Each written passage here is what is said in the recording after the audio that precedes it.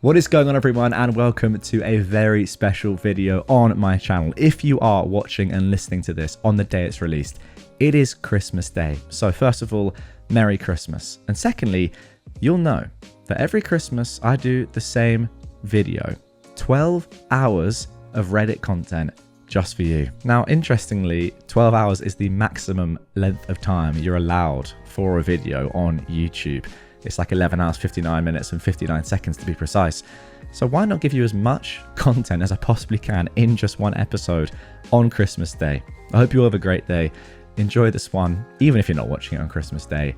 Make sure to subscribe. Let's go. 12 hours of content coming right up. Parents told my brother that he could take my house and I could just live in the camper in the backyard because I'm single and he has a wife and kids. I warn everyone here that this is going to be very long. I also really don't care who believes this. It's just so crazy that I don't blame anyone who calls BS. I won't argue about it, but this happened to me. I also really don't care if anyone in my family sees this. I'm not going to sugarcoat anything, but I'm also not going to reveal any details that would clue anyone into who I am that doesn't already know me. I'm a single man in my early 30s. I've got a brother who's 29 and he's already got 4 kids. He had his first at 22 and the second followed a year later, then the third 2 years after that. And the fourth was born recently just a couple of months ago. His wife, my sister-in-law, and I do not get along, as she always likes to try and get a rise out of me by acting superior. Then she turns into an extreme, self-victimizing drama queen if I retaliate against her in any way. She can cry in an instant and can put on an extremely convincing show to get sympathy from just about anyone. My parents and brother absolutely adore her, even though they know exactly how she really is, but they just don't care. She is very good looking, I'll give her that, but she's so awful that I could never really be attracted to her. She also refuses to get any sort of job, even though she has a college degree and my mother willingly helps with the kids all day. So their finances are entirely dependent on my brother. This also means they can't afford to live anywhere but my parents' house, and privacy is a bit of an issue with all of them under one roof in a 3-bedroom house that was built in the 60s. Growing up, my younger brother was also the obvious favourite. We're 3 years apart in age, but he developed a superiority complex because I was badly punished if I retaliated against his antics in any way back then.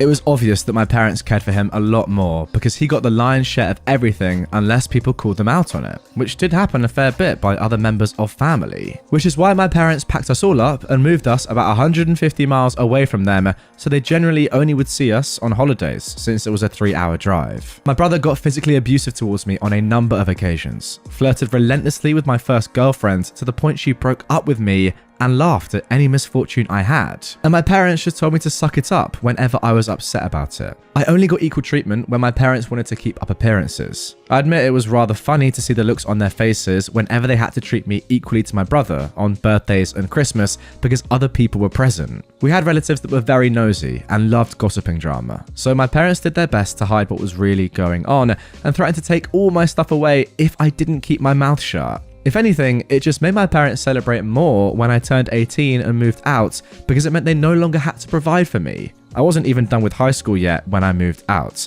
but couch surfing was far better than living with them. I've been low contact ever since leaving home. They didn't even show up for my high school graduation, but I really didn't care. From that point on, I would usually only see my parents and brother on holidays, like the rest of the family. The start of the 2020 pandemic was not kind to me. I lost my job and couldn't renew the lease on my condo because my roommate also lost his job, and neither of us could afford the place on unemployment money. It was a rented 2-bedroom condo that I really loved. As the lease was ending, my roommate left early to move back in with relatives, and I had to sell nearly all of my stuff because I was going to be homeless if I didn't downsize to an extreme. I really shouldn't have rented a place that was so expensive, but I liked living the high life, until that life wasn't kind to me. And I realized I should have been living somewhere far cheaper so I could have saved more money to fall back on.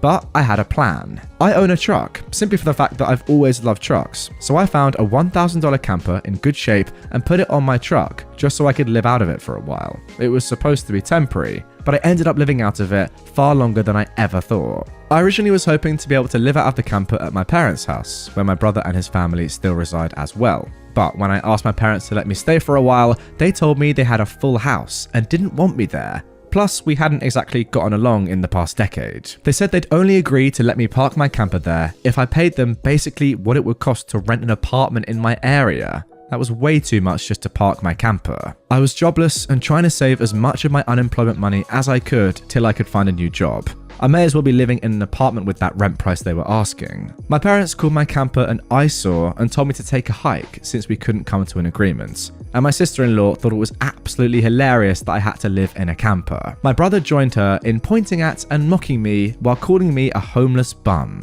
I parked my truck camper in a store parking lot to sleep on the first night that I had nowhere else to go. I felt scared out of my mind that someone might try to break in. Suffice to say, I didn't sleep well that night. There was nowhere else I could go as any other relatives that owned houses were fairly far away, and all my friends were all apartment people. And I was pretty attached to my area as well, so I didn't just want to leave. I'd also had my mail forwarded to a friend's apartment. It was the only way I could still get my mail anymore. Finding a stable place to park was pretty difficult. I went looking around to try and find a job similar to my old one. It took months of living the nomadic camper life, and in that time I had to deal with a lot. Everything from beggars and drug addicts to people demanding I leave because my camper was an eyesore. At one point, someone who told me to move claimed to be with an HOA.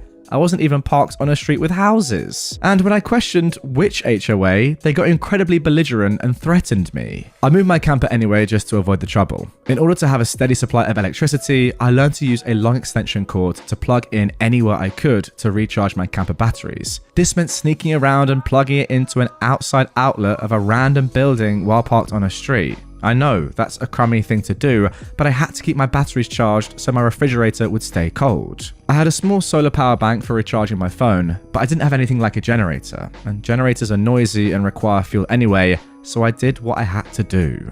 After months of living like that, I finally managed to get a new job. I had to move to the neighboring city to find a job that didn't involve retail. I worked retail while in college, and I promised myself never again. Though I was nearly ready to break that promise. I was still getting unemployment money, but I had no stable place to live while receiving it, and I didn't want to still be jobless when it ran out. Plus, I was bored out of my mind. I had little else to do but read, watch movies on a small portable DVD player, use my phone or laptop, and keep note of where I could park and what local public bathrooms I could use. I kind of envy that the Japanese have public bathhouses. We could really use stuff like that over here. When I finally landed a new job, I practically lived in the back lot of the building by the warehouse in an old employee parking space literally no one else seemed to bother using because they were so far in the back that the area was borderline forgotten. My boss, or the company owner, actually liked this arrangement because I was willingly available to take any shift I could get so long as I had enough sleep. He even let me take the camper off my truck and set it up in one of the spaces so I could drive around without it. I'm not exactly sure if this was legal, but no one bothered us about it. The entire time I lived back there, I didn't have to deal with many trespassers. There were a few, but the security guards escorted them out. I was pretty much on call almost all the time when they needed me and was working virtually every day of the week. My boss let me plug my camper into the building for power and water, and I paid a small amount of rent by working for free on Sundays when no one else was in the office but the janitor and security guard. Beyond that, I usually had to shower at a friend's apartment or at my local gym as the camper didn't have a shower in it and only a portable toilet. And I didn't want to fill it because emptying it is a nasty chore. So I used other bathrooms as often as I could. I had a key to the warehouse, and I could go in to use the bathroom there at any hour. I was even on a first-name basis with the night security guard. He's since become one of my closest friends. The camper was easy to heat in the winter with a small electric heater. Summers were not fun though. The camper didn't have AC, so I had to get a used portable air conditioner just to make it bearable. I made a lot of overtime pay, and hands-on learned some new skills from other employees. Eventually, midway into this year, I landed a better position in the company as a supervisor, and started making a better salary than my old job. That's when I decided that I wanted a house. The scare I'd gotten from losing my condo made me realize that I needed something much more stable for the long term. I looked around for something close to my work, and just 2 miles away found a 3-bedroom manufactured home on a small property, but I managed to get it for $10,000 less than the asking price somehow. I used nearly my entire savings for a down payment and got approved for a home loan. I finally didn't have to live in a camper anymore. There was enough space for me to back my truck in behind the house to take the camper off to set it up in the backyard. So I put it there as its own little building just in case I want to use it again. When I was fully settled into the house, I was dumb enough to brag about it on my book of faces. My family saw the post, and that's where this stuff really starts. After a few weeks, my parents and brother, along with his family, came to visit, completely unannounced, to have a tour of my home. I didn't even give them my address, so how they found out where I live, I still don't know. None of my friends have fessed up, and no prior family members visited me before that. So I wonder if they stalked me at work and followed me home or something. it really wouldn't surprise me. Once I opened the door, they practically all shoved their way in like rambunctious tourists, then just started making themselves at home. They all kept poking around, and my sister-in-law had this creepy smirk that she was repeatedly flashing at me. And it was only later that I figured out why. And it made me madder than a bull on steroids that just got stung by a hornet. My parents were constantly talking about how I've got so much extra space now, and it's too much for someone like me who has no wife or kids. Sure, not now, but maybe someday. And my brother kept remarking about how there was more space than our parents' house, and that my house was closest to his job too. Red flags all around, I know. Eventually, my brother asked me to speak privately. Everyone else suddenly left the room and piled out onto the front porch. That's what finally made me realize that they'd been planning something. My brother, let's call him Dan for the sake of simplicity, said the house was too much for me alone, and I should let him move in with his family because his wife is pregnant with kid number 4, and my house is much closer to his job. He pointed out that I already have the camper, so I could just live in that outside while they live in the main house,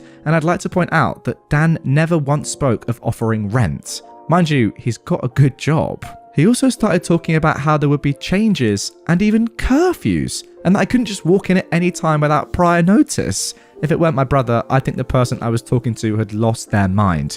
But Dan lost his marbles long ago, thanks to our parents treating him like he was the center of the world. I tried to speak, but he kept talking over me as if I had no say in the matter. There was no way in heck I'd rent my house or parts of my house to him. Other people, maybe, just so I could pay the mortgage off more easily, but certainly not him or his nasty wife. I've heard of this exact kind of situation in videos online many times, and never once did I think I'd actually live it because I thought it so ludicrous. But my parents, brother, and sister-in-law do all fit the bill for a bunch of narcissistic entitled crazies. So I picked up my phone and set it to start recording, then just held onto it. Dan didn't even seem to care or notice that I'd done this, and just sat there with his arms waving around while talking about all the reasons as to why he needed my house. Then he went from saying that to acting like it was a done deal and trying to reach out his hand to shake mine. That's when I finally showed my backbone and said, "Heck no." And I said it loud enough that Dan stumbled backwards for a second. I'd rarely ever raise my voice to him on that level because I was punished by our parents whenever I did.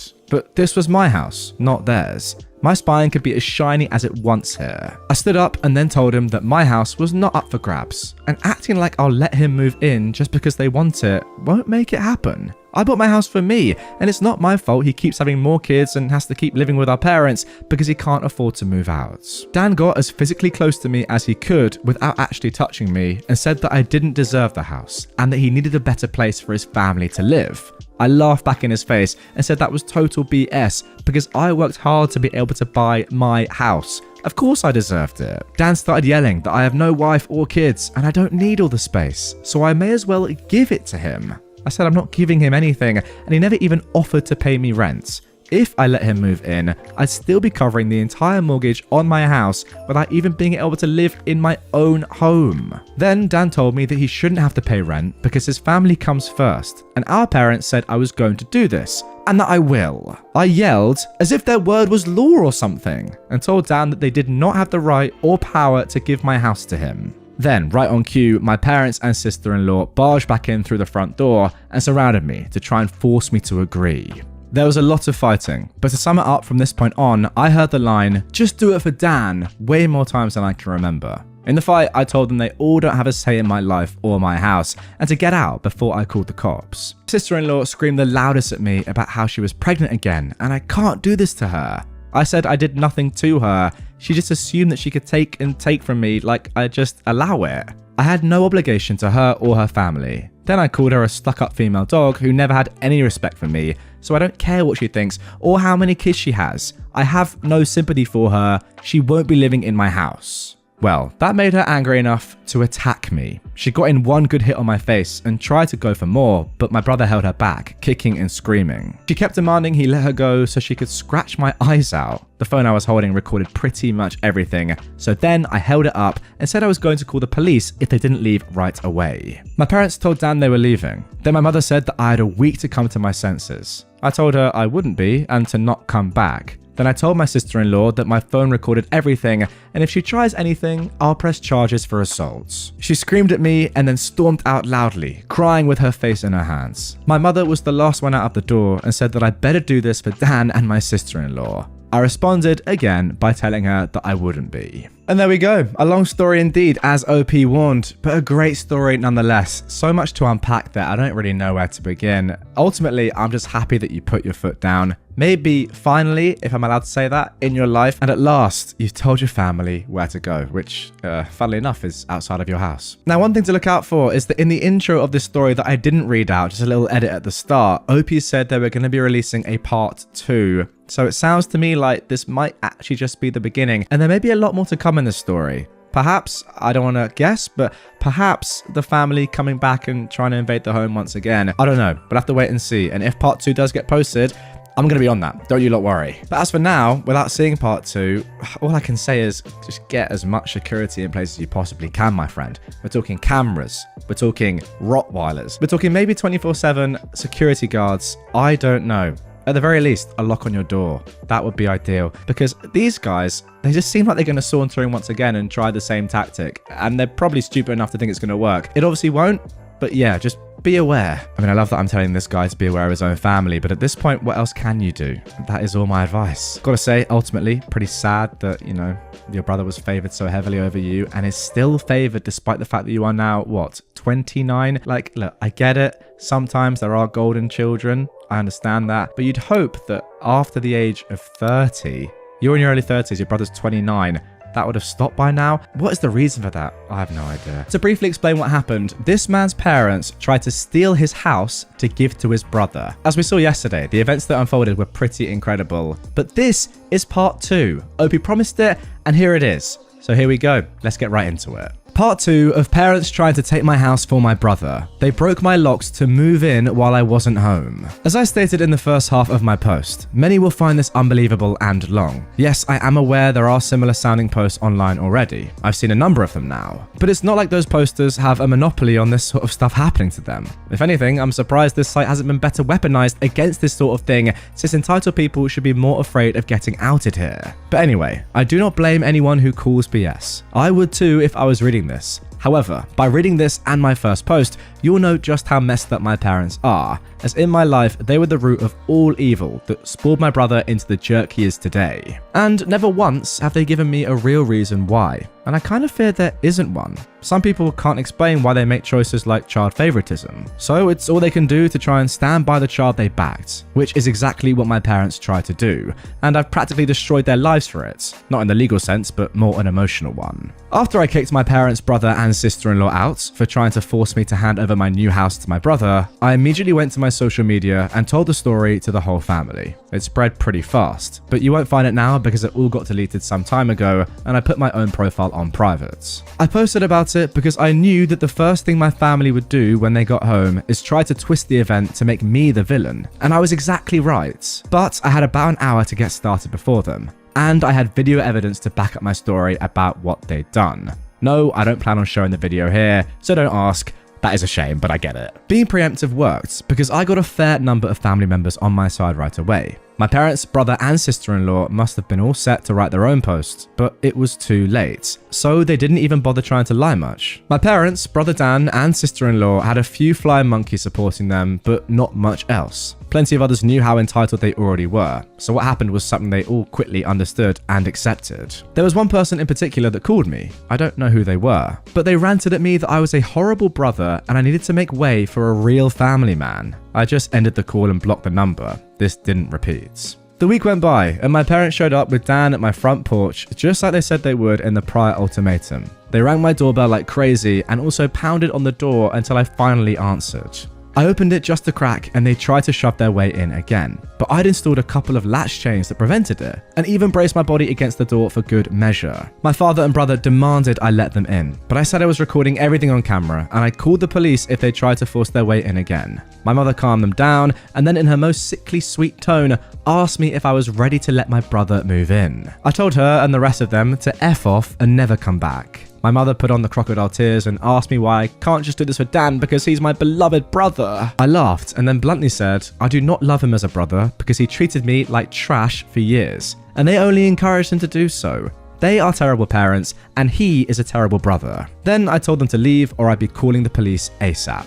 they all left surprisingly easily, apart from my mother's loud crying and the others giving me dirty looks. One could say making them leave was suspiciously easy. I thought the whole mess was over, but I guess I should have taken them more seriously because they had other stupid plans. I came home later that week on Friday evening to find a moving truck and my brother's minivan parked in my driveway. It was Dan and his family there, moving stuff in. He just waved to me with a poop-eating grin when I saw him. I was furious and told him and the rest of the family to stop, but my sister-in-law smugly said to me that, like it or not, they were moving in. And then, in the most fake way, while tilting her head and puckering her lips, she said that it was okay because my mummy allowed it, and I should always listen to what my mummy tells me. I seethed with rage just hearing those words and looking at her smug female dog face, so I locked myself in my truck to call the cops right away. When they realised what I was doing, my sister-in-law started pounding on my window and yelling at me to stop, and that I can't do this to her because she and Dan need the house,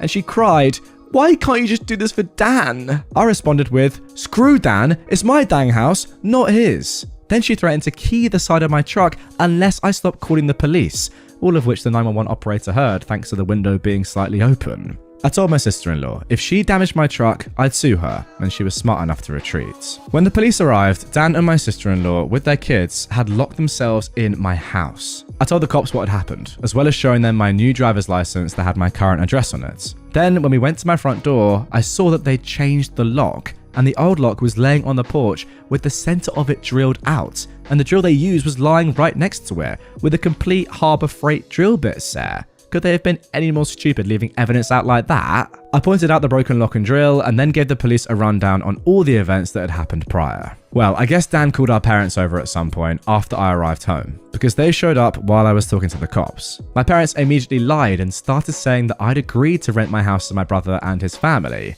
I said that was an easily provable lie one way or another.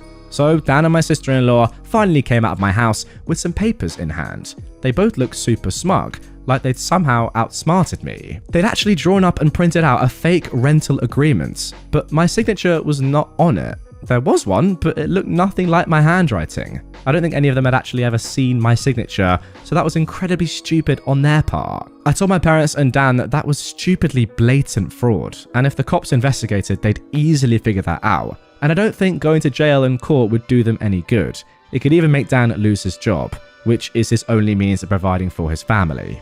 I also said I would get a lawyer and sue for damages if anything of mine was lost, stolen, or broken, and that I'd call CPS too for good measure. Dan went white and looked really scared when I said all that, but my mother got between us and doubled down about how I should just do this for Dan and live in the Dan camper so they can finally have a family home to themselves. I yelled at her that if she thought it was such a good idea, she could do it for Dan herself and let Dan have her house to himself instead. The cops separated my mother from me, and I said I wanted them all out right now or I'll press charges. I stated in a shout about how they drilled out my front door lock to break in. The lease papers were obvious fakes, they badly forged my signature, and I have recorded video of my sister-in-law attacking me. Those are felonies that I could screw over their lives with if I wanted to, and if they didn't leave, that is exactly what I'd do. The only reason they hadn't already was for the sake of Dan's kids. So they have one chance to get the F out. The moment my parents heard that, I think it finally clicked that they could not force me to do it for Dan. My mother surrendered and said she put an end to this. Then she went over to my sister-in-law and spoke with her quietly for a minute while my father spoke to Dan. My sister-in-law instantly started loudly crying and ripping up the fake rental papers into tiny bits and tossing them like confetti, only to have an officer tell them to pick up the bits of paper or he'd cite them for littering. Both of the cops at this point had a "I don't get paid enough for this" look on their faces. Dan had to start telling his kids to load their stuff back into the moving truck. The kids were all crying, and the eldest was sobbing that he won't get his own room now. My sister-in-law and Dan gathered their kids up to try and make one last pathetic attempt to guilt me with the sad family routine. You know, where they all gather together in a sort of group hug while all facing one direction.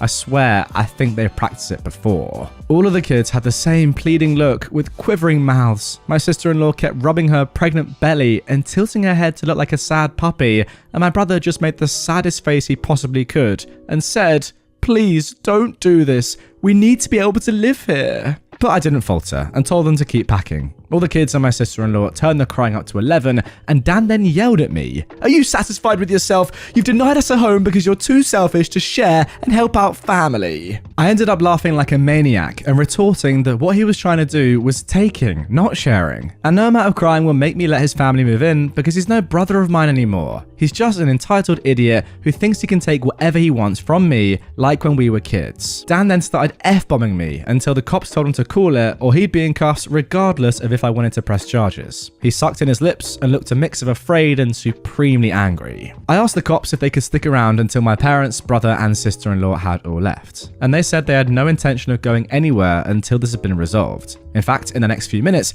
2 cops became 4 as more drove in for whatever reason. That gave my parents some extra incentive to get moving. I made Dan give me the keys to the new lock that he'd put on my front door, though I got another lock the next day anyway because I didn't know if he had copies of the keys or not. He was really reluctant to hand them over. Then instead of handing them to me, he actually threw them down the street and into a storm drain while saying to go and get them myself. But one of the cops scolded him for that and made him go and get them. He had to go and pull the grate off just to get them, and he got pretty dirty in the process. When he got the keys back, he just grumbled, then slammed them down into my hand. I then told them all to leave and never come back. My mother said that I'd be disowned for this, as if that was some kind of threat to me, and I voiced that to them. Then, in an overly sarcastic tone, I said something along the lines of, "Oh no, that means I won't get to come to any holidays with you guys, where I always get treated terribly by you all anyway, because Dan has always been your obvious favourite. You all treated me so badly when I was growing up that if Dan ever needs an organ donor, I wouldn't give him anything. So, do like you always told me to do when I was mistreated by all of you, and suck it up." My parents were floored after I said all of that, and the quartet of cops were looking pretty judgmental at them as well. I tell you, if you want to put nasty parents like mine on the spot, confront them in front of cops, because they'll likely not try anything stupid then. My mother just started crying and walking away. My father just stood there looking like he wanted to hit me, and Dan just held his kids in defeat. Oh, and my sister-in-law was off having a tantrum on the front lawn. Soon enough, they all formed a line, handing out boxes, and got their stuff out of my house. Nothing had been unpacked yet, so it was all taken out pretty quickly. But while doing it, my mother kept saying that it wasn't too late and I could still do it for Dan several times, each time trying to bargain more and more to try and make me change my mind. She said that Dan could pay me rent if I let them stay, and when that didn't work, she said I could move back in with them to let Dan rent my house so I wouldn't have to share the building. I told her to shut up and keep packing boxes because I don't want Dan or his family around. I don't want his money, and I certainly don't want to live with him or my parents ever again after the way they treated me when I was a kid. Making a deal with my parents would be like making a deal with the devil to me. My sister-in-law ended up having another tantrum after hearing that and threw a box down, then sat on the ground to have a pity party because she didn't want to go back to sharing a house with my parents. And she just sat looking angry and sad until everyone else was finished. She didn't even want to get up when it was time to leave. They finally got everything out of the house and into the truck. So before they left, I laid into my parents one last time about all of the stuff they put me through growing up. And with 4 cops being right there, they couldn't do much other than stand there and take it for once. I called them out on so many things that happened, and I even pointed out how they couldn't just do something nice for me, like letting me stay over with my camper when I was homeless and trying to get back on my feet. How they let Dan and my sister-in-law ridicule me and call me a bum. Well, who's the bum now? They wanted to kick me out of my own house so Dan could stay in it free of charge, yet when I needed a place to go, they wanted to gouge me for more than I could afford just to park my camper when they knew I was out of the job. There were more extremely judgmental stares from the cops when I said all of that. So I put my parents on the spot one more time and asked them what I ever did other than being born to deserve being treated so badly. Because when I finally have a little bit of success in life, they want to snatch it away from me for their favourite child, since they'd rather I give everything to Dan and have nothing for myself. I bought my house using the money that I earned. I owed them nothing, and I won't be asking anything from them ever again, because clearly I would never be anything more than a doormat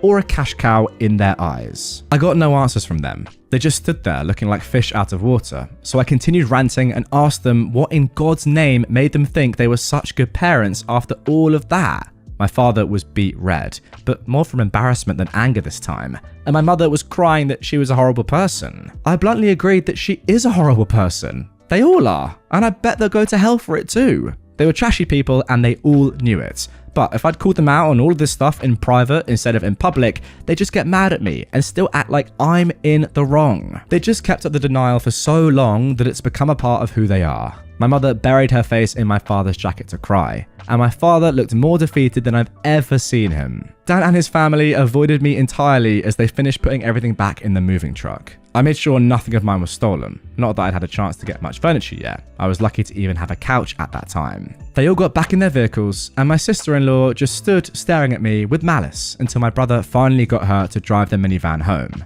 And as soon as they were all gone, I got back online again and spilled the beans as to what happened. My parents were too embarrassed to even try and defend their actions this time, and while the family was somewhat split before this incident, it was now a landslide in my favour. Nearly all of the family has sided with me after this incident, and those who haven't simply aren't siding with anybody. No matter how much my parents previously tried the "we did it for Dan" line, no one listened anymore. So any remaining familial support they had is now gone. Many in the family who I expected wouldn't side with me did.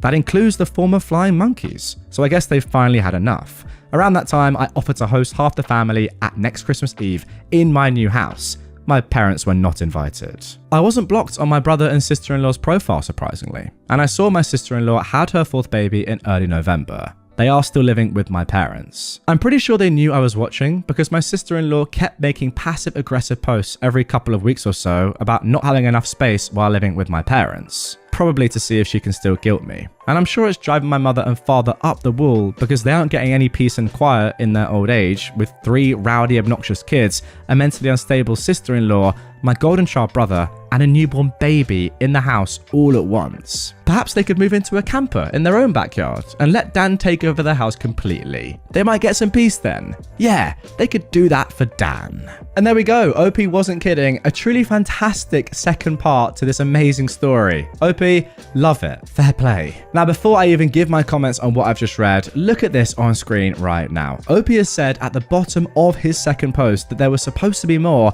but this post got way too long. So I'll be posting a part 3 later. That's right, this story hasn't even finished yet. It sounds like it has, but apparently there's more to come. And I, for one, am definitely going to get into part 3 as soon as he releases it. As for what I've just read though, part 2, I've got to say, OP, the way you handled this for the first time, calling them out in public, amazing.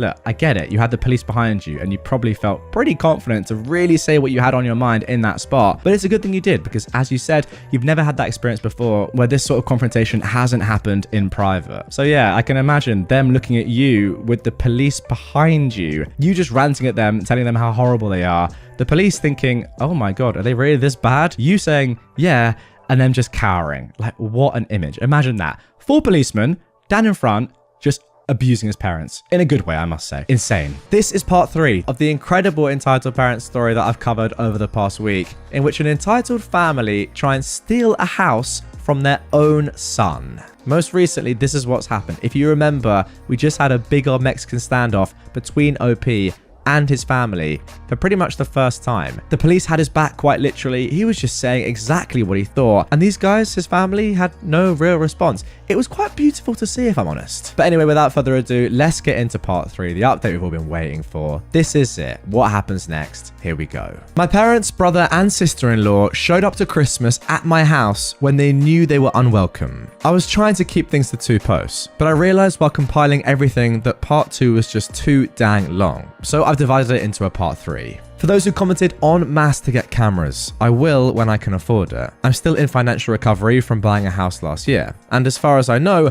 good cameras need a decent computer to record to, and I don't have anything more than a 3-year-old laptop that runs Windows 10. Yes, I am aware of doorbell cams. That'll be the first kind I get. For those who kept saying that I should have just gotten my brother and sister-in-law arrested, the only reason I didn't was because they are parents. Their kids need them. And if Dan was arrested, he'd likely lose his job. And without that, his family has no money. Now, my sister-in-law has a baby that's only a few months old right now. Neither of them need to end up in jail. But you don't need jail for revenge. Police can help, yes, but I got payback without filing a police report. Would I be this merciful again? More than likely not. And they know it. I decided to wait on making an account and posting until after the new year, just in case more stuff happened. And it did. As previous readers know, my sister-in-law was making passive-aggressive posts on social media that were obviously directed at me. especially after she had her 4th baby in November. She was posting the same repetitive nonsense over and over again. She just found semi-clever ways of rewording it,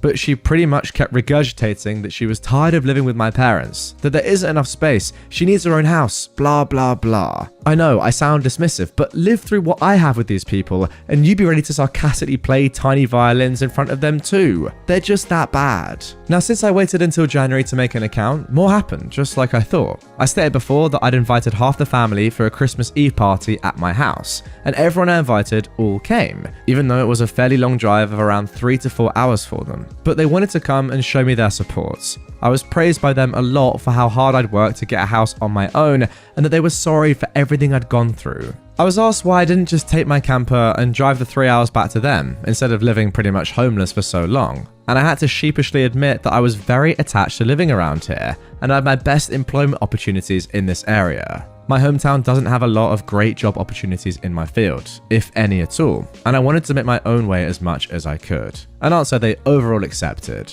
We moved on to having a rather nice party, the best I'd been to in years. Some relatives even brought CDs of great Christmas albums, and I have to say, the one my uncle brought of Ray Charles was my favourite. He sings Christmas songs like no one else I've heard. It was a grand and happy time. I felt like for once I could just forget my past issues and enjoy the moment.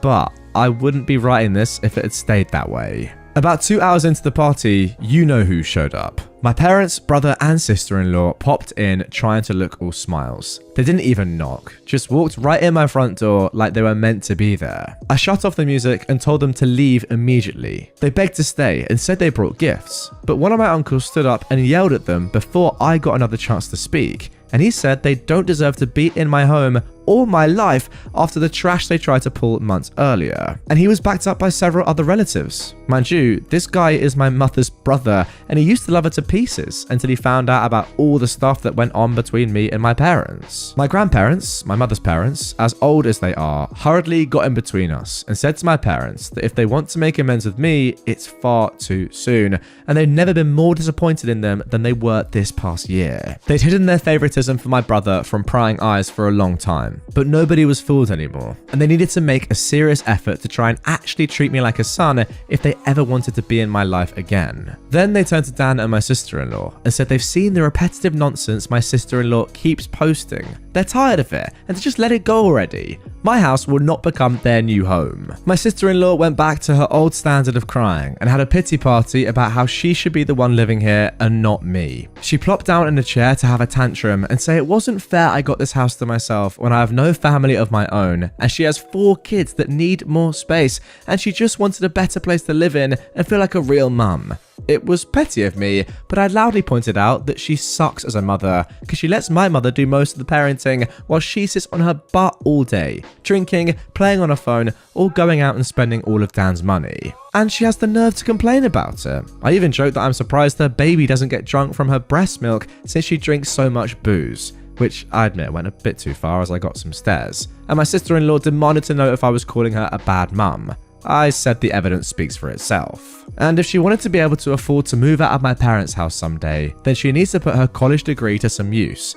get a job, and learn to save money. My mother already does most of the childcare for my brother's kids anyway, so she'd have plenty of time after her baby gets a little older. My brother's eldest kid, who's 7 years old, ran up to start kicking and screaming at me for yelling at his mum, and he kept at me about how his mum said that I was the bad guy who made her cry and didn't let them live here. That's when my brother grabbed his son to pull him away, but all the other relatives jumped back in, and this sort of turned into a family intervention against my sister-in-law and brother. She was crying, her new baby was crying, her kids were crying. Heck, even Dan was very nearly in tears from the verbal lashing he was being assaulted with. He ended up just sitting on the ottoman I keep shoes in by the front door and looking like a complete wreck. He couldn't look anyone in the eye, he couldn't even say 2 words to me. Not with a whole house filled with angry people ready to judge him if he tried to let out his inner golden child again. If they weren't there to get in his way, I'd bet this would have ended up a repeat of when he tried to order me around to try and take my house months earlier. By this point though, he'd been so thoroughly humiliated that his and my parents' reputation in the family was completely destroyed because the masks were all now off. Soon after, my parents, brother and sister-in-law all left in defeat. The party resumed and we all avoided speaking about what just happened for the rest of the evening. Since most of the adults had been drinking, everyone stayed the night in my house. I even let some of them sleep in the camper so there'd be enough space.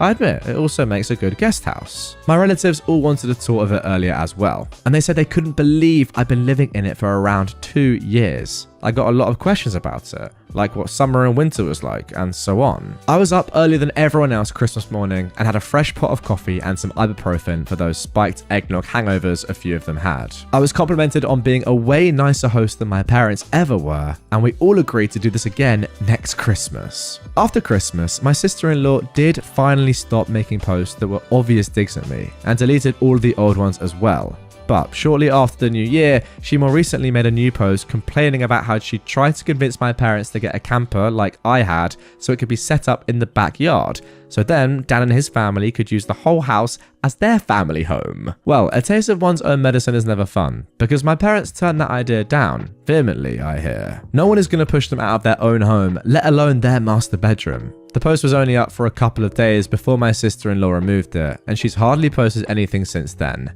She loves to complain, but if a tree falls and no one is around to hear it, can it still complain? My sister-in-law, I guess, has realised there's no point in doing it now when no one hears it anymore. And Dan can't afford to move his family out on his salary alone anytime soon. If they end up expecting another child in the next few years, I won't be surprised. Things have mellowed down for me since then, and I've even invited friends over for a poker night. I suck at poker because I can never remember a dang thing about it, but so what? We get to drink beer and eat junk food while being merry idiots. We all loaded up on Whoppers from Burger King and just had at it the best way 4 grown men can when they just want to have a good, unadulterated time and get drunk. I think maybe around summer I'll look into possibly dating someone. I'm not exactly getting younger here. Fingers crossed that goes well. My camper just sits idle in my yard now, and I admit there were some days I went out there just to spend time in it. I did live in it for 2 years. It's like my second home, and maybe one day I'll actually get to use it for camping like it was meant to be. I've never been camping. My parents considered it a waste of time, so it would be a completely new experience for me. This pretty much marks the end of what happened. My parents, brother and sister-in-law have all been staying very clear of me. In fact, they seem to have gone back to acting like I don't exist, like they did before I bought a house. Not like that bothers me at all. It's better that way. But they'll inevitably come back in some way. I know they will. I just wonder what kind of stupid thing they'll do next. If anything notable like all this ever happens again, I'll make another post if this account is still active. And there we go then. That is the conclusion of one of the most compelling entitled parent stories that I've seen on this subreddit in a long time. That was great from start to end, and I actually feel like one day I'll make it into an episode of its own. Gotta say, OP, fair play to you, fair play to your extended family. You absolutely cannot pick who you're born to, but the fact is you seem to have now come through your entire adolescence, your youth, and just survived, if anything, and now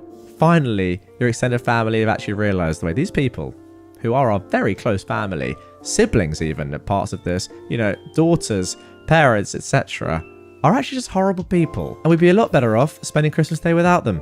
And that is what you did, and it was great. What a surprise. All I will say though is the ending is a little bit ominous because OP says they'll inevitably come back in some way. I know they will. I'll make another post if that happens. So maybe one day we'll have part 4.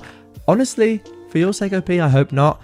For my sake and us watching, you know, give us some more entertainment. But no, seriously, amazing to have got through all of this. Fair play to you, OP. And genuinely, I really hope that that is the end of their involvement. Well, their negative involvement, let's just say that, in your life. This is part 4 now of an amazing entitled parent story that is ongoing and that I've been covering over the past month or so. If you remember, this guy, OP, has a terrible family. They've tried to steal his house, made him live in a camper van, laughed at him for being homeless, and then eventually just tried to invade everything about his life. We've got 2 parents that are only just finally realizing how bad they've been over the years due to the rest of the extended family telling them to their face at Christmas. We've got Dan, OP's brother, who isn't much better. And then we have the worst of all of them, Dan's wife, who is just an absolute terror. We left part 3 with all of them being kicked out of Christmas in front of the entire family. It was beautiful to watch. And that is where this story picks up. My parents and Dan were back sooner than I thought, and they wanted money this time.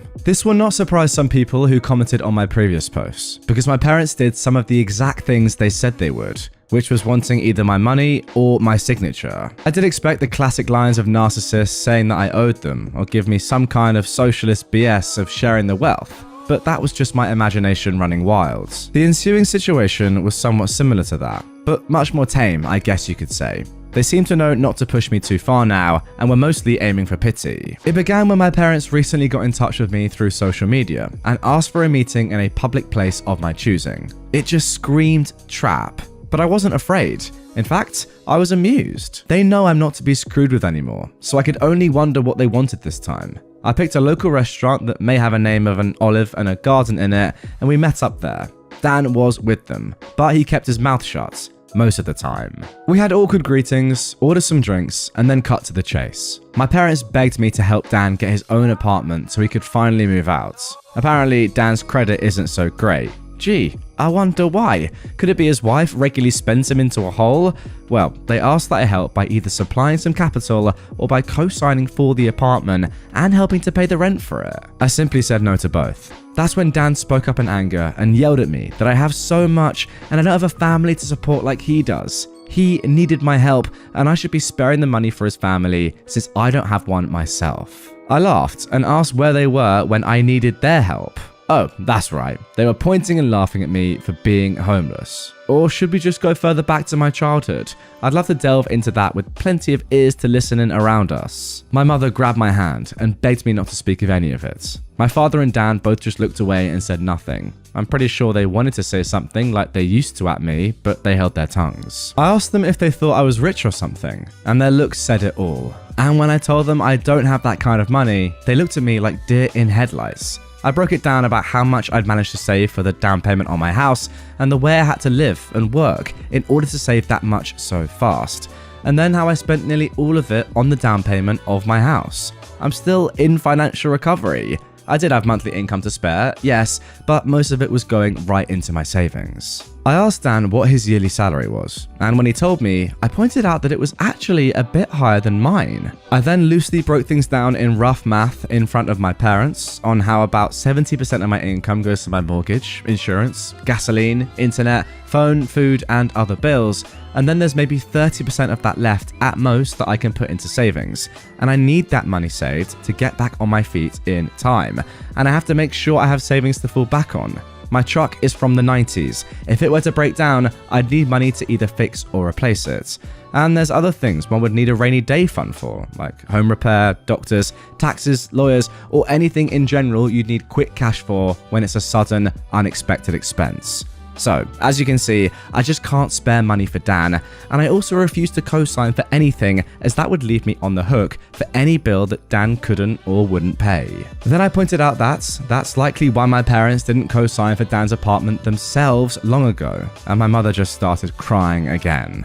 I was pretty much one step ahead of them in all of this. I'm not an ATM and I'm not a fool, and I stated that right to their faces. I expected my father to become angry with me like he always does, but this time he just, well, didn't. I've known this man to explode on me for the slightest provocation of not enabling my brother all of my life. But this time he just didn't do that. There wasn't even a sneer on his face. The only way I could describe the look he had was regret and defeat. Maybe a regret for being a trashy parent, or maybe a regret because he can't bully me around anymore, who knows. Either way, my parents couldn't really argue with me, and I wasn't about to give them any money. Dan just got up and said this was all just a waste of their time and that he was leaving. My mother started apologizing for him, but Dan still wanted to leave. Then, just to kill with kindness, I offered to buy them a round of unlimited soup and salad while we were all there. I guess they couldn't turn down free food since we hadn't ordered anything but drinks yet, and they stayed. I went out of my way to talk about anything other than money.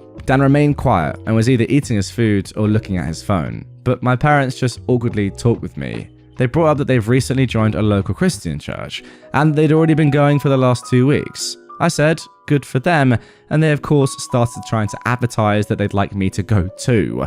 I simply said no thanks, and they were smart enough not to push further. When the meal was finished, Dan left a $10 on the table for the tip and walked off without saying another word to me or anyone. My mother just excused his behavior and we all parted ways. That was about it. Not nearly as much drama as I thought there'd be, but this is still far better than how things used to be with my parents and brother. As for my sister-in-law, well, she's been regularly complaining online about my parents. She really doesn't seem to like the fact that she's not queen bee of their house, and I think her toxic attitude is finally getting to them. Why else would they be so desperate to come crawling back to me? My sister-in-law actually wants my parents to move into a camper like I had to do in order to make space in the house, and she's being told no every time. She does seem to have a following of Karen-minded people like her though, because here and there I get messaged by someone I don't know that's intent on raging at me for not giving up my house for my sister-in-law. I don't bother to argue with these people anymore. I just block and move on.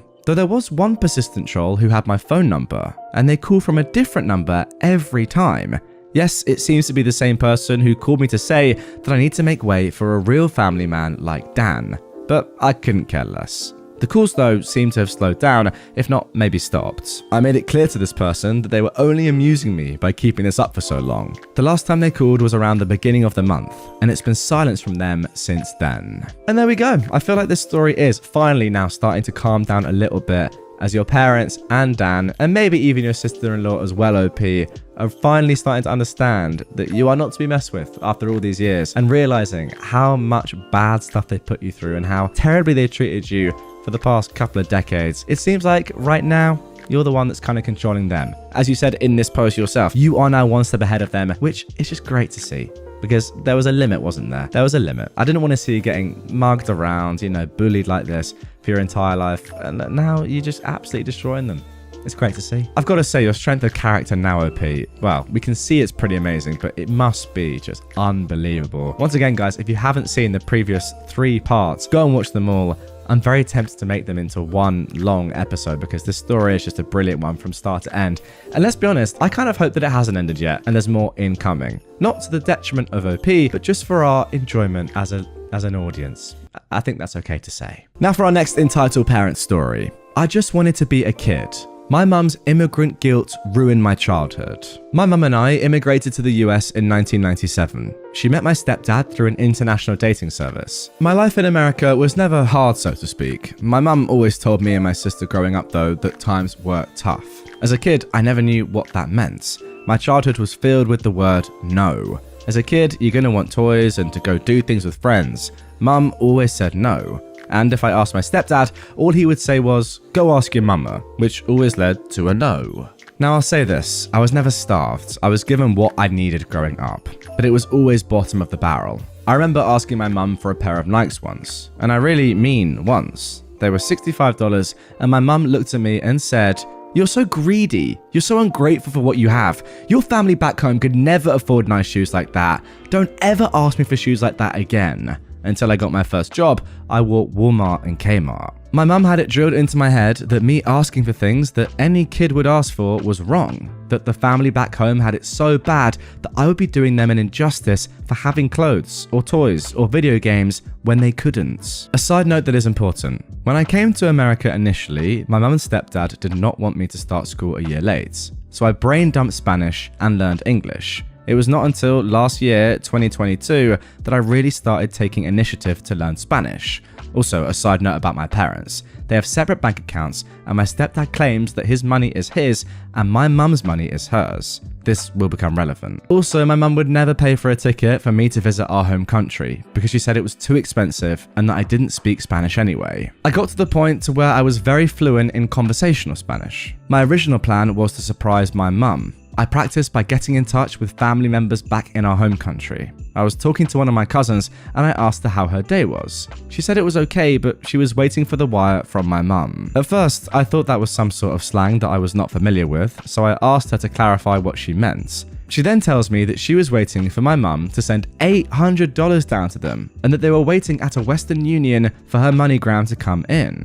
At first, I think something's wrong and I offer to help. My cousin says, no, your mum does this every month. I asked again if something was wrong. My cousin said no. So then I asked, how long has my mum been doing this? And she said, since 1999. I asked her if it's always $800. My cousin explains that every month is a little different, but it's always been at least $600 a month. I said alright, and I called my mum. I told her that our cousin told me about the money that she's been sending down there every month since 1999. She said, yeah, it's for your grandmother's medicines. But I called her out.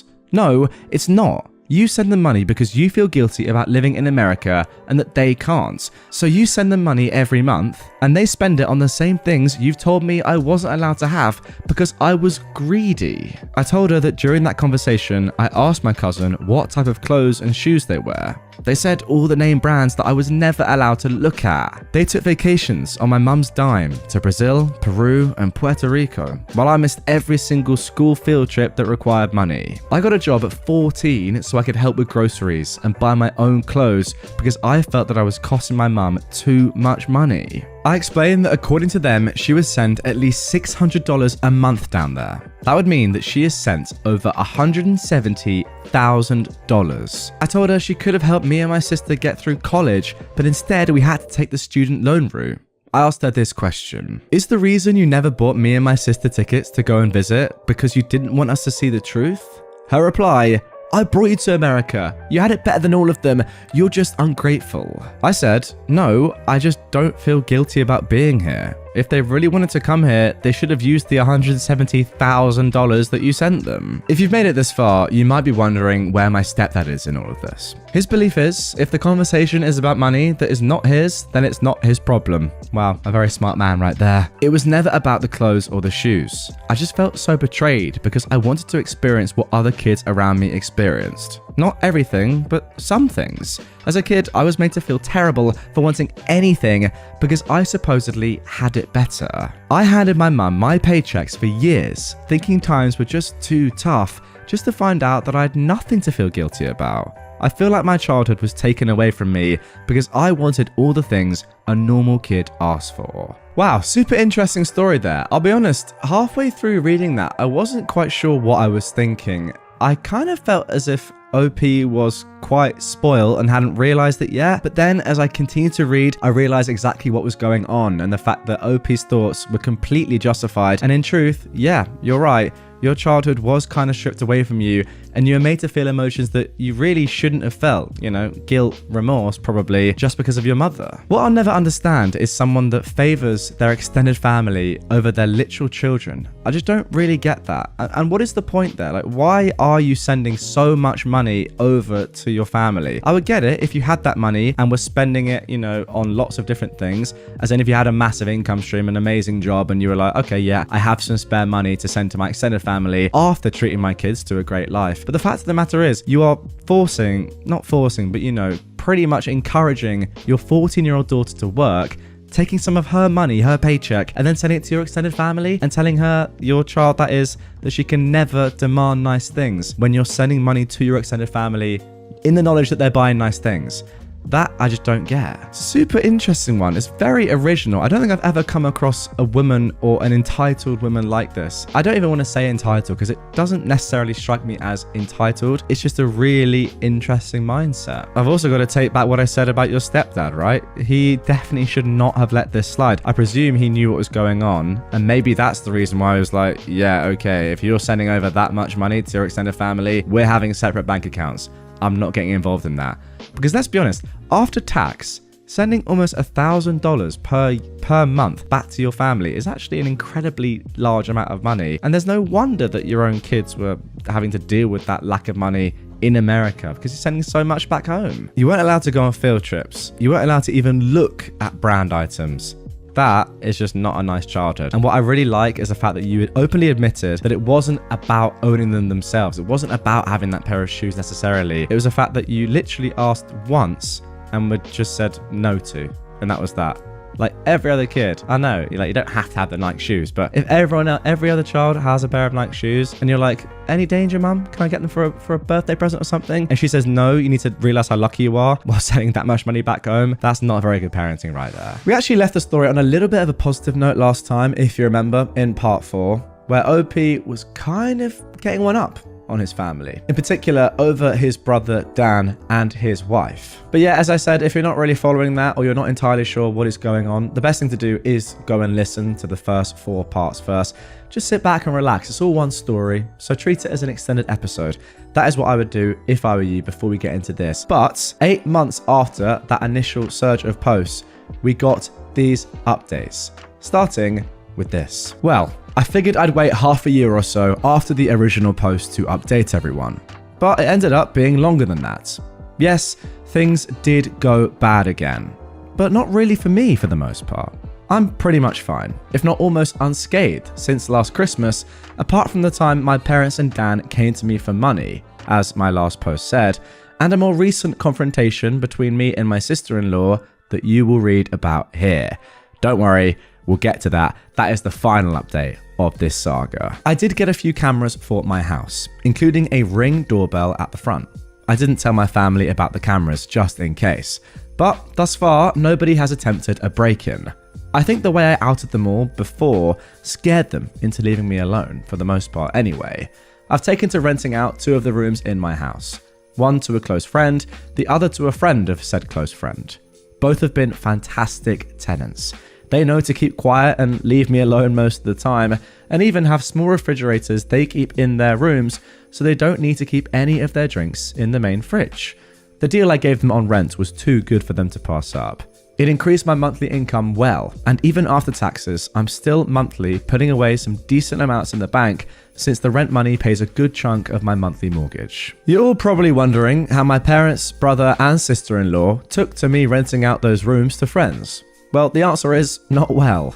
My father and Dan stayed out of it, but my sister-in-law freaked out, which made my mother come crying to me over how I could have rented those rooms to Dan and his family instead. We had a bit of an argument in which I pointed out, for one thing, they freaking broke into my house before to try and steal it. She wouldn't want to let someone who did that move in with her. Also, there wasn't enough room for me, Dan, and his entire family in my house. Not that I'd ever share a roof with them anyway. It's a 3-bedroom and a manufactured home, no less. I have the master bedroom and its adjoining bathroom. That would have left only 2 small rooms for Dan, his wife, and 4 kids.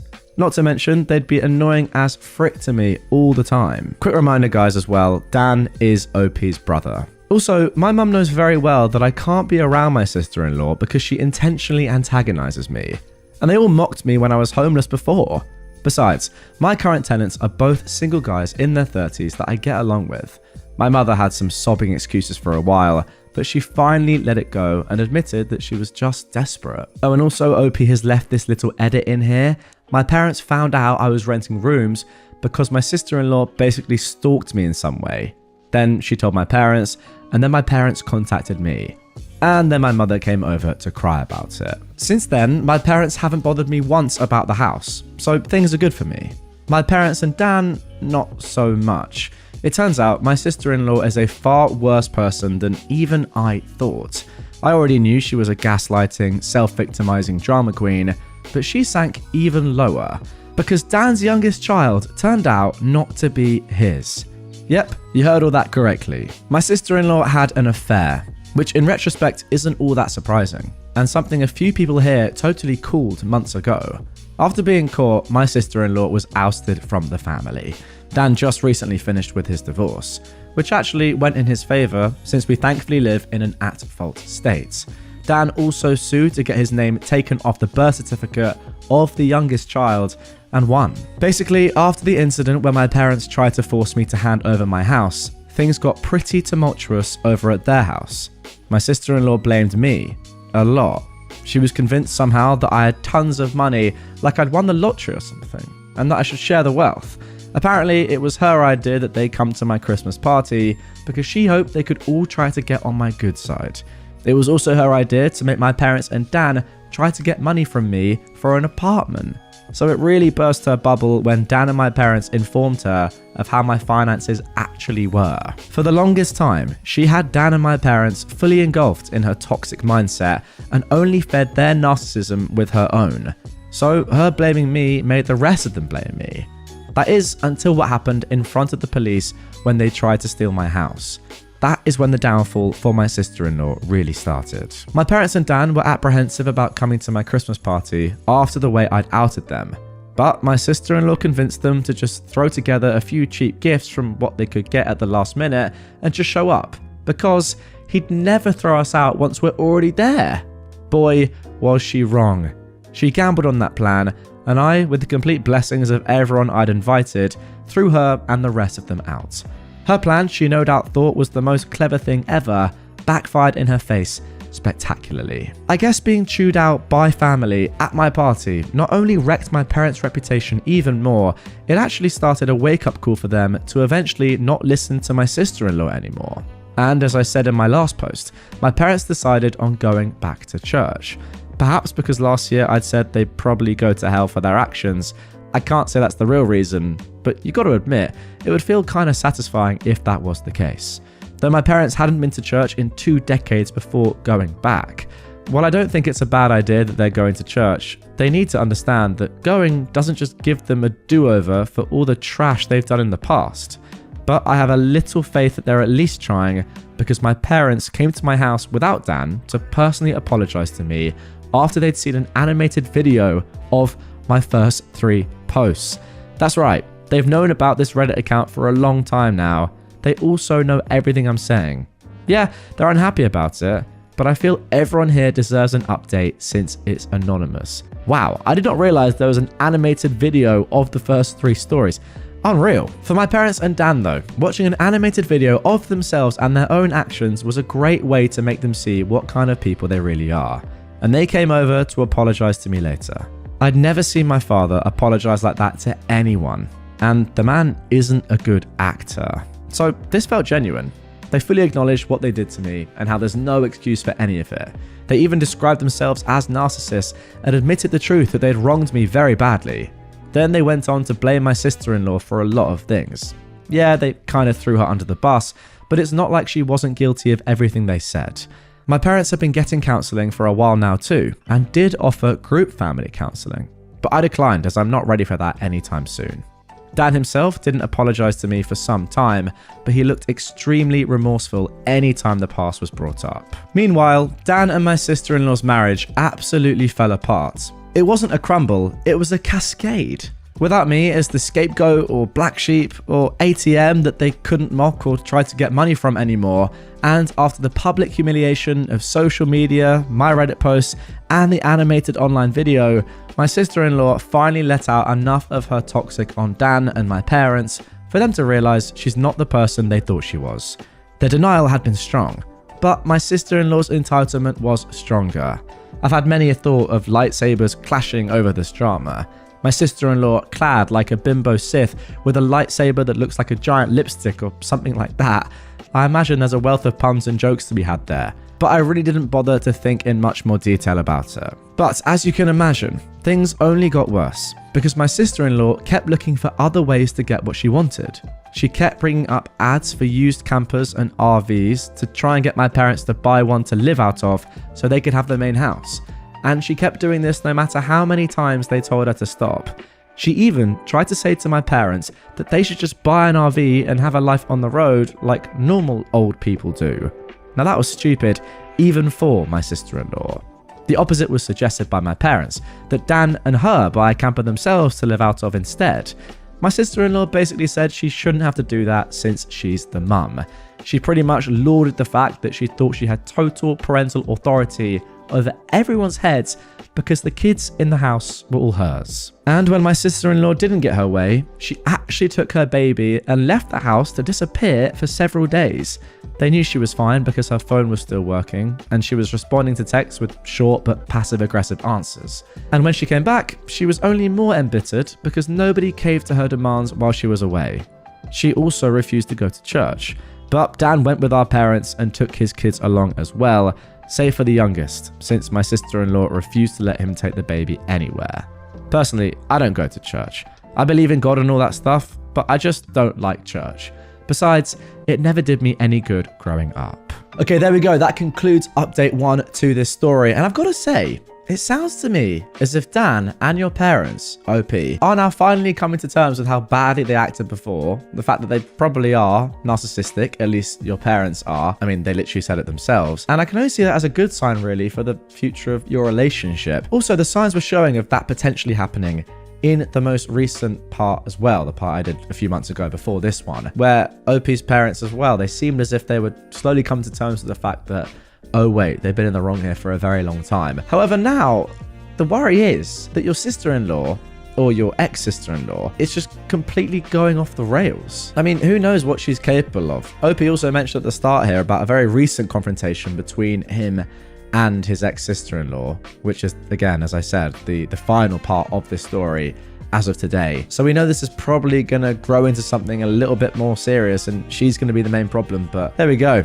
I guess the only thing to do is move into part 2. Okay then, just so everyone understands, a lot of this information came from Dan and my parents, so I'm just telling you what I know. Poop really hit the fan when Dan suddenly called out his wife as a cheater in March. This shocked us all, because we thought he was a complete pushover to her. But no, he's not. At least not anymore. You all know how he treated me when I was on his bad side. Well, his wife wasn't spared that ire at all. He started putting pieces together about her deceit after finally pulling his head out of his butt and secretly got DNA tests for all his kids. 3 of the kids are his, but that youngest one, the baby, was not. For the record, Dan and I both have pretty dark straight hair that's almost black. Same with our parents. My sister-in-law's hair, or ex-sister-in-law's hair, is straight and pretty dark too, but the baby's hair is lighter and a bit curly. At first, Dan just thought it was because of the baby's age. She kept playing it off, said that it would darken in time, but the baby's hair never got darker. I guess that was Dan's biggest clue. He confronted his wife with the DNA results in front of our parents, and she broke down sobbing that it was a mistake. My sister-in-law pulled out all the DARVO stops, which is an acronym, DARVO, which stands for Deny, Attack, and Reverse Victim and Offender. I mean, I'd never heard that one, but it is truly phenomenal. OP says she denied, trickle-truthed, and gaslit, but Dan had none of it, and actually had done more to find out about her affair than I would have ever thought. I knew he was smart. He just let himself be dumb. He had detailed proof of her cheating with phone records, texts he got off her phone, bank records, and the DNA test. He even identified the man she's cheating with, who is likely the father since he has much lighter coloured curly hair. The evidence against her was crystal clear, and Dan said she was so bad at hiding her affair, he didn't even have a hard time figuring any of it out since he started looking. My parents demanded that my sister-in-law leave their house immediately. That is when she went psycho on them all. First, just yelling, but she quickly got physical. Police had to be called by my mother. And yeah, my sister-in-law was arrested. She scratched up Dan and my father quite a bit with her long fake nails, and even harmed her eldest kid in the crossfire by hitting him hard enough to have a black eye and nosebleed when he tried to intervene.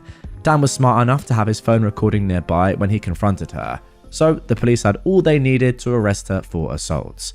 My sister-in-law's parents had to drive over to bail her out. Then they came back for the baby, her stuff, and her car as well. A couple of days after she got bailed out, she showed up at my house because I was apparently next on her poop list. As soon as I opened the door, she went on a delusional rant where she called me out about posting on Reddit. Then she said I was the entitled bane of her existence. I'm not sure, but I think she might have been high on something because this felt extra crazy for her, and her eyes didn't look right. She claimed mothers with young children are the most sacred thing in the world, then went on yelling that giving up my house shouldn't have been too much to ask for, because supporting the family was the least that I could have done. And if I had, then her family would still be together. When I tried to talk while she was spewing all that out, she actually attempted to shove me and cover my mouth. She even had her hand poised like she was ready to scratch me. Well, that went about as well with me as you can expect. I'm not exactly one to be threatened, and I told her I'd call the police if she didn't take her hands off me right that moment. I also told her I'd got it all on my doorbell camera. She started panicking the moment she heard camera. Then I ended up verbally savaging her to the point she was backing off my porch. I told her she had some gall to call me entitled when she's exactly that. She didn't work for anything she had anymore, cheated on her husband, and got pregnant from her affair partner. made my mother do most of the parenting for her children, spent Dan's money till they were in a financial hole, and acted entitled to my home to the point of trying to steal it. I called her entitled times 1000 and that she's a greedy female dog who is blinded by narcissism. Then I told her to stop blaming me for her own actions and to never show up at my house again. Wow, that is phenomenal, I've got to say. And that is giving me some flashbacks to OP's wonderful rant to his family before. Being told all that was pretty much all my sister-in-law needed to hear before jumping back into her car. Then she peeled out and sped off. This was finally the straw that broke the camel's back for me. Now that she was separated from Dan, I ended up finally going to the police and filing a report on her for harassment and the assault she'd done on me last year, and her putting her hands on me at my front porch only added to it. The police have it all on record now, and I gave copies of the video to Dan for his divorce lawyer. And yes, I did file for a restraining order against my sister-in-law. It was easily granted because it was obvious the woman is unhinged. She's not made a social media post about me since that I could see, but that's just because she put her profile on private. I hope her blameship against me has long since sailed. Either way, she's left me alone. My sister-in-law was still with her affair partner during the divorce. At the time, I had no real idea of what kind of man he is, but any person who monkeys with someone else's spouse and even has a child with them really doesn't have a lot of morals to begin with. Once the divorce was underway, my sister-in-law admitted that Dan just wasn't man enough for her anymore because he couldn't afford to give her the lifestyle she wanted. She actually believed herself to be on the level of a trophy wife and that she deserves to be with someone wealthy. Dan said he pulled a me and maniacally laughed at her. He said she was nowhere near hot enough to be a trophy wife, along with mentioning any other fault she had. My sister-in-law ended up humiliated by this and ran off like a child. Due to having to live with her parents, my sister-in-law was forced to work in their family business because Dan wasn't giving her access to his bank accounts anymore. She'd already maxed out all the credit cards he previously gave her, and she griped about having to work for her parents despite having a college degree. But I think they were the only ones who'd employ her anyway, since she's got a criminal record and a decade-long gap in her resume. I've heard from Dan that her parents were severely disappointed in her as well, but that was just a rumour. They could be just as bad as her, for all I know. Either way, the trash show of a divorce really took off once it got going. My sister-in-law didn't walk away with much from it, especially because she had an affair, physically hurt her father-in-law, husband, and eldest child, and it's an at-fault state, like I mentioned earlier. So she kissed any chance of getting her way goodbye. I'll go into detail about it in the final post. Now, OP mentions a final post there, but actually don't worry, there is one more update, update 3, but then 2 more additional posts after that. That is all to come in tomorrow's episode. It would just be too much to fit into one episode. Hope you guys understand. I'm going to split it into 2. But don't worry, it's coming tomorrow. You're not going to have to wait that long. Make sure you put notifications on and then you'll know when it's posted. Now, similarly, with this update to the previous one, I feel like, yeah, it is just your ex-sister-in-law OP who is becoming the major problem. I think, actually, to be honest, I'm kind of thinking to myself, in a way, she's probably happy with the notoriety she's gained from your post doing so well. Again, like the animated episodes, you know, the stories that are read on TikTok, on whatever, Snapchat, whatever, YouTube, of course, my channel. It all helps, doesn't it? So in a way, now that she knows about the Reddit post, she's probably like, oh, this is quite good. Maybe I am a trophy wife after all. But in reality, she's, yeah, clearly a narcissist. But on top of that, she's just a horrible person. And that really is obvious from these first 2 updates. It's been a long road, but as it stands, at the time of recording, these are the last updates, the last post that we have from OP about their truly horrible entitled family. But yeah, for now, let's crack on and get in to the last few posts from OP. Alright then, so let's get into what OP is calling part 3 of this update. Part 3. This is what I know of the divorce from my brother Dan. Dan's lawyer pulled some strings to get the divorce started as fast as possible, but it cost him. I don't know the specific details or how much it will cost. They never told me. My sister-in-law, on the other hand, was financially backed into a corner very badly. And you know what can happen when you corner an animal. She fought back. But the law was not on her side, nor were her dwindling finances. Her parents had to pay for a lawyer for her, and not a very good one either. Also, she actually brought her affair partner to the divorce court to testify on her behalf. This guy was a real piece of work. He had a bronze tongue and a charming smile that he tried to use to his advantage. He claimed my sister-in-law had been wronged by an incompetent husband, which is why she sought the arms of another man.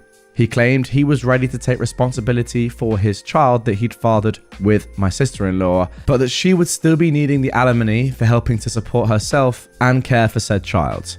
He remarked that because Dan at the time was still on the birth certificate, alimony should be one of his obligations. Dan said this guy used big words and a charming smile, but seemed an extra special kind of stupid. And coming from Dan, that's saying something.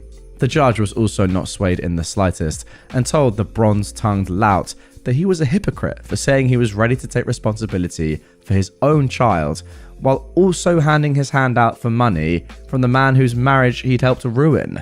That shut him up. Dan was prepared to sue his wife's affair partner for alienation of affection too. However, that fell through.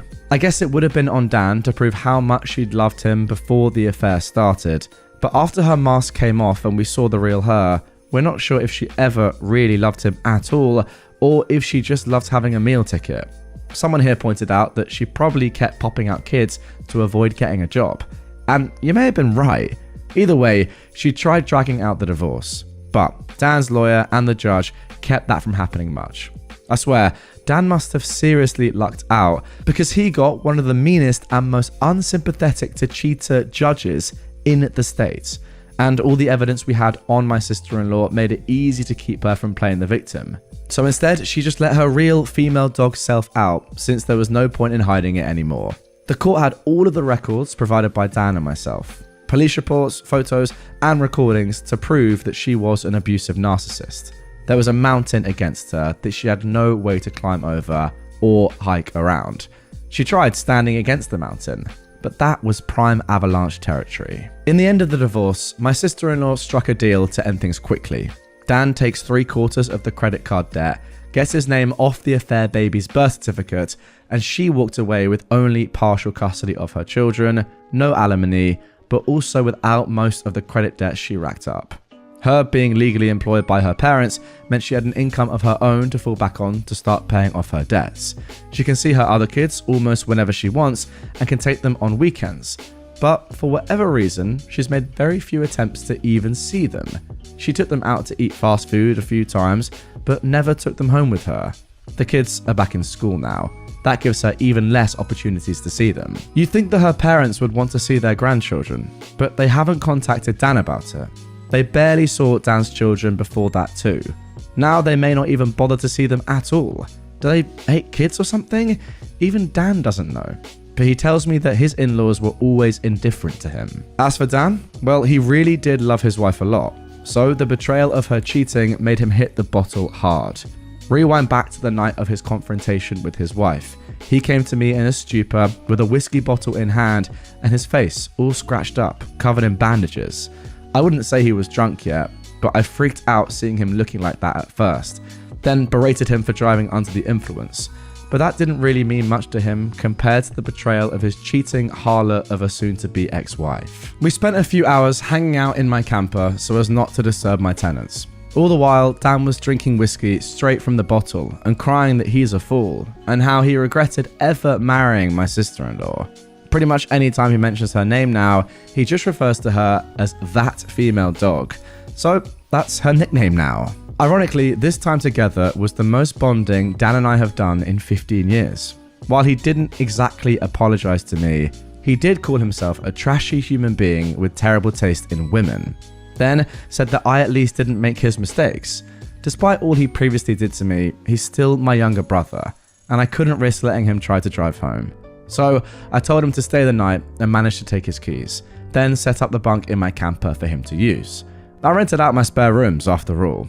He was in no shape to drive home, and if he'd taken an Uber, he'd have to pay for it and then have to come back for his car later.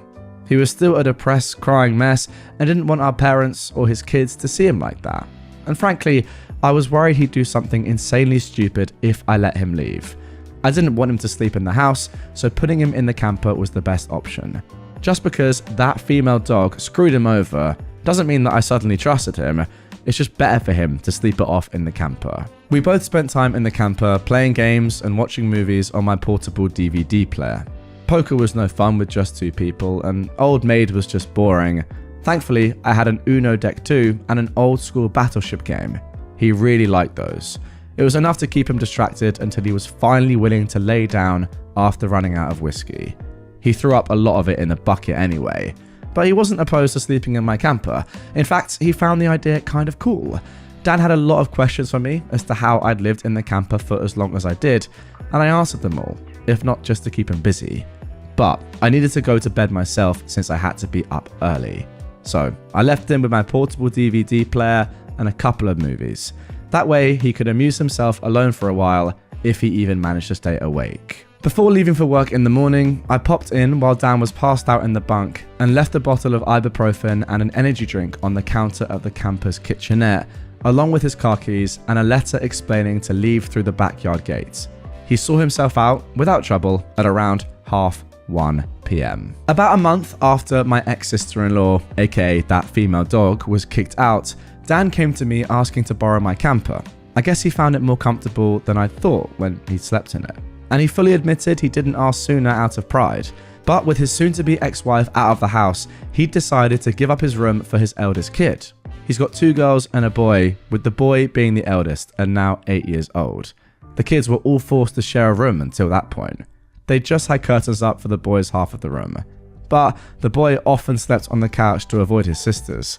I know the poor kid was really desperate for his own room. So I guess Dan decided to finally make a better decision as a dad and came to see me in order to beg to borrow my camper so his son could have his room. If he could have afforded it, he'd have bought his own camper instead of relying on me, and he even said as much. I hadn't even gotten the chance to use the camper for actual camping yet, but I caved and I let him use it since it was actually for a good cause. And he promised to buy his own in time anyway. No, I didn't ask for rent money for the camper. Dan is in enough of a financial hole as it is right now. His ex-wife and the divorce drained him, and I've learned that I get far better results with family lately by not being spiteful. I loaded my camper up and put it down in my parents' backyard, and my father put in a 30 amp breaker so that it will have enough power for Dan to run heat and AC when he needs it. I do miss the camper. After all of that time living in it, it kind of felt like it was a part of me. But the only reason I loaned it out was for the sake of Dan's kids. Pretty much the only reason I still do anything for my parents or Dan is for the sake of those kids, as I bonded with them. And yes, I know I may not get the camper back for quite some time, and likely not in the kind of condition I lent it out in, but I've warned Dan and my parents that they will be financially responsible for any damage they do to the camper, as well as its upkeep for as long as they have it. I also took many timestamp pictures and videos of the camper inside and out before lending it out, so I can prove its condition before it left. Dan even recorded a video with me agreeing to my terms, so that's as good as a contract. With the financial drain of the divorce, Dan is not going to be able to get a place of his own for years, I'll bet. Though he seems to have no complaints about living in the camper at least. But I don't know if he actually likes it or if he's just putting up a front. I guess it reminds him of the backyard forts that we had as kids, since that's how it felt with me sometimes. Either way, he's living in it now. I did get some major props from the extended family for letting him borrow it too. I'm now referred to by a lot of them as the good brother that Dan doesn't deserve. Either way, I think getting rid of my sister-in-law was a great first step in mending the family as a whole. I still have little care for my brother and parents after the way they treated me all my life, but I'm not going to let Dan's kids suffer for it. Those kids have actually really warmed up to me. They're actually happy to see me when I come over or when they visit me. I've even babysat a few times. Now that they don't have their mother's toxicity around, they've become much nicer kids, especially to me. I'm actually getting to enjoy being an uncle now. My mother is still doing the bulk of the parenting for my nibblings, and she's been acting as nice as possible to stay on my good side. My father often looks very defeated in my presence, but otherwise he's been either stoically quiet or just generally nice to me. But he won't talk to me much, though that's leagues better than how he was before at least. I'm not letting my guard down either way. My parents do seem more happy that my ex-sister-in-law is gone, and they often say they don't know what they ever saw in her. My mother especially, because the two of them butted heads over who was mum in the house for a long time. Now for the last part. At the same time as the divorce, Dan sued to have his name removed from the birth certificate of the baby that wasn't his. That female dog didn't really want to change it, because it meant no more child support from Dan if she did. However, there was a court-ordered paternity test for the man identified as the baby's father. I was prepared to laugh in case it turned out he wasn't the father either, but he was. And Dan's lawyer had a long talk with my ex-sister-in-law's lawyer. She had no leg to stand on, and Dan was ready to go to bat to make her situation even worse. She didn't have the finances to fight him any longer and agreed to changing the birth certificate. The bronze-tongued lout who'd knocked her up did man up to take financial responsibility as a parent, but he ended up not staying with her. He contacted Dan through his lawyer to tell him he'd broken up and that he wouldn't bother him again. I checked the social media of that guy after Dan linked me to it, and the lout was upset that now he's financially responsible for a child he never planned to have, and that he's too young for this. Guys, from what Dan's lawyer was able to find out, that man is just over 40. He looks younger than he is, but he's by no means a young man. Shortly after that, he put his online profile on private. My ex-sister-in-law did the same with hers a long time prior, so I've no more information left to give. This may be the end. My ex-sister-in-law is out of our hair, my parents and brother have finally made a real effort to be better people, I'm surprisingly happy as an uncle, and my house is still my house. Okay then, there we go. Yeah, like I said at the end of the last part, realistically, it's just the sister-in-law now that's the only problem, to the extent that ultimately, Dan and your parents, OP, are really come to terms with the fact that, yeah, they acted terribly. And although we didn't get an outright apology from Dan there, which I think would have been so good to see, we were close. I feel like he really wanted to say it, couldn't bring himself to, but I feel like the remorse is there. Now, I will say, despite the fact that OP has said that this might be the end, at the end of that part, it isn't. There are 2 more posts you'd be delighted to hear to come that are specifically involving OP's ex-sister-in-law. As I said, she is the main problem now, but she's still about. Also, a lot of you might, I guess, be asking or thinking, why is OP suddenly being nice to Dan and his family? But I feel like he's given the reasons very succinctly here, and they make sense. Surely. Yeah, we all know how bad Dan has been to him in the past, but he is his little brother after all. And yeah, as he said, he's doing it not for Dan, not for his parents, but for Dan's kids. And to me, that makes complete sense. Okay then, now moving on to the penultimate post. Ex-sister-in-law saw my posts and is mad she can't do anything about them. No surprise, my ex-sister-in-law saw my Reddit posts. She can't contact me about them in any way but with a lawyer, thanks to my restraining order against her. And she likely can't afford to get a lawyer right now anyway, since the divorce financially drained her too. So she complained to Dan about it and demanded he tell me to delete my Reddit account. But not only has Dan read my recent posts, he no longer cares. He said they serve as a reminder of the idiot he used to be, and he's not losing sleep about it. Besides, I've still helped him out despite all that he's done to me, so he's not going to be upset about it. My parents have also made sure to try and treat Dan and I more equally when I'm around too. My father is still a man of few words around me though. Someone pointed out that changing now after so long of treating me the opposite to Dan means that he doesn't know how to connect with me anymore. And I think they're right. I don't mind the way he is now though. My mother has also developed a habit of saying she's sorry about every little thing in my presence. Dan told me that she and my father have been reamed a lot by extended family and their counsellor, and now my mother feels like she needs to apologise for everything. This is all a stark contrast to how they used to treat me. Also, I didn't talk before about what my ex-sister-in-law's opinion was on Dan borrowing my camper so his son could have his and her old bedroom. Well, like a stereotypical bully, she looked down on him and mocked him about it because now he's living like a bum, as she put it. But Dan took all of that in his stride and asked if she was done yet because he knew this was exactly how she'd react. And he just plain doesn't care anymore. She's borderline dead to him and her insults fell on deaf ears. Then he pointed out to her that he was living out of the camper because he was putting his kids ahead of himself so his son could have his own room. Something his ex never did, despite being their mother. She just weaponized her children and pregnancy to keep from working and to emotionally blackmail everyone. Then he asked her to remind him how that was working out for her. Mind you, this was early on in their divorce. I'm sure you can all guess her reaction. Dan said his ex did have quite the tantrum about my recent posts, but no one has bothered to contact me on her behalf to take them down. So she just has to live with the well-deserved shame. She's been trying to act nicer to Dan lately. guess the grass isn't so green living with her parents. Dan tolerates her as the mother of his children whenever they meet, but nothing more. He will never take her back. He's told me that he can never look at her like he used to, and the very thought of her turns him off emotionally. So she pretty much has no chance of reconciliation. I have no new info on her affair partner. His social media is still locked down, same with hers. And it's likely to remain that way as long as I have a chance of reading them. Now you might be thinking that that is probably the end of the story, but no, 2 months ago we got this. My truck got egged on Halloween. This happened in the middle of the night or the very early morning on the 1st of November. I suspect it was my ex-sister-in-law. But the person my cameras recorded was wearing layers of heavy sweat and had their face wrapped up along with big glasses covering the eyes.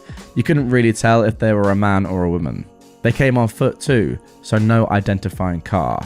They did look about my ex-sister-in-law's height though, but that's not much in the way of evidence on its own.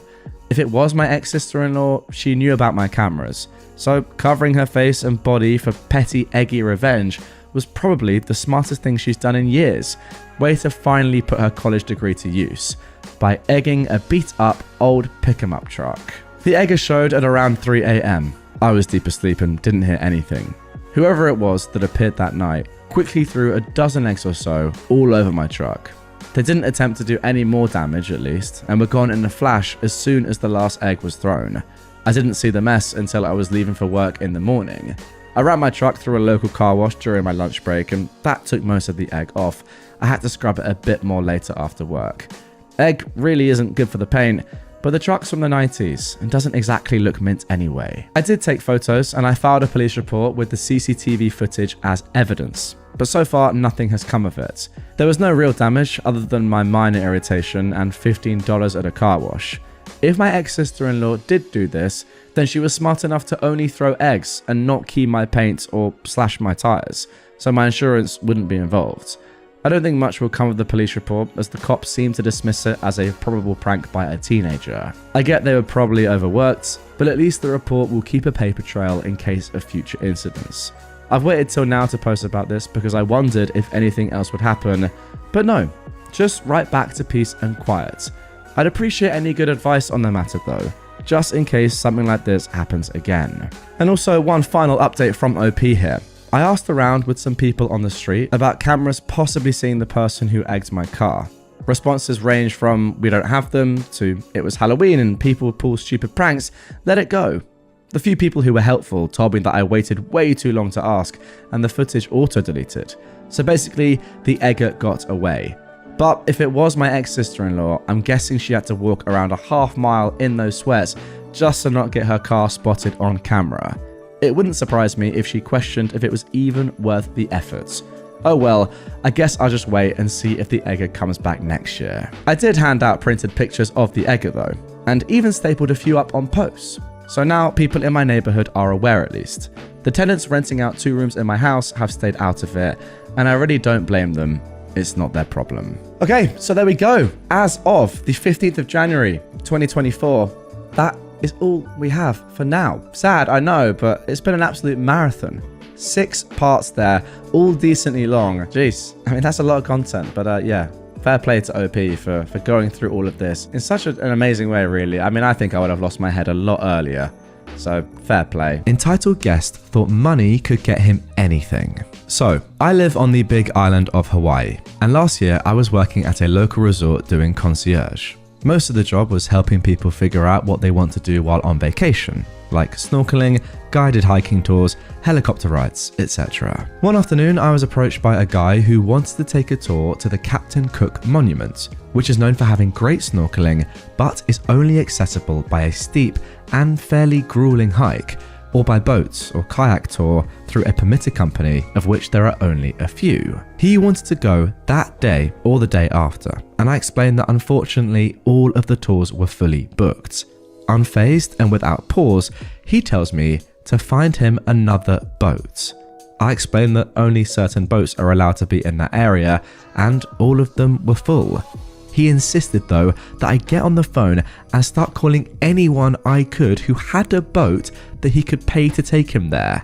And he kept saying, "Money isn't an issue, just find me a boat." I calmly explained again that that was not possible or legal and that no local boat captain would risk losing their license to take him there. Exasperated, he finally gave up on the boat and started asking about other tours. At this point, I mentioned that one of my favourite local tours is for stargazing on Mauna Kea. I know I've pronounced that incorrectly, but please, Hawaiian locals or people that know, comment down below, correct me, thanks. I told him all about the incredible sunset views and absolutely breathtaking stars, and that you go up in a nice van with about 14 other people.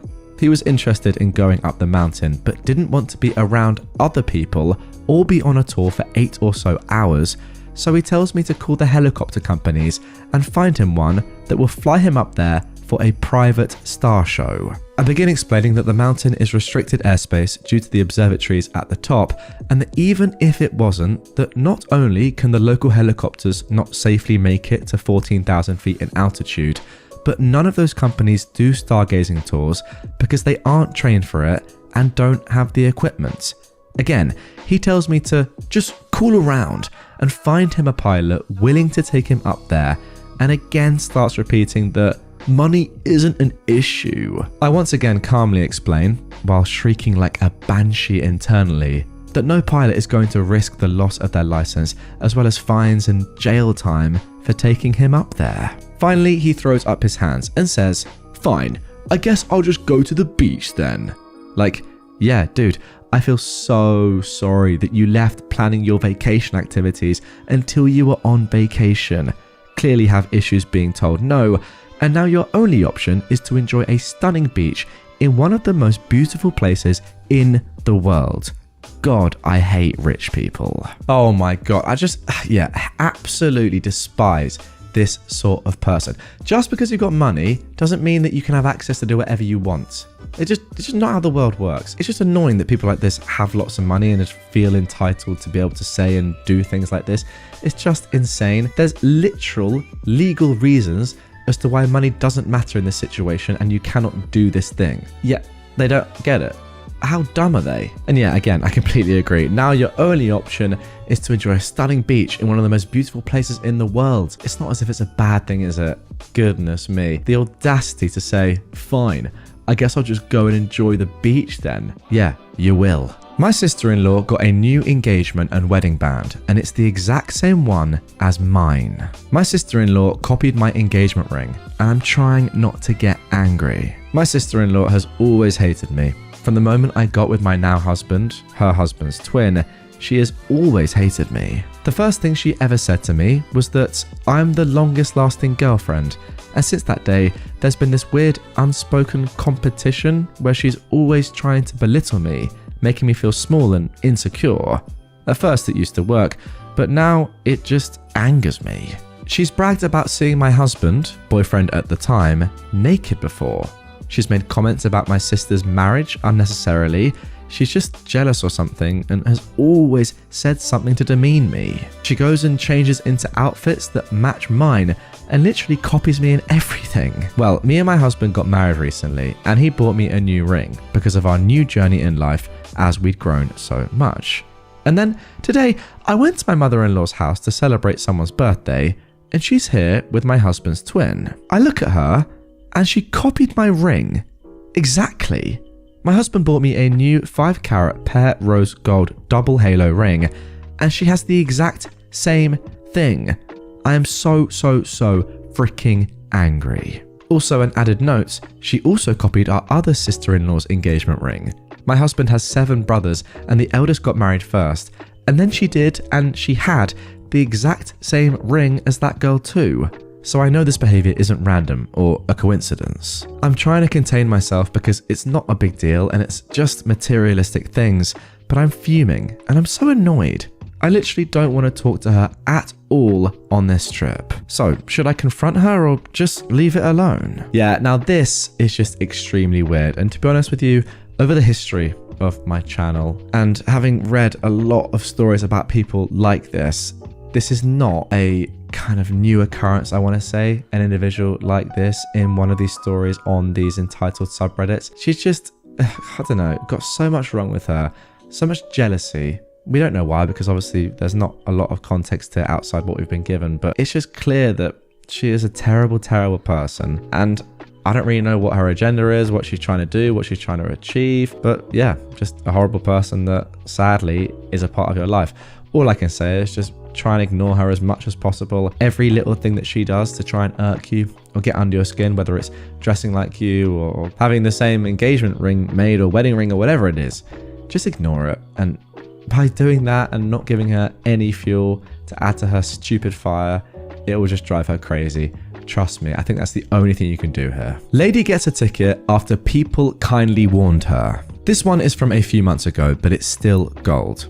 There's an intersection by my work that connects two main roads, east to west and north to south. When you come to this intersection from any direction, you won't be able to turn left. There's signs everywhere telling you, no turning left. Easy, right? Well, no, not easy. Living in that town and going to work where I work for almost a decade, I've seen so many people turn left. People usually just honk and swear, but this time there was a cop waiting to go through, east. This lady pulls up in a nice Cadillac. She's coming from the south and goes to turn, you guessed it, left. Now, people see the cop. They know that her getting pulled over will slow down traffic as it's a 2-lane street. So panic ensues. Honking, yelling, some swearing. One guy on the street says, "Lady, don't turn left. There's a cop. Don't turn left. Don't turn left," like a freaking chant, everyone together. This lady rolls down her window the rest of the way. At this point, she is mid-intersection going to turn left. The cop is shaking his head no. Bro looked like he was on lunch and he was fuming. Like he's close enough that I can see the sandwich bag in his car. The lady though yells out, and I'll never forget, "I can do whatever the frick I want to. I will do whatever I want, and if I want to turn left, I'm freaking turning left. I don't care." And left she goes. The cop looks down. Lunchtime has been interrupted. His windows may have been closed, but you can tell when someone yells the F word. He turns around and puts his lights on. Of course, she pulled over. She can do whatever she wants till the cops are there. Oh, I mean, come on, woman. Everybody there is telling you not to do something. They're all trying to help you.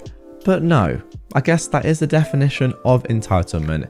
You feel entitled to do whatever you want. And yeah, you pay the repercussions because you deserve them. Like, come on. Even the cop is pretty much chanting, saying, "Please don't do it. I'm eating my sandwich, man. Just play by the rules like everyone else does." Or the majority of people try to, at least. Everyone's trying to help you, but no, I'm going to have to pull you over here. I'm going to have to do my job. And yeah, nobody really wanted that to happen. Apart from you, it seemed. It's just instant karma of the highest accord. And one thing is for sure, never interrupt a cop on their lunchtime. That is a surefire way to get a ticket. Now for our next entitled people story. My aunt felt entitled to my money. At the beginning of the year, I decided to move across the country and change career. What I'd not anticipated was that due to stupid French insurance laws, they cover agencies and homeowners for unpaid rent only if the renter is a student, not workers in training. I couldn't find anywhere to live. My aunt was living less than an hour away from where I would work. So I called her. She was about to move away from her old apartment and apparently didn't have enough room for me in her new place, so she offered to keep renting her old place while I finish my probation period, and then once I'm able to rent, I'll move out or rent the place myself. But it came with a condition.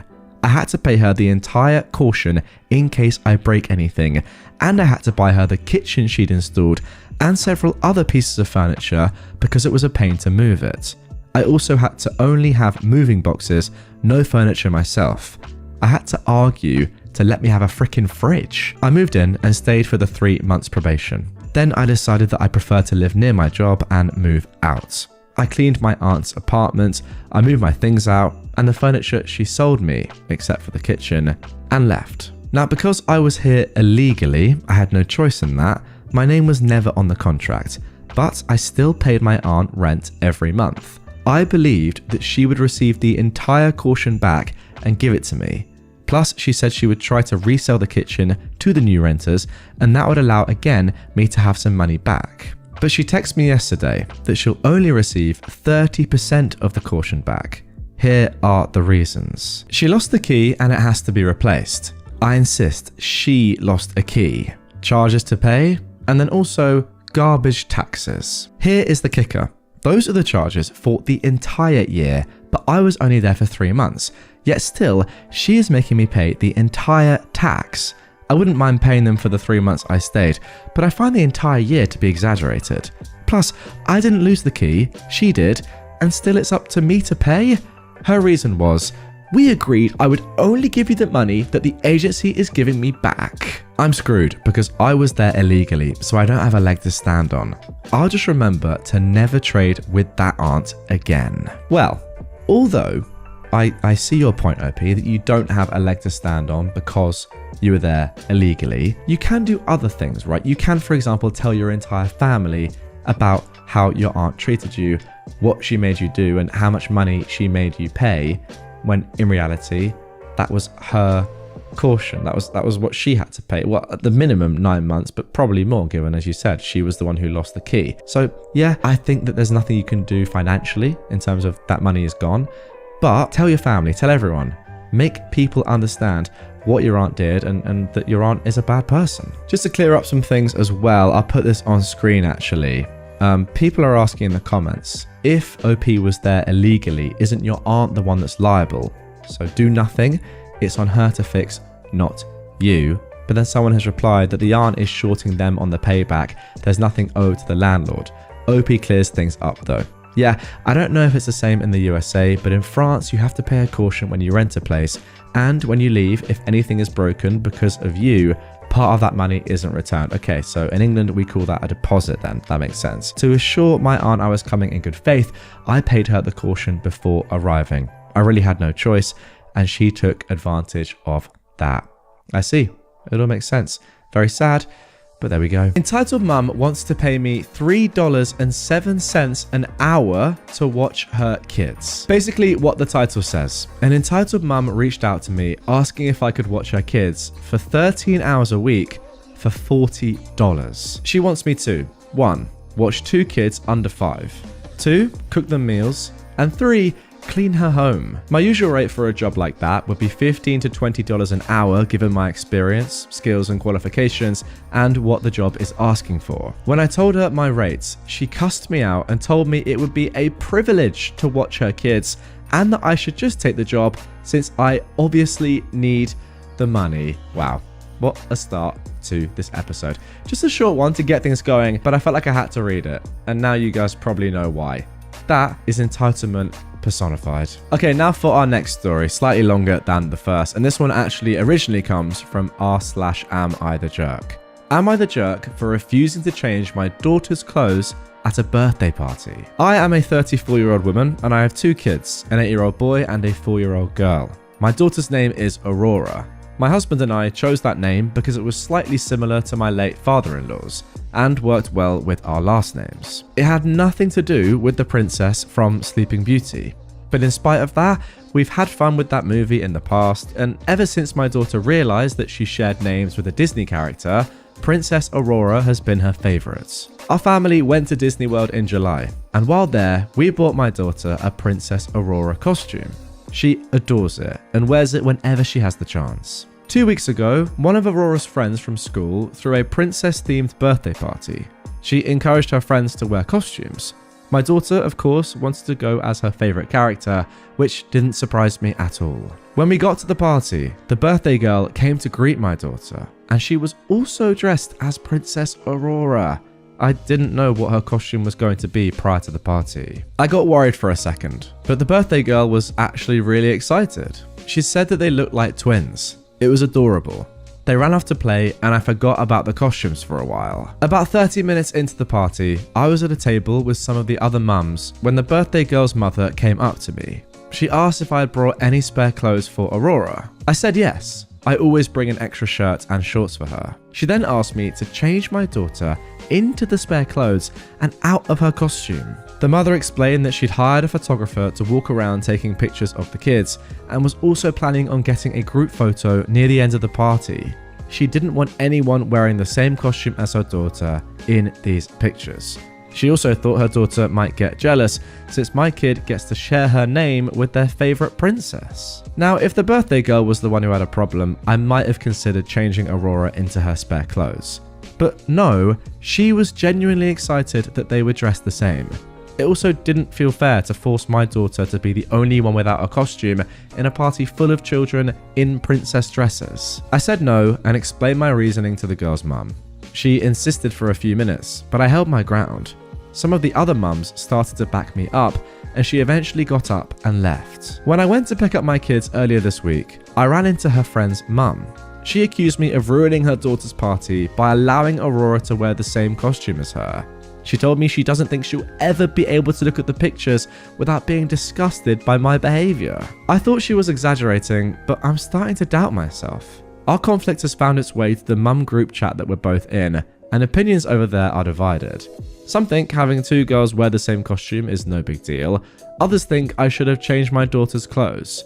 So, am I the jerk? Now guys, good news on this one is there actually is an update, which I'll get to in a second. But first of all, I've just got to give my own thoughts here. And I completely agree with OP in every single way. There's no way you're the jerk. And to be honest, yeah, all your reasoning throughout the entirety of this post makes complete sense to me, and I fully support what you did and how you think. I agree with you. If the birthday girl herself had an objection to this, then I think, yeah, it might have been reasonable, although annoying and really tough on your daughter to be the only person there without a costume. It is ultimately the birthday girl's birthday, so you want to make her happy. It's her special day, even if it is sadly at the expense of your own daughter. I would have said, you know what, for this one time, fine.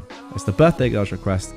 We'll do it, and hopefully your daughter understands. But she was excited about it. She was loving it. So yeah, why would you not just continue with that? Also, if the mum really cared, shouldn't she have just put in the mum's group chat before the birthday, oh, by the way, my daughter's going to be wearing a Princess Aurora costume.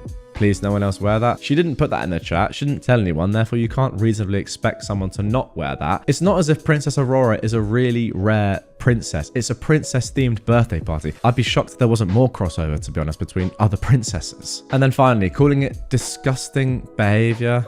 Yeah, just insane. But anyway, let's get into the update. So I've just got to add, it's actually insane. She's prioritizing the pictures that were being taken for herself, let's be honest, over her daughter's enjoyment. Mental, but anyway, let's carry on. Alright, so here is the update. OP says, since my post on Thursday, 2 days after the mum group started debating, 3 things happened. 1. On Friday, my husband went to pick up the kids. The parents of one of my son's friends, who have a younger son in my daughter's class, asked if he knew about the costume fiasco, or as my friends are calling it, Aurora Gate. Wow. I told him everything. He said the birthday girl's mother was being ridiculous, as I had no idea what her daughter's costume would be exactly.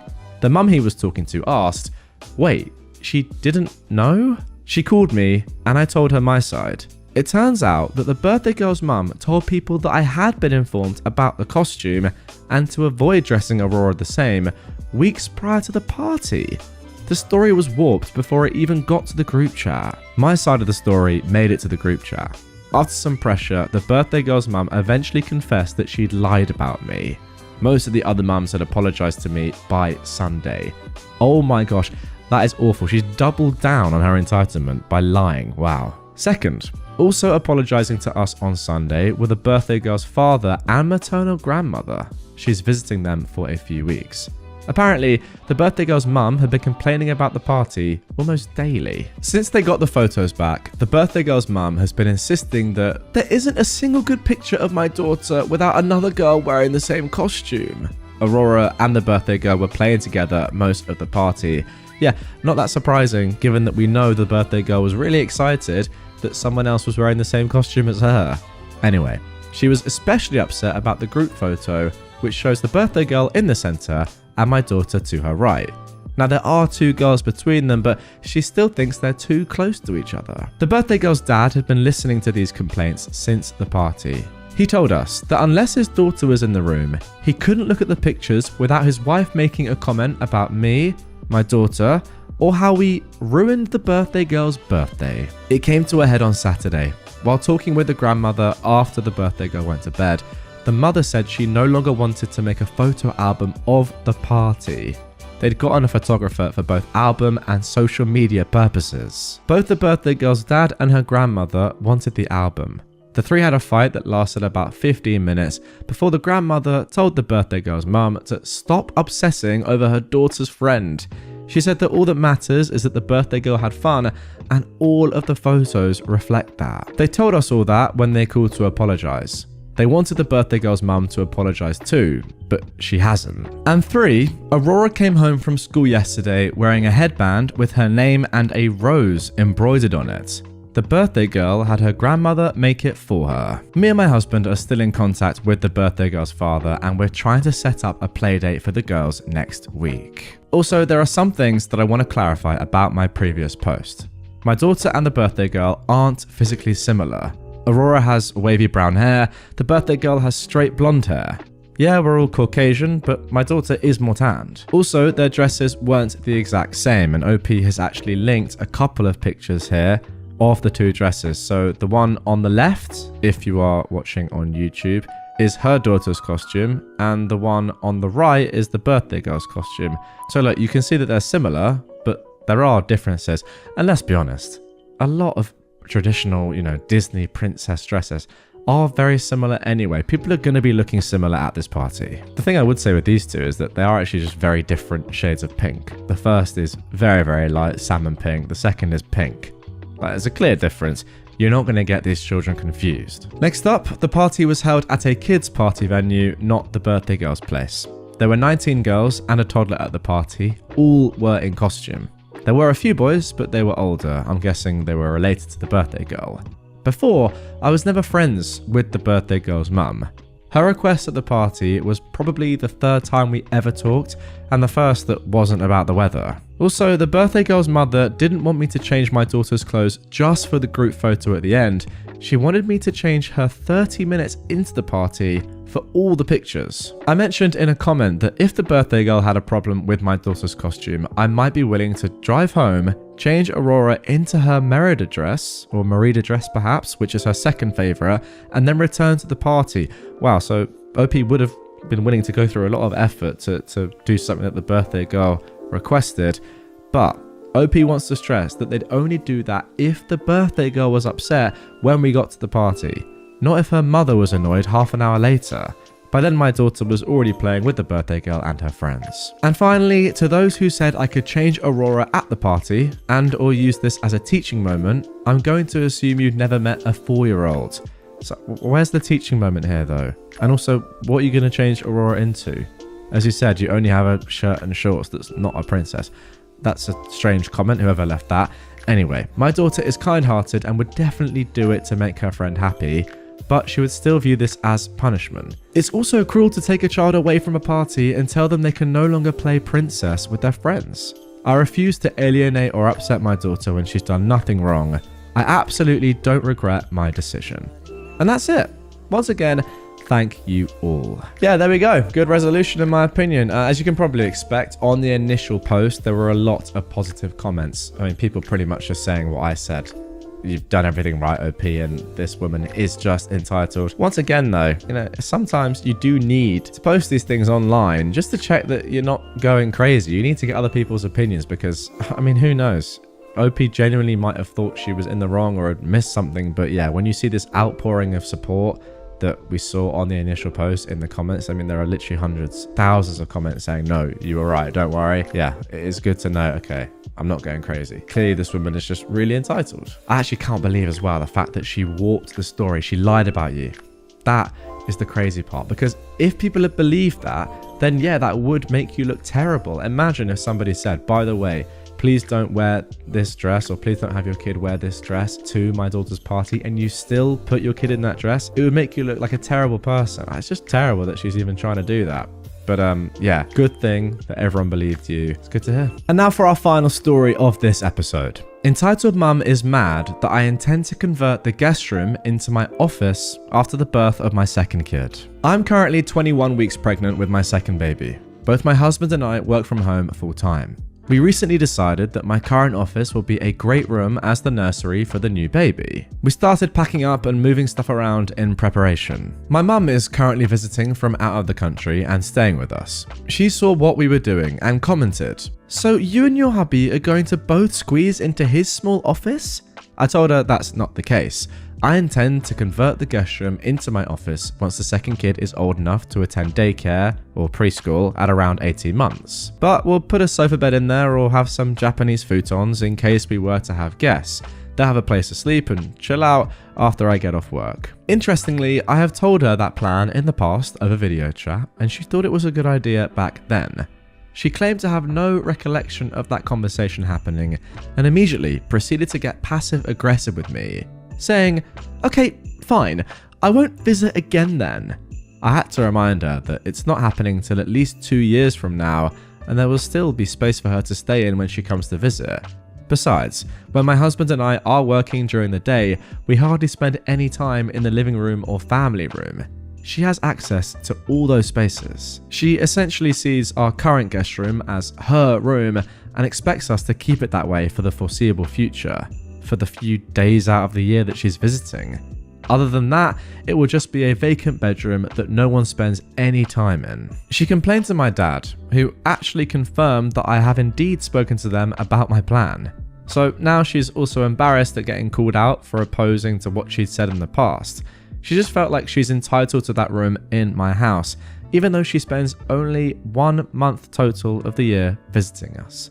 She's been giving me the silent treatment since the argument, and whenever I try to talk to her, she'd answer with a ton of attitude, basically telling me to F off. Both my husband and I find her reaction ridiculous, and we're not ready to coddle up to her unreasonable demands just to keep her happy. Well, simple solution here in my opinion. If she's not happy with your room in your house that she gets to stay in for free, then she can just book a hotel room. Simple as that, right?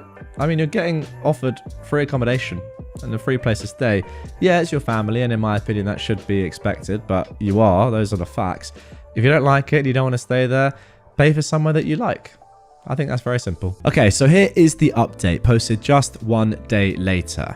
I checked the camera footage last night/this morning. My half-sister and my biological mum's mother had been looking under mats, rocks, in potted plants, the mailbox, and checking the doors, probably looking for a spare key.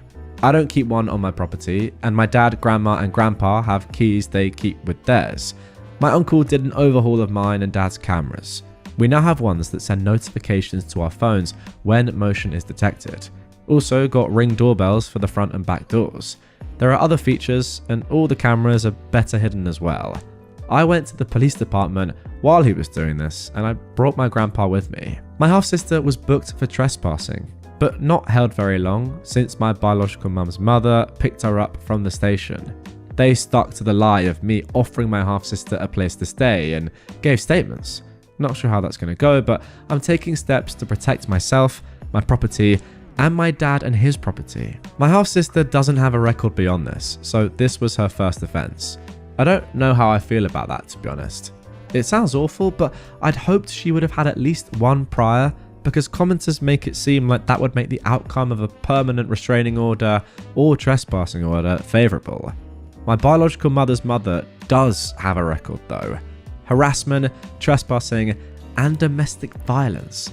I shared this with the police as well. Either way, I was able to get a temporary restraining order today, so there's that. I gave the camera footage to the police alongside copies of the texts, printed out and on USB. I gave a statement, and they called a judge to get the temporary restraining order issued. I talked with them about other things like self-defense recommendations, overhauling my security system, getting a gun for protection, and so on. I was really anxious and just kept talking because it finally hit me that these people know where I live and they're willing to make the 6 hours to harass me and get inside my home. You know what? That slipped my mind there for a second, guys. They made that 6-hour journey, didn't they? With no kind of assurity or reassurances that your half-sister was going to be let in by you. They were just doing that on a whim, right? That's mad. The text and voice messages haven't stopped. I unblocked and muted. There are direct and indirect threats. My biological mother's mother is adamant that since I have an entire house to myself, a stable job, and no children, I will be housing my half-sister, or she'd give me the butt whipping my dad should have. My half-sister has only left one voice message about coming over later today and that she's staying with me because that's what blood does. They help. When there was no response, she sent multiple texts telling me I need to be more understanding, that she's in a tough spot and that she's moving in for at least a week until she's able to support herself. It's 7 days to gain tenancy here. Additional clarification for people asking about the age gap. I am a February 1st baby. My half-sister is a November 29th baby. I say exactly 9 months because I'm not counting the weeks and days. I just felt that people knowing we're the same age was relevant and gave context as to why I have no relationship with her. I don't know if she was premature. I never asked, to be honest, and there are people saying they have similar age gaps around them, so I've got nothing to add there. Now, multiple people also asked if I hate my half-sister, and that I sound resentful for things she said as a child and for things her parents did. In my first post, I talked to somebody in the comments and admitted that had this been a few years earlier, I may have helped her out without much thought. I know as children, she was just parroting her parents. I don't fault her for that, nor do I blame her for my biological mother abandoning me. But it's been 17 years. We've been legal adults for 7 of those years. She could have reached out at any point, but she didn't, and said she had no sister. I also could have reached out at any point, but I also didn't.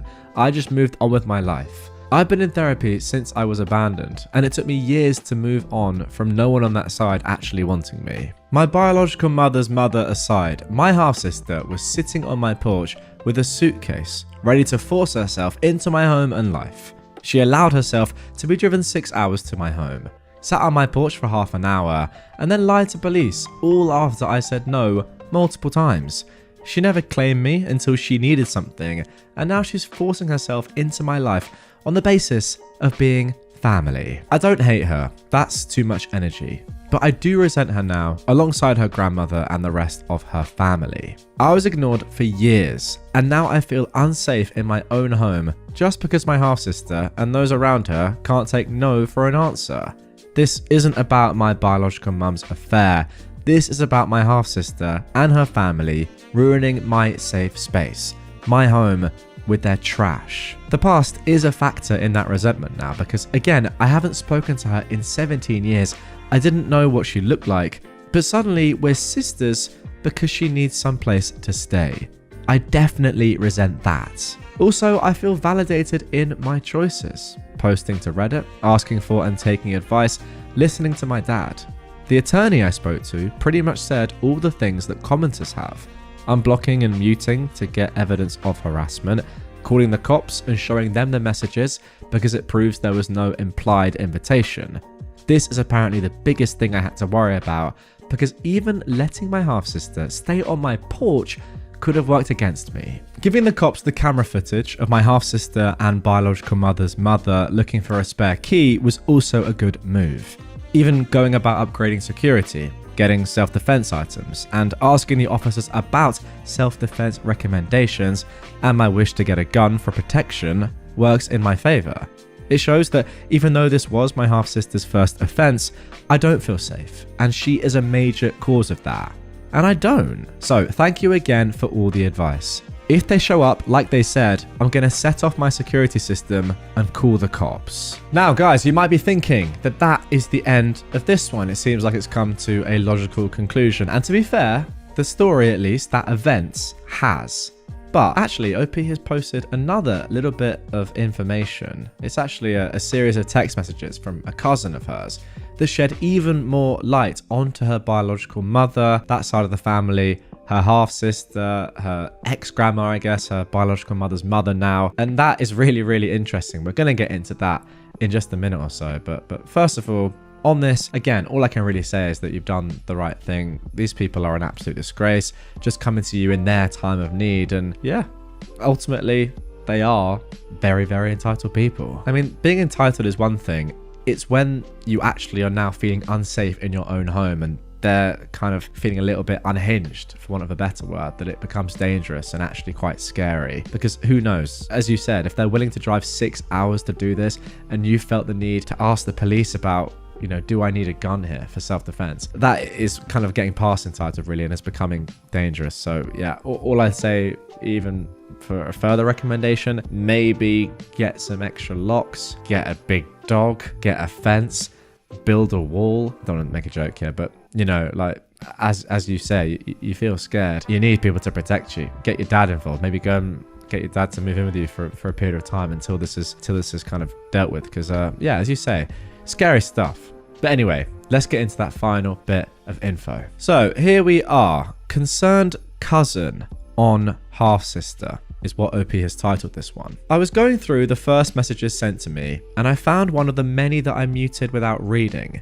This is from a cousin of my half-sister. So here it is. They say, your half-sister's biological father cut contact with your half-sister when she was 20. She covered up your biological mother's affair with her current husband.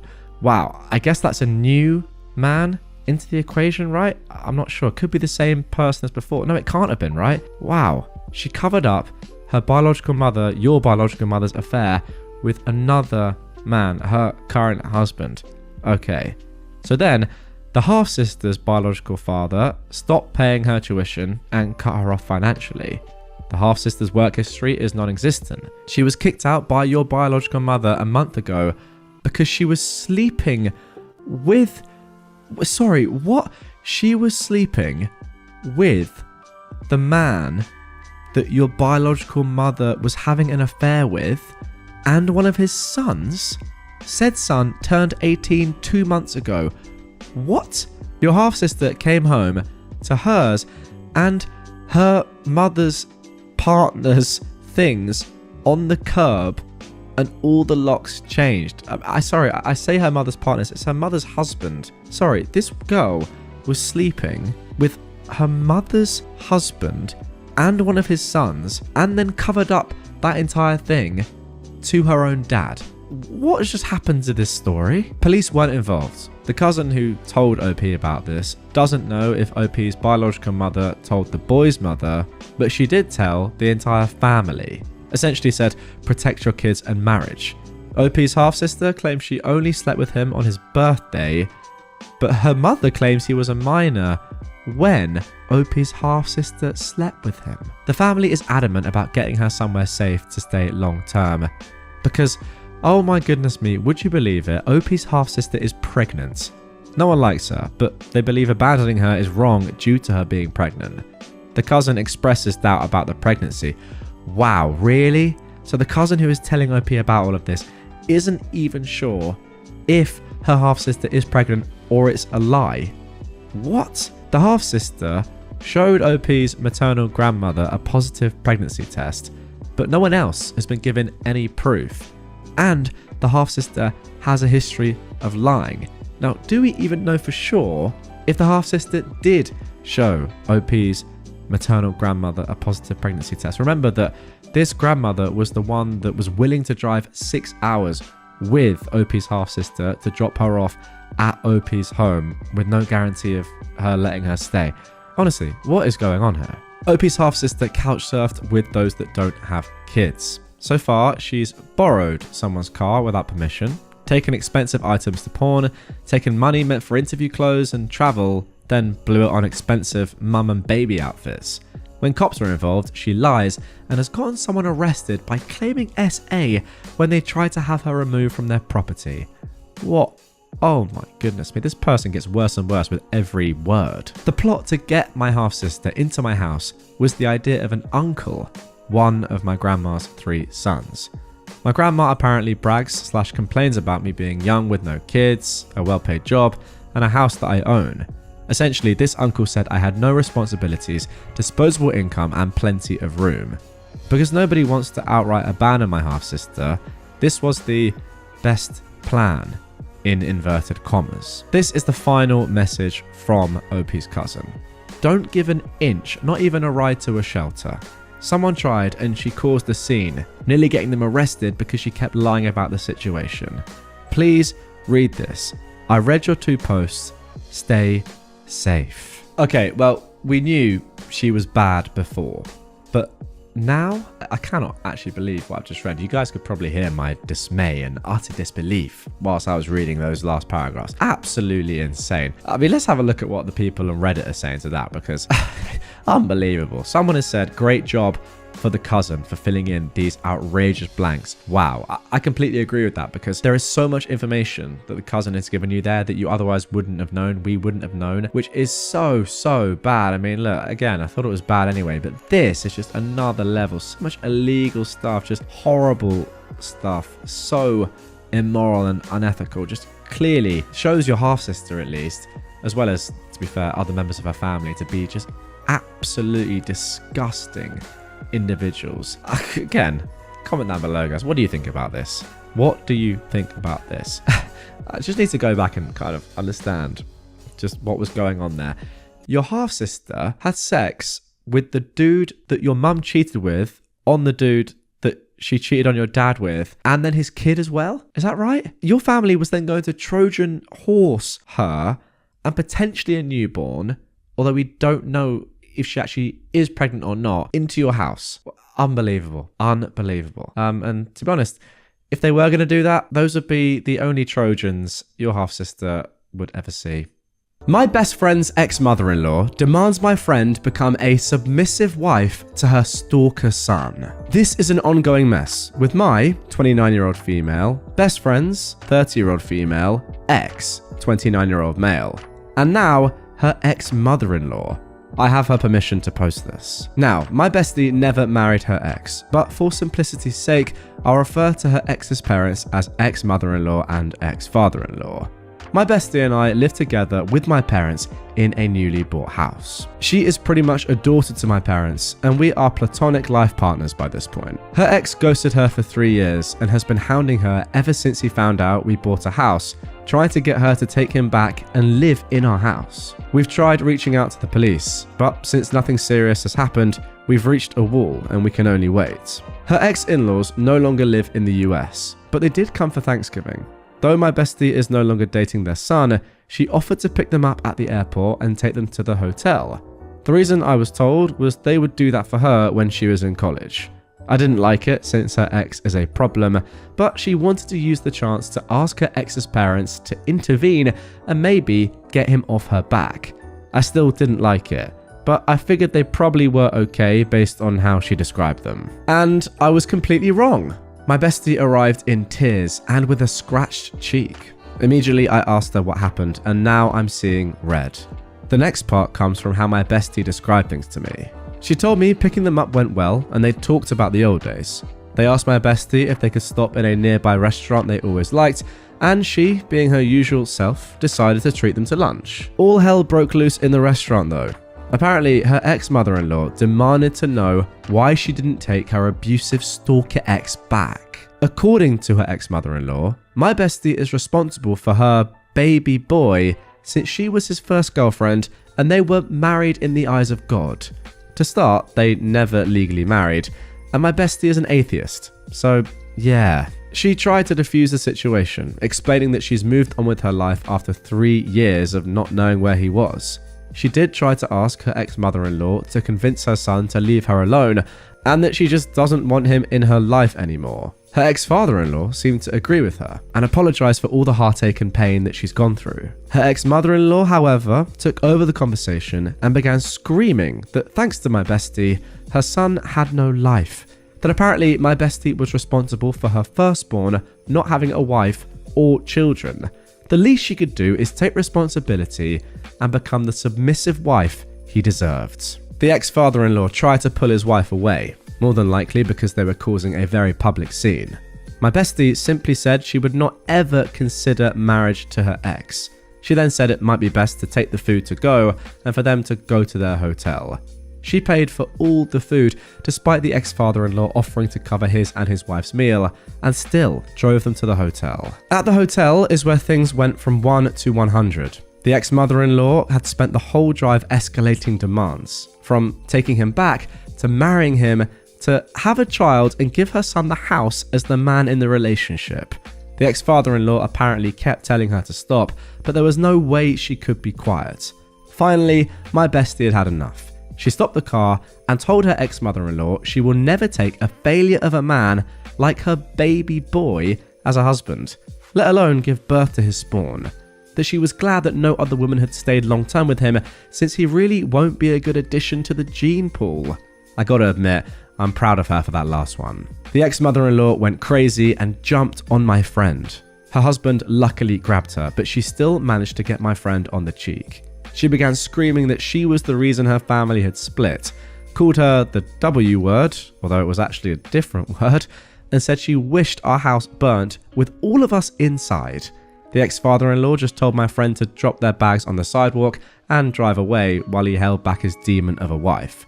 And my bestie did exactly that. The next thing she did was drive back to us. She was not so much hurt by the insults or even the attack, but more the notion that a woman she once saw as a second mother would treat her like this.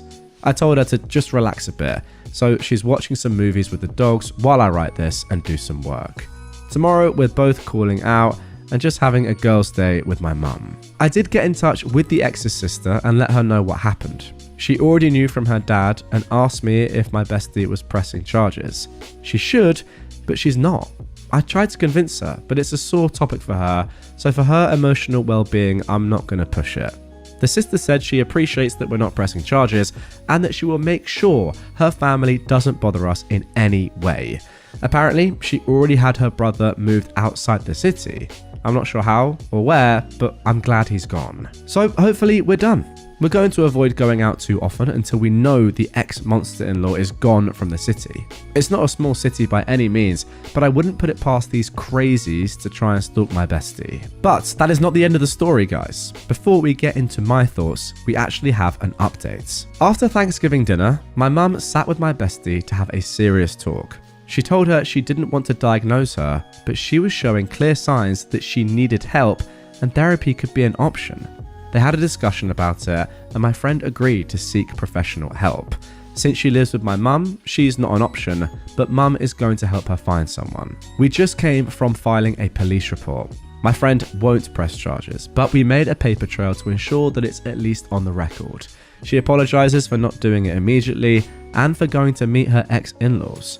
I told her I understand that she's going through a lot of things. We'll see how things go, but she's like a sister to me and I refuse to let her go through it alone. As for people in the comments saying I have feelings for her, please stop. Like, seriously, stop. She's my family and I don't see her in any romantic or sexual way. It's annoying that people assume that just because I'm bi and have a strong friendship means I have romantic feelings. And to the person who made a comment about her ex-in-laws being entitled or Muslim, that is inappropriate and extremely racist. Wow. It's the same mentality that my friend and I have to constantly deal with because we are Hispanics. I seriously dislike people like this. Yeah, a bit of a strange last comment to end the update on.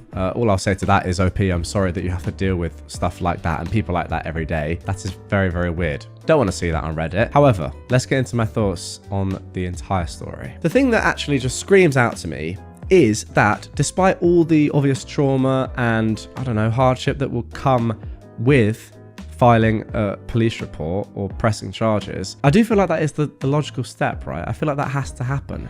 Otherwise, you're not really preventing something like this from happening in the future. It's worth it, in my opinion, going through these steps now, even though I can tell that your bestie OP really doesn't want to, in order for this not to happen again. Because yes, it's tough to do it in the short term. You don't want to do it. But what's tougher? Pressing charges now or having to deal with this sort of thing happening once again in the future? I mean, who knows how many times. Take the L in the short term, get it done. I don't know exactly what would come of that, but surely you could be entitled to some form of restraining order or something. I mean, I don't know. If you know about the law more than me, guys, comment down below. Let me know what you think could happen as a result of pressing charges. But yeah, off the bat, you just got to do something or things will never change. Okay, now for our next entitled people story of this episode. A woman in a supermarket tried to eject me from and take my wheelchair. So, there I, a 39-year-old non-binary, was in a rural Shaw's. For those not in an area with a Shaw's, it's a standard supermarket with a club that makes things cheaper, which is their way of hiding their markup. Stuff is just cheaper a few miles down the road. Unfortunately, there were a few things I could only get there, like my flavour of lifeblood, also known as caffeine, and food for the dogs. I was using my power chair, which back then I needed more often. It's an Eagle HD foldable deal, and it works great. I've been hit pretty hard by post-COVID and was very sedentary at that time in my life, along with a pre-existing joint problem. So I'm leaning forward to get a flat of Monster and stick it under my seat on the rack when a woman pushes on my back and says, "I need that. You don't. You're younger." As I was belted in, nothing happened. It was only luck that I was belted in. Usually I would have undone it to pick up something heavy. I sat up and pushed her hands off of me, saying, "What the frick?" And she shakes the back of my chair like it's a dinner chair or something and goes, "You can use the scooter. The chair is better and I'm old." She points at the trashy supermarket scooter that she's using. I stare at her in total shock for a moment and say, "This is my wheelchair. Get away from me. You can't use personal stuff in supermarkets. Give me the chair." She started shaking it with each statement. So at that point, I just hit the maximum speed on my power chair and took off, ripping it out of her hands. It was either let go or be dragged on her face because she clearly wasn't super steady and needed a scooter herself. And we're off on the dumbest chase in creation, mostly because supermarket scooters go slower than any other mobility device. I buzzed over to the service desk and cut the line and said, "I'm sorry, I'm really sorry, but there's a woman following me trying to push me out of my chair and take it." And from behind me, they can hear, "Get back here!" and the most wheezy buzz of the slow scooter. Oh guys, I'm just picturing this right now in my head, and it's absolutely phenomenal. I feel like we need to make a cartoon animation out of this story. In the moment, it was really enraging that she was being so entitled and frustrating, and I just wanted to get my dog food and leave. But in memory, it was the funniest thing I've ever seen. Yeah, there you go. I can't imagine how it couldn't be funny. They let me into the little back office area, and they and the whole line of people waiting just sort of watched as she came over. And it took so long. The scooter was so slow, and she's yelling about how I don't need the chair and how she should get it because she's older and more disabled. It takes a full 20 seconds for her to get from one end of the store to the other. Everyone is just staring as she rides, full of glory, at 0.00001 mile per hour, with her face red and her glasses hanging off one ear. So she finally gets to the desk, and they calmly explain that the wheelchair isn't store property, and if she tries to steal from another customer, they'll have to call the police. She starts shouting at the employees that she knows full well you can't bring personal equipment into the supermarket, so they're lying. And the other woman behind the counter says with a bit more attitude, "Lady, why do you think we care if you bring a wheelchair into the supermarket?" At this point, I think something either clicked or she just realized that an entire line of people was staring at her, and not kindly. She suddenly asked where to find the artichokes. I almost coughed on my own spit. The worker just stared back and pointed back where the woman had come and said, "Produce?" and the woman left. I admit that for the rest of my visit, I avoided any aisle she was in because I didn't want her close enough to grab me again. Now that's fair enough. Now I can laugh about it for the absurdest comedy moment it was. In retrospect, I feel there's a reason here. Her husband told her they shouldn't buy a thing like I had because they're not allowed to be in the supermarket. That's the best answer I can possibly come up with for that wild nonsense. Wherever you are, crazy lady, I hope you bought your own Eagle HD. Alright, now before we end this one, first of all, just got a couple of commonly asked questions in the comments that OP has responded to. First of all, how could you fit a flat of Monster energy drink on your wheelchair? Yeah, fair question. Well, OP says, check out the Eagle HD on Discover My Mobility. And she's actually linked the website, and I've got to say, it is probably the worst website I've ever been on in my life. If you do want to go and check it out, don't. It feels like I've just been transported back into the 1640s. But nonetheless, here is a picture on screen of the Eagle HD in all its glory. Honestly, this website is so trash. I cannot possibly believe how bad this website is. Wow. This is an absolute disgrace to websites everywhere. This might be the worst website I've ever seen in the history of websites. Nonetheless, that's not important. The Eagle HD is important. And as you can see, there's a rack underneath the seat. While the flat doesn't fit in the basket, it sits on top of the arms of the basket evenly. That's a good answer, OP. I'm sorry, I just cannot get over how bad this website is. Nonetheless, if you're watching on YouTube, you can see it's a wheelchair. If you're not, it's a wheelchair. Let's move on to the next commonly asked question. Someone else said, you should call to get the video. Wow, I concur.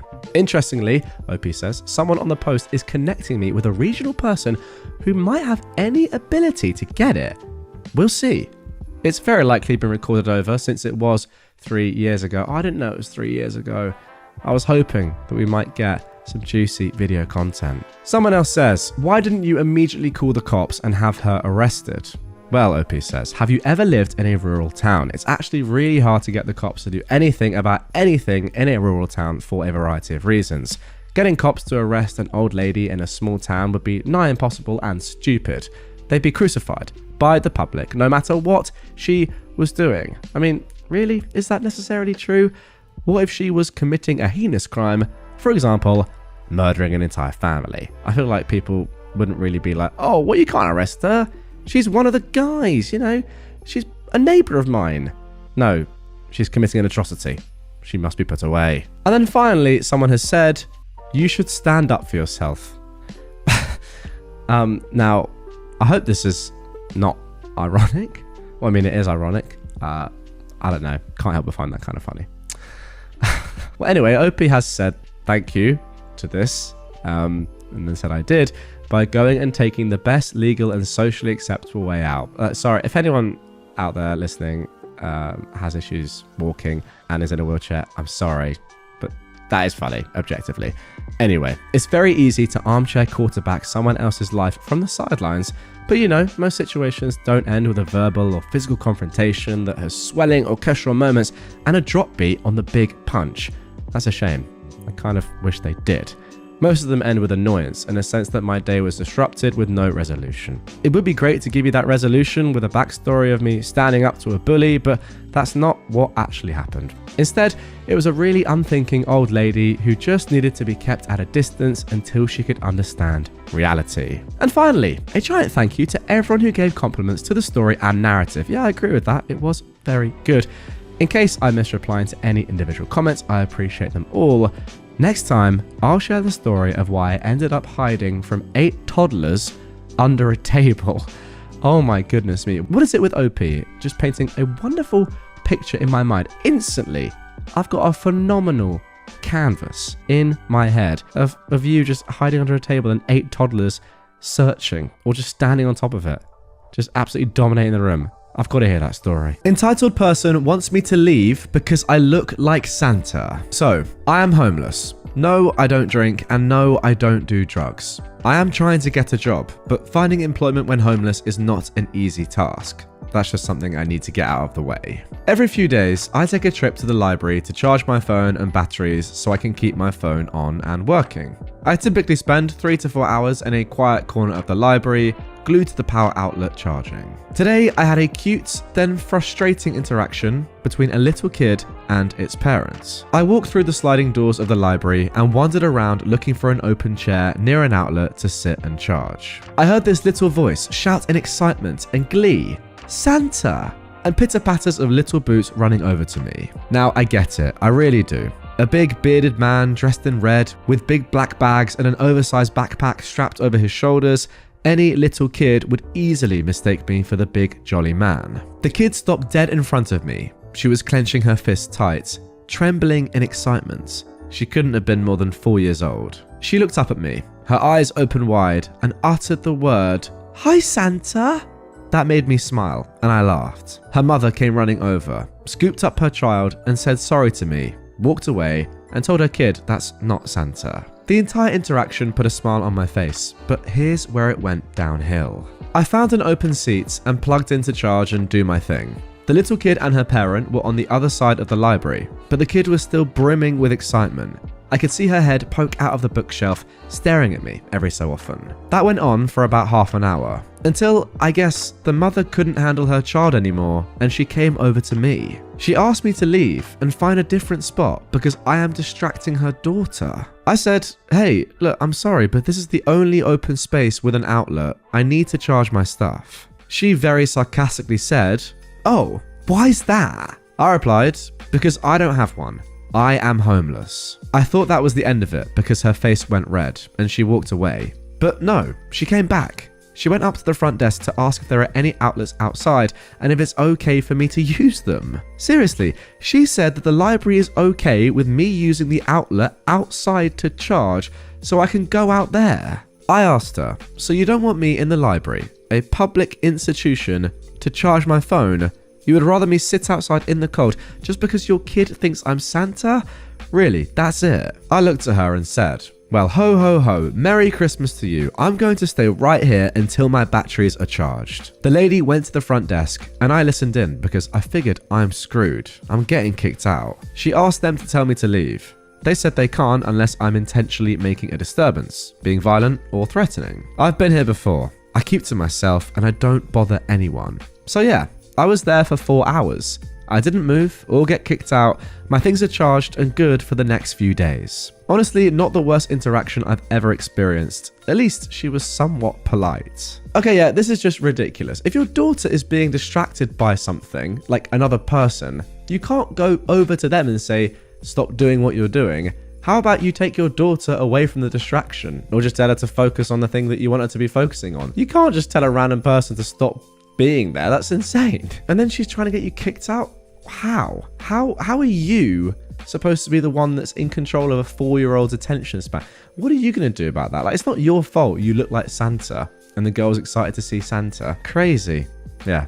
Entitlement 101. I will say though that although you do say at the end it's not the worst interaction you've had and she was somewhat polite, I don't really know if that's that polite, asking you to be kicked out of a public place where you were just chilling out. OP has also said at the end, a little edit, "I don't think she was being malicious at all. I think in her mind she was doing a good deed." Maybe you're right there, OP, to be fair, but I don't know how she thought that was a good deed.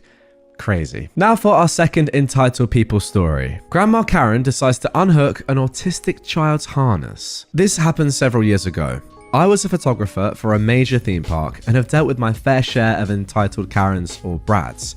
But there's only been one time I've had to call security because of a Karen. I was working with a character one afternoon, and one of the families that stopped by to pay a visit was this family of 3, with mum, dad, and a 5-year-old boy that I'll name Malcolm. Malcolm is strapped to a harness attached to mum's waist. Think those jogging harnesses for blind runners, to keep him close to his mum and dad. Dad pulled the character attendant and me aside and alerted us that Malcolm was a non-verbal autistic and camera flashes were overstimulating to him. Now, this was a pretty common request, so I adjusted my settings so I wouldn't have to use the flash, and I thanked him for alerting me. It's Malcolm's turn and he was such a sweetheart. He just wanted to show off the book full of pictures of his favourite dinosaurs, and we all got sad when he had to leave. A few hours later, I was in an area we refer to as backstage, where guests aren't allowed, heading to my break. Imagine my surprise when all of a sudden, I get body slammed by Malcolm. For the record, I'm almost 6 foot and 250 pounds, and he nearly managed to knock me over. He's screaming and crying. Fortunately, my manager, Oscar, was nearby, so I flagged him down and we immediately called security. We get Malcolm to a cool air-conditioned place, as it's 95 degrees, and I looked up pictures of dinosaurs on my phone to show Malcolm. Eventually, he calmed down and essentially became my little buddy. About 10 minutes later, Malcolm is reunited with a tearful mum and dad. It's there we got the full story. Enter Karen. Mum, Dad and Malcolm were getting ice cream when Karen approached. The conversation went roughly as followed. "Why is he harnessed?" asked the Karen. "Oh, he's autistic and he will bolt if he's not harnessed," said Malcolm's mum. "No, he's not." "Excuse me? You're just a bad parent. My grandson knows better than to stray from me and he's about the same age," the Karen said. "I'm sorry, but he's incapable of understanding that. It's safer for everyone if he's harnessed," Malcolm's mum replied. It's at this point that Dad comes back with the ice cream and Mum turns her attention away to help him. The next thing she knows, the harness goes slack. When she looked up, Malcolm and Karen are gone.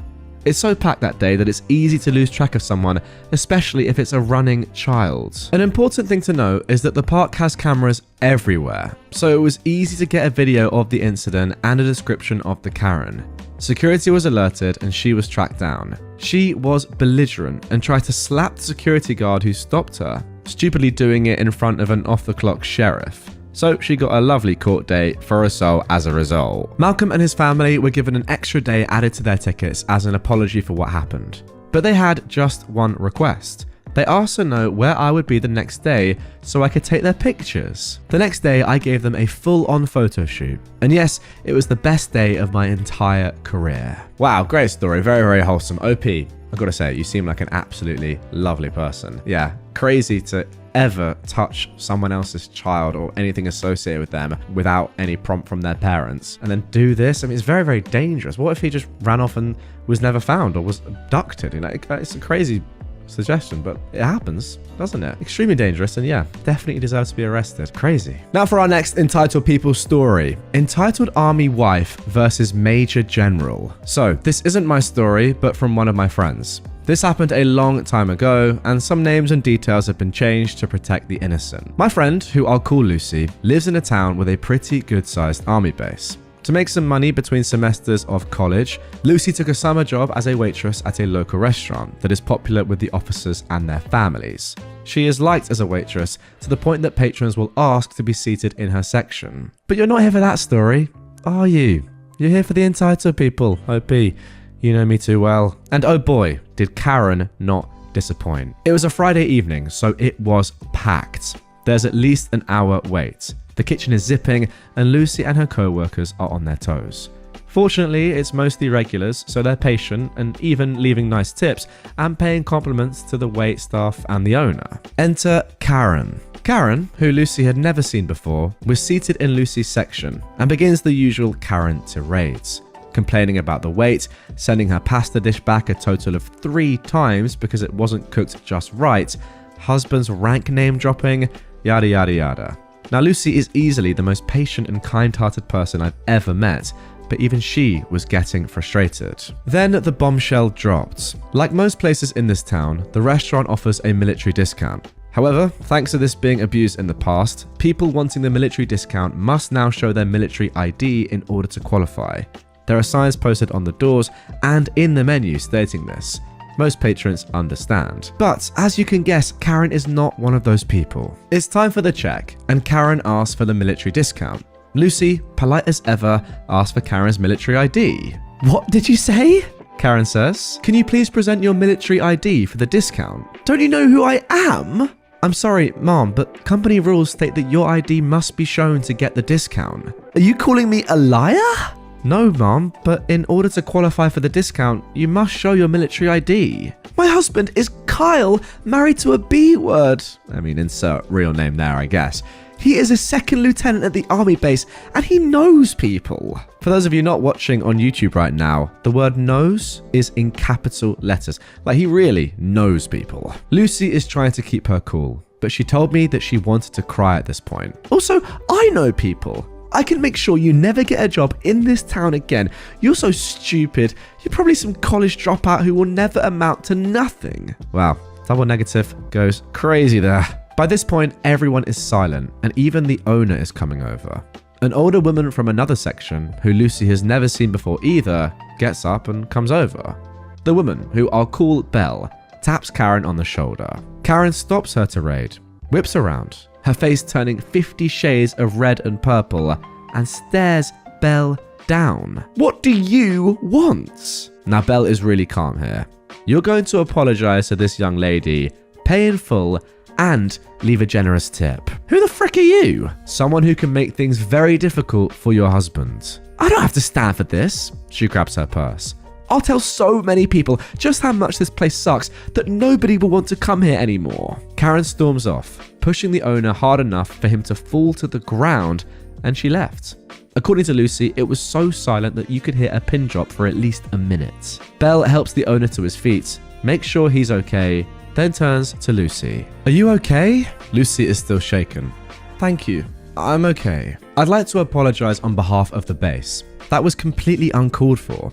Belle then turns to the owner. I'd also like to compensate for the meal and tip as an apology. There's no need, Mom. I insist, said Belle. Well, thank you, Mom. Belle returned to her seat and the night continued.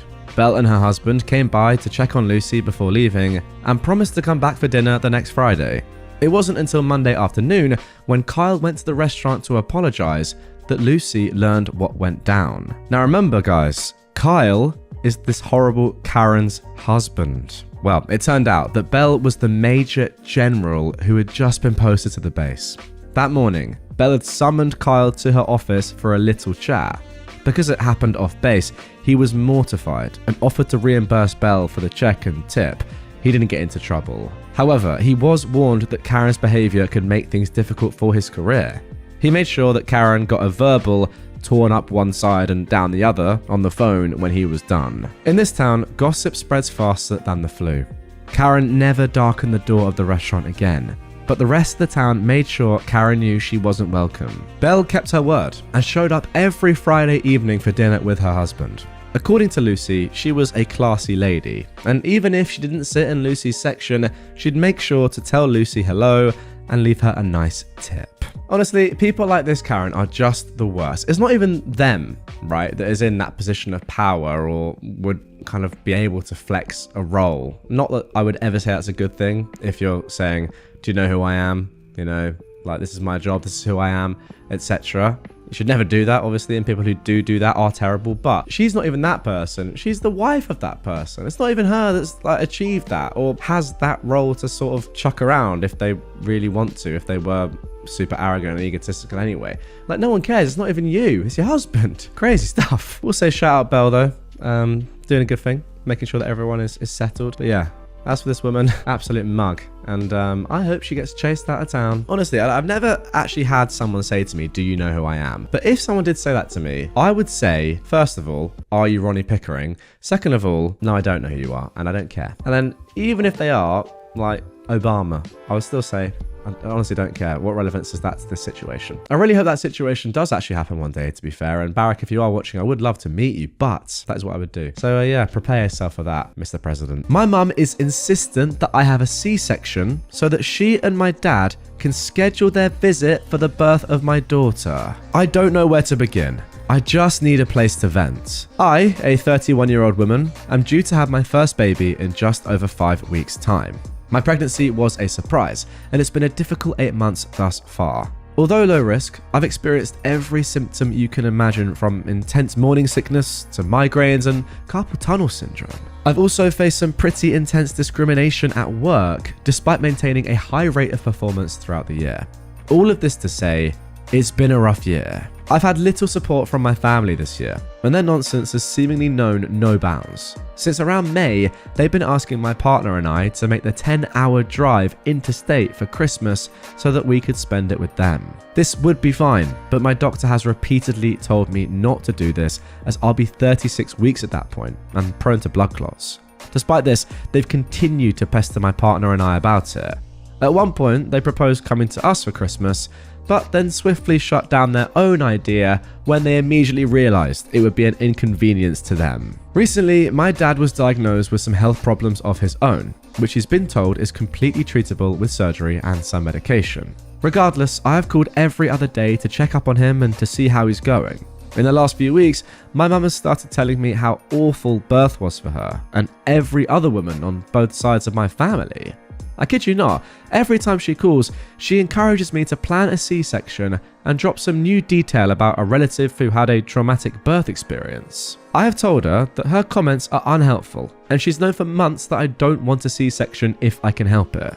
She constantly says things like, if I had my time again, I'd plan a C-section, as if it's an easier option. I wondered why she started down this path, until she started making comments about Dad's treatment plan and appointments, such as, we might be able to make it out to see you for a few days in January, but Dad might have to go to an appointment on the 18th and then again on the 31st, and then after that we can't visit for a while because Dad might need surgery. I snapped and told her that I would not and could not plan the birth of my child around their schedule and that they shouldn't bother coming. They haven't even asked my partner or I if we even want extended family present directly after both. We don't. I was so scared about the birth and was starting to feel somewhat comfortable with the idea of it all when my mum started making these comments. Every time I've told her that I'm upset about their comments or their lack of normal, healthy support, my mum has told me that I'm just hormonal and that everyone else has their own thing going on. I'm so sick of their trash and I'm ready to cut them off for some time. I feel like they've made the birth of my little girl all about them. They've compared the potential surgery my dad might need to my birth, talking about catheters and IV drips like I won't need a similar setup, particularly if I do go down the C-section route. When they did come to visit earlier in the year, they made comments about what I was eating. I was 24 weeks pregnant at that point. One of my unhealthy options was a few chocolates after dinner. I don't even know what to say or do. All of this has made me reflect on my childhood, and I can't help but feel sad about that too. I've spent the last few weeks just crying about it all, and I'm so tired of venting about it to my partner. Thanks for reading if you've come this far. I just needed to vent. Absolutely incredible. That's all I can say. Just what a start to the episode. The one thing you have to do is do not tell your mum when the baby is born. You've got to wait. You just have to. It's actually insane. I mean, if you are genuinely trying to plan a pregnancy date or say, yep, I want to have my C-section at this time so I know this person can come, and oh, would you mind pushing it back one day just so my husband can come as well, just so he can be there? I mean, of course it's ridiculous, but it's also bordering on unsafe for the child, right? I mean, what if the child had to come out, the baby had to come out at a certain point or had an optimal due date, but your mum was like, no, can you just push it back a week or so we can get there? Surely there are probably some health implications there. I don't know. Obviously a crazy demand that I don't think you will give into. But yeah, make sure you don't, please, OP. My cousin sends our family her child's Christmas list each year, and it's completely insane. Every November, I, a 24-year-old woman, receive a dreaded text in our extended family group chat from my cousin, who's a 35-year-old woman. The text includes a highly detailed Christmas list from her 5-year-old, who we'll call Penny. The items are always expensive, obscure, and very hard to find. Additionally, she expects us to reply with the item we have purchased, then sends back the updated list with that item checked off. Each year, there's exactly the number of items for people in the chat, and once people hurry to claim the cheapest ones, you're left with $100 to $300 items to choose from. My cousin is an only child, and her mum caters to this, as well as her dad, but the rest of us are getting pretty sick of it. Last year, someone didn't follow the list and said they'd already bought something else in the group chat, and she responded, "That isn't what Penny wants this year," which made them feel guilty for not adhering to this insanity. Now, some backstory. Penny has autism, is nonverbal, and is the sweetest child ever. My cousin and her husband are good parents for the most part, but they are a little self-focused. For example, they are both collectors of things like manga and toys, and they lose their minds if Penny touches their things, and the home is full of their collections. They have an entire room dedicated to this, which they call the fun room, which their daughter isn't allowed in.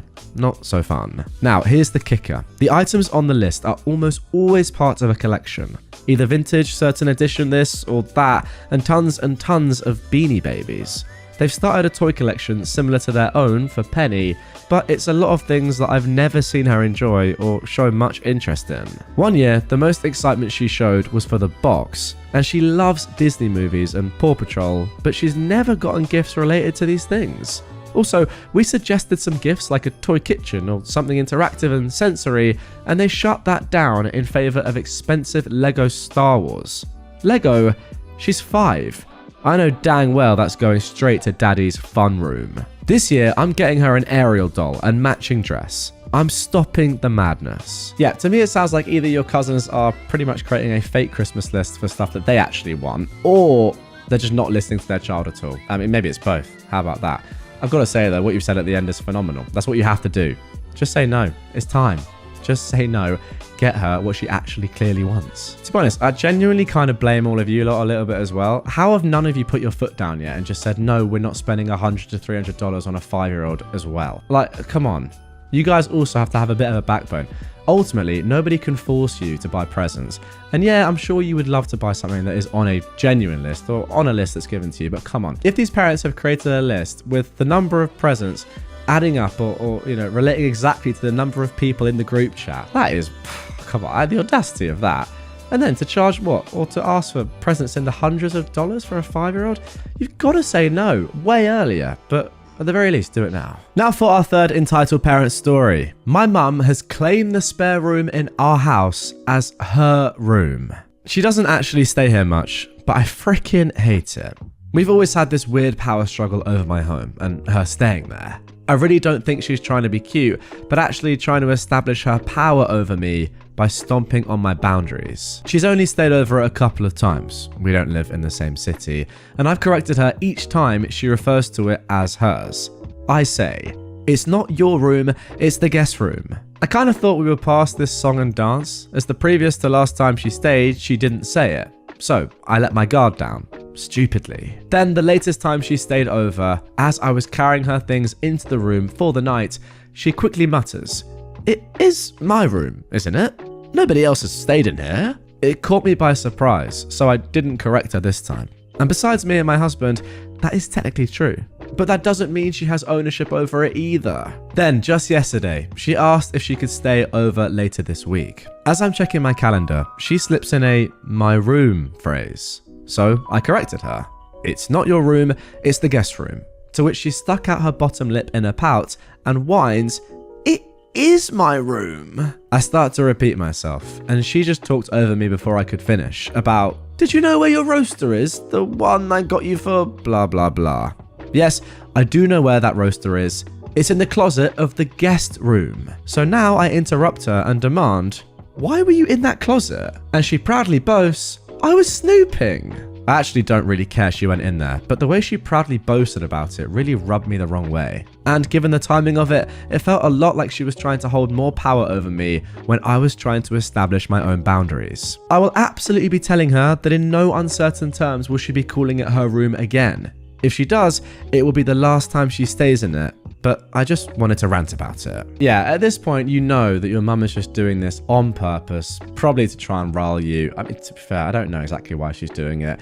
It's not the biggest of deals, really, calling a random guest room your room, and she is your mum, but doing it over and over again and you saying, "Please, can you actually stop doing that? It's not your room, it's a guest room." It's annoying. Yet her continuing to do that, yeah, that is entitled. And her feeling as if she owns, or perhaps always has first dibs on a room in your house, obviously not true, and yeah, ridiculous. I mean, the easy thing to do would just say you can't stay over anymore.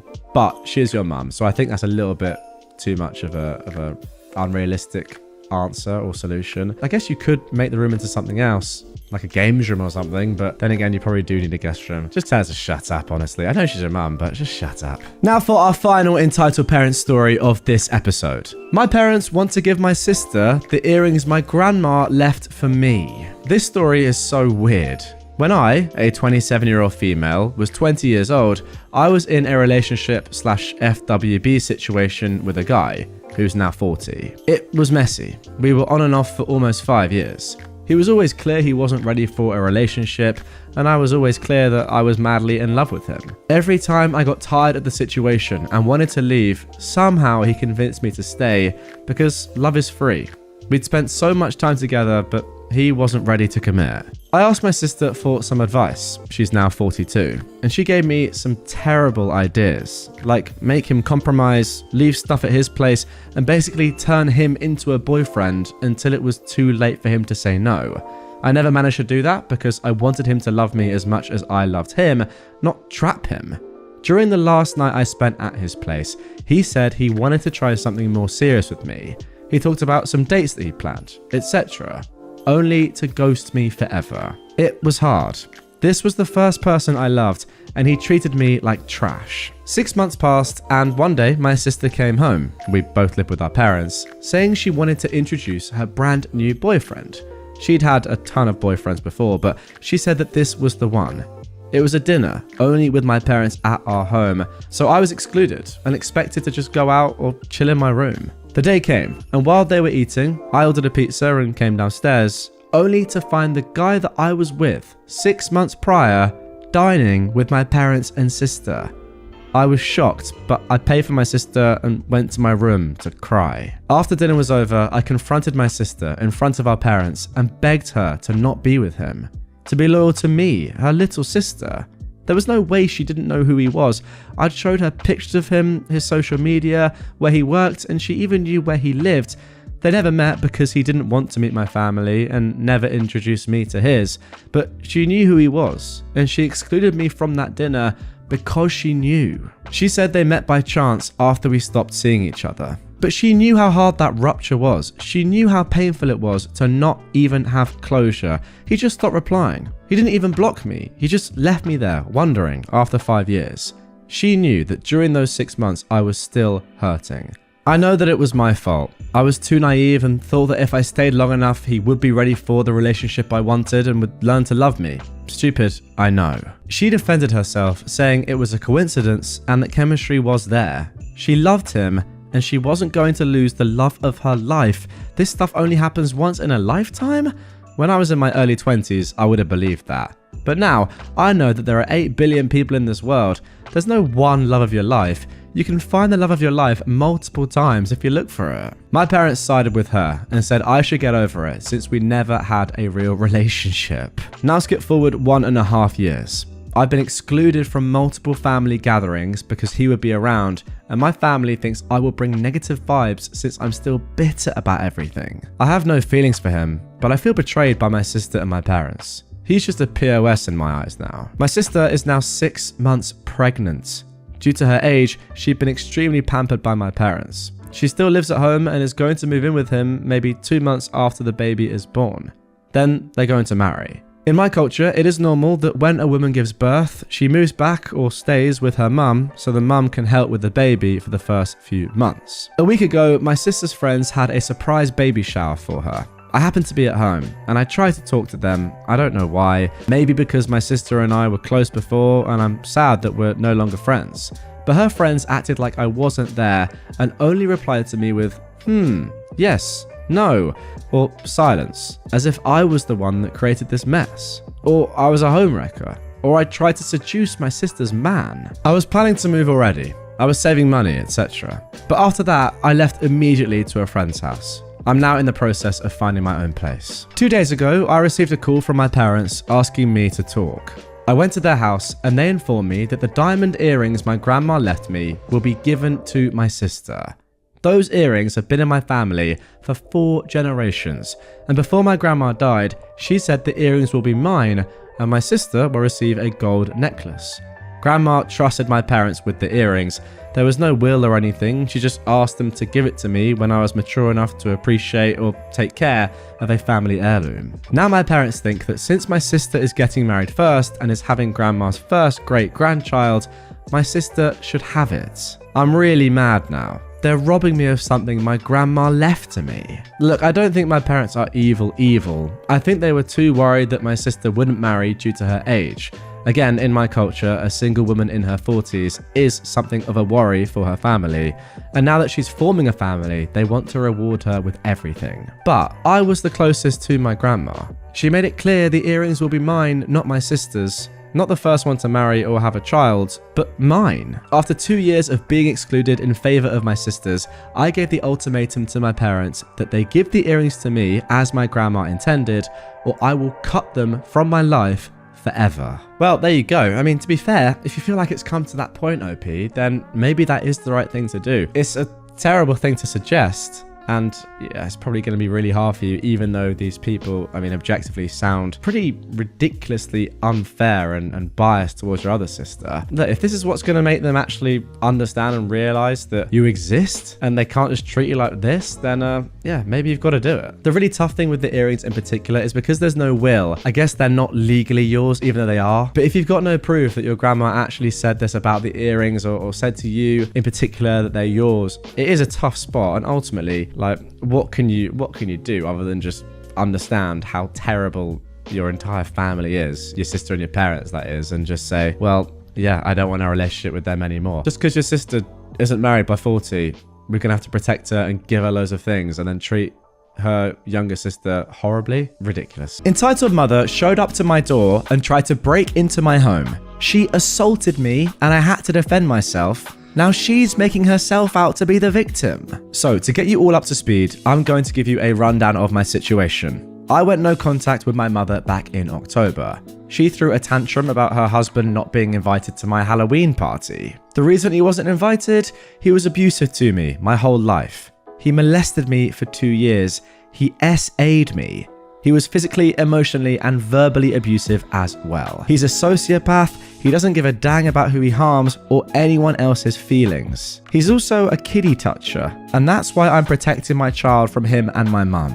I went no contact with my mother's husband 2 years ago almost. No contact in May 2022 when I found out I was pregnant and I moved in with my husband shortly after. My mother tried extreme methods to get her way. She sent me fake custody papers in the mail to try and scare me. Her husband came to my door yelling and demanding to see my daughter. He yelled, cursed, and kicked my door, which I got all of with my Ring doorbell camera. He was arrested by officers for not leaving and for threatening them. They have been non-stop trying to contact me.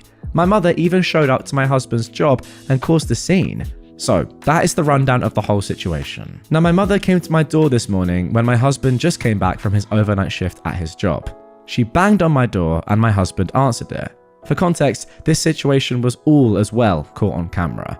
I have cameras outside my apartment door, and I have one in the house pointed at the door. My husband told her that she wasn't welcome here. She yelled at him and said, "I want to see my daughter. She's been ignoring me. I am her mother. She has no right to treat me this way."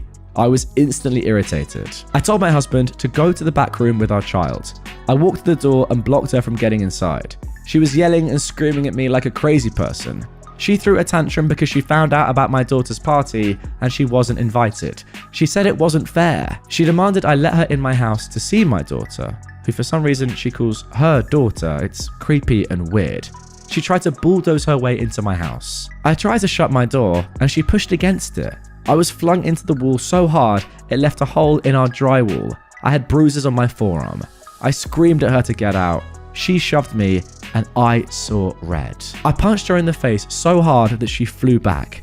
I managed to get her out of my doorway and we shut the door and locked it. My husband then called the police. She was arrested for assault and for attempted breaking and entering. Now she's telling every one of my Facebook friends a fake sob story, claiming that I assaulted her. Even with the camera footage of her assaulting me, she is still lying. I pressed charges. We're moving when our lease is up in April. We will be moving into a house with my husband's dad for safety reasons. Am I wrong for punching her? I really didn't want to punch her, and I feel awful that I did. I was defending myself, but I still feel like it could have been handled differently. I need advice on moving forward and what other precautions I can take. You know what, OP? I don't think you're wrong at all for what you did. In fact, I think you're very, very right. It doesn't matter who the person is. If it's a complete stranger, if it's your grandma, if it's your mum, if it's your child. If they're trying to break into your house unlawfully, without your permission, and they are threatening you, I think you're allowed to defend yourself. And if it takes punching them in the face to make them stop, then I'm all for it. Clearly, no contact is the best thing. I really hope that nobody on Facebook believes her sob story and that you and your husband can get a restraining order for the stepfather as well. Just make sure that people don't believe her, is all I'll say. If it takes you having to go on Facebook yourself and message people individually, I think it's worth doing it. If you've got to send the footage, the camera footage, to people, if you're allowed that is, I don't know how it works with evidence. If you can, to prove your innocence, do it. I think you have to shame this woman that is unfortunately your mother. Entitled kid tries sending his police officer dad after me in a pro-revenge attempt. His plan backfires. From the mid-90s through early 2000s, I've spent my summers working as a counselor at a Boy Scout summer camp. I've worked in several different program areas, but this story happened when I was the director of the rifle range. Every week, we would get a new group of campers, and when they came up to the range for orientation, I would go over all the safety rules. I would finish by telling the kids, you all get one warning on this range, and this is the warning. There are only 2 safe directions to point your rifles. Up in the air or down range. It doesn't matter if your gun is loaded or unloaded. If you break this rule and deliberately point your rifle in any other direction, you will be kicked off this range and will not be allowed to shoot here for the rest of the week. I would go over all of these rules again for the kids on the first day of merit badge classes to satisfy the safety rule requirement for the badge. And there were plenty of posters hanging around the range with all of the safety rules on them. In other words, there were no excuses to break them. One day, the scouts in my merit badge class were practicing shooting for the test they had to take at the end of the week. One scout, the entitled kid of this story, thought it would be funny to point his rifle at another scout and spout off some random action movie line. I ran up and snatched the rifle from his hands and yelled, "What the heck are you doing?" The entitled scout responds, But the gun wasn't loaded. Recite the safety rules now. The entitled scout recited them all, including the part about pointing the gun in an unsafe direction. I told him to hand over his shooting ticket. I tore it in half and said he was done on my range for the rest of the week. Later that afternoon, the range was open for free shooting. Everything was going smoothly, until I noticed the entitled scout walking up the trail towards the range with his father, an assistant scout master who was built like an NFL linebacker. After the round of shooting ended, I called a ceasefire and told my assistant to keep an eye on the range while I handled the situation that was about to happen. As I approached the entitled scout and his father, he jumped up and down, pointed at me, and yelled, "That's him! He's the one who tore up my ticket and kicked me off the range! You're gonna get it now. My dad's a cop, and you're going to be sorry for what you did." Before I could get a word out, Cop Dad gets in my face and started chewing my butt out, drill sergeant style. Now, this story happened so long ago that I don't remember exactly what Cop Dad was shouting. I mostly remembered the poop-eating grin the entitled scout gave me as he watched his father tear me a new one. I just stood there quietly and patiently, waiting for my turn to respond. Finally, Cop Dad said something along the lines of, "So, what do you have to say for yourself?" "Yes, I did tear up your son's shooting ticket and I kicked him off my range," I replied.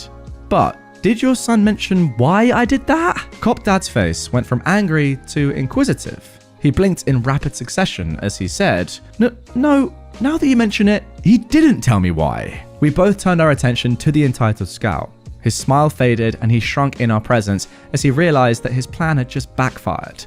I loved returning the same poop-eating grin that he gave me a few moments earlier. To the entitled scout's credit, he did tell the truth. He probably knew better than to lie to Cop Dad. And if looks could kill, the look on Cop Dad's face would have killed his son several times over. After a moment of silence, he finally said, in one of the most intimidating voices I've ever heard in my life, "Go back to camp and wait for me at your tent. I'll deal with you soon." The entitled scout left to the tune of Dead Man Walking. Cop Dad turned to me and apologized for getting angry and chewing my butt out before knowing all the facts, to which I accepted his apology. For the rest of the week, Cop Dad would come to the range every day during open shoot my rifles, and would hang out and talk with me. Turned out he was actually a pretty cool guy. At the end of the week, he told me that when they got home, he will finish his son's rifle shooting merit badge, and he'll make sure that his son will never disrespect a firearm ever again. You know what? I actually rate this dad quite a lot. How many stories have we seen over the years now of entitled parents just doing exactly what their kid says, or not even listening to any other context or anyone else involved, just saying, "Oh no, my angel is in trouble, therefore I'm going to completely take their side." But to be fair to this dad, once he actually learned the context of what had actually happened, he switched. Good man. I mean, let's be completely honest. This is very, very serious. It's a very, very serious situation. Even if the gun wasn't loaded, I mean, who really cares? Who knows, right?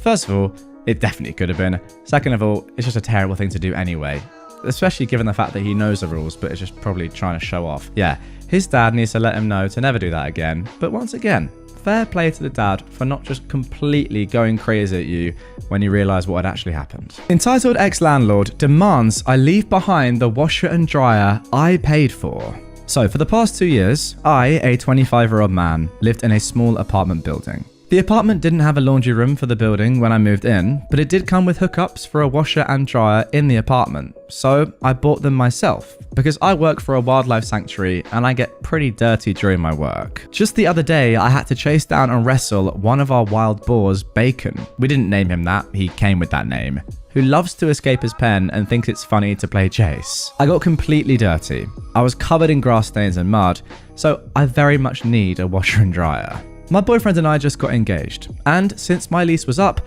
I moved into his house with him. I finished moving everything out of my old apartment yesterday, and I thought nothing about taking my washer and dryer with me as I had bought them. My boyfriend also had some, but they were old and kept breaking down and just cost too much to have fixed. Well, I woke up this morning to multiple missed calls from my old landlord. I left my phone number and new address in case any mail was delivered to my old place. I called him back, and he asked me why the washer and dryer was gone. I explained that I took them with me. He started freaking out, saying that he'd put that the place had a washer and dryer in the ad for the place. Apparently, I have raised the rent due to having those. He started demanding that I bring them back because the new clients that he set up to move in had already signed the lease, but they're not interested in the place without the washer and dryer. He even threatened to call the police if I don't take them back. I got angry and told him that I would do no such thing, reminding him that they belonged to me. I bought them and I still had the receipts from when I bought them, as well as a text from him when I moved explaining that I was buying them myself. He again though threatened to call the police. I told him to do it and see what happened, and I hung up at that point. Personally, I don't think I'm in the wrong. I bought them and they weren't cheap, so I feel I have the right to take them. My boyfriend is on my side, but today a co-worker of mine said they think that I'm the jerk for not telling the landlord that I was going to take them. In my opinion, that should have been obvious. I pay for them, why would I leave them? Well, my landlord went through with calling the police, because the next day they showed up. Honestly, nothing really noteworthy happened. I explained to them what was going on and I showed them the receipt for the washer and dryer, as well as a text from the landlord that I had from when I told him I was buying them. The cops took my statement and left. My boyfriend's father is a lawyer and he's going to be contacting my landlord and sorting everything out. He advised me not to respond to said landlord anymore for the time being. Yeah, this is completely and utterly ridiculous, and to be honest, I actually understand why the landlord is so angry, because he knows he's clearly effed up here. If he genuinely thought for some stupid reason that you were going to leave the washer and dryer, then it does make sense to advertise the place as having a washer and dryer, and then yeah, you can probably raise the rent a little bit due to having those appliances. But why has he done that in the first place? It's so dumb. He's messed up so badly. Now he's realized it and he's coming after you just to try and intimidate you, I guess, into letting him keep the washer and dryer. But you know, as you said, they are legally yours. You bought them with your own money. You can obviously do what you want with them and you have the receipts. Simple enough. You shouldn't even need a lawyer here. Just, you gave the police the statement and you showed them the receipts. You're completely fine. The landlord, though, is an absolute clown. Patient's boyfriend is mad that he has to pick up his own Uber Eats. I work in a high-level hospital as an ICU nurse, and my managers are fantastic with staffing. Meaning, if you have a crashing, heavy workload patient, they'll make the other patient you have an easier one so you can focus on the sick one. For background, ICU nurses have 2 patients, and we specialize in critical thinking, whereas the tele floor is the normal part of the hospital that people think about and holds less sick people who don't need as much attention. So these nurses have 6 patients and specialize in tasks and prioritization. So the beginning of my shift after the report, I show my face and say hi to my less sick patient who is doing fantastically and is just waiting for transport to take her to her telebed. I say I'll be back at around 9 PM in 2 hours, unless she needs me for something. So this gives me time to stabilize the sick patient next door. Unfortunately, the sick patient in room 1 starts coding and the team is actively doing CPR. Crash cart in the hallway, 3 docs here, the whole team trying to save this young dude. My team is working on meds, intubating, keeping compressions going, etc., while I'm talking with doctors about what could have caused it. And I'm halfway outside the room for the healthier patient in room 2. She sees me through the window, presses the call light, and I ignore it, because I have, what should have been obviously, very pressing matters. Her boyfriend ends up opening the door and standing in the doorway to just stare at me with his arms crossed. Just to give him the benefit of the doubt that she could be concerned about her health, I say, "Is everything alright?" And he goes, and tries to lead me inside. Of course, I only pay attention to him when the docs go into room 1 to brainstorm on their own and assess where to go if we get the guy back. I look back through the window of room 1 and realize I can give them 5 seconds to make sure nothing funky is going on. So she says, "Can you get my Uber Eats order? It just said it arrived downstairs." I swear I could have had a stroke from high blood pressure at that moment. So I kindly say, "I'm sorry, I'm busy with another critical patient. Could you?" I looked at the boyfriend who's plopped in the recliner with his feet up, watching Netflix again on his phone. "Go and get it for her?" And he goes, "I'd rather not." Oh, good sir, you don't want to? You saw the mess next door through the window, me talking seriously with 3 docs, and the hot mess of people outside your room as we try to save a dang life. So I tell him, I can't. The entire team is actively trying to save someone, and none of us are available to leave. So either you get it, or I can have someone get saltines for you instead. He sighs, gets up slowly, and then says, "Fine, I guess I'll go get it then. As I turn to head back into room 1. The dude literally has to turn his shoulders to slide through the massive group of people. Still angry, he has to take one elevator down. When they get moved to another room at around 10 PM, he's speaking loudly on the phone to someone, saying things like the nurses are rude, they won't even get food for their patients, etc. The icing on the cake? She had just gotten off an insulin drip for being in a diabetic coma. Never met a more entitled person who put having to walk and get their own food delivery above someone else's life. Well, there it is. That is definitely the most ludicrous story that we've had on this episode so far. I mean, that is an absolute disgrace. I don't even care, right? And I don't mean this in a rude way to the guy that was obviously in a very life-threatening condition. I don't care if somebody is in a life-threatening condition. You can't ask a nurse at any hospital ever to go and get your food for you that you've ordered. That is just so dumb. Even if they're dealing with just, standard patients that are sick enough to be in hospital but are doing fine. Why would you ever ask a nurse to do that? Unless you are literally on your own with no one else around to help you and perhaps you've pre-agreed with them that you're going to order some food. Could someone go and get it for you? Ideally not a nurse. Then it's fine. But if you've got someone there in the room as well and they can't be bothered to go downstairs and get you your food, what's the point? And also, why are they even there in the first place? Are they not there to kind of give you support, look after you when you're in hospital? Go and get your food perhaps that you've ordered? Who knows? Absolutely crazy. Get your comments down below for that one, guys. Just insane. Now for our final story of this episode. This one I'm looking forward to. Thanks to Reddit, I stood up to an entitled Karen. What a title that is. I've been following various communities on Reddit for a few years now. To name a few, r/AmITheJerk, entitledparents, and of course, r/entitledpeople, as well as the website Not Always Right. Wondering if people like that really exist or if it was mostly creative writing. I also wondered how I would react if I ever witnessed something like that myself. Well, now I know. A few weeks ago, on a bright Sunday morning, I was on my way to the zoo with my daughter who is 2 and my niece who is 2.5. I stopped by the grocery store for a picnic. I don't know what it's like where you live, but here, foods and drinks and amusement parks and other places are far too expensive.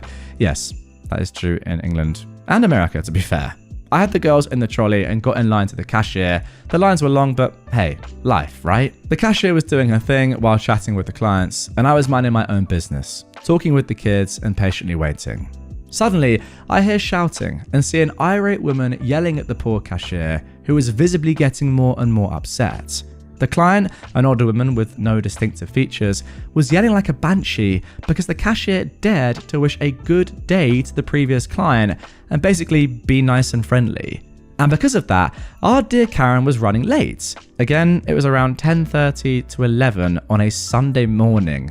FFS. That's when I remembered all those stories. Those poor workers who were basically not allowed to talk back and have to take the abuse. And I decided to intervene. I have a very strong voice that carries loud when I want to. I asked loud enough for the entire store to hear, "What the heck is your problem? What kind of behavior is that?" I think the Karen was not expecting someone to dare to stop her tirade. She recovered and tried replying. I stopped her and told her that she was the only one holding back the line and that the cashier was doing her job and doing it well. In the meantime, the manager had arrived and had replaced the cashier, who was crying, with another worker and came to ask what was going on. Karen starts again. I let her rant for a few seconds and then gave my version of what happened in the most calm and sane voice possible. Let me tell you, Karen was fuming and started complaining again about the cashier being slow because she was chatting nicely with the customers. By then, her grocery was finished being rung and the manager asked her to pay and leave. This might not be the best climax compared to all the other stories I've read here, and if you've read so far, I hope that if you also encounter this type of entitlement, you will also remember all these Reddit stories and decide to act. Thanks for reading mine. Well, there we go. If you thought that me reading out all these stories every day was pointless, then you're wrong, as we can see. A jest, of course, but maybe that is the learning from all of us here. If you see someone that's actively doing or wronging someone and there's no reason for it, jump in. We've seen so many stories, again, over the years where people haven't done that, and it's a shame, isn't it? Because just one little act of intervention, like we've seen here from OP, can have a massive, massive difference. Who knows? This woman, right, having a lovely day, this cashier, she could have really thought to herself, you know what, I'm done with this. If it's going to take just one person to ruin my day like that and cause me to cry, I don't want to do this anymore. But who knows, you jumping in may have made her thought, yeah, there are people like that are always going to be in the world and are going to be horrible. But if the majority of people are lovely and like chatting to me, and then people like you, OP, will come to my aid and my rescue when that does happen, maybe it's all good. And we can just deal with these sort of people together. So yeah, you know what? I've learned a valuable lesson. Next time I see something like this, I'm getting involved. That is for sure. Entitled sister-in-law tries to take credit for large cancer fundraiser donation. So, context. My mother has a friend that has terminal cancer. She got diagnosed about a year or so ago, and it recently went terminal. She only has a few months left. So, her friends and family decided to have a fundraiser in her honor to help cover medical/afterlife/bucket list costs, as well as help the family out after she passes. This lady is an amazing person. Everyone in town knows and loves her. She's a hairdresser and has been doing my mum's hair for ages. My mum has been a big part of the planning and fundraising for this event. There are a handful of this woman's friends and family taking part in it. However, most of them live an hour or so away, so the businesses and people they are getting donations from are not in our town and they don't know anyone. So, my mum took it upon herself to call dang near every business in town. Family-owned shops and restaurants, chain shops and restaurants, travel agencies, insurance agencies, big places of employment, etc., as well as donations from the general public. She even got our local Walmart to donate. She's gotten everything from small items, gift cards, whole baskets, massages, discounts. She even got our local airport to donate 2 30-minute airplane rides around our country. That is phenomenal. And the latest place to donate was our bowling alley. The guy who runs and owns the place is amazing. He also coaches both our high school bowling teams. When my mum called him, he said that he's going to take a bit to think about what to donate because he wants to do something other than just a free bowl or two. He ended up ordering 2 new bowling balls and is donating them along with 2 one-hour bowling parties for 10 bowlers. That's like a $400 donation overall, at least. So anyway, he told her last week when he called to confirm what he's donating to call back in a week, today, to check if it's in and if she can come and pick it up. She's been posting thanks on Facebook for the donators and telling them what they've donated to kind of give a peek at what the auction baskets will include. So she called today to ask if it's in and if and when she can pick it up. She was informed then that someone already had. My mum was not made aware that someone else was picking it up. She posted about the donation on Facebook and added in the group chat that they have for their friends and family. No one outside of that chat knew that she hadn't picked them up yet. So she messaged them all asking if one of them had grabbed it and forgot to tell her. But they had no clue what she was talking about. We thought maybe some jackwagon saw the post and decided to take it for themselves. I called the owner and asked if he knew who picked the stuff up, and he said Janet. He said that since she was family, he thought that we'd sent her. My mum texted the group chat asking if anyone knew who she was, and it turns out that she is the woman's husband's sister. This sister is not in any of the group chats and hasn't attended any of the meetings regarding the fundraiser or the planning. The woman's daughter is in the group chat and is very active in the planning and the fundraising. She called her mum and asked if she heard from the sister and if she's seen the bowling balls or certificates, and her mum said that the sister had actually brought them to her home, saying that she had got this huge donation from the bowling alley. Now, none of the other donations have been going to her house. We don't want to clutter up her house and cause her stress trying to help plan, so the friends and family have been keeping the stuff at their houses until it's time for the fundraiser. So there's no other reason for her to take them to her house other than to take credit for it. I just don't understand why she would take it upon herself to go and pick up a huge donation that she didn't take part in without telling my mother, the one who got the donation, that she didn't need to go and pick it up because she had it covered. She took it straight to the woman's house without asking the group that's planning where we're storing the donations.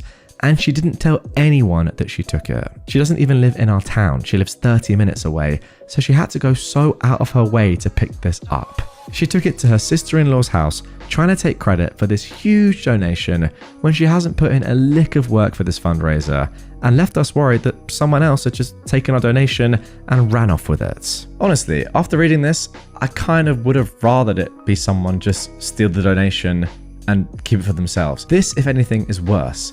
At least if someone went and just stole the donation, you'd say, you know what, that's a real shame. Isn't it so sad that these things happen and people out there exist? It's terrible. However, what the sister-in-law has actually done here is try to just completely devalue the entirety of your mum's work and the number of other donations that have been made from, an insane amount of people, it sounds like.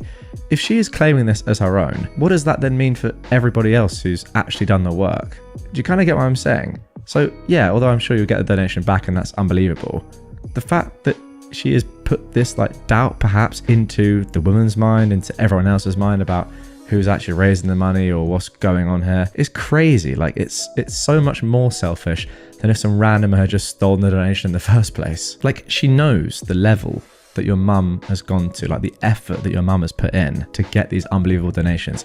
Yet she's still done this. The audacity. Not just the program that I'm using to record this audio on right now, niche joke, but the audacity. Now for our next entitled people story. Friend invited me and husband to stay with her for a week. And then, the day before we left, gave me an itemized list of all the things we did that I needed to pay for. Okay, look, I get helping to pay for some things when you're staying with someone, but I was just blown away when she gave me this rundown list for things we did. She was my best friend. I'd known her since I was 8 and we're now 50. Sure, we've grown apart since then because now she lives in another country and I rarely see her, but she kept begging us to come and visit her and her husband. They'd put us up for our entire stay and even offered to throw my husband a 50th birthday party because we'd be there during his birthday. Quite honestly, if I invited someone to stay with me, there's no way I'd be asking for any money from them. I can't imagine doing that. I was going to give her some money for things like the room they paid for when we went to another city and stayed over, but there were other things that I was like, wow, really? But she didn't simply ask for some money. She actually gave me an itemized list of what I owed her.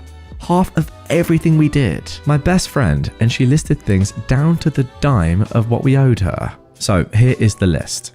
$152.10 for a stay at a hotel room in another city. Okay, this I get. $105 for gas, for them driving us around town and out of town during our stay to show us the sights. $90 for birthday food for my husband's birthday party. This I get as well, I guess, but if you offer to throw a party for someone, you don't usually expect them to pay for half of it. Yeah, sorry, I disagree with you there, OP. I do not get that at all. They've offered to throw the birthday party. That's like they're offering to pay for it as well. That's kind of what that means, no? $136 on car rental. When we flew to another island with them for a couple of days, I get this as well. All right, that seems reasonable. $21 gas, I guess for around town driving. Wait, so that's on top of the gas that they've already charged you for, what? $6.50 for parking. For freaking parking the car in the city for one day. Really? And then $27 for airport parking, when we parked the car at the airport before taking a flight to the other island for 2 days. Really? So in total, that is $537.80. I was just blown away by this. I would have given them a couple of hundred to cover the hotel room and birthday food, but actually asking us to pay for the gas to drive us around and parking is ridiculous. Especially the measly $6.50. And the fact that it wasn't just $500, but $537.80. They asked us to come visit, and then unbeknownst to us the whole time, they were tallying up all these things that we did to split the cost of everything. They came and stayed with us a few years earlier, and I certainly didn't give them a tally of the groceries they owed or the gas spent driving them around. You ask someone to stay with you, then you pay for things. I mean, what can I seriously add to what I've already said? It's just so painfully obvious. This is just not the way to treat someone ever. If you were inviting someone to stay with you, it's pretty much just kind of a given that everything is on you, right? Now, a nice person in that situation would definitely offer to pay for things and would pay for things. I think that's accepted. At least pay for a nice meal out or pay for a trip somewhere or whatever. Contribute to what you're doing, the activities. Got no problem with that. As OP has said, they're more than happy to pay for certain things here. But when you're getting an itemized bill, including something that's worth $6.50, like how petty is that? That is just insane. You can't be dealing with that, and you've got to be rethinking this friendship. Seriously, that's mad.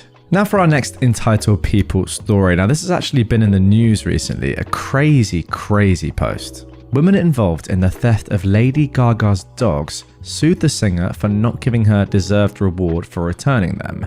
Her case was just thrown out of court. Lady Gaga owns 3 French bulldogs. While she was touring in Europe, she had an employee take care of them. While he was out walking the dogs one night, 2 men jumped out of a car and tried to take the dogs. During a struggle, Gaga's dog walker was shot in the chest, causing permanent injuries, including partial loss of a lung. Gaga posted on Instagram offering a $500,000 reward, no questions asked, for the return of the dogs. Not for the apprehension of the criminals to punish the attempted murder, just the return of the dogs. This distinction is relevant. 3 men, James, Jalen, and Lafayette, were arrested and charged with a list of felonies. Jalen's father is Harold. Harold was dating Jennifer. After seeing the reward offer, Jalen gave the dogs to Jennifer, who took them to the police station, turned them in, and asked for the reward. At first, no connection to the crime was made, but eventually it was determined that her boyfriend's son stole the dogs and gave them to her to collect the reward. She eventually pled guilty to receiving stolen property and received 2 years of felony probation. But she then demanded that Gaga pay her the $500,000 as per her oral contract. When Gaga refused, Jennifer sued for breach of contract, fraud by false promise, and fraud by misrepresentation, asking for the $500,000 plus $15 million on top of that for financial damages, pain and suffering, mental anguish, and loss of enjoyment of life, plus legal fees. Wow. Her claim is that she would not have returned the dogs if not for the promised reward, and therefore was defrauded because she ended up with no dogs. To keep or to sell, this is unclear, and no reward. Wow, what a lovely person. She wouldn't have returned the dogs if not for the promised reward. Just admitting you'd steal the dogs then, you clown. The judge ultimately dismissed her lawsuit with prejudice, which means she cannot attempt to file it again.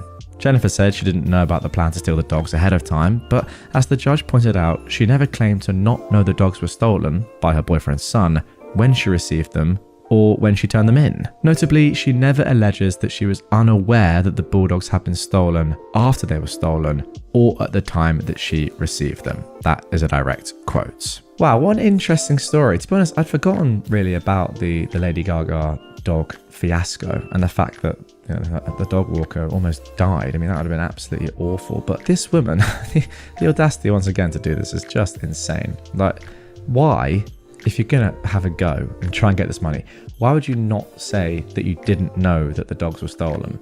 Because by not saying that, surely you're just kind of welcoming or encouraging people, the police, really, to have a look at your situation and say, I wonder who you're related to and may they have stolen the dogs. Oh yes, they have. What a surprise. Apart from the fact I'm not surprised at all. I mean, look, clearly this entire family are just disgraceful humans. It's mad that this many people in one family are this horrible. Yeah, stealing dogs in the first place, one of the worst things you can possibly do. And then saying, I wouldn't have even given them back if it wasn't for the reward. Well, yeah, you're just a horrible person, aren't you? Simple as that. More like entitled family rather than entitled people here. And now for our final entitled people story of this episode. Someone in my old neighborhood wants a free house. I found a letter in the mailbox when my wife and I listed our house last year. I have redacted identifying info. Hey neighbor, I hope this letter finds you well and in good spirits. I write this confident that it will find its way to someone willing to help me fulfill a very lofty goal. Over the years, I've longed to live in and raise my children and grandchildren in a safe, friendly, energetic, peaceful, clean neighborhood with good schools. I often pondered what it was like to live on the other side of the tracks, literally. On my way home from work, I'd veer off through the neighborhoods and imagine having a home here in this thriving neighborhood. It was always the trees for me. I earnestly believed that one day I'd make it happen, but unfortunately, I haven't. I've worked my tail off and managed my way through many, many obstacles, but I haven't hit that pinnacle. I do well for myself and live a well-rounded, happy life, and I'm uber grateful for what I have. I just don't think I'll ever be able to afford a home in this neighborhood on one income, especially with the market the way it is and no end in sight, unless something marvelous happens. Therefore, I am reaching out to the community to find out if there is anyone out there that would like to donate a home to me or sell me one at a ridiculously low sale price. I know, the audacity, But there are those with abundance looking to bless someone. I see it every day. I even participate where I can. I promise to be a good neighbour and to love it and appreciate it for the rest of my life. I realise this is a radical idea, but who knows what's out there? Someone that has way more than enough and would love to pass their home on to someone that simply asked, has two and is ready to move to their warm weather home and doesn't need to turn a profit. Someone that's just plain sick of humans and is going off grid. Someone that just wants to pay it forward or could write it off. Someone that bought a fixer-upper and life changed. I'm very handy. I'm getting older though. Or someone that just hit the Powerball and is leaving everything behind. Maybe you know someone with a home elsewhere, in a community just as lovable. Well, please do pass the letter on. You never know. So here I am, asking. My dad always said, a closed mouth don't get fed. I'm currently renting in Redacted, and I love it, with the constant increase in rent that may not last much longer. I've worked for Redacted for almost 20 years. Well, when I started passing out this letter I did. Unfortunately, I was part of their layoffs this week. I've attended a women's group in the area for 15 years as well.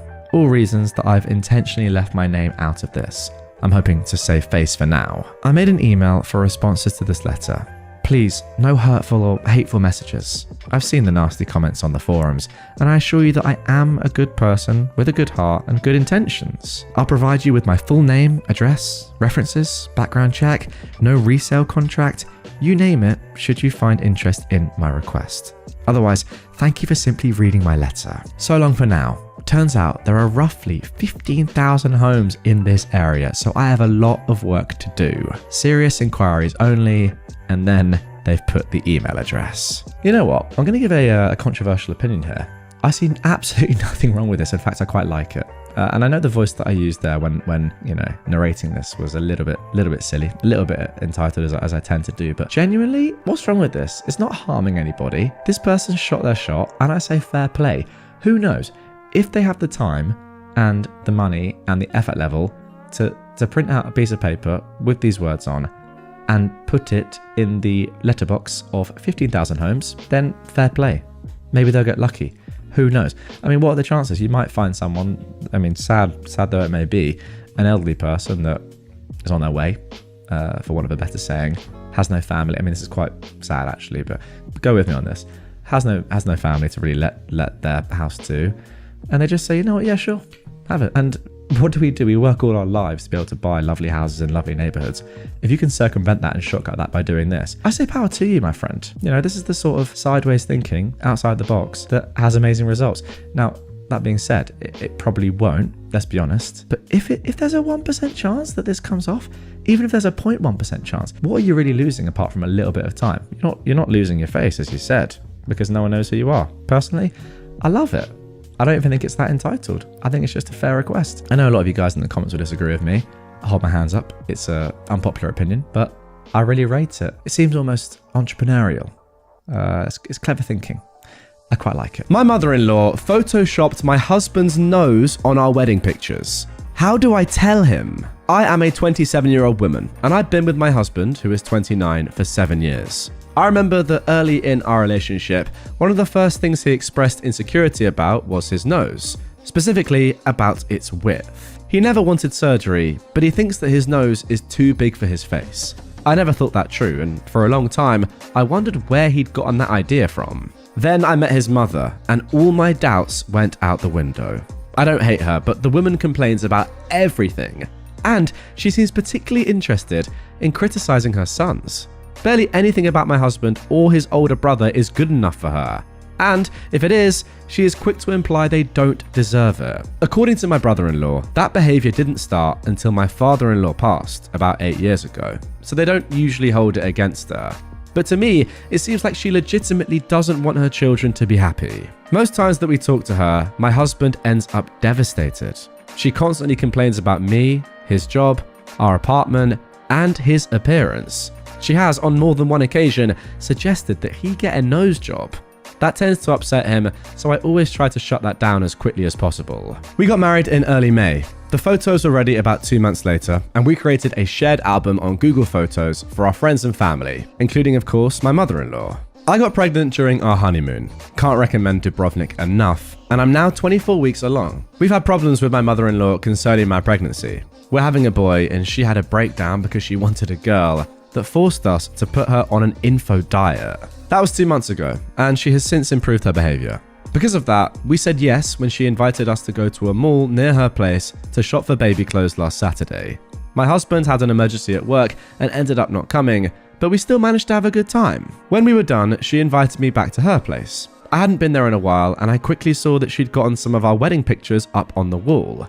I instantly noticed something was wrong with them, but I couldn't pinpoint what it was yet. My mother-in-law saw what I was looking at and proudly announced that she'd gotten someone to fix his nose. In other words, she gave her son a Photoshop nose job on his wedding pictures. I could not believe it. I never thought she'd stoop so low. It wasn't even a good nose job. It was so bad that my husband's face didn't look real. He looked like a Ken doll, and not in the hot Ryan Gosling way. My mother-in-law must have seen how mad I got because she instantly tried to defend herself. She tried to make the point that her son deserved to look his best on his wedding day, and I should have convinced him to get the real nose job before our ceremony.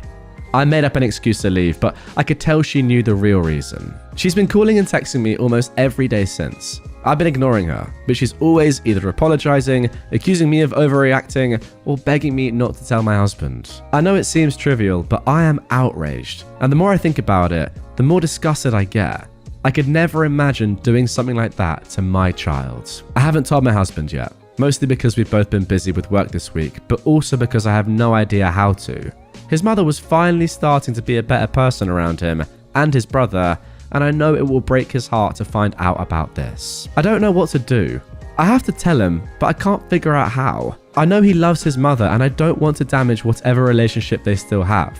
My mother-in-law also mentioned she intended to send the improved pictures to some of her relatives, so I've got to find a way to shut that down. So, how can I tell my husband that his mother photoshopped his face on our wedding pictures?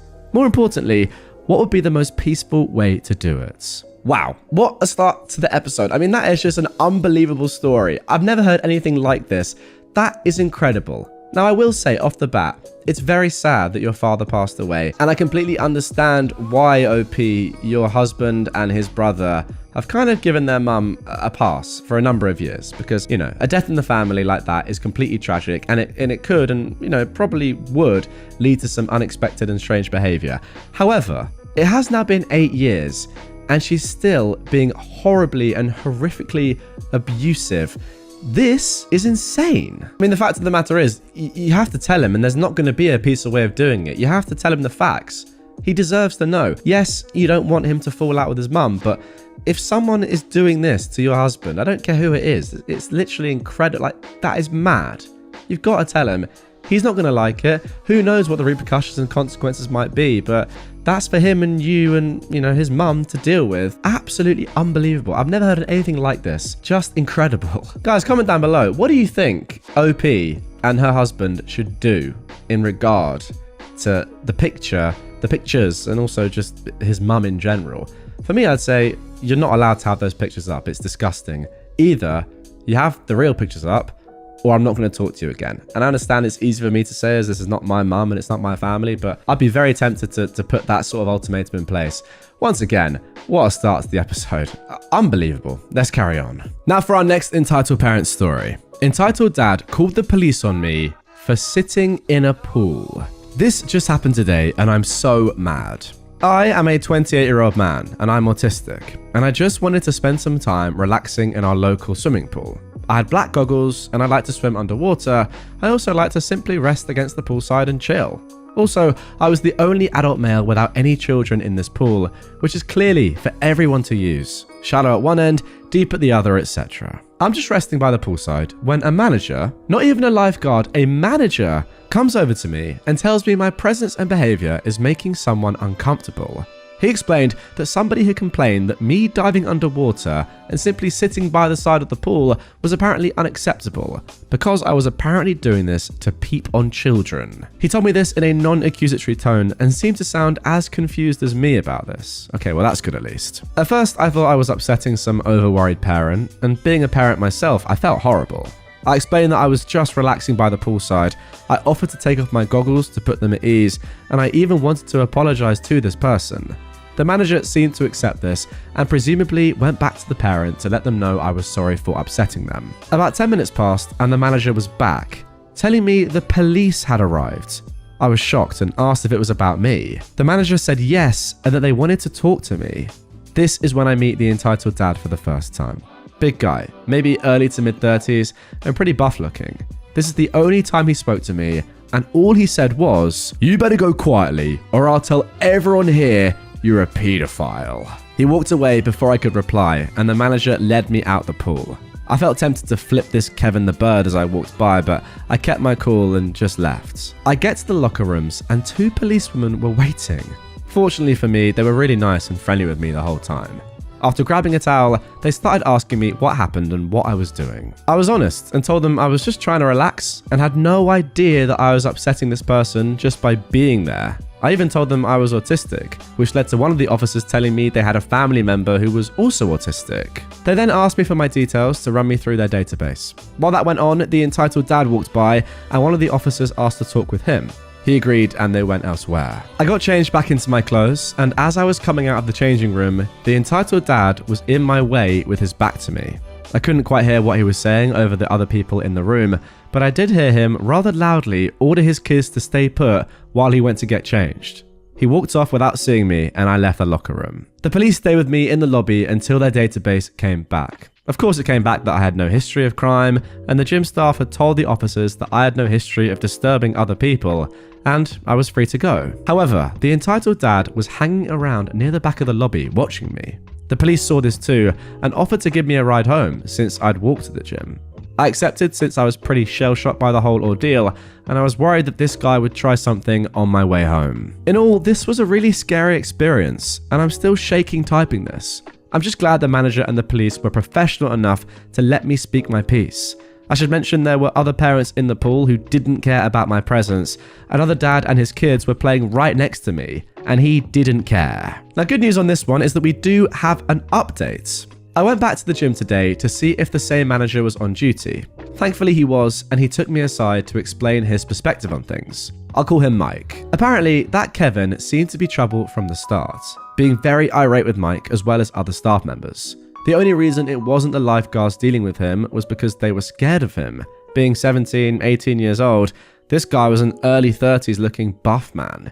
Even Mike, roughly the same age as the Kevin, was concerned with his behaviour, thinking if he got near me, we'd end up throwing hands. When Mike first told him that I'd offered to leave my goggles off so I wouldn't dive underwater, that apparently wasn't good enough.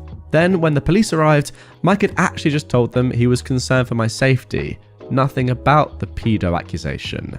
No wonder they were so nice. I then asked Mike if at any point he thought I really was a threat to the kids. He laughed and said no, saying that when I'd mentioned I had kids of my own, the fact that I'd offered to apologise and attempt to de-escalate things, he could tell I wasn't dangerous. He was thinking more about me being safe than whether or not I was a threat, and the police seemed to think that way too. At one point after I left, the Kevin got mouthy again, and a receptionist chewed him out for his actions. I wish I could have seen that. Then Mike asked if I'd made it home okay, and I told him about the police giving me a ride. Their car wasn't inside the building. He was relieved and hoped that this event hadn't put me off coming back. I do plan to come back to this gym now, since I can count on the staff to have my back. But yeah, everything is cool now, and everybody knows what an idiot that guy is, so I don't think I'm in any further trouble anymore. Oh, and to answer why I left, I was given the choice as to whether to go or not. Nobody actually told me to leave. I was planning on leaving a few minutes before this encounter anyway, so I didn't mind too much. It was only when the police officer caught the Kevin staring at me that they offered to give me a ride. Okay, so let's be completely honest here. Realistically, this man is wasting police time, right? OP has not committed a crime or been anywhere near to committing a crime. What they're doing is completely within the rules of not just society, but also, you know, the pool and the gym, and yet he's had the police called on him. If that's not wasting police time, I don't really know what is. There's not even a semblance of a crime going on here. He's just swimming in a pool. Simple as that. Like, he's not being creepy either. It's not as if he's like going really deep underwater and going up to kids and stuff like that. I mean, I don't know, man. People probably hope he's not doing that. Let's just say that. He's not doing that. Let's be honest. So there's just no need. I mean, I really hope he's not doing that. Can I just make that abundantly clear? Because if he is, that changes everything. But from everything that I've garnered from this story, he's not doing that. And he seems like a normal guy, just chilling out. And he's got kids of his own. It seems unlikely that he was doing anything crazy. But you never know. But yes, in all seriousness, this guy, this Kevin, has wasted police time and he deserves to be punished for it. To be completely honest though, yeah, I'm not surprised that you're shaken up by this. Like, to just be going about your normal day and then have the police called on you for no reason, that is going to shake you up. You're going to be scared because you're thinking to yourself, wow, have I acted incorrectly? Am I doing something illegal?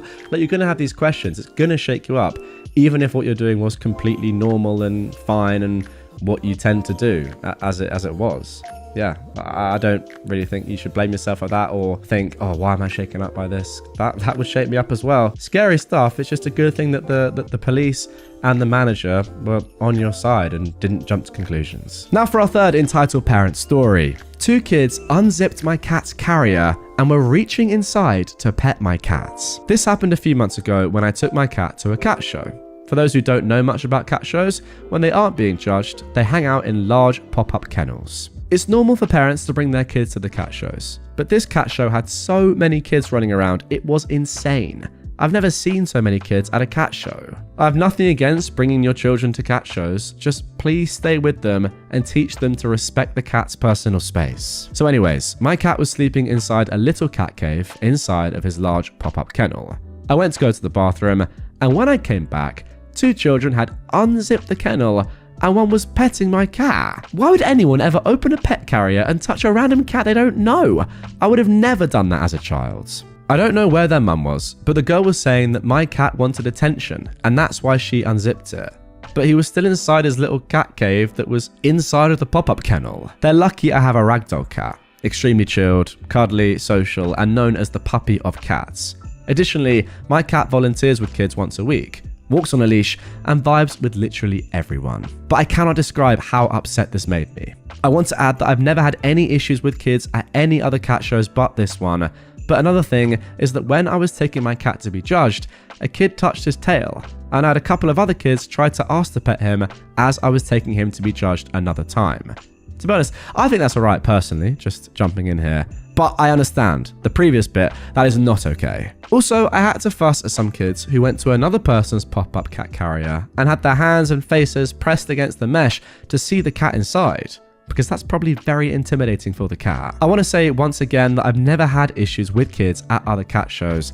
I don't know what happened at this one, but for some reason there were so many kids. I would like to add finally that most kids did have parents with them and were behaving well. Okay, an interesting story here. Just to explain what I was saying earlier, I feel like if a kid asks you at a convention like this, where you know there are going to be, families around and lots of animals, if they explicitly ask you, can I pet your cat? I think that's okay.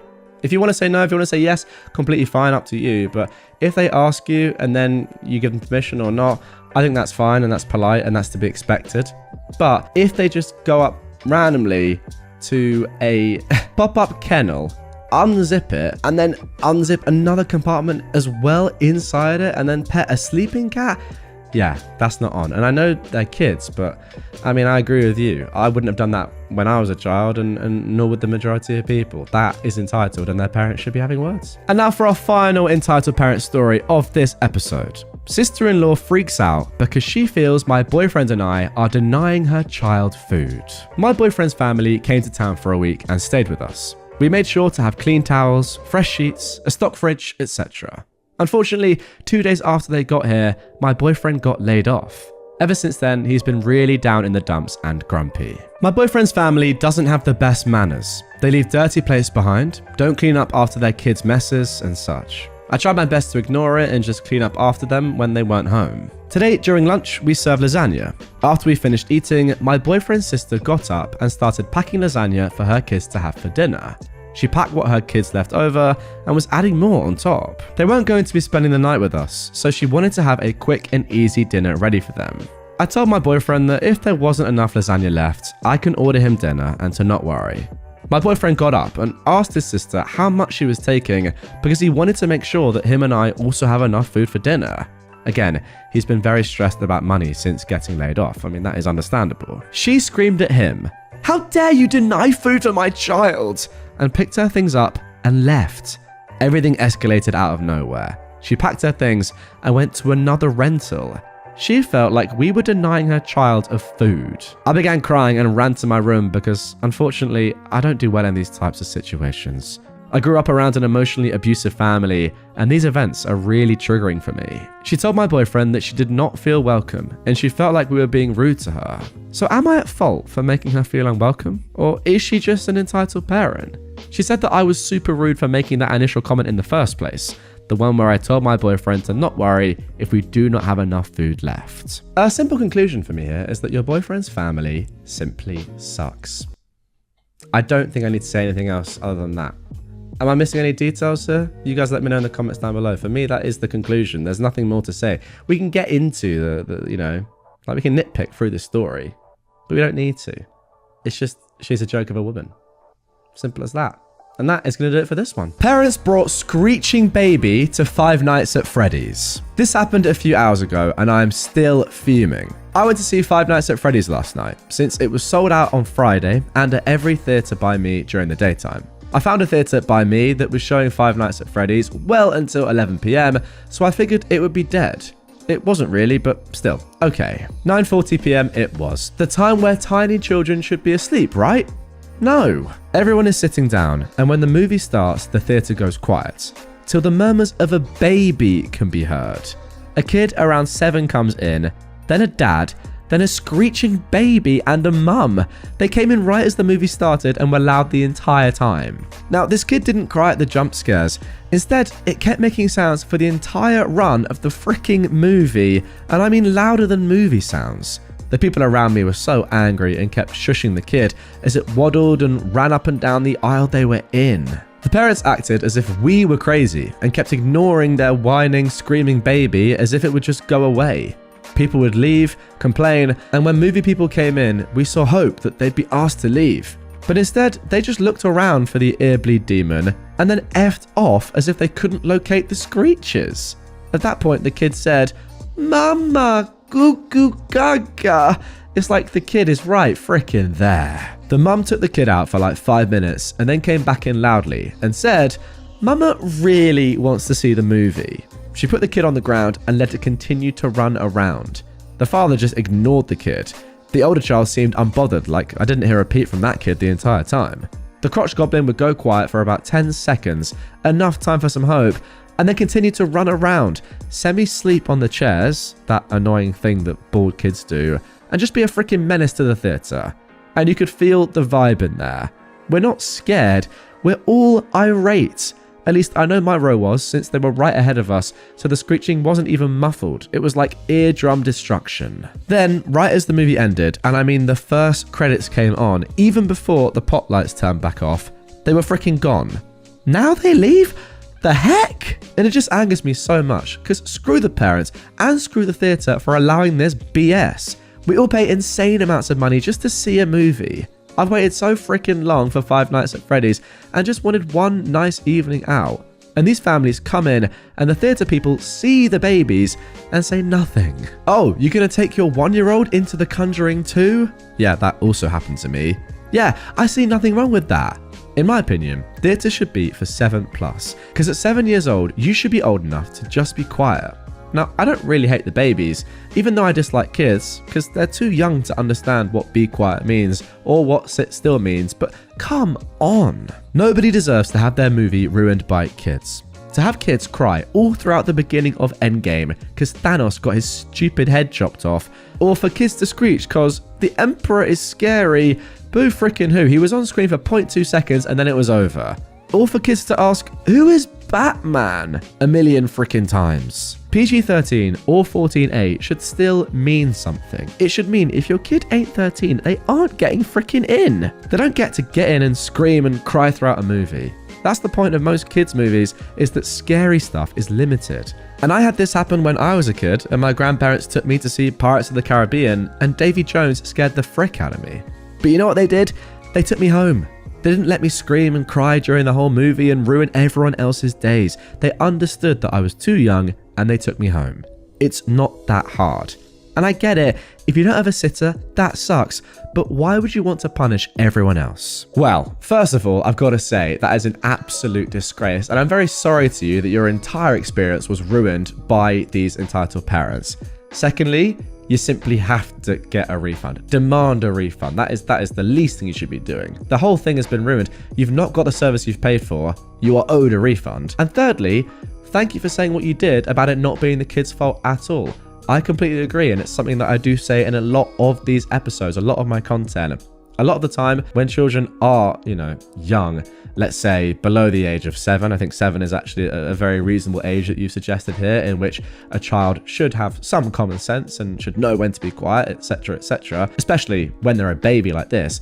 It's not their fault that they're making noise. They're not really in control of their actions. The baby is probably extremely bored and is like, why am I watching this movie that I have no interest in? And yeah, as you've said, the fault completely lies with these entitled parents and their own ignorance. And again, yeah, you're right, it's not ideal to have to get a babysitter, but that is part of being a parent. If you want to go and enjoy an adult thing and you have children, you have young children, they can't come with you.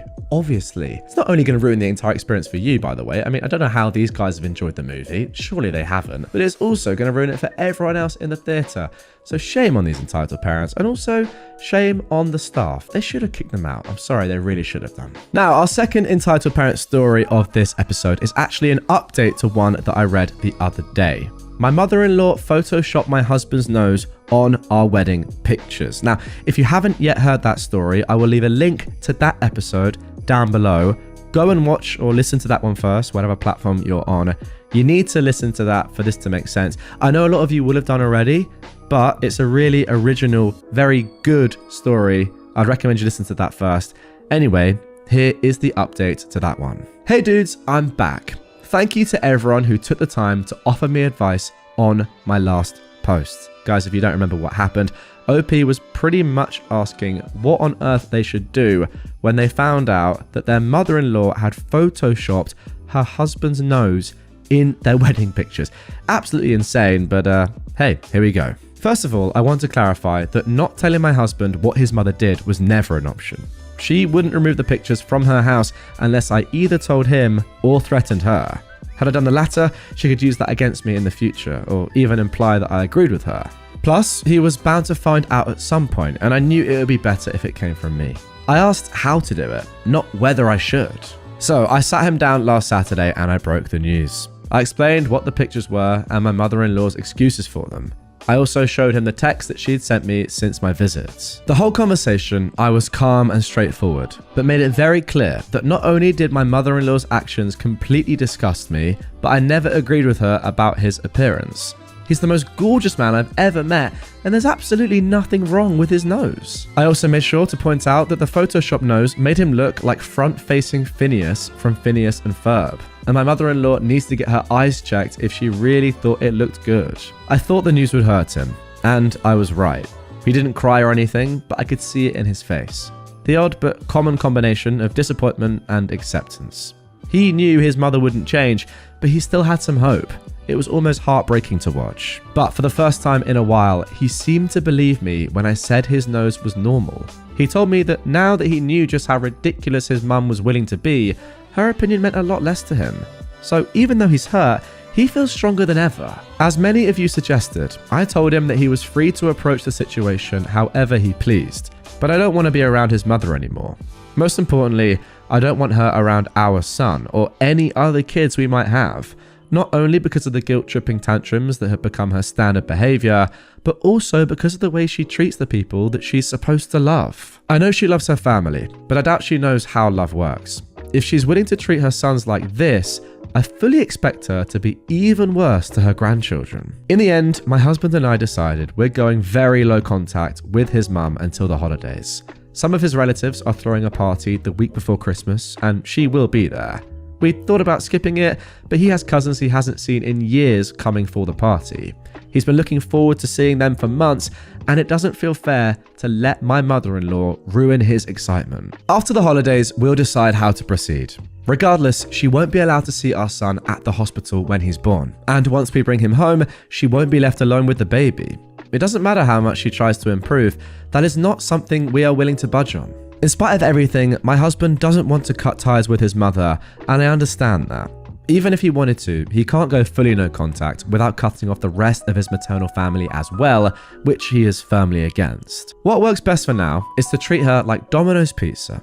She exists, and that's fine, but we're not getting involved until she actually improves. So let me get this straight. You want to order your mother-in-law every single night and become grossly overweight? Or have I misunderstood that? Anyway, getting back to the story, I also decided to tell some of my own family about this, and everyone I've talked to agrees that my mother-in-law went over the line. My father is a narcissist who I'm mostly low contact with due to his entitled behavior. Most recently, he tried to make me disinvite his ex from my wedding so that he could bring his mistress, and even he was offended on my husband's behalf. And if even my mediocre respect your elders father thinks your children are right about you being a jerk, you've probably gone too far. We talked to my brother-in-law, and he's the one who informed his mum of our decision. She didn't take the news well. She's now trying to call both me and my husband and keeps texting apologies and promises to take the pictures down. We're ignoring her. My brother-in-law visited her yesterday, and apparently the pictures are gone. She believed that was enough for us to forgive her, but he clarified that there is still a lot of work that needs to be done. Before anyone calls us dramatic, this isn't just about the Photoshop. This is about the damage she's caused in both her sons' lives. I was abused in a similar fashion in my teens by my dad's ex, and I refuse to allow my child to grow up believing he's anything less than beautiful.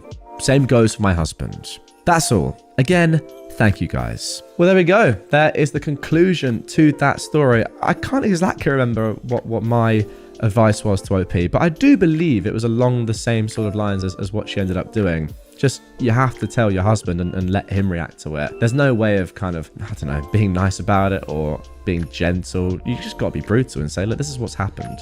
I'm so sorry, but this is the truth. This is your mum. This is what she's like as a person. You know, what more can I do? And ultimately, it's up to him how he deals with it, and up to you guys how you deal with it, and your brother-in-law as well, who's sadly, you know, had some very similar treatment in his life, it seems. And I completely agree with your conclusion.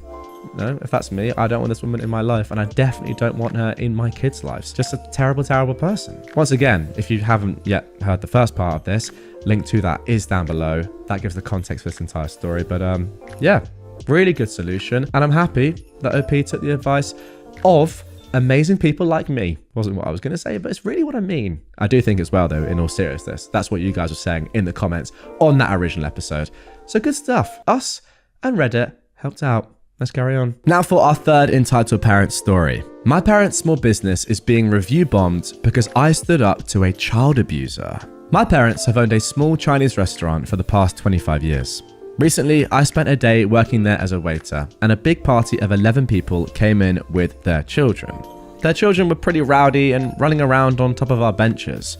I politely asked the parents to calm their children down as they were causing a disturbance and could hurt themselves. The parents made a half-hearted attempt to calm them down, but the children returned to running around on the benches. Unfortunately, one of their kids fell and hit his head. The child was stunned, holding his head, and looked like he was in massive pain. Others came to his care as well as his mother, but the father told his child to get over it and to suck it up when the child started crying, all while he attempted to rush out the door. He didn't even try to look after his kid when he got hurt. I watched all of this silently until the father was pushing his kid to get out of the restaurant. At that point, I had enough and told the father he could try being more empathetic to his child. He told me to mind my own business, and I continued to repeat how his child had just hurt himself and that he needed attention rather than neglect. The father just kept repeating, "Mind your own business," as his friends and family were holding him back from approaching me. I was behind the front counter the whole time. I spoke sternly and never swore. I tried to be as professional as I could while trying to make my point. Now they're review bombing my parents' restaurant, and I can't help but think it was all my fault. I've tried responding as the business with context, but they keep deleting their review whenever I respond, and they keep writing new ones, saying that I deleted their reviews. Is there anything I can do to prevent review bombing? I don't want my parents to suffer because of my actions. Thank you for any responses. Now here is the context that I replied with for their reviews. So in quotation marks, some context. This customer's child fell and hit his head. He was stunned and was holding his head. He looked like he was in a lot of pain. The father's response was to tell his child to get over it, suck it up, and to rush out of the door because he wanted to go home, all while the child was not responding to him and others were coming to his care instead of his own parents. The mother did rush over. Our waiter asked the father to be more empathetic to his child, who had just hurt themselves, in a confrontational but in no way physical or aggressive manner. Yes, our waiter did become confrontational, but in no way was he physical or aggressive to the customer. Our waiter stood behind the counter at all times and didn't swear. He spoke sternly to the man, asking him to be more empathetic to his child.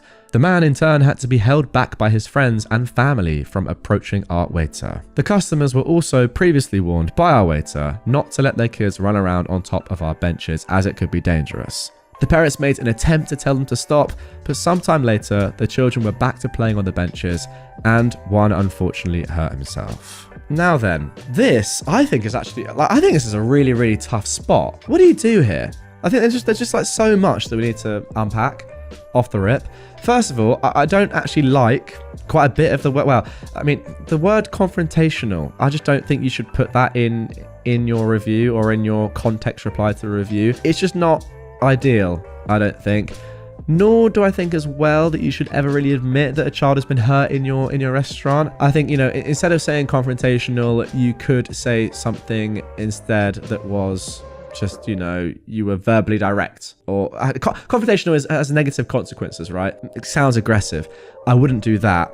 And yeah, I just don't think that even with context, you should ever say that a child has hurt themselves in your establishment. But apart from that, I mean, I don't really know what you can do. If someone is review bombing you, this can't be an uncommon thing, right? This must happen in places. I don't know what really you can do other than say that, look, this has been a successful restaurant for, a quarter of a century. You have lots of other positive reviews, I hope. Ideally, these, small amount of negative reviews won't drown out the whole host of positive reviews and kind of, feedback and love that there is for the restaurant that there has been over the past 25 years. I don't know. I don't know if you guys are in the restaurant business or just in sort of, have a shop or work in a shop or deal with kind of negative reviews like this or review bombing in the past. What do you do? Like, is there something you can actually do? Can you ban someone or block an IP from posting reviews of your establishment? Can you report it to the website on TripAdvisor or Trustpilot, wherever it is? I actually don't know. Karen demands I drive 24/7 to bring water to their rental house. I own a hot tub repair and maintenance company, and one of the services we offer is hot tub water refills, where we truck in the water to fill the tub if the well at the house can't produce enough or if there is a requirement. One of the wells at a home I service went dry. This happens, and it is a backup 500-gallon cistern. So the property manager asked if I could fill their tank. I said, yep, no problem. By the way, the well does still produce water, it's just not as much as needed. So usually if you can augment the tank, then the well will recover and you're good. At the time, my truck was in the shop, so I borrowed my parents' SUV, hooked up my water trailer, filled up the tank, then transported it to their house.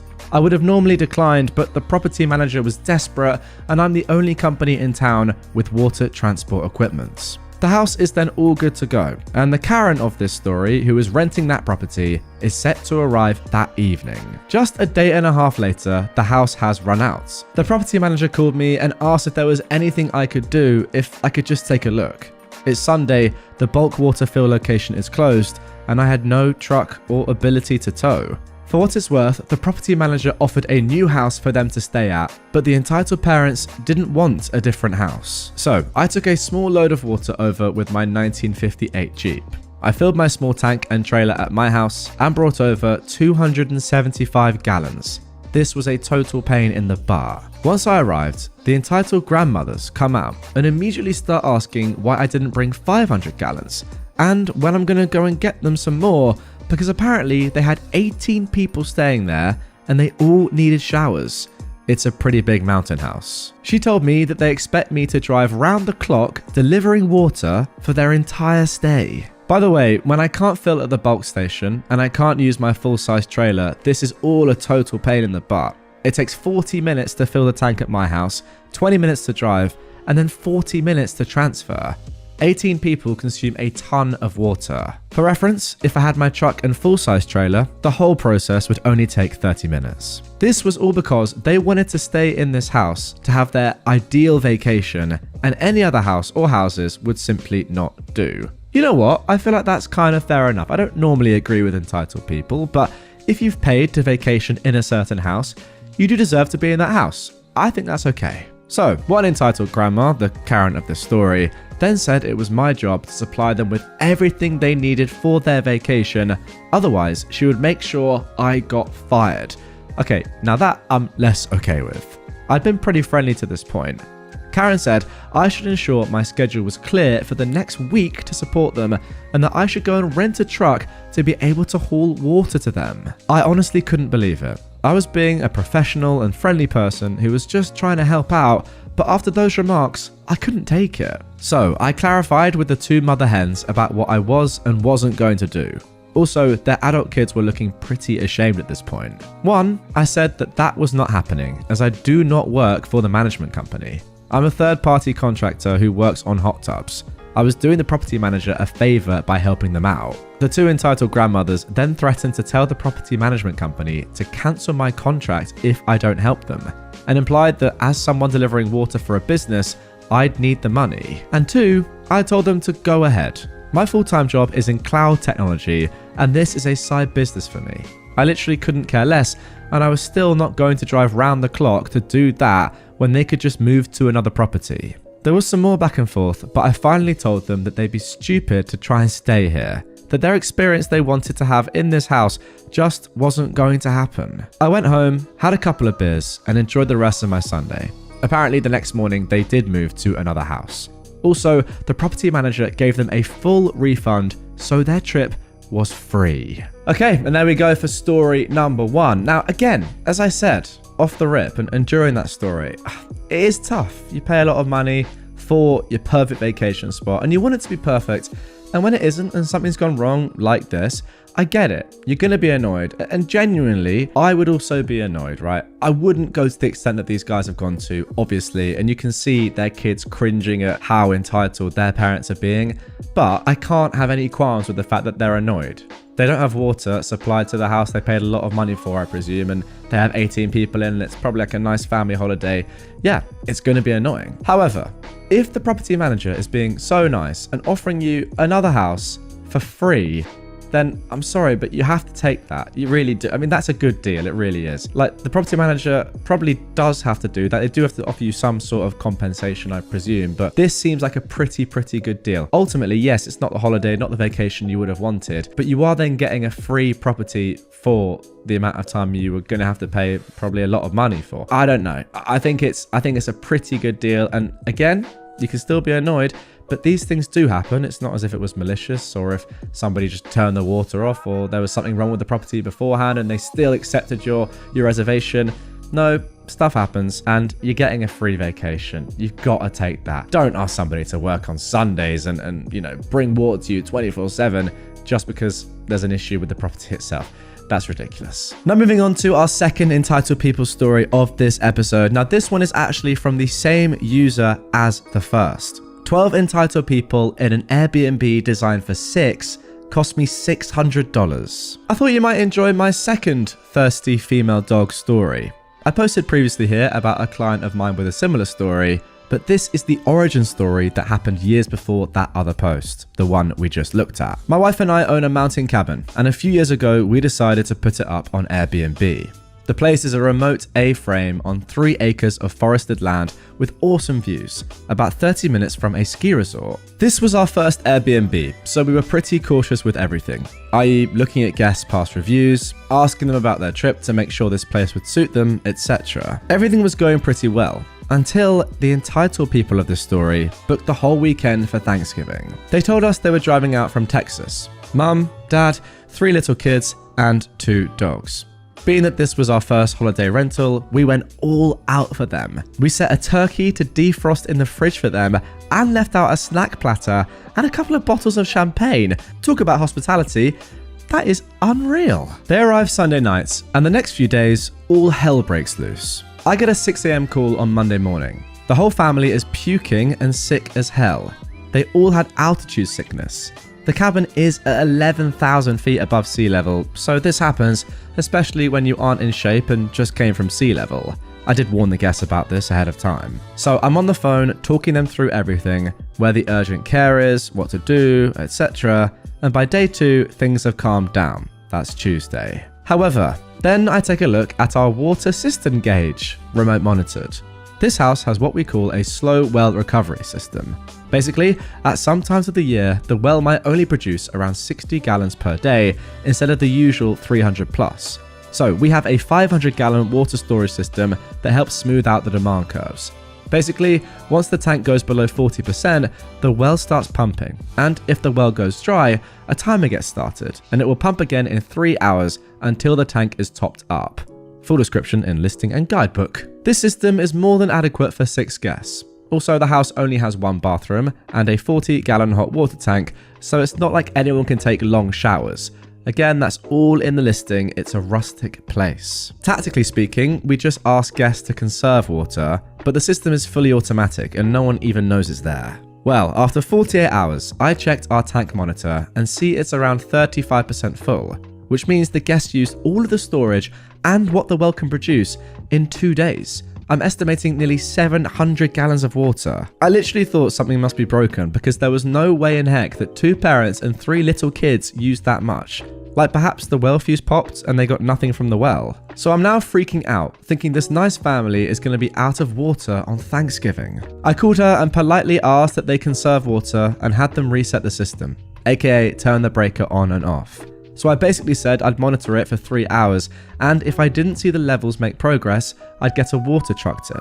This would literally be a first, as I've never needed to do it. Her response was, "Sounds good, but hurry because we drink a lot of water." How weird of a comment is that?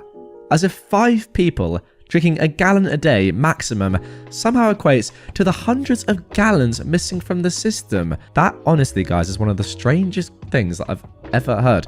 Sounds good, but hurry because we drink a lot of water. What? Well, there is really no change in water level after 3 hours, so I get on the phone to book a water truck. And as it's now 1 day before Thanksgiving, it's just not happening. So I now need to figure out how to transport water to this house. I live 1.5 hours away. I went to Farm & Tractor Supply and bought a 275 gallon tank that would fit in my truck, plus hoses and pumps. Then drive up there, figure out where I can buy bulk water from, and go to the house. I finally get there at around 4 PM and the guests are out, but gave me permission to go inside and test things out. AKA, I wanted to make sure the system was working. It was, so they really had used that much. I went inside and found 2 huskies in a crate who had pooped themselves, and it was all over the place. It smelled gross. The owners said they'd be back and would clean it up. At this point, I've been working on this for 8 hours. I'm sick, it's 10 degrees Fahrenheit outside, and I'm now hooking up the transfer pump. Tomorrow is Thanksgiving, and I still need to get to my parents' house. Thankfully, it's only 30 minutes from the cabin. I start pumping, then I see their car pull up, and they are waiting at the bottom of the driveway. Knowing they have small kids, I go down and say hi, and let them know they can go on in, and I'll be done in about 40 minutes. They started to act really odd at this point, but go ahead in. Then I saw 2 more cars on the side of the road around the switchback. Big steep S-bend in front of the house, and it clicks. The reason I just did all of this work and spent nearly $600 on supplies is because these people had 12 people staying there. If you're all curious as to how I didn't notice when I went inside, I didn't snoop around, I just went straight to the breaker box and then went to the crawl space where the tanks are. Also, the smell from the dogs was just horrid, so I got out as fast as possible. At this point, I went up to the front door, knocked, and said, "Be honest with me. How many people do you have staying here?" 9? I could see she was lying. But even that number was over our legal capacity base on our permit. You realise that this listing is for 6 people? Well, there are beds for more people, and the kids have a crib, and we didn't know our family wanted to come when we booked it. The loft does have a pull-out couch, so best case there is sleeping for 8 adults, but I'm guessing people were sleeping on the couches as well. I just spent $600 plus a full day to solve a problem that was actually not a problem, I said. Well, the house should have water. No, the house system was designed and tested for 6 people. The stated number on the listing I don't know how you think it's okay to have this many people here. Look, we could leave, but it would have to be tomorrow, and we expect a refund because we don't want to drive down these roads in the dark with our kids. It's maybe 6 p.m. at this point. There's no cell service at the cabin, so I went into town and got on the Wi-Fi at a local bar and called Airbnb.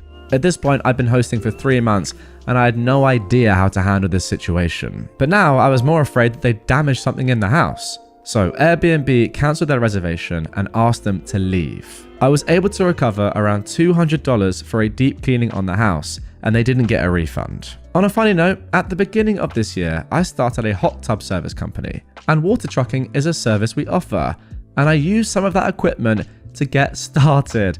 Oh wow, that is interesting, and it kind of makes sense now. And there we go, that is the end of the second story. On that one, I've got to say, it's one of those. It's kind of glamorized, I think, in my head. And I don't know if you guys have seen the adverts in whatever country that you live in, but here in the UK, the adverts for Airbnb are now targeted at people that are homeowners. And when they go away on holiday, for example, the advert is targeted at them saying, if you're away, why don't you also rent out your house for a little period of time, just like a week or so, or even a weekend on Airbnb. So you're making money from your property when you're spending money on another property when you're on vacation or whatever. However, although it is kind of glamorized, seeing stuff like this, I just don't know how I could ever risk that. Sure, you can make good money from doing it, but ultimately, if there's a risk of people like this being in your home, then no amount of money would ever warrant that stress and potential disaster that we've just seen has happened in this one. So yeah, it sounds great and all. I just don't think I could ever do it. Guys, if you've ever put your property on Airbnb and rented it out, get in the comments down below.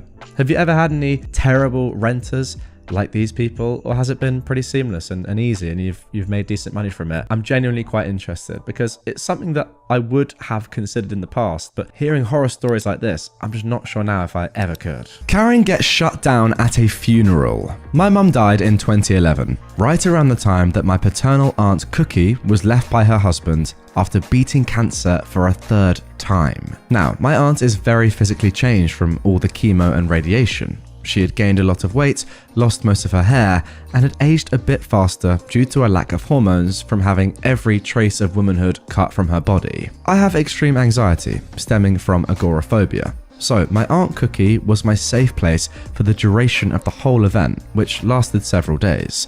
This consisted of everyone being at my parents' summer house in Mexico, basically standing around, chatting, drinking, and eating everything in sight. This funeral had every family member, plus people who were aunts and uncles that I'd never met in my life. Not being a drinker and not knowing a lot of the people walking around, my aunt and I sat down to have a cigarette each and catch up on our lives and whatnot. Suddenly, while we're mid-sentence in her cancer update, a Karen that I'd never set eyes on in my life starts loudly going, "Ugh!" She swats at the air like our cigarette smoke is even anywhere near her and makes a big fuss. Karen says, "Oh, that is so disgusting. How can you behave in such a disgusting manner at a funeral?" I reply, "My mum was a smoker, so she'd approve." "What? She was your mother? She didn't teach her daughter how to be a lady, I see. And you," talking to my aunt, "you should know better. What do you have to say for yourself? Smoking in front of this child."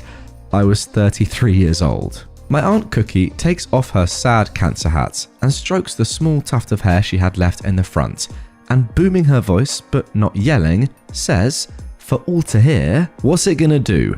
Give me cancer?" Karen looked uncomfortable after the hat came off, but still managed to look insulted and walked away. I could hear the internal "ree" here. After a millisecond of silence, I giggle snorted and laughed until my sides hurt. Everyone else in the room just kind of smiled, though I think I heard a few snickers. I asked my aunt, "Who was she?" My aunt said, "I don't know, some weirdo that probably came for the free food." My aunt rocks. She's been in remission since 2012. Oh man, there we go. What a way to start an episode. Your aunt is an absolute beast. I'm sorry, imagine the look on this Karen's face as she takes off her hat and just goes, "So what? I don't care. I've beaten cancer 3 times. It's amazing, by the way, that she's been in remission since 2012, that she's still going on. I mean, like, fair play. The strength, the patience, I don't know, just the courage to continue to go through that. Chemo after chemo, probably most likely, but yeah, it all go well and she be okay now. It's pretty crazy, so fair play to her. And as for this Karen, I mean, come on. These guys are adults. They can choose if they want to smoke or not. It's not your business. You don't even know them. Entitled brother informed me that he would be taking my dog for 3 days without my permission. For those of you who aren't familiar with my stories, I am a 31-year-old woman, and I have a man-child entitled brother who is 26, who lives in the house I co-own with my mum. My mum has told him he has until May 31st to move out.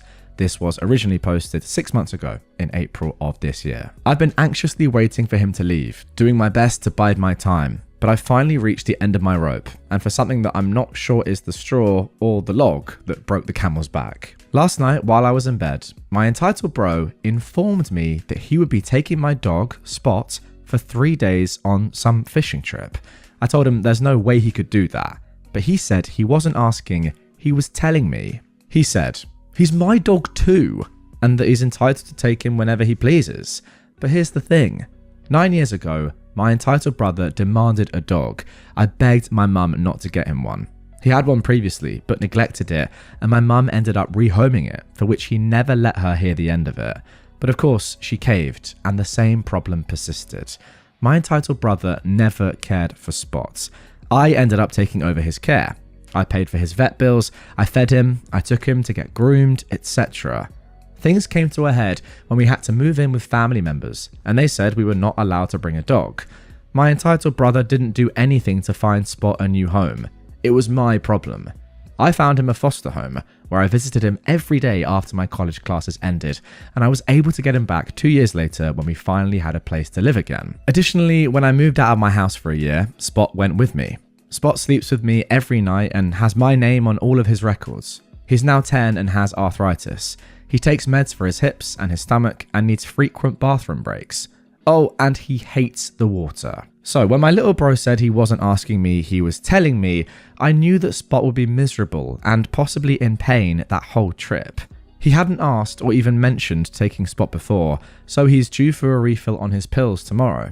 Had I known, I would have gotten the refill sooner. I tried telling him that Spot needs a lot of care, and he said, yeah, so just give me everything he needs. And I was so irritated. You wait until the night before to tell me this. Then he said something that made my blood run cold. I could have just taken him and let you panic, but I was being nice telling you ahead of time. That did it. I don't know why, but every alarm bell went off in my head. I grabbed my purse, put on my slippers, and told Spot to get in the car. I drove to my fiance's house and slept here last night. I was going to move into my fiance's house this summer, but now I'm asking myself, why the heck am I waiting? Everyone on Reddit keeps asking me why I stay home, and right now, I can't remember any of the reasons that I had before. I'm done. My mum is staying out of it right now, and I'm glad because I genuinely don't care what she has to say. I know she doesn't want me to go, but I just can't take my entitled brother's little power trips. He can do whatever he wants to the house, punching holes in the walls, kicking the appliances, calling the house a dump, but I draw the line at him taking my dog without my permission. That's my baby, and I'm not going to just stand by while he does whatever he wants with my pet when I explicitly told him no, something that he rarely hears. P.S. I occasionally have asked my brother to let Spot out for bathroom breaks since he doesn't work until the afternoon, and his response is that he's always too busy to do that. He's given me no reason to trust him to care for my dog for even a few hours, let alone 3 days on a fishing trip. And also, one final edit here on the first post. My brother does not know where my fiancé lives, and even if he did, my fiancé's 2 huge German shepherds would devour him. Okay, so that was the initial post. Now, the great thing about this is that just 6 days ago at the time of recording, and remember I said that that initial post was made 6 months ago, we got an update. However, before we get into this, first of all, I don't think I've covered this person's stories before, but I feel like I really need to go back and have a look at their profile and see what stories and what accounts they've told about their brother in the past. This clearly is not the first post they've made, and I reckon there's probably quite a lot there. So let me know in the comments down below if after this you want me to go back on this person's profile and have a look at what they've posted on Reddit before. But without further ado, I'm excited to get into the update. As I said, just posted a few days ago, and see what happened with Spot. Okay, so here we go. Let's get into the update. First of all, OP says, I would like to thank everyone for all their support, well wishes, and for reaching out to check on me and Spot. It was such a relief to know that so many of you would have had the same instinctual reaction to my situation. Yeah, I didn't give my thoughts there because, to be honest, it was pretty obvious. Spot is clearly your dog and would be in serious danger if he was left with your entitled brother. I think we can all agree on that. So, after many months, I finally have an update for you all. Firstly, my entitled brother has finally moved out. However, he didn't move out until the end of July. He was supposed to move out by May 31st, but my mother allowed him to push the date back twice. I wasn't pleased, but since I moved out abruptly in April, I couldn't let myself get worked up over it. I was focusing on making a safe space for Spot and myself. Secondly, since my entitled brother has moved out, my mother has made the house her own, and I am proud to say it's finally everything she envisioned it to be. The house looks immaculate now that my entitled bro isn't crowding her space. Actually, this is something that I'm going to have to go back and look at on this person's account. Was that talk about your entitled brother punching the walls and just trashing the house legit? I thought at the time it might be hyperbole, but wow, maybe it is legit. Anyway, let's carry on. She is very proud of all of her home improvement projects and always has something new that she wants to show me when I visit. She seems so happy. The only thing that concerns me is how uncharacteristically friendly my entitled bro has been acting with her since he moved out. More on that later. Thirdly, Spot is doing so much better since we went to live with my fiance and his 2 German shepherds. I think my fiance's dogs understood that Spot is older and not quite as athletic as them, but that didn't stop him from trying to keep up with them. After moving in, Spot's favourite pastimes include running around the huge yard, laying in the sun, and eating the little tasty nuggets that the chickens leave in the yard. Yes, I mean chicken poop. 4. If you have read this far and are wondering what took me so long to update, I do apologise for the delay, but I have a good reason. My fiance and I bought our first home. We fell in love with a tiny little house in our ideal area and have been working on renovating it. I'm very pleased to announce that we moved in last month. And if that wasn't good enough news for you, here is the biggest announcement of all. We got married. After all the hard work we put into the house, we knew it was the perfect place for us to tie the knot. We invited his dad, his siblings, and my mum over, and we had a quick ceremony in our living room amongst unpacked boxes and mix-match furniture. It was perfect. But this wouldn't be an Entitled People post without some Entitled Bro stories. Here are some of the highlights, for lack of a better term, of what I've dealt with since my last post. I mean, surely go with lowlights there, but to be honest, I think for us, reading this and listening to this, they are going to be highlights. For the 3 to 4 weeks after I moved out, my entitled bro would not stop asking, "Where's Spot? Where's my dog?" over and over. Now, I just ignored him, but while I was silent, he said a lot of very revealing things, such as, "I bet you won't bring Spot back because you're afraid I'll do the same thing to you," meaning taking off with Spot. Now, I wanted to point out the whole reason I felt the need to remove Spot was because he threatened to take my dog without my permission, but I didn't waste my breath. At one point, he got so worked up that he said, "Fine, don't tell me where Spot is. I'll find out," which only solidified my confidence that I made the right choice. Secondly, a couple of months ago, he had information that I needed in order to help our aunt with a task. My aunt asked him to please send me the info so I could complete the task for her. Now, he said he would, but never sent me anything, despite how many times she reminded him. It got to the point where the deadline was getting close, so I had to call and text him multiple times. He refused to give me anything, saying I needed to apologize for being so rude because I had the audacity to ask him for the info. I decided to act fed up and told him, forget it, someone else can do it. I then asked my cousin Molly to text him, saying that she was the one to contact instead. He sent the info to her instantly, and then of course I had Molly just forward it on to me. The look on his face when he later found out I was the one who took care of everything for my aunt was priceless. He enjoys having things to hold over my head. The final thing I will mention is my entitled bro was a nightmare for my mother until the day he moved out.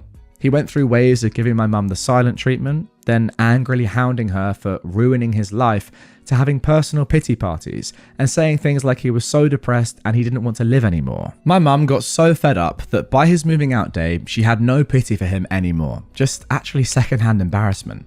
But then he did something very strange. He was literally in the middle of yelling at her and blaming her for all of his shortcomings when he suddenly broke down and cried, saying he was so sorry for what he put her through. All he wants is to be loved by his mum and sister, and asking, "What would you do if I killed myself?" My mum said she thought it was a miracle from God, and I tried to gently ask her if it wasn't more likely that it was just a manipulation tactic. She said she is choosing to believe that this is a sign that her son is finally changing for the better. I find it very hard to believe. So now he acts as if he was never the hexspawn that plagued our home for 8 years, and my mum is so happy because she thinks that now her son is reformed. I think it's more likely that he's just trying to stay in her good graces because he wants to use her as a safety net. My mum claims she would now never take him back in unless it was a true emergency, but I don't know about that. That is the only thing about my entitled brother that makes me uneasy to this day. Other than that, I have no interest in dealing with him and will not be including him in anything. He does not have my address, and my relatives know not to share it with him. Although I have had to deal with a lot of drama these past few months, I am so relieved that I left that tumultuous home life when I did. If I hadn't, I wouldn't have had a safe space for myself or Spot. I wouldn't finally have a home of my own with someone who loves me completely. And I wouldn't have married the sweetest, most supportive man I've ever met. I'm so grateful to be able to write this happy update on my couch in my home with my husband at my side and my sweet Spot laying his head in my lap. Thank you again for being here for me and for waiting so patiently for an update. I hope it was worth the wait. Thank you. Okay, so there we go. A fantastic ending to this one. I'm glad that everyone seems, you especially, seem to be getting on well. Spot sounds really happy. You obviously are. And your husband, fantastic news. I do agree with you though. Like, there's no way that just in one sort of split second does somebody suddenly realize how horrible they've been for the past 8 years and go, "Oh my God, I'm so sorry. I just don't feel loved by my mum and sister." Well, maybe there's a reason you don't feel loved by your mum and sister, and that's that 8 years of just pure entitlement. There's no way that somebody could just do that for 8 years and then suddenly be like, "Oh, sorry, I didn't actually realize what I was doing all this time." No, I don't believe it for 1 second. It's definitely a manipulation tactic. But anyway, that is the story with these guys up until, I suppose, the present day. So this was posted on February the 15th, 2022 on r/AmITheJerk. Would I be the jerk if I forced my mum to kick my brother out? I am a 29-year-old woman, and my brother, who is 23, lives in the same house as my mother and I. My mum and I bought this house a few years ago, and he's been living here for most of that time. He goes on and on about how much he just hates it here and can't wait to get his own place, yet seems to have zero initiative to actually do that. On top of this, he's a raging jerk to me and my mother. My mum is disabled, so she can't work, so I pay for 75% of all expenses, including all of our property taxes and house insurance. My brother has no education, and he works part-time at a local store, contributing only to his portion of the auto insurance and the electricity bill. He goes out of his way to pick fights with my mum, and, now that I have recently moved back home, with me. I had lived with my boyfriend all of 2021, but he recently broke up with me and I moved back home. I'm obviously still hurting, since the breakup is fresh, and I just want to live in a house that doesn't feel like a war zone. Whenever my mum and I see my brother walking up the pathway, we both retreat into our rooms because we just can't deal with him and his moods. Tonight, he decided he didn't want some of my items crowding his door and was having a meltdown because a few of my items that I moved back from my ex's house were in his way. I had to get up out of bed and I asked exactly what he wanted moved so I could get them out of the way and get back to sleep. He started to berate me, saying stuff like, "Shut the F up, go cry on your pillow, you're pathetic, you're just upset because your boyfriend is cheating on you in your old house." Which makes me laugh because when he went through his breakup, I kindly listened and gave him plenty of advice when he asked for it. I've asked my mum many times if we can please kick him out because he owns no part of this house and he is the worst part of our daily lives. My mum acknowledges that he is the worst, but she doesn't want to kick him out because he's her son. She says I should just ignore him and stop bickering with him, but I feel like ignoring him is enabling him. I want him gone. Look, I love him because he's my brother, but the kid is seriously the worst human being I know, and neither my mum nor I need that energy in our house. I'm not sure what I can do to convince my mum to kick him out, but I'm getting to the point where I may have to live on my own. This is putting me in a horrible position, because if I leave, I'll have to stop helping my mum financially, which she says she would understand. But if I stay, I'll have to deal with my nightmare of a brother. So, would I be the jerk if I forced my mum to kick him out? Okay, so there we go. That is where this story all began. And yeah, knowing now what I know and what we're going to come to very soon in the rest of this episode, and of course, the two stories that I read previously, yeah, obviously you wouldn't be the jerk here. But I'm just going to try and give some comments just purely based on what I've just read there. And yeah, still you wouldn't be the jerk. This guy just sounds terrible. He is also 23. It's not as if he's 16 and would have nowhere else to go. I mean, he wouldn't have anywhere else to go, which is tough, but you are 23. You can't expect to live in someone else's house at 23. Look, it's lovely that he is able to do that. And I mean, I was going to say that surely deep down he is grateful, but actually he's probably not. Maybe to wake him up and to you know, give him some sort of like jump start or like kick in the head to actually get going in life, he needs to be sent out of the house. I'm just not even sure how you'd even begin to do that. Like, it's quite hard to force your own brother out of your house, but yeah, you're definitely not the jerk for wanting him gone. Okay, now moving on to this user's second post. Brother emotionally scarred because I changed my name. This was posted 2 years ago on February the 19th, 2023. So that's almost an entire year after the original post on r/AmIThejerk. In fact, it is over a year after that post. So now OP is 30 and her brother is 24. She says, "We have never gotten along, mostly because he's entitled and thinks the world revolves around him. My parents have never gotten along either, which contributed greatly to why I grew up fairly down to earth, and my brother is a self-centered man-child. Recently, I changed my last name to my mother's maiden name. I had my dad's last name before, because I've never liked the last name I was given, and I've always wanted my name to reflect the family that raised me. My brother recently found out that I did this, and said, 'Oh, so you don't want to be my sister anymore? That's my last name. You don't want to be associated with me? Wow. I guess we know what side you're choosing. I can't believe you do this to me. So you're telling me that I'm supposed to be ashamed of my name then? Is that it? Did you even once stop to think how this was going to affect me?' Funnily enough, I answered, I didn't think of you at all. Yikes. Okay, so there we go. That is the second post. Now, I would like to move on to the third one, but unfortunately it's actually been deleted from r/AmIThejerk.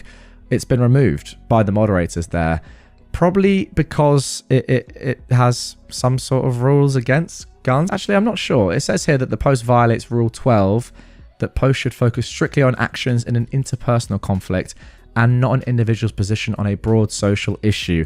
Anyway, look, the title's on screen right now. Would I be the jerk if I asked my brother to keep his guns in his room?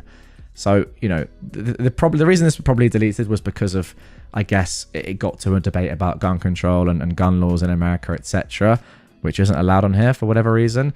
But yeah, I think we can glean enough from the title of this one, and it helps us to sort of understand again a little bit more about who OP's brother is. I think keeping guns is one thing. Keeping them across the house, or maybe even asking his sister to keep them in her room as well, is crazy. Look, I know that a lot of you guys probably have different sort of views to me on gun control. I'm in the UK. I'm happy about that, is all I'll say. But yeah, this was the third post from OP, and it's been deleted. And sadly, Wayback Machine, if you know what that is down at the time of recording, so I can't get it. And I don't even think it would be on there anyway, because it was deleted pretty quickly. But there we go. Let's move on to the fourth post. Okay, so this one was posted on r/entitledpeople on August the 8th, 2023. Entitled brother demands I thank him for cleaning my mess. So OP is now 31 and her brother is 25. She says, "My brother has always been an entitled brat. He's lived in my house. My mum and I bought and renovated it for 5 years now. So, I mean, let's just go back to the would I be the jerk question that was 2 years before this one, where OP's brother was 23. Clearly, they didn't get him to move out, and it's been 2 years since that moment. Anyway, OP says, he didn't start contributing to the household bills until about 2 years ago, and he makes sure to throw that in mine and my mum's faces every month as if it's some big favour. He's always complained about living here and how miserable he is because he's treated so poorly. He's treated like a prince by my mum. And the house is such a mess, that's his quote. His room used to be our studio space, where my mum and I kept our workspaces and supplies. I'm a designer and my mum is an artist. When he moved in, we turned our living room into a makeshift office for ourselves, so our supplies are kept on various shelving units in our living space. My brother has always complained about how cluttered and dirty the house is, and how he hates living here, blah blah. I've told him repeatedly that if he doesn't like it, he doesn't have to live here. He said I should accommodate him instead, because he's family, and family should respect each other. It's a small house, and we were doing our best with what little space we have, but he says it's embarrassing that we don't have a space for a couch and TV.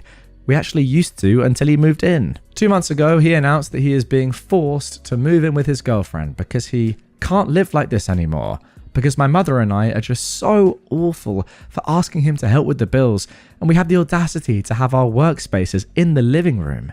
Since he informed us of this, he hasn't packed a single box, and he refuses to give me any kind of time frame. But I overheard him telling his dad he expects to move out in September. Today I came home to a bunch of stuff, including kitchen items like sodas and snacks, stacked in my room and on my work desk, which had my laptop and my design drawings on the tabletop. I was confused and annoyed because I was afraid they'd been crushed. I asked my mum if she did that. She told me it was my brother. I went to him to ask why the heck he did that, and that I didn't appreciate him moving my stuff and potentially ruining my work. He went off on me, saying he made an executive decision to finally clean up. I laughed because he has his own bathroom and the largest bedroom, and they're both filthy. He decided my mum's and my things needed to be allocated to our spaces and kept out of the communal spaces, the kitchen and dining area. His logic was, since I'm the only one who consumes certain sodas and snacks, that they need to be kept in my room.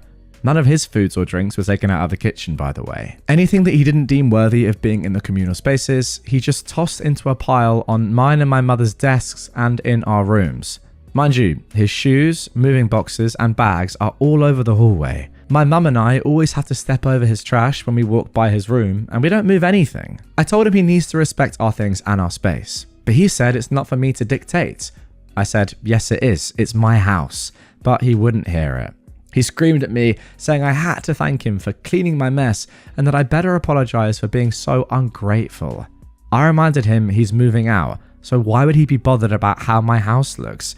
I told him I can't organise anything until he moves out, and he lost his mind, saying, how freaking dare you? I guess you can't wait for me to leave.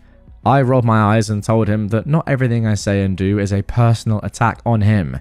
He was screaming at me, saying that my power trip is my way of abusing him. I got fed up by that point and walked away to avoid losing my cool. It takes a very deluded person to make demands and set rules that never seem to apply to him in someone else's home. The entitlement. Okay, so there we go. A little insight there into the living situation between OP, her brother, and her mum before the content from yesterday's episode, the latest two stories in this saga. Yeah, it seems to me, and this is probably quite obvious from yesterday's episode, that this has just been a continuing thing for a number of years. And it sort of adds to the point that I was trying to make at the end of today's episode, that you don't just suddenly change your whole opinion after 8 years of being as entitled as your brother clearly is, OP. Like, he has been a terrible person, a terrible housemate, a terrible brother, seemingly, for a very, very long time, and we're not even at the end yet. So we're now, what, 4, technically really 3 posts into this. There are 2 more to go in this episode, and then the 2 from yesterday's episode, until we have the sort of the finished story, I guess, up to now. So let's jump into the next one. Am I the jerk for asking how my boyfriend's convo with my mum about us getting married went? This was posted on February the 22nd, 2024. So just 8 months ago now at the time of recording. I'm in a wonderful relationship, but have a very tumultuous home life. My brother and I do not get along because he is insanely toxic, but he lives with my mother and I. We co-own the house because she can't find it in her heart to kick him out, and I get no say in the matter. It's been 6 years and he's finally taking steps to move out, supposedly leaving in May. The trouble started when my boyfriend took my mother out to tell her he was going to ask me to marry him. As they chatted, my mother devoted about 20% of the conversation to talk about my brother. Now, the first portion was understandable. She wanted to inform him of the family dynamic he would be marrying into. I have a very strained relationship with my father and my brother because they're both narcissistic jerks. She wanted to make sure he knew what he was getting himself into. But then she said she wanted my boyfriend's help to get me to be the bigger person and mend my relationship with my brother. And she said she'd like his help to get through to my brother, such as asking my boyfriend to talk to my brother on her behalf. When my boyfriend told me this, I felt gutted. Putting all of that responsibility on his shoulders and focusing on my toxic brother was so hurtful. And what made it worse was she kept saying, I know he's a jerk, but... Now, despite how angry I was, I decided not to talk to her about it. I decided that whatever her motives were, I wouldn't let it put a damper on our moment. However, my mum came up to me yesterday and asked if I knew about the lunch she and my boyfriend had. I told her yeah. She asked if I was mad at her, and I was honest. I said I had been because of her devoting so much of the conversation to my brother. She exploded at me. She said I had no right to ask about her convo with my boyfriend because it was private and she didn't know she was getting graded for what she said.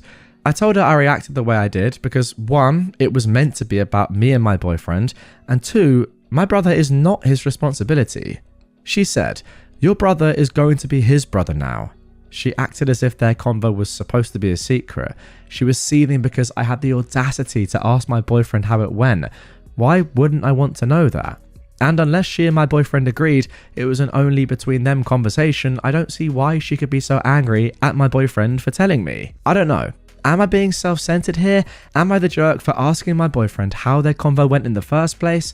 Or am I the jerk for being honest instead of lying to keep the peace? Okay, interesting post here. And actually, this is the first insight I think we've had in every post that I've read from this user into her mum, I would say. Now, you can probably argue that I've been potentially a little bit naive in not focusing on the mother at all until this point and her enabling behavior. But to be fair, like the bad guy in all of this really has been the entitled brother. But this is the first insight into sort of explaining and yeah, us understanding how your brother has been allowed to be so entitled for his entire life, and shows us why he is as entitled as he is. Clearly, yeah, I mean, if we didn't know already, his mum has been enabling him his entire life, which is just pretty sad to see, to be honest. But yeah, just actually answering the questions that OP's asked at the end. First of all, are you being self-centered? Absolutely not. I mean, that's obvious. Then, are you the jerk for asking your boyfriend how the conversation went in the first place? No, of course not. I mean, like, if my like girlfriend or my fiance or, you know, whatever, the person that I'm going to marry at some point, obviously, was having a conversation with my parents about what that was going to look like, I'd obviously be like, oh yeah, how'd it go? Like, obviously. And I'd find it very weird if she then came back to me and said, yeah, it was all right, but I'm actually not allowed to tell you because your mum and dad don't want me to say. I'd be like, okay, that's extremely weird behavior from them.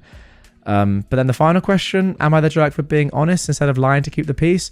No, because what does lying to keep the peace actually achieve in the long term? Nothing, in my opinion. I think, yeah, the more and more we hear from OP about her family, the more and more we realise that maybe, despite the fact that her mum probably is quite nice in general, maybe she's the only one that actually has some sort of common sense. I don't know. Maybe I'm going too far. Maybe I'm being a little bit too harsh on her mum, but I don't know. People who are entitled are often only entitled, or at least are entitled mainly because of other people enabling their behaviour. Like, it's very rare that you just see a random entitled person and they'll just be entitled for the sake of it.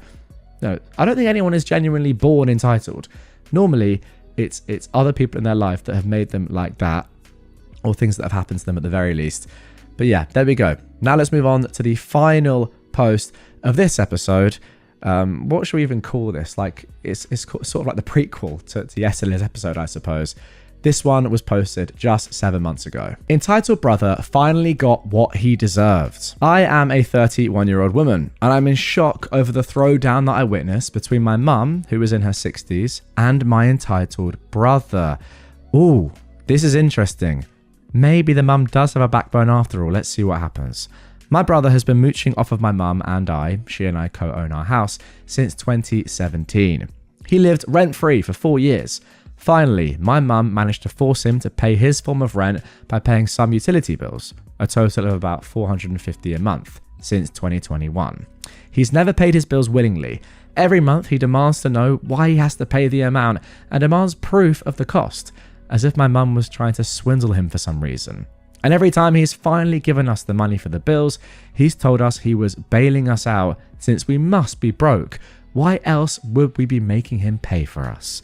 Now, recently he's been going off about how he can't wait to leave the house and he wants to save his money to move out, but he simply can't with the cost of all these bills weighing him down. My mother told him since he's so serious about moving out, she will gladly pay for his portion of the bills. She works seasonally, and all he'd need to pay was his car insurance. She said she would give him until May 31st to save up as much as he could.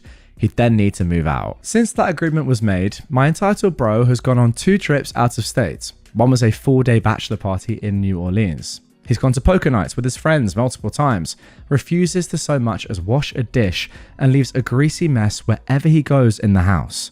Meanwhile, my mum has worked 6 days a week to make enough money to cover his expenses, and yet he hasn't thanked her once.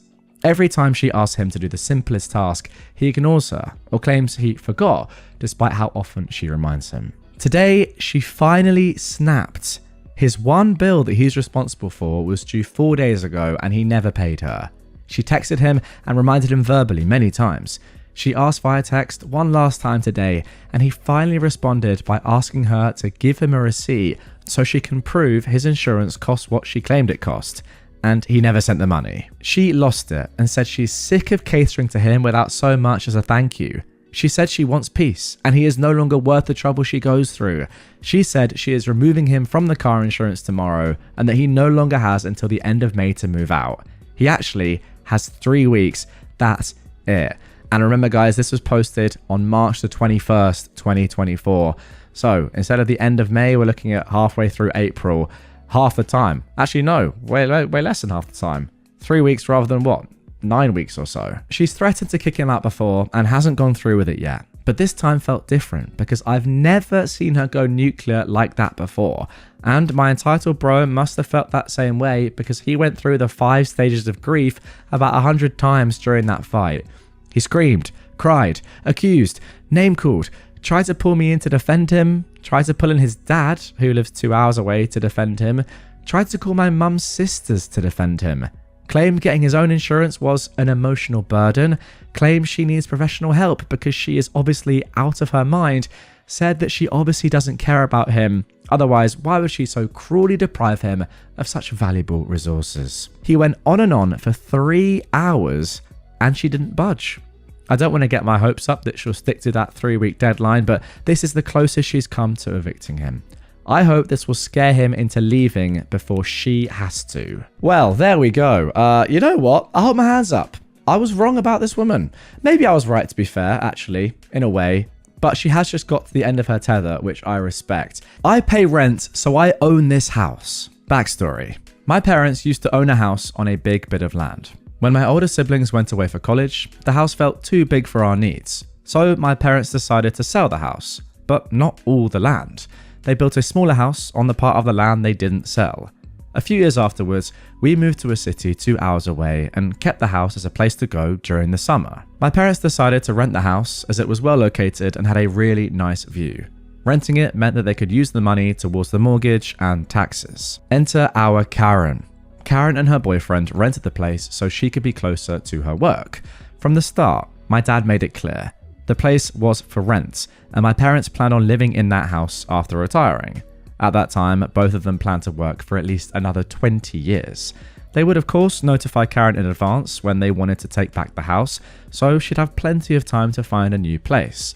In return, they asked that she notify them in advance should she wish to move out so they could find a new renter. The lease also stated that my parents would have some of their things in a locked storage in the basement as well as in a shed on the property, and that they would always call Karen before dropping by to get something out of the storage, which was in the basement and connected by the garage, so they wouldn't even disturb Karen. For a few years, Karen was an okay renter. She paid the rent through a check each month. Yeah, she smoked inside and didn't take care of the land, but my dad didn't make a fuss about it.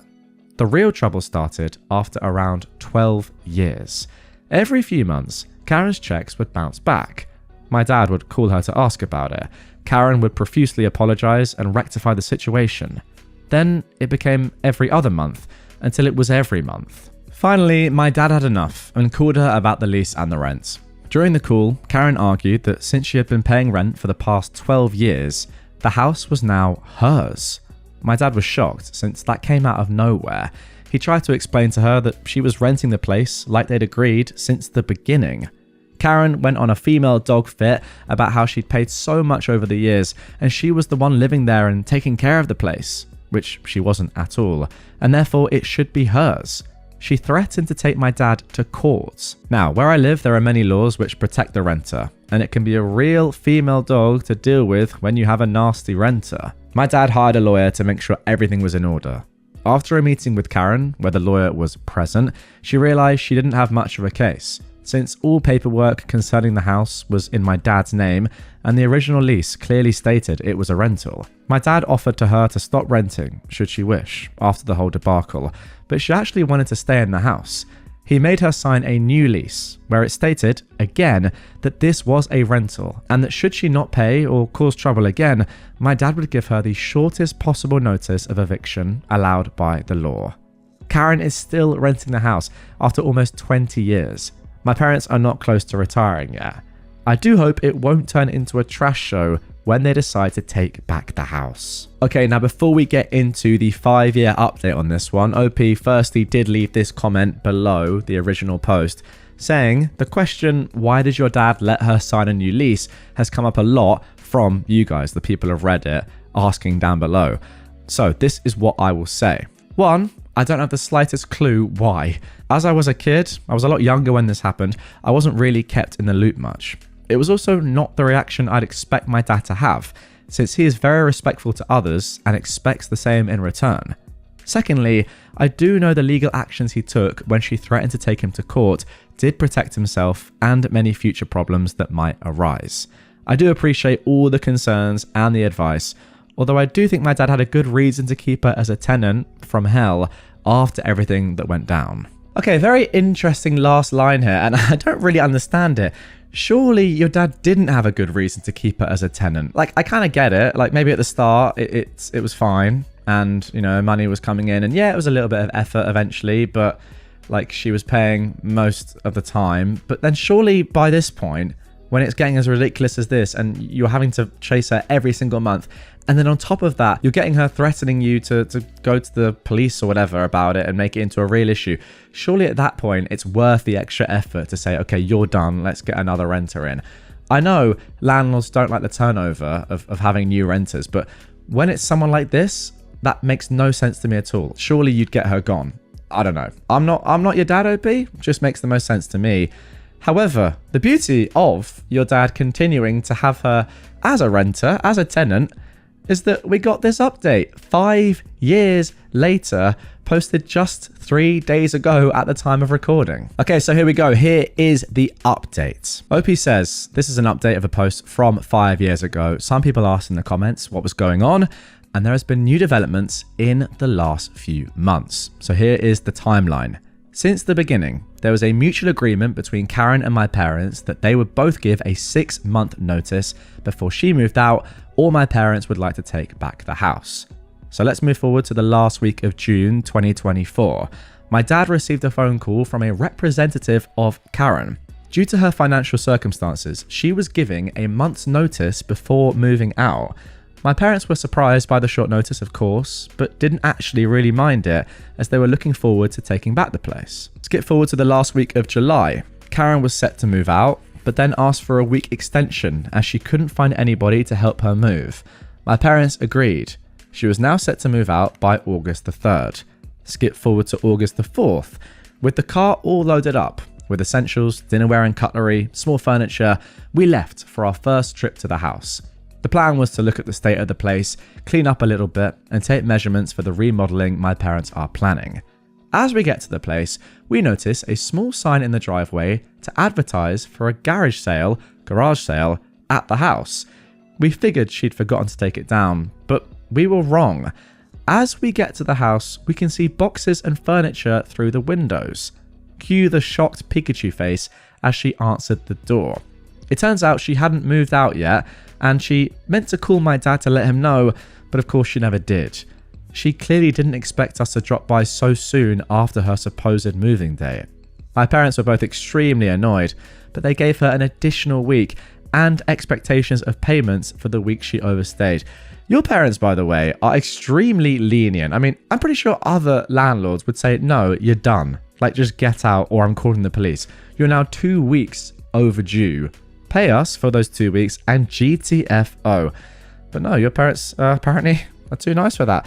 Let's move forward. Honestly, it's bordering on like genuinely being too nice to the detriment of them. Like, there's being nice and then there's kind of getting walked over. Let me know in the comments, by the way, guys, what you think about that one. But yeah, August the 18th now, let's move forward a couple of weeks. My parents received the confirmation that she left the week she was supposed to. They had a neighbour drop by to make sure her things were really gone, but we didn't have the time to make the trip until a week after. We found the place in a much better shape than we expected. Of course, it's not in perfect condition, as it clearly has the wear and tear of a place that's been lived in for years. It needs a good clean-up, some fresh paint in most of the rooms, and a lot of work on the land.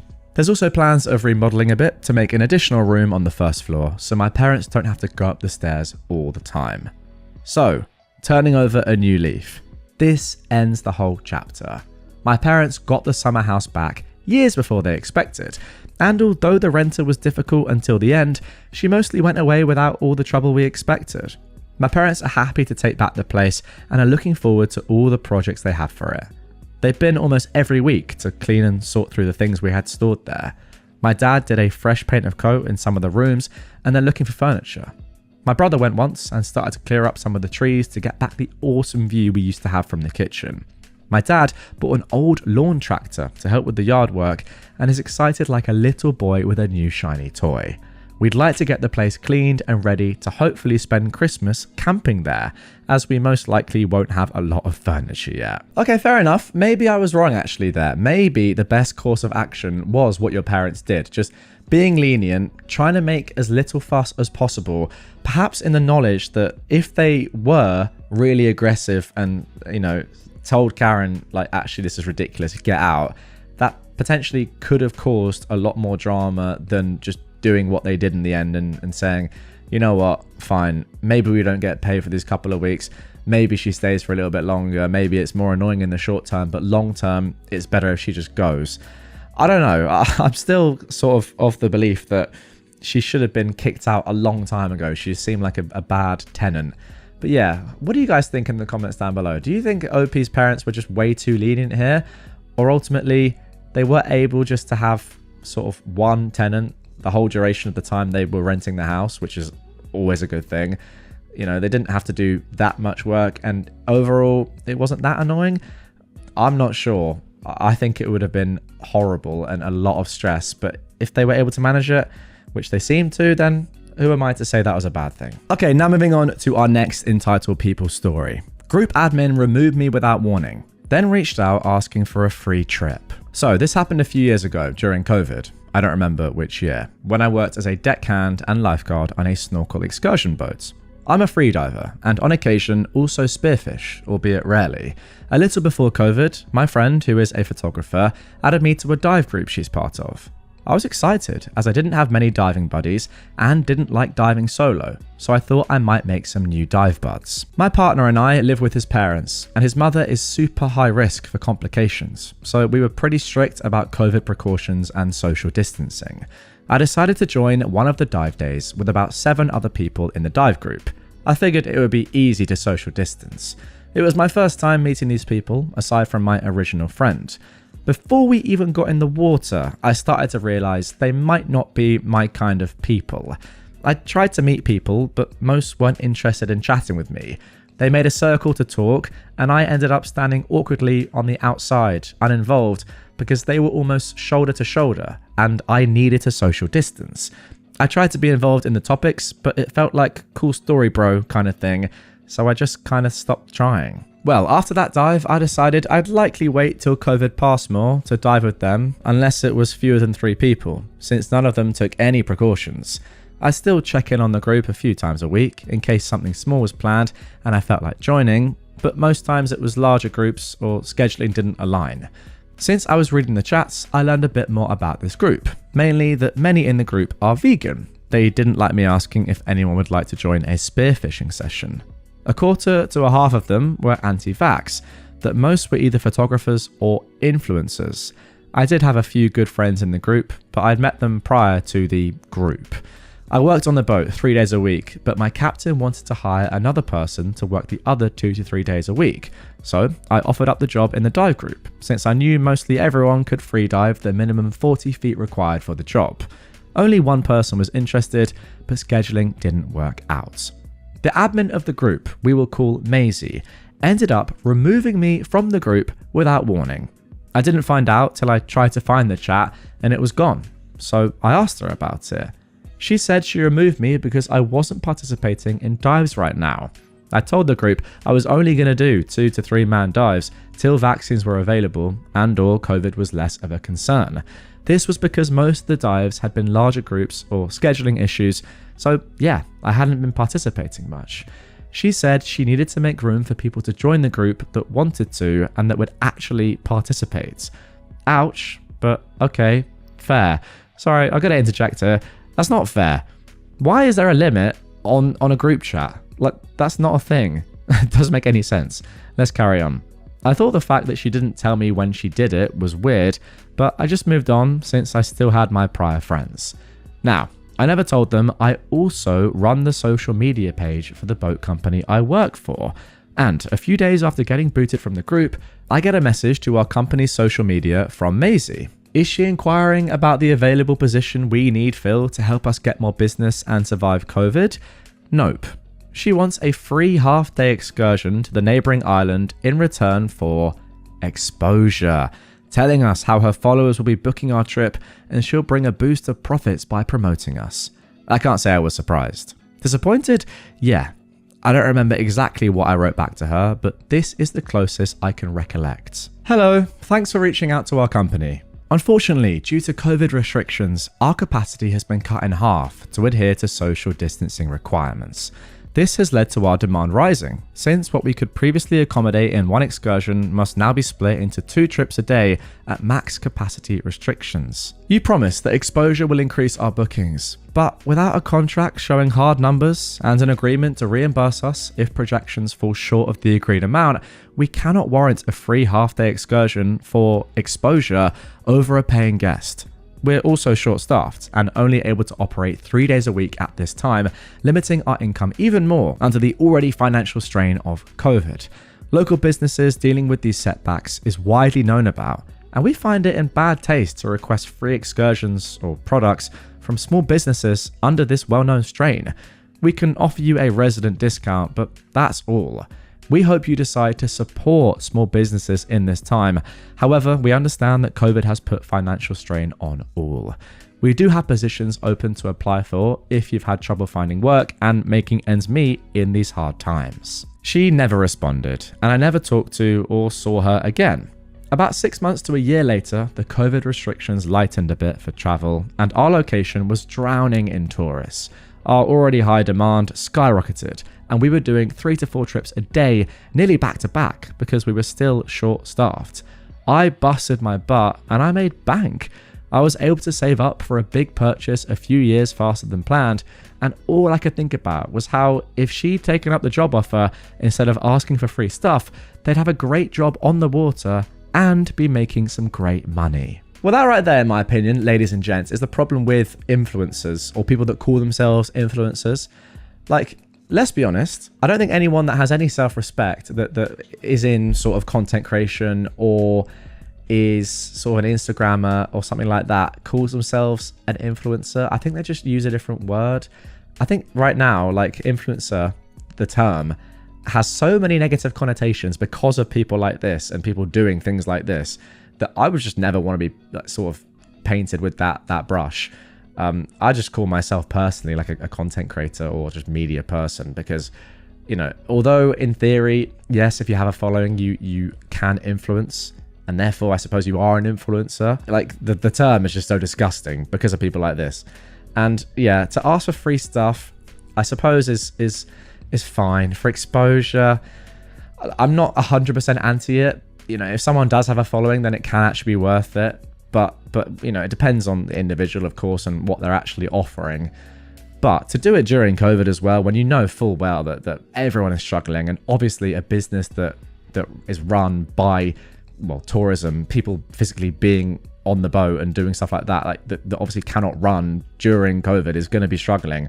Yeah, that's I agree with OP. That is in really poor taste. And the fact of the matter is, and what makes this great and potentially, yeah, good karma, is that you've made a load of money and she probably hasn't. I don't know. She might have done. It's just unlikely, let's be honest. But yeah, if she had just taken you up on the job offer and said, you know, actually, yeah, I could do some work through COVID, then she'd be doing unreal right now, and most likely she's not. I mean, the thing is, in general, and this is what, like, I don't think I've ever actually, that's not true. I have had some free stuff given to me before, but it's always as part of like a deal where they get something back, the company. I think the best thing to do is, if you are like an influencer and you want free stuff, which is fine, like you can get free stuff, have some sort of agreement in which like you will hit a certain number of affiliate links, or you know, you will send a certain amount of traffic their way using your link, and if you don't hit that, then be prepared to sort of financially reimburse them for giving you the free stuff. I think that's fair, and if you back your audience to do that, and you back the fact that you are an influencer, then you should do that. Getting free stuff like this, or just demanding free stuff, yeah, I don't love it. Now for our last, but by far not least, Entitled People story of this episode. If you guys have been missing me doing a Karen voice, or just, you know, changing my voice up a little bit for some certain characters in these stories, then you're gonna love this. Crazy entitled couple tries to run our delivery van off the road, then demands free catering. This happened sometime last year, but due to it being an open incident, I held off on sharing it until now. In late winter / early spring of last year, I got a call in from the delivery driver that someone had brake checked them on the main road into town, then sped off. Luckily, it was after delivery was completed, so nothing delicate was on board. I take down the plate, vehicle info, all the standard stuff for an incident of road rage. But before I can finish up the call, the brake checkers actually called in to our main office. Before I can complete the standard spiel, they immediately cut me off, screaming, "Hello, you've reached XYZ Kate. Your jerk driver tried to run us off the road."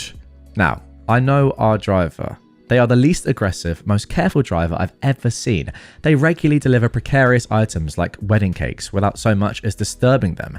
If anything, they're too cautious. They're not running people off the road. Excuse me, sir, but I don't think our delivery van would have tried to run you off the road intentionally.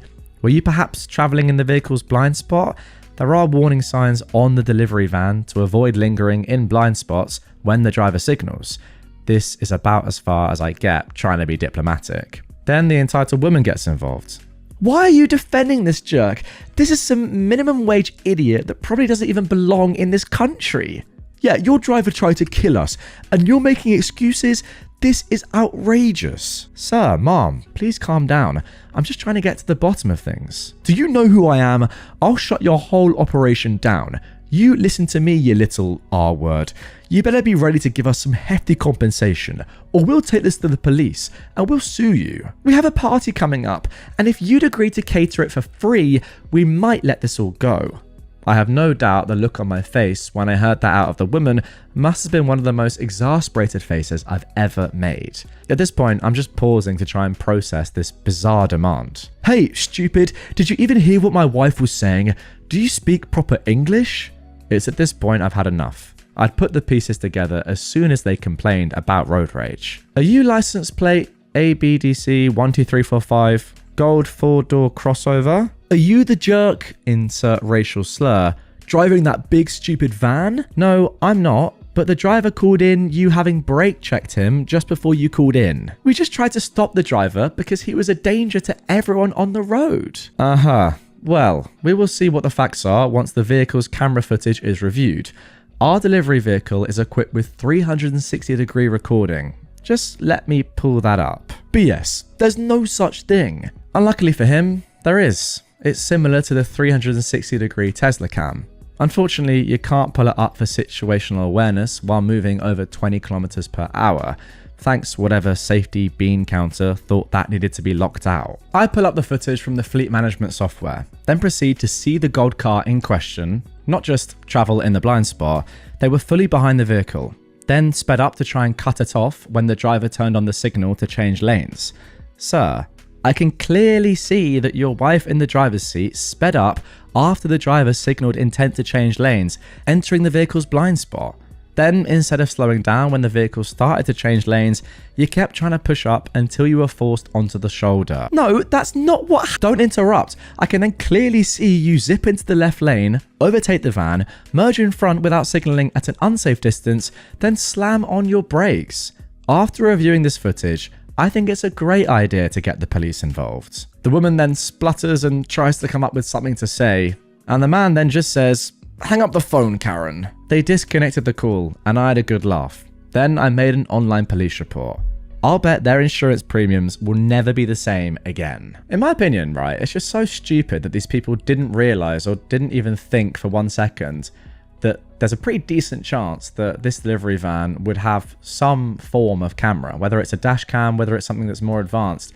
Like, it just feels like every sort of company van or car these days is likely to have some form of camera just to sort of protect itself in a situation like this. The fact that they're trying to just sort of con this company into getting free stuff, it's just very, very weird. I mean, even the fact that there could easily have just been a camera just on the road. I don't know where this took place, but I don't know. In England, for example, you're very likely to be on at least a camera, a traffic camera, if you're in like a popular place or like a, you know, not even a popular place, just like a city, for example.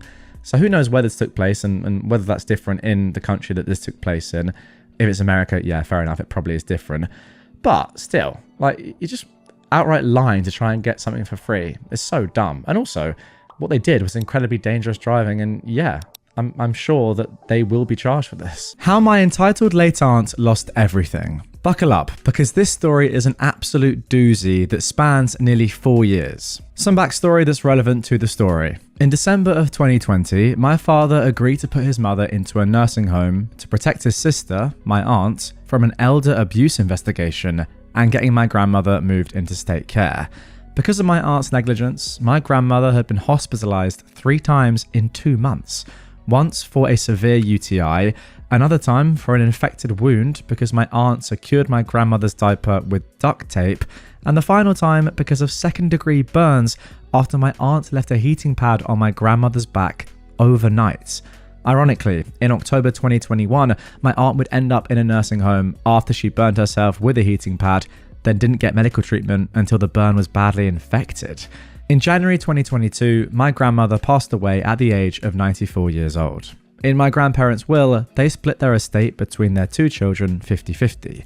However, because neither my father nor aunts was on the deed to my grandparents' house, it was signed over to a probate lawyer who would be tasked with selling it. When my father started going through his mother's affairs in February 2022, he discovered that the state was on the verge of taking the house because the only bills my aunt bothered paying were the electric and cable bills, and she hadn't paid property taxes since December 2020.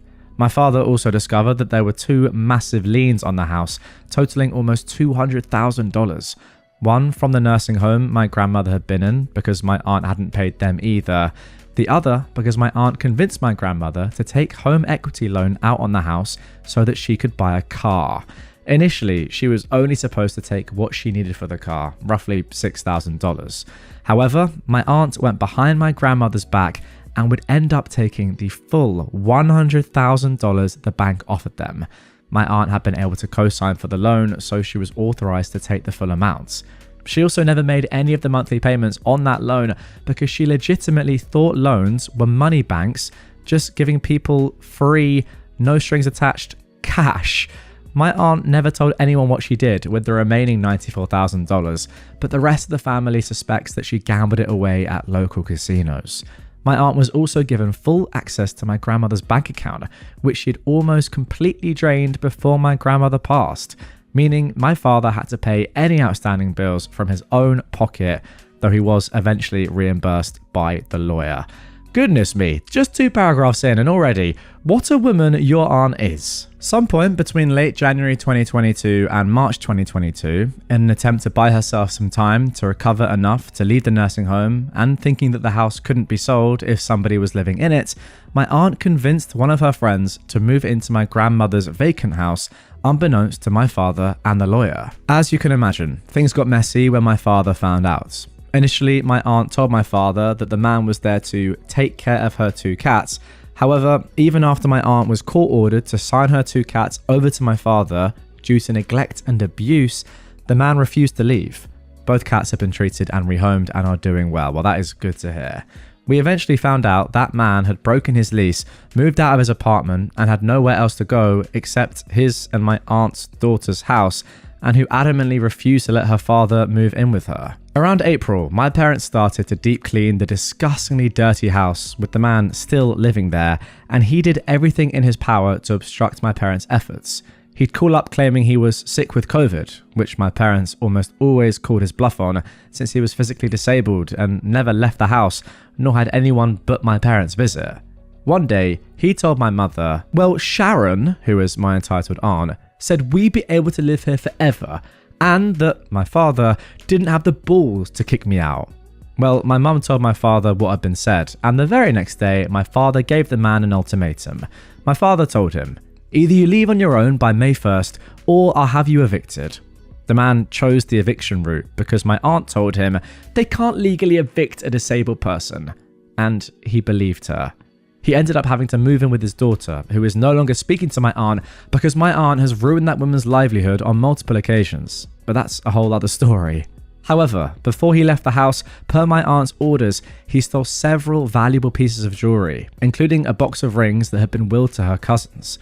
We were able to get the stolen jewelry back in late 2023 after the probate lawyer had to send police to retrieve it, which is another doozy of a story. I feel like despite the fact that this story is fantastic, there's so much more to uncover in this story. Like there's so many different intricacies and events that I would love to delve into at a later point. But for now, goodness me. Because of the whole squatter incident, we missed a massive housing boom where houses were selling for significantly more than what they were worth. And the house was put on the market during a slump and ended up selling for almost $150,000 less than what it was worth. And it led to another lengthy legal battle with my aunt because she refused to sell or throw out any of her furniture in an attempt to buy enough time to leave the nursing home until she was court ordered to do so. Given what the house sold for and deducting the lien from the home equity loan, the lien the nursing home put on the house had actually been dismissed by a judge, the end figure that my father ended up with was just under $60,000, while my aunt ended up with just under $50,000. My aunt got less because the probate lawyer charged her more than he charged my father because she was the one who had drawn things out for so long. Around that time, my aunt had been deemed unfit to make decisions for herself by a judge and several of her doctors, and ended up signing her half of the inheritance to my father to avoid losing it to the nursing home that she was in. My aunt passed away on August 1st at the age of 68 from multi-organ failure caused by years of heavy smoking, ignoring her diabetes, and refusing to consent to a surgery that would have likely saved her life. We didn't have a funeral for her. We simply had her cremated, and her ashes, along with pictures and other personal belongings, were given to our older daughter. My aunt's younger daughter tried to sue my father for the rest of her mother's inheritance, but the suit was quickly dropped since the money my aunt had inherited after her mother's death had already been signed over to my dad. So my aunt's daughter had no right to it. Our one saving grace in this whole fiasco was that my aunt was in a nursing home for the entire process. Otherwise, it would have been significantly messier. There's a lot I didn't go into for the sake of not typing out an almost literal novel, but I'll gladly elaborate on anything I can. Thanks for reading. Okay, goodness me, what a story. I can't quite believe that someone like that exists in your life, OP. But all I can really say is fair play to your dad for actually sticking with this and going through it, using so much of his own money and eventually ending up with really not that much for all his trials and tribulations. Although I am slightly surprised that there was any inheritance left after all of this. But wow, I mean, earlier this year, my granddad died, my dad's dad. And my dad and his brother, my uncle, have been working pretty hard to make sure that, you know, all the money goes to my granny correctly and goes through probate, etc., etc., and yeah, like going through different bank accounts and seeing what's owed and yeah, making sure everything's all right. I've never had any experience of that myself, but while reading this story, all I could think was, if one of them was against the other one and like was trying to put money into different places or was trying to take money, my granny's still around, so like the money was always going to go to her. But I mean, like, say she wasn't and the two of them were against each other, how would you ever come to some sort of conclusion or agreement? I mean, like, imagine if this woman was involved, this horrible aunt of yours, OP. I can't imagine that the stress and the workload that would have to go on top of what already seemed to be, from my perspective anyway, a lot of work. But yeah, I guess this is not a one-off thing. People argue over inheritance all the time. Maybe not to this extent though. And also, I would say, actually, can you consider writing that novel, OP? Thank you for submitting it. Great story. But as I said halfway through that, I feel like there's so much more to unpack here, so many more events. I would read a short story based on your life and in particular, your aunt's. All right, now moving on to our next story submitted by one of you guys. Just let the kids sort it out themselves. Okay then. Backstory. I live in a town in the Netherlands with a university, and a few years ago, my girlfriend's cousin got accepted as an overseas student. My girlfriend is Japanese. Her family, father, mother, her sister, and herself, moved to the Netherlands while she was younger. Her cousin still lived in Japan when she applied, got accepted, and is now living in a student room in the Netherlands. We don't really have dorms here, like in the US, but the building she lives in is maintained by the university itself. Said cousin is doing quite well for herself, got good grades, and is well on her way to get her diploma. Partly because of this, the overseas family decided to have their vacation in the Netherlands this year, both for leisure and a bit of a family gathering. This story takes place during that family gathering. My girlfriend's parents and the cousin's parents, plus yet another family, had a meeting in a restaurant in my hometown.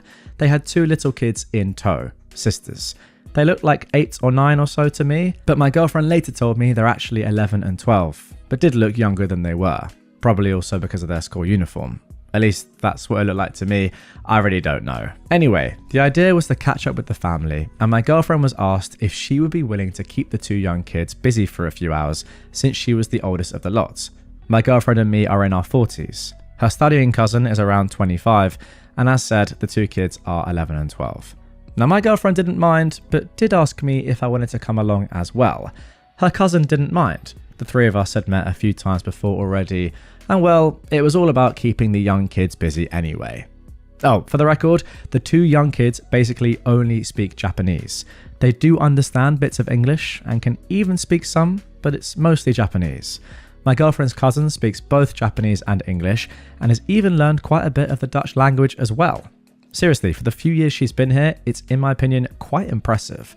My girlfriend speaks Japanese, English, and Dutch, and as for me, Dutch, obviously, and English. But over the years, I've also managed to pick up a decent bit of Japanese as well, and I can often, not always, understand the general gist of things, as long as it's not too quickly spoken or too complicated.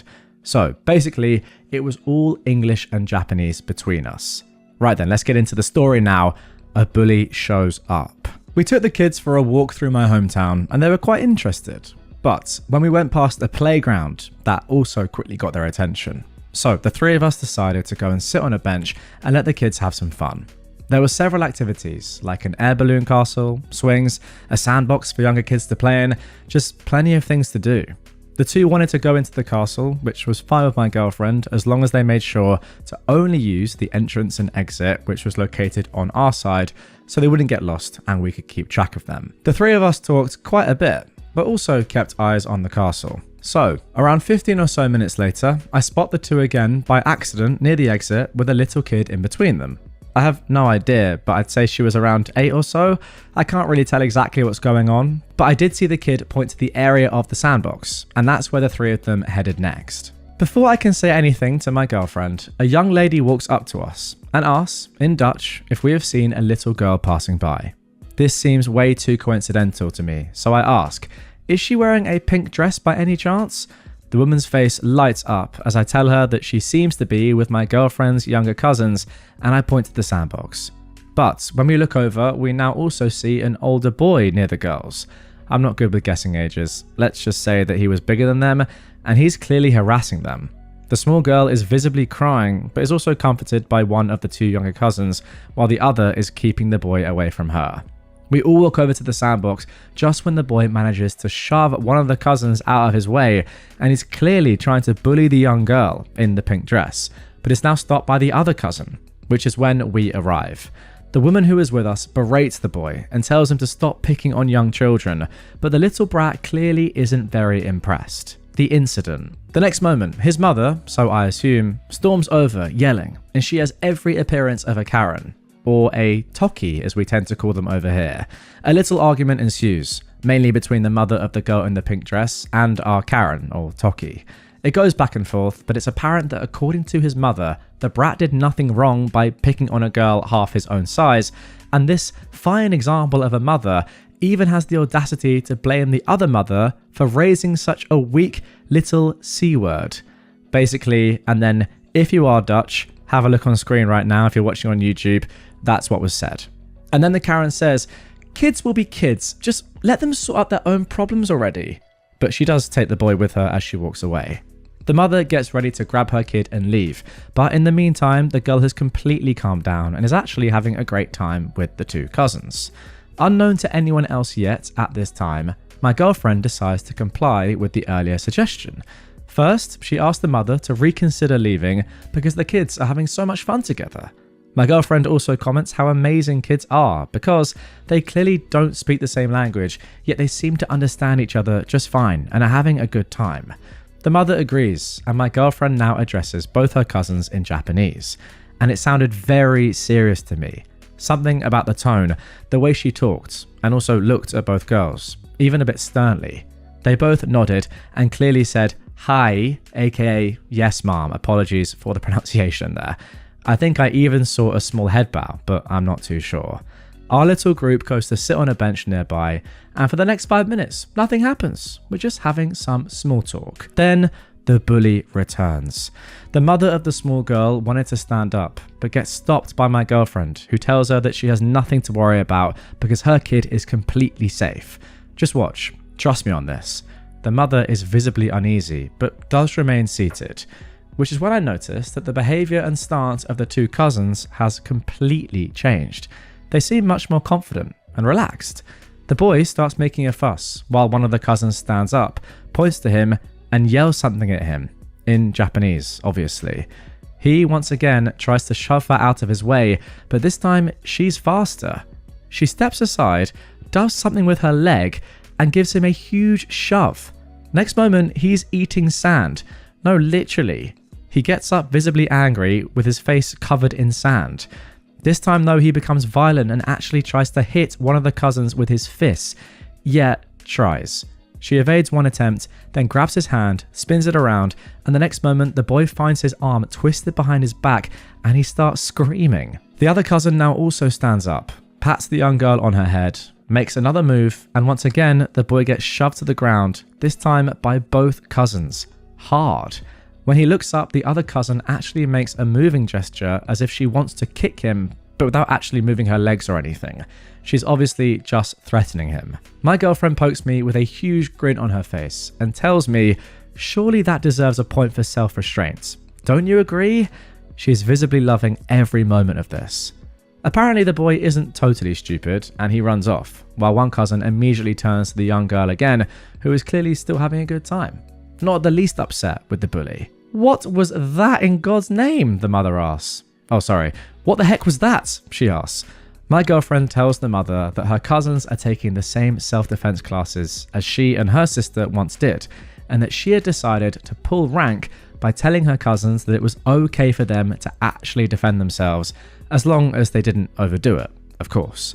The mother wanted to know more about these classes, but unfortunately for her, my girlfriend had to tell her the actual school was located all the way out in a suburb of Tokyo, so not something her daughter would be able to attend. Mummy returns with a BOA, a guard.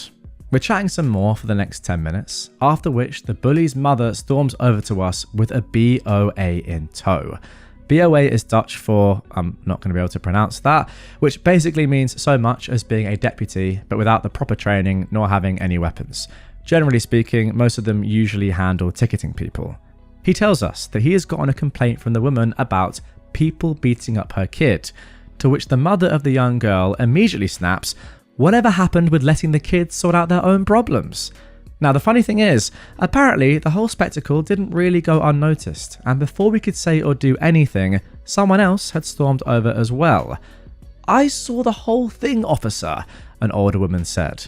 "Her brat," she said, pointing at the Karen, "was harassing and beating the kid in the pink dress when these two awesome kids stepped in and protected her." Meanwhile, another man had walked over. "Officer, that brat got everything he deserved. He started it. The only thing that happened was that those girls defended themselves from him." The officer listened to everyone's statements and ended up deciding to ticket the mother of the brat. I assume for disturbing the peace, but I don't know any details because at this time we decided to leave and went our separate ways. Aftermath. During our walk back to the hotel/restaurant, the cousins told us the whole story. And I actually learned something new as well. While they were in the castle, they saw the boy harassing the young girl in the pink dress and immediately decided that this wasn't right, also because he was almost twice her size. He actually pulled on her hair while she was already crying, which made the cousins plain angry. But the only thing they did was get the boy away from the girl. One cousin distracted the boy by blocking him from grabbing the girl's hair again, and she also started taunting him while the other comforted the young girl and led her to the exit, but the one we agreed on. So the girl's mother never saw her leave and got worried. The other cousin managed to lose the boy in the crowd, at first anyway, and she joined her sister near the exit. So I asked my girlfriend why they didn't do all that stuff right away, to which she told me that they weren't allowed to. The first rule of self-defense is apparently always leave if you can. And her cousins are at a level where the use of these techniques outside their school is strictly prohibited, unless there's an actual threat, of course, or if they've been given direct permission by an elder of the same school. A rule which my girlfriend was stretching a little bit, but she told me that she would write up the whole altercation so that the cousins could take her letter back with them. She was actually not kidding when she talked about points for self-restraint, because that would actually be her advice in the letter. But yeah, typical hypocrite behaviour. Let the kids sort it out until it suddenly doesn't go your way, eh? Yeah, let the kids sort it out is something you can pretty easily say when your kid is twice the size of the other kid that is in this altercation and is the one bullying them. Like, it's just ridiculous. But if you say that sort of thing, yeah, surely you have to just sit back and watch your kid just get destroyed by some good old martial arts self-defense. Like, if you say it, you got to stick by it, and ultimately applaud the kids. You know what? Reading this, it actually does make me think. Like, every kid, I think, should, if possible, go through some form of self-defense. I mean, this is just so cool. The fact that these two kids were like not really even that worried about this guy at all. They were trying to keep the peace, but they knew in the back of their minds if they had to use any form of self-defense, they were fine with it, and they would be able to do what they had to do to make sure that the other girl didn't get physically harmed. It's a pretty cool position to be in. Like, seeing how calm and collected they were when they were told they were allowed to use self-defense, and just knowing their ability, pretty elite. And they were just having a good time until they had to step in again, and then actually at that point get a little bit physical. But they weren't harming the kid, were they? They were just saying, no, back off, putting them in his place, yeah, with a little bit of physicality. But it's not as if they were like scrapping him, punching him. They just made him eat a little bit of sand. Who doesn't love that? My ex is so entitled. She thinks I should be paying bills for her and the guy she cheated with. I found out my girlfriend of 11 years was cheating on me with an unemployed dude, of all people. I'm not rich, but I provided her a good lifestyle. I paid most of her bills. I provided a nice place, nails and hair done regularly, dates every weekend, couple vacations a year. She got used to that lifestyle and wanted to keep living it, despite cheating with a broke dude. She didn't admit to the cheating. I caught on to it. Now, once it was clear I was done with her, the entitlement really started to show. She said because I had family in the area and she didn't, I should move out, but continue paying the bills to give her and the new guy a chance to get on their feet. She also insisted on keeping my dogs. She told me I could only see my own dogs if I asked the new guy. But since they didn't have any money, I needed to continue paying for food and vet bills. Instead, I kicked her out and kept my dogs. At that point, she was angry and still felt entitled to my income.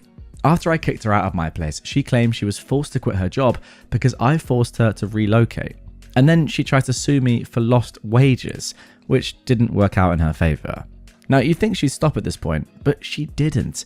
She contacted my work and threatened to sue them, stating, "Your employees' actions cost me everything," and tried to insist they settle outside of court with her for $100,000. She didn't make that much money. Instead, my work filed harassment charges against her. You'd think she'd stop at that point, but she didn't. She started messaging every family member of mine that she could find, told them I cost her everything out of spite just because she moved on with someone else, and that the least they could do is send her money to help her get a place and pay rent. When that didn't work, she went online and begged for people to send money to her Cash App to help her with a place to live, and she claimed it was a domestic violence situation. I don't understand how she doesn't understand that any financial support I gave her would obviously end if she cheated on me. We weren't married, we don't have kids, I've supported her for years, I owe her nothing.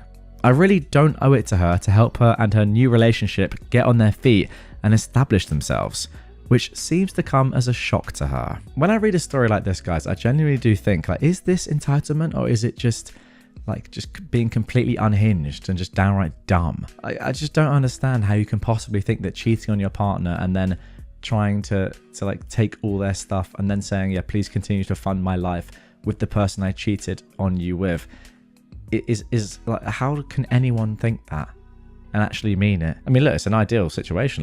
Don't get me wrong. If you can get away with it, if you can cheat on your partner and then they continue to pay for your life, wow, you're doing well. But no, in all seriousness, what is going on? I mean, the comments here are saying to actually keep records and recordings of everything because of the domestic violence claim. That is true. People are saying it was a fun and amusing story until that moment, which is a great point. You actually need to sue her for slander or defamation, people are saying, because yeah, if that starts to snowball and she starts to do more stuff like that, and she, you know, makes those abuse allegations real and does go to the law, then you could be in a little bit of trouble, and it's stress that you don't want. So try and shut that down as quickly as you can. He tried to take my airline seat and lost. I was traveling to Las Vegas to meet up with some friends, and I pre-booked my seats. With this airline, they charge extra for certain seats. I chose a window seat with extra legroom due to my disability, which cost me an additional $45. When boarding, there was a man in my seat with another in the aisle seat. The middle was open. I checked my seat number and then politely told the man that he was in my seat, and I asked for him to move. Now, I'm a petite female, and both men were about 6 feet tall and over 200 pounds. When both opened their mouths, it definitely appeared like they both were used to using their size to get their way. The man in the aisle immediately told me that the man at the window didn't have to move, and I could sit in the middle. After all, he said, I shouldn't make a scene about it. Now that really peed me off. I didn't raise my voice, and I was very polite. I said I wasn't going to make a scene, but I was asking nicely for the seat I paid for. That is when he stood up and attempted to physically intimidate me. But here's the thing, I worked in frontline healthcare. I'm used to men attempting to use their size and mouth to intimidate, and this behavior doesn't work with me. So I decided to use another tactic. I turned my head to the man in my seat, and I told him that I would make him a deal. He gives me $50 cash, and I'll give him my seat. I told him I paid an additional $45 for the seat, and with tax, it should be around $50. He gives the money, and the seat would be his. This is when he turned to me in shock and said, "You want me to pay you $50 for your seat?" I answered, "So you're admitting that you knew this wasn't your seat. I'm going to call the airline staff and they can take you to your seat. After all, I booked this seat due to me having a disability," which is true, "and you're trying to steal it." I've got a butt in here at this point, guys, sorry. Even if you don't have a disability, if you book a set seat, that is your seat. It doesn't even matter if you've paid any more money for it. It's of course therefore up to you what you want to do with it, if you want to give it away or not, but you have the right to that seat. And I will say that throughout my entire time going on planes, I've never had something like this occur. Mostly people are pretty polite and, well, just normal and do sit in the seat that they've been assigned, but goodness me, some people are so entitled. Anyway, let's get back to the story. Everyone around us turned to look at him, and they didn't have kind looks on their faces. He turned 14 shades of red and moved to the middle seats. He pulled his hoodie over his head and sulked for the rest of the flight. His friend did the same. The moral of this story is simple. Do not use size and gender to bully others. It may just backfire on you and make your next flight a lot less comfortable. Yeah, as I said, I've never had this situation actually happen to me. And I know I've read a lot of stories about this sort of airline stuff. At this point, I've nearly done this for 6 years. So there've been quite a few similar stories, but yeah, let me know in the comments down below if you have an airline story, because I don't. And you know, I'm not a frequent flyer, but I've been on a fair share of flights and I've never seen this happen. So I'd love to know. Maybe this is just a thing that happens on like internal flights in America or something, which I don't go on. But yeah, let me know in the comments. Have you ever seen this happen and how have you reacted? Entitled thief gets angry because he can't steal. This happened yesterday. I was at the car wash. It's one of those that you drive through and then park to clean and vacuum, with a couple of vacuum hoses on each side of every parking spot. Yesterday, they were fairly slow when I arrived. There were only 4 cars in the lot, including my van, out of 22 spots in the lot. I actually counted before I left. Like the other cars in the lot, I chose a spot away from everyone else so I could have both sides empty. Now, I'm male, but I carry a bag instead of using pockets. Think small messenger bag. I had my bag sitting in the passenger seat of my van when I opened both of the front doors and both of the sliding doors. This particular car wash supplies loaner towels for drying and cleaning, with buckets for used and dirty towels. Now, I just returned with a couple of towels when a guy pulls up immediately next to my van. That was annoying, since there were a lot of choices of other places to park, but whatever. Then I realised that my bag was easily visible from the property entrance and from the wash tunnel exit. So I went to the passenger side of my van to dry, clean, and vacuum that side. I then closed the sliding door and locked it, followed by locking and closing my passenger front door.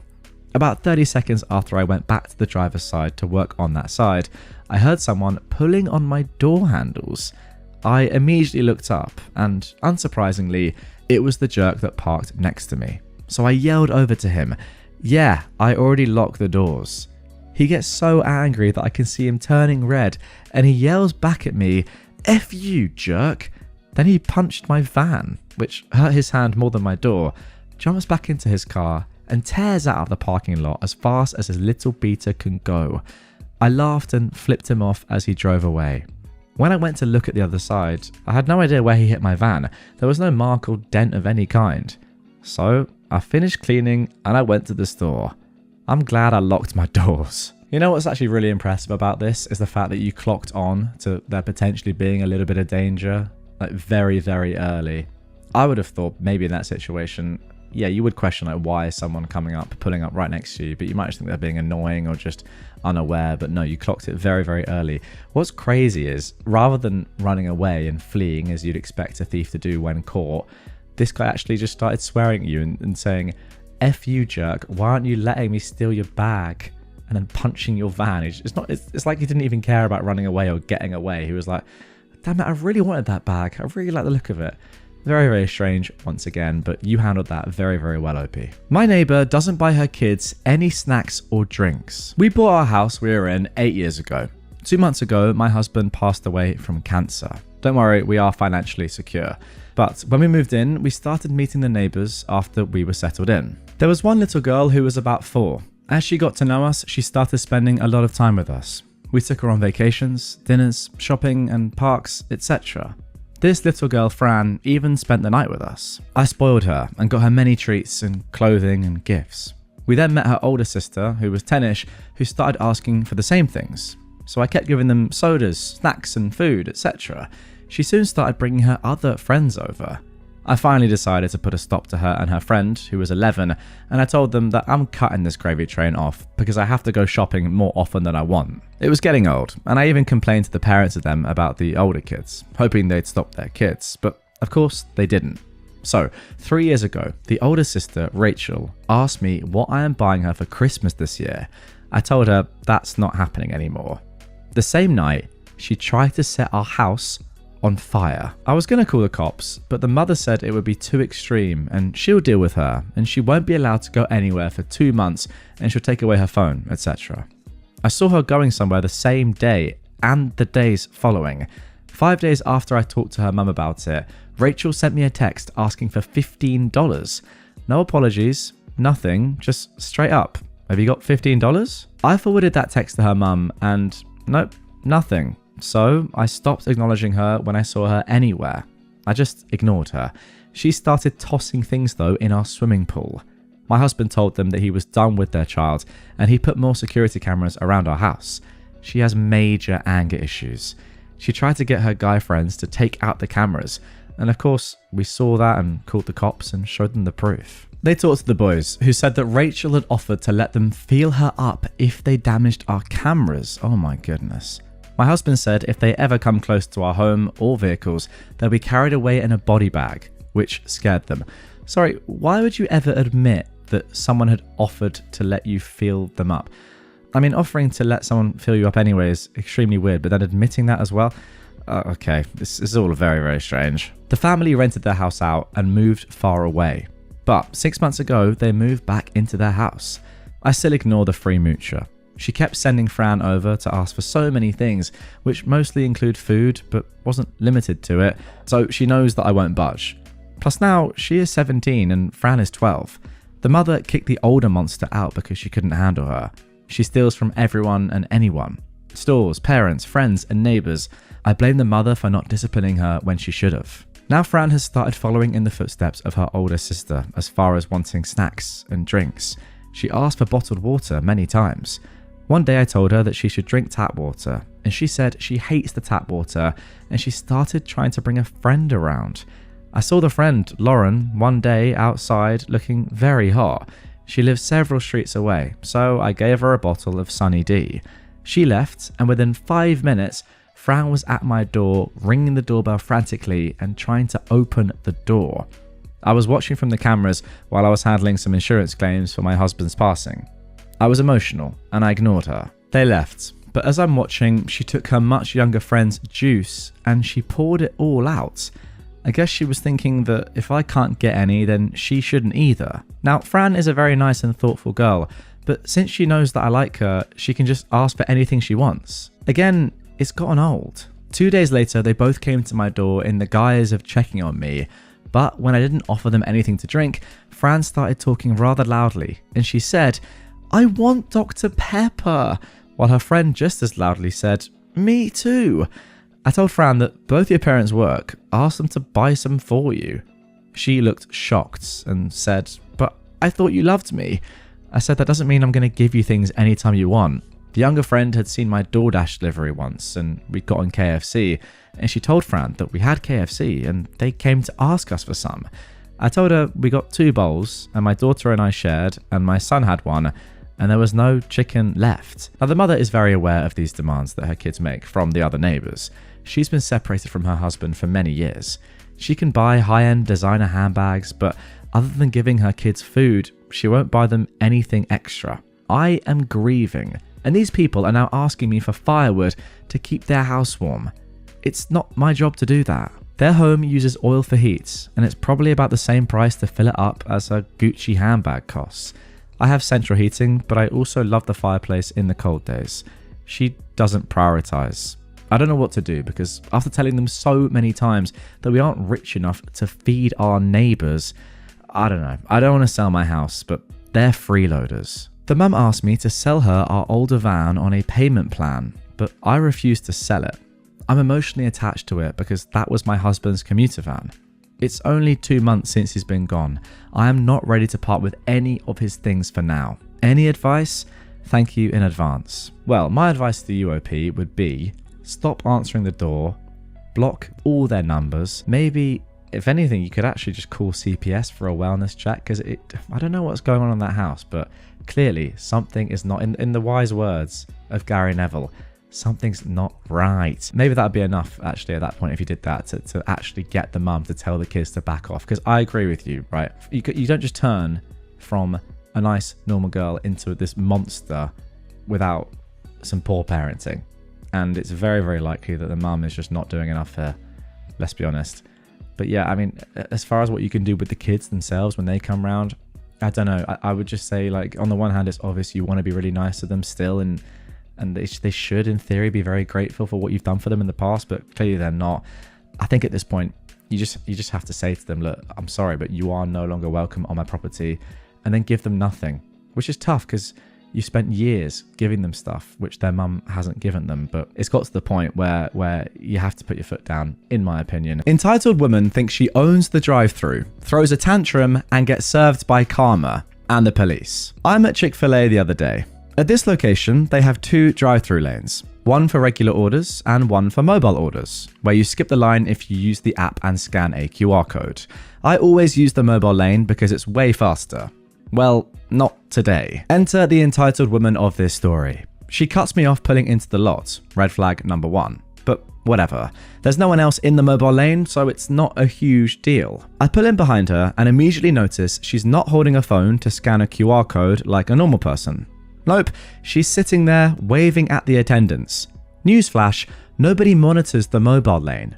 So naturally, she starts laying on the horn like a lunatic. An employee finally comes over. Before he's even at her car, she starts barking out her order. And this is not a short one. This woman orders like she's feeding an army.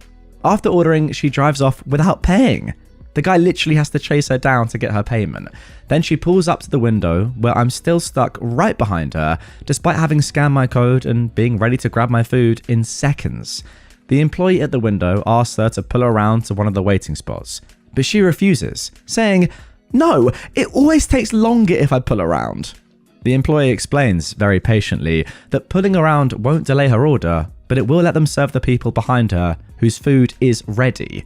But she responds, "It's not really fair to prepare their orders before mine when I was here first." The employee tries to explain how food stations work, but she interrupts, saying, "They should all be working on the first person's order. I know you just make minimum wage, but this really shouldn't be that hard to understand." After what feels like forever, the manager appears at the window. He leans out and very politely asks her to pull around, even promising to personally bring her food out as soon as it's ready. To top it off, he offers her a complimentary peppermint shake as an apology for the inconvenience. And this is what, guys, sorry to interrupt, this is what I hate about customer service. The fact that you have to sort of pander and make sure that customers like this are alright and still come back the next time. You should just be able to say, "No, F off, get out. I hate people like you. You're ruining my job. Why are you saying I'm on minimum wage? Why does that matter? Like, just go away." But no, it's in the interest of the manager, I suppose, to give her free stuff and, yeah, make her keep coming back. I just think it's a disgrace. Anyway, what does this Karen do? She knocks the shake out of his hand. It goes flying everywhere. On him, inside the window, total chaos. She even has the nerve to beep her horn at him. And this is why I feel like, people in customer service shouldn't try and help people like this out. Just say, "No, go away." Anyway, finally, karma starts to take hold. A couple of minutes later, 2 police officers walk around the front of the drive-through road, coming towards her. The entitled woman laughs at the manager, saying, "You really called the police?" The manager calmly responds, "No, ma'am, they were at the counter when I walked by, covered in the shake you knocked over. They also heard your shouting and honking. I told them it was fine, but they wanted to check on the situation." At this point, the officers reached her car and told her if she doesn't pull forward and talk to them, they'll arrest her for assault and move the car themselves. She finally pulls around, but doesn't stop. She just speeds out of the parking lot. The police laughed. She has a very easy to remember vanity plate, and they told the manager that they're adding obstruction of justice for failing to comply with a lawful order when they track her down. Now look, I know that not all posts here have happy endings, so I figured I'd share this one for the holiday season. Well, OP, thank you. Now there are a couple of edits that OP has added here. Firstly, they say, some people were confused about her not paying at first. What happened was she finished barking out her order and then just started to drive to the window. At this Chick-fil-A, you pay right with the person who takes your order, not at the window. Hopefully that makes it clearer. And the second edit, a lot of people are asking for an update, and I really wish I had one, but I don't even know what ended up happening myself. I was just another customer. I've tried looking up her vanity plate. Apparently I'm not allowed to share it here, but I haven't found anything related to it. If I do hear anything in the local news or get a flag for the vanity plate on Google Alerts, I'll definitely update. Thank you, everyone. And finally, here is the third update, which is interesting and includes, I've read a few comments about how the mobile drive-thru isn't different from the regular one, or how some people don't believe the shake could have gotten all over the manager. I used the word window when I probably should have said door. It's a hybrid window/door setup here. Anyway, I was there again today, so I took a couple of pictures of how it looks. This shows the mobile versus regular drive-through, and it should be clear how somebody could knock a shake all over the manager from how they hand it out, which is just like how they're doing in these pictures. Now, I will explain these pictures to you if you're listening on podcast form or on audio platforms.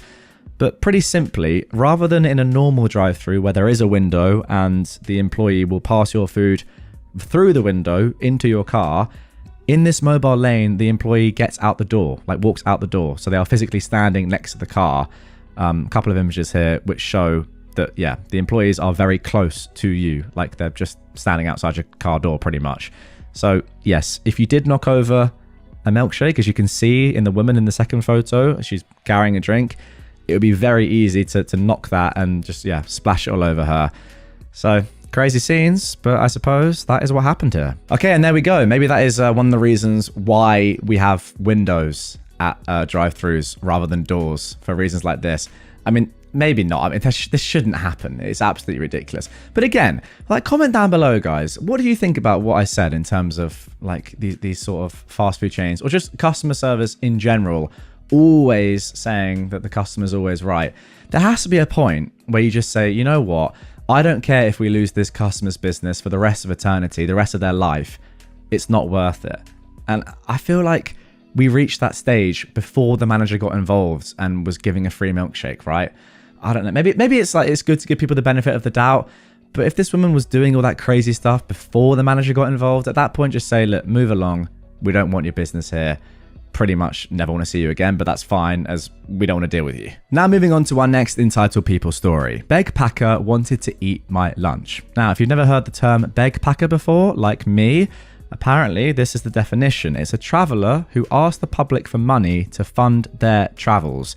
Often Westerners who decide to go to countries where the cost of living is low, but then ask the public for money to fund it. I mean, that is crazy. They beg for charity from locals, apparently, despite coming from the West to countries where the cost of living is much lower. That's mental. Anyway, let's get into the story. On Saturday, I, a 38-year-old woman, went out to meet my friend Jerry, who is a 38-year-old woman as well, in this small village where a lot of pseudo-hippies and pseudo-spiritual people hang out. Another friend, Brew, who is a 41-year-old woman, joined, and we were strolling around when Jerry bumped into a woman she knows. This woman, Lola, was obnoxious from the beginning and started following us around. I noticed Jerry was a bit annoyed by this, but she let it go. Lola stops and buys a big plate of food, potatoes, rice, etc. She starts eating with her hands and doesn't offer me any. I didn't think much of this as I didn't want it, but this is important for later. We finally sit at a bar/restaurant at around 2 p.m. Me and Jerry order a beer. Brew orders a tea. Lola doesn't order anything. Now, I'm mostly quiet, listening to the conversation. Lola asks Brew how she survives, how she makes money. Brew is a bit taken aback, but responds and asks, "What about you?" To which Lola says, "Well, I have no money at the moment. That's why I'm asking." Brew wasn't feeling well and went home. Lola asked the waitress for hot water, fills Brew's empty teacup with it, and starts drinking from it. Wait, sorry, wow, that's interesting. I just observed. Jerry and Lola are talking, but I already didn't like Lola much. Later I learned that she is one of these white European people who travel the world by asking for other people's charity. Mind you, I'm in a poor country, and this is the type of person who asks for a discount in a local farmer's market. The topic of their conversation was incredibly annoying to hear. Basically, she had a bunch of judgmental ideas around one-night stands, and Jerry was trying to tell her this was just a constructed belief. I did not participate. By then, it was 3 p.m. and I hadn't had lunch, just a small breakfast. I ordered a portion of fries, the only vegan food in the place. It arrives and I eat it all without offering any. Jerry casually mentions that I'm a Buddhist, and Lola then says that she is surprised by this fact, as I didn't share my fries, and that I am selfish. She said she was also a Buddhist and Buddhists share. I just laughed, and I asked her whether she offered me any of her food before. She stays quiet. Then I said she can order her own fries if she wants fries. My view is this. I'm a Buddhist, but not the Buddha. Fries can look like a snack for the table, but in this case it was my main, my lunch. She just eaten a huge plate of food. I don't feel I have to share my food with anyone else, and I don't see how anyone is entitled to my food. Also, being judgmental and confrontational are both not very Buddhist practices, but I'm sure she was not enlightened, so I don't hold anyone to the Buddhist standards. However, I can admit that I didn't offer any chips on purpose and that I do judge begpackers. Well, that is the first I've ever heard of a begpacker, but goodness me, I don't really want to hear about them again. They sound like terrible people. Absolutely crazy. Not gonna lie, got no idea where this story takes place, but every time that I've gone to Asia or, somewhere just like in the Far East in general, which is where, generally most people backpack from the Western world, or they go to South America, which is relatively similar, right? It's much cheaper than Western Europe or America, like considerably cheaper. I mean, it depends where you go, of course, but if you're getting sort of normal standard food at normal standard places, it's a lot cheaper, to the extent that I've always been surprised and been like, oh wow, this is great. I'm not spending much money at all to get great quality stuff. It's way cheaper than when I'm here in the UK. So for someone to be doing this, or for begpackers to exist, is mental. I actually looked up like when this term first started, and there are a couple of articles about it from a few years ago. But yeah, it's there's not too much about it. I don't know. It's a terrible sort of thing that I just didn't really know existed. There's a couple of articles, and the titles say, "Is begpacking the worst travel trend of all time?"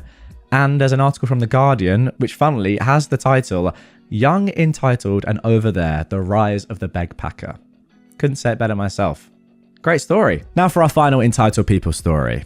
A man wanted me to reimburse him because his girlfriend learned he cheated on her with me. Right, a little bit of information about me. Firstly, I live in Paris, France, where health-related expenses are usually pretty reasonable. And secondly, I'm sexually promiscuous, which means I do regular STI testing. I've mostly been lucky, except once where I got a mycosis in my throat. It was gone after only one day of medicine, according to the test I did a few weeks later. Of course, I immediately contacted all of the partners I had sex with since my last check-in, 3 months earlier, at least the ones who had not deleted their Grindr account, blocked me, or just whose contact I didn't get. Most of them thanked me for warning them and told me they'll get checked. Great. Except for one guy. He told me he doesn't use condoms with his girlfriend and asked me how is he supposed to tell her? She doesn't know that he cheats on her, nor that he has sex with men. Honestly, I don't consider this my problem. He also tells me that he's not legally in France and doesn't have social security, so he asked me to pay for the testing. It's around €10. Honestly, if that means it doesn't spread to other people, I'm willing to pay that price. I should note at this point that I'd forgotten that there are free STI tests all around Paris. I used to go there as a student, but my insurance covers private labs, and that means that instead of waiting for hours to see a nurse, I wait 20 minutes. The guy contacted me a few days later, letting me know his test turned out positive. He asked for money for the doctor and medicine. Once again, the amount is low enough that I can easily afford it, so I give him the cash to pay those things. Probably less than €40 for the doctors and medicine. The guy then tells me that he was living at his girlfriend's place, but she's kicked him out. And so he told me that I had to pay for his hotel. I told him I wouldn't, but he insisted, and that is when I blocked him. To be frank, I'm kind of sad for him. In the first place, because I hate the fact that people have to live with the notion that the police could force them out of the country, not find a legal job, and depend entirely on their partners. Still, I don't think that part of the implicit contract between men who have quick hookups with other men goes beyond the fact that we tell each other if we ever got an STI, or warn them if they forget some things when leaving our apartment. Once, a guy forgot a ring. I immediately went to send him a message, just to realise that he'd already blocked me on Grindr. This day, I guess I got a free ring. In particular, I don't think that a quick hookup means I'm responsible for paying for his hotel. Now, while mentioning this story to a friend of mine, they noted that, firstly, if he never got tested before, it's quite possible that he was the one who gave me the STI, especially since it seems he was surprised that you could get STIs from oral sex. More importantly though, for what we know, he never got the STI, or he uses it to get money out of other people. I've not asked for his medical bill or test results. There's actually no way of me knowing if he actually got the STI. Well, there we go. One of the top comments here says, "If you give a mouse a cookie, he'll ask for a glass of milk." Very valid. And I didn't even think about that last point either. Like, there is a decent chance that this person didn't have the STI, but is just obviously trying to get as much money out of you as possible. Now, I will say that I think what you did was very fair and reasonable, given the fact that you thought there was a chance that you might have given this guy the STI. So paying for his test, paying for the follow-up, it's very nice of you. Paying for his hotel though, because he cheated on his girlfriend with you, that's probably a step too far. It's very, very funny though. The audacity to ask for that is just great. I also do agree with you, the fact that, yeah, you can't work legally, depend entirely on the partner, etc., and could get kicked out of the country at any moment. But then again, it's also sad that this guy is cheating on his girlfriend.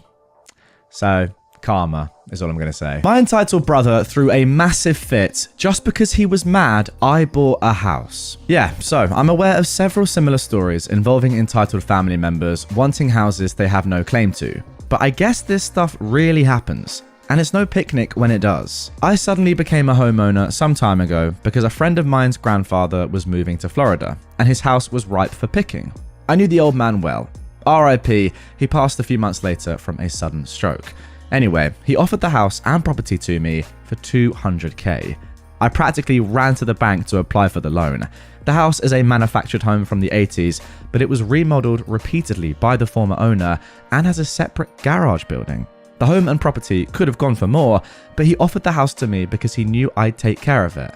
I had $30K saved that made a good down payment, and I was happy to leave my apartment. I'd wanted to eventually move out of there after what my cheating ex did anyway, but that's a story for another time. As for my brother, well, he went bonkers when he found out I bought a house. He had this repeated history of copycatting me for the past decade, but there was no way in heck he could copycat buying a house with his terrible credit and inconsistent income, and he got in an argument with me over how I was just trying to make him look bad by doing something he couldn't. No, I just wanted a dang house, and the price was too good to refuse. Then he told me I should have turned it down because he had no good reason. I could practically see his screws getting looser with every dumb excuse he made as to why I shouldn't have done it. But I pointed out all those excuses were just because I did something he currently can't. And when I bought the house, it had nothing to do with him. I just wanted to be a homeowner for the security and extra space. I finally don't have to store my camper at my parents' house, and I have a garage that I can store stuff and tinker in. I bought a camping cot, he bought a camping cot. I went to the gym, he went to the gym. I bought good booze, he bought good booze, or stole it from me. I bought a new TV, he bought a new TV. I bought a truck, he bought a truck. I bought a camper, he bought a camper. I bought a used portable DVD player. Guess what? He bought a used portable DVD player. I went camping in a specific place, he went camping in that specific place. I bought a house, he 404 error, insert tea kettle noises and Benny Hill chase. He also acted like a complete child towards me when he built his mini ram thing. He actually confronted me and said it was cooler than my boring Tundra because it was something original. I swear, he did the dumbest mods to that vehicle, like putting twist studs in the suspension coils to raise the ride heights. Well, after weeks of openly fuming about me being a homeowner, my brother suddenly acted like he had another brilliant idea. He wanted to move in with me. I laughed at him. Then he ended up demanding that I rent one of my rooms to him, and for only $200 a month, utilities included, because he shouldn't have to pay any more than that since we're family. He flipped his lid when I said, frick no. Then he got our parents involved again. Only this time, they actually sided with him at first, though it was mainly our mother. She and my brother showed up, demanding I let my brother move in, and my brother had a poop-eating grin on his face that I could tell he was thinking he was getting his way thanks to Mummy Dearest. I said, F no to both their faces, and my mother cried that I was using foul language to her and being a jerk when I had the space now. I called my dad, and he told my mum that he'd warned her I wouldn't do it, and to leave me the heck alone. Mum whined that my brother was living out of his camper next to a shabby house he was renting space from. But I said that wasn't my problem to fix, and my brother has proven countless times that he cannot be trusted. My brother was fuming to the point of being red with veins popping out. My mum tried one more time to convince me with tears, and that just made me angrier. I went on a rant that was something like this. Bro can't buy a house, so he wanted to invade mine. I refused to ever live with my brother again. I would sooner live in the woods without electricity than with him. He's intentionally irritating as heck, and if I had him as a roommate, I just knew he'd steal my booze, take my stuff, and invade my privacy non-stop. Not freaking happening. no matter how many tears mum tries using on me. My mum broke down and finally conceded that she'd never convince me after that rant. And she had to take my brother by the hand and leave with him because he initially refused to go and kept begging her to turn back and make me let him move in. And then I yelled to him that it was a laugh that he called me a mama's boy before because he'd become exactly that. And this was just like the time he tried to get our mother to make me trade vehicles with him because he felt ashamed to be driving a minivan.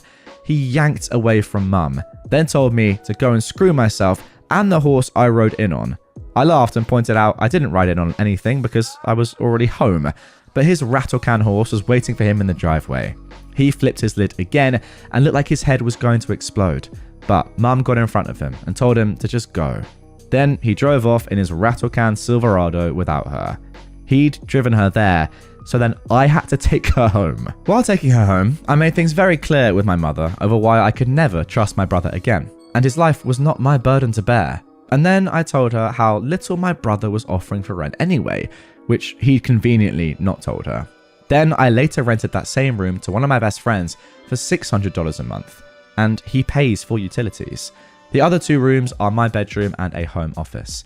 There's an extra room in the separate garage too. So, my mother tried to make me let my brother live in the garage instead.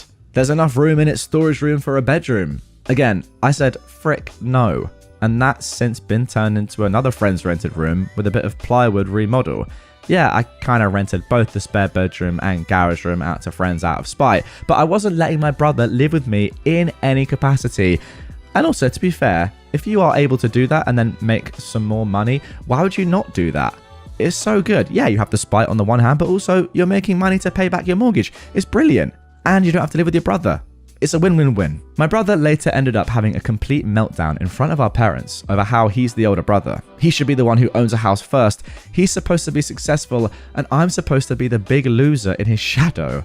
Our dad poked him with his cane and told him that's not how life works, and they had a big argument. They told him to get out and not come back until he's cooled off, and learn that he's just being a pointlessly jealous jerk. Now, the next part I post, my brother did the dumbest thing of all. Okay, so there we go. Don't worry, we are going to get into that second story, but just off the rip, after looking at what I've just seen there, what a terrible person your brother is. I'm thankful, to be honest, that your dad isn't in the same vein as your mum and enabling this behavior. You can definitely see where your brother's got this entitled mentality from. It's definitely not from your dad. But yeah, I'm happy that at least one of your parents is sane. I think this is just typical golden child syndrome. He feels like the most important person in the family for some reason. Maybe he has been enabled in the past by your mum, but yeah, the quicker he learns that that isn't the way the world works, and your dad's right, like poke him with the cane again. It doesn't matter how old you are. It's about what you do in your life and how successful you've been, and if you have the money to buy a house, go and buy a house. I mean, you can buy a house at 18, you can buy a house at 90, you know? It doesn't matter. It really doesn't matter. If you got the money, do it. There's no rite of passage. There's no, oh, I'm older than you, therefore I have to buy a house first. If you had the means to do it, you would have done it. But you didn't. That's tough. So anyway, here is that second post which OP referenced at the end of his first one. The time my brother got petty revenge on a neighbor with a chocolate turd. Yes, a chocolate turd. When my brother and I were growing up, he wasn't so bad. We had at least 4 different families live in the house next door since it was a rental. Well, the family that lived there around the time I was 12 were just awful people. And they intentionally trained their dog to poop in other people's yards. My dad hashed it out with them many times and even threatened to call the cops. Now, the kids of these people were also brats. They were 2 boys like us and of similar ages. They stole our bikes for a joyride since they'd broken theirs. My dad had to make the parents return our bikes, and then we got called snitches. Fortunately, both of these boys were just as hated at school, so they eventually stopped talking to us. After months living next door to these people, their dog was still pooping in our yard. They were forced to clean up the poop several times, and another neighbour did call the cops on them about their dog. One day, we find out their landlord was not renewing their lease, and they were to be gone in a month. My brother, the schemer he is, took some chocolate candy bars and carefully melted and shaped them to look like turds. They were fairly convincing looking as dog poop from a distance. My brother set up the fake poo in our front yard and then waited for the family to get home. Then yelled at them that their dog did it again, then proceeded to eat the fake poo right in front of them. One of them threw up, and then they all threw up.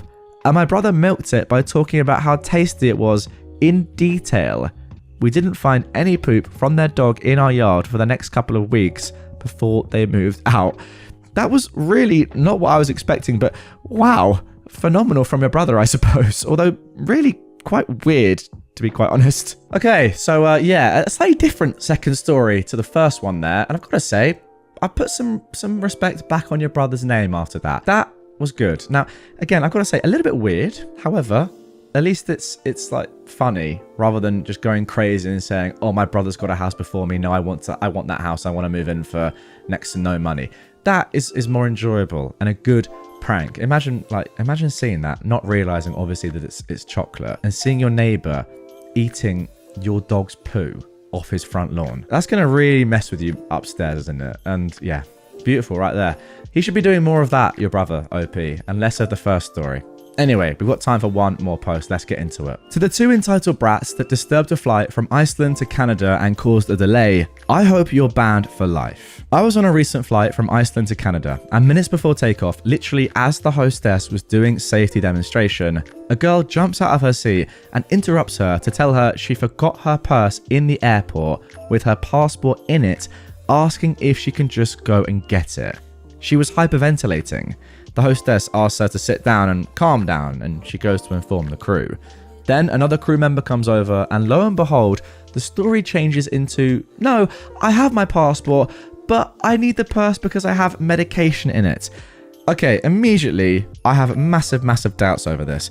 I don't think you can get onto a plane without having your passport. I mean, when you go through the final gate, everyone has their passport checked, right?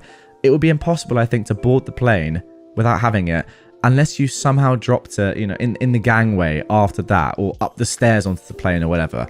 I think it'd be extremely challenging, almost impossible actually, to get on a plane without your passport. Anyway, the story continues. They ask her what type of medication. Maybe they have it on board. But then she snaps back at them, telling them it doesn't matter what medication, and that she needs her purse, full stop, and she can't have this conversation right now. What the frick? Yeah, I mean, when are you going to have that conversation if you can't have it right now? Isn't this the perfect time to have it? Later, they informed her that the ground crew searched the gate where the girl told them the purse would be, but they found nothing. Then it got worse when her brother jumped, screaming at the crew, saying he can go and look for it. We were literally in take-off position, away from the gate. The crew informed him that they can't allow him to do that. Then he charged out of his seat, demanding to speak to the pilot, saying, I'm a pilot, and I know what can be done. The audacity. So after 45 minutes, the guy comes back, grabs his carry-ons and his sister, and left the plane after making a pathetic little speech saying his sister could not have survived the flight without the medication. At this point, everyone else on the flight was just like, get the frick off, dude. No one wants to hear this trash. Later on, the captain informed the passengers that they were kicked off the plane because the purse was found, but there was no medication in it. And then the crew had to manually confirm the belongings of everyone on the plane to make sure these two did not leave anything suspicious behind, causing everyone to freak out over a potential security threat, considering the BS story the two morons told. Oh my gosh, that is such a good point that I didn't even think of. Yeah, it makes complete sense. That would take ages. So the whole ordeal caused the flight to be delayed by an hour or so. But it was infuriating to see how rude they were to the lovely crew and how entitled they thought they were to everyone's time. It was a packed flight with families and kids on board. She probably just didn't want to lose her purse, knowing that if she made up a whole sob story, they'd just go and get her bag and hand it to her, no questions asked.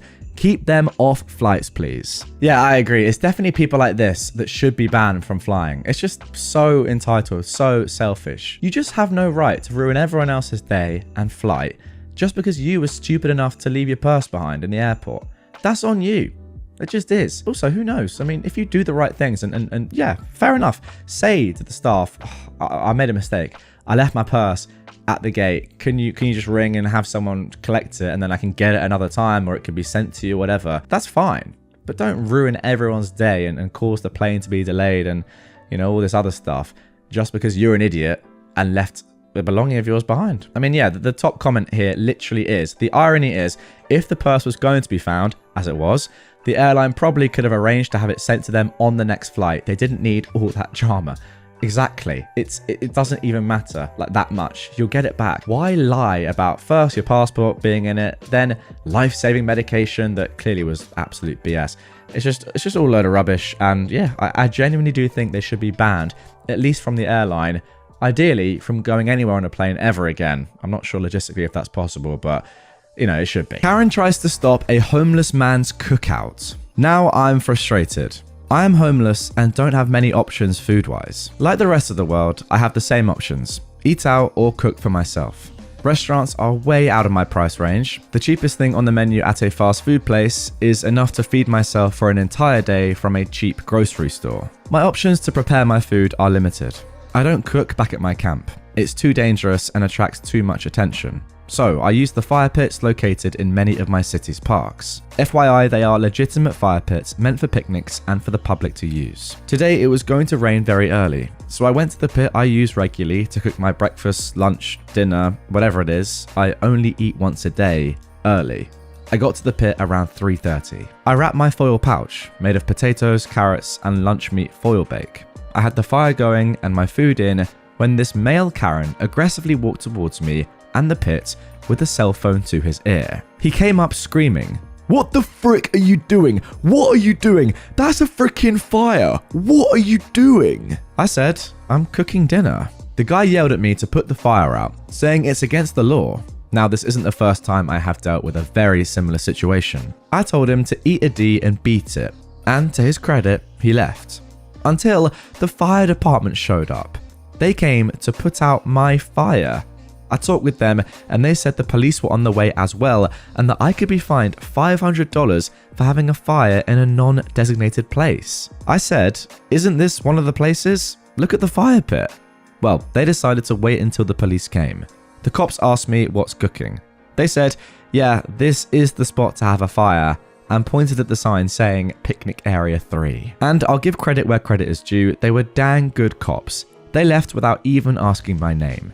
P.S. My meal came out fantastic. Okay, so there we go for the first story. And look, even if this guy genuinely did think that, you know, you're not allowed to do barbecues or use public fires or whatever, clearly, first of all, he was absolutely wrong in that. But even if he did think that you weren't allowed to do it, just why get involved? It's a homeless guy. Like, do you need to get involved there at all? Could you not just carry on with your day and leave him to it? Even if it is illegal, why do you have to be the one to say, no, you're not allowed to cook your food there, when you can see that the guy is homeless and struggling, obviously, anyway? I just don't think it's worth getting involved. But yeah, this guy clearly is a Karen anyway, or a Darren. What do we end up calling? A Kevin, wasn't it? No, not a Kevin. What do we end up calling male Karens? Were they Darrens? I don't know. Drop in the comments down below. But yeah, whatever. This guy is just clearly getting his nose in where it doesn't belong for no real reason. Even if it was illegal, I just don't think it was worth it. And the fact that it's completely legal and you're allowed to do it, and if anything encouraged, like they're there for public use, makes him look like even more of an idiot than he already was. Also, shout out the police, because a lot of the time police get kind of a bad rep, I think, for dealing with homeless people in a worse way. But this time, you know, you got treated completely fairly and correctly. So that is good to see as well. Although I do kind of feel like the fire department should also have known that this was a designated spot to have a fire, given they are the fire department. But hey, we can't have everything, can we? Now moving on to our second story. This is actually the last story of this episode. It's a long one, so get locked in. It's very, very juicy. My sister got mad at me for regularly eating in a hospital cafeteria and got our parents on her side. The rest of the family laid into them for it. So my sister decided to prank me as revenge by literally having my bike stolen and dumped. I nearly called the cops. I really apologize for the length of this post. First of all, do not apologize. The longer the better in my opinion. But writing down all the details took way longer than I thought. And this situation was downright crazy. I never thought my sister would do something like this. Not too long ago, I, a 23-year-old man, posted in r/AmIThejerk for advice, because my parents and sister were angry at me for regularly eating in a hospital cafeteria because it's close to my work. Now, I enjoy the peace and quiet there on the days that I do show up to eat, but this situation escalated so radically that I can't believe something so dumb actually happened. My sister did the pettiest thing she's ever done to me. and for completely undeserved reasons too. When my sister found out I was eating at the hospital cafeteria, she went off on me over how that food is just for people who are at the hospital because they need to be. We ended up in a big argument about it, in which I told her it wasn't like I was taking food from the mouths of patients. Then she went to our parents to get them on her side like always, and they immediately sided with her just like I thought they would. They backed her up on how the hospital cafeteria was not a place to go eating casually, and we had a big argument. They spent days hounding me and telling me I was wrong and demanding I stop, so I went to Reddit.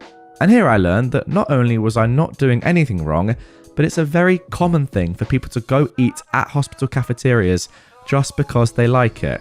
Now I have to interject here and say that what your sister is saying here, OP, is possibly one of the dumbest things I've ever heard.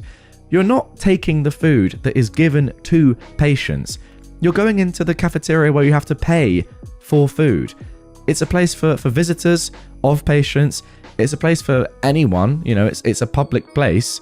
The one thing it isn't for is for patients of the hospital because they are getting food in their rooms, in their beds, aren't they?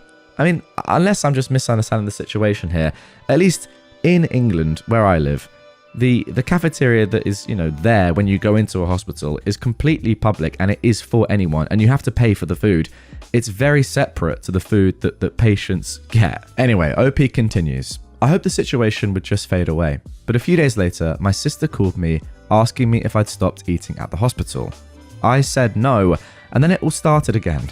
My parents then called me fuming, acting like I was supposed to stop going because they said so. I reminded them that I don't live under their roof anymore. And this is exactly the kind of reason why I moved out. They take my sister's side in almost everything. They huffed and puffed about it. This time the fight didn't stay at home though. Other relatives found out because my sister tried to broaden her supports. She was so dead set on enforcing her will upon me that she went looking for help from other relatives. But our parents were the only ones on her side, and my uncle personally admonished my parents and her over the phone for it once I told him what actually happened. He told them they were only siding with my sister because she's their favourite, and that they're terrible parents for ever playing favourites in the first place. Then my cousin went to eat with me at that hospital cafeteria and said that he'd like to go there once a week too, as he also works nearby and cycles everywhere. We've run into each other at lunch there once already since then. He was actually rather pleased to find out the food was made healthier than most other places. He's a bit of a picky eater. So this place is kind of like his new lunch hangout. And my sister, of course, got even angrier after finding out there were other people in the family eating at the hospital now too. I really hope that this ends up with your entire family, apart from your parents and your sister OP, eating at the hospital as much as possible. Once outed, my parents backed down due to embarrassment. They apologized to me and gave me some malarkey that they honestly thought eating at a hospital was weird and that they felt like they just needed to defend my sister. I told them they'd been placating my sister for so long that it's all they do whenever she starts something with anyone. She's been treating me like a condescending control freak and a bully since we were teenagers, even though I'm older, and they just kept enabling that. But I won't put up with it anymore. My parents ended up conceding and apologized. Then they made my sister apologize to me too, and I could tell she hated every second of it because she tried to speak through her teeth at first. Later on, my parents invited me to dinner as another form of apology, but it felt more like a show to look good to the rest of the family because they told everyone about it before it even happened. The dinner was great, I can't deny. My parents had cooked a turkey, arguably one of my favorite things to eat. I love the drumsticks slathered with gravy. Yeah, I'm kind of a pig when I eat them, but I can't help it. My sister always thought it was hilarious and was one of the few things I didn't mind her laughing about. So I thought nothing of why she was so giggly at dinner. Later, after dinner, I noticed that my bike was missing. I parked it in the backyard out of sight, but it was just gone. I freaked out because it's my only mode of transportation. My parents did panic a bit with me, but my sister seemed just the opposite. She actually looked happy and was still giggling.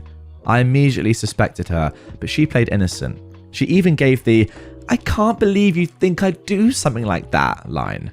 I already know that she's extremely petty, but this was a whole new level of it for her. So I said that I was going to go over to the neighbour because I know they have cameras and they'd have seen what happened. And then I'd call the cops. My sister, of course, suddenly looked panicked, and I got mad and said I knew it was her, and I demanded my bike back.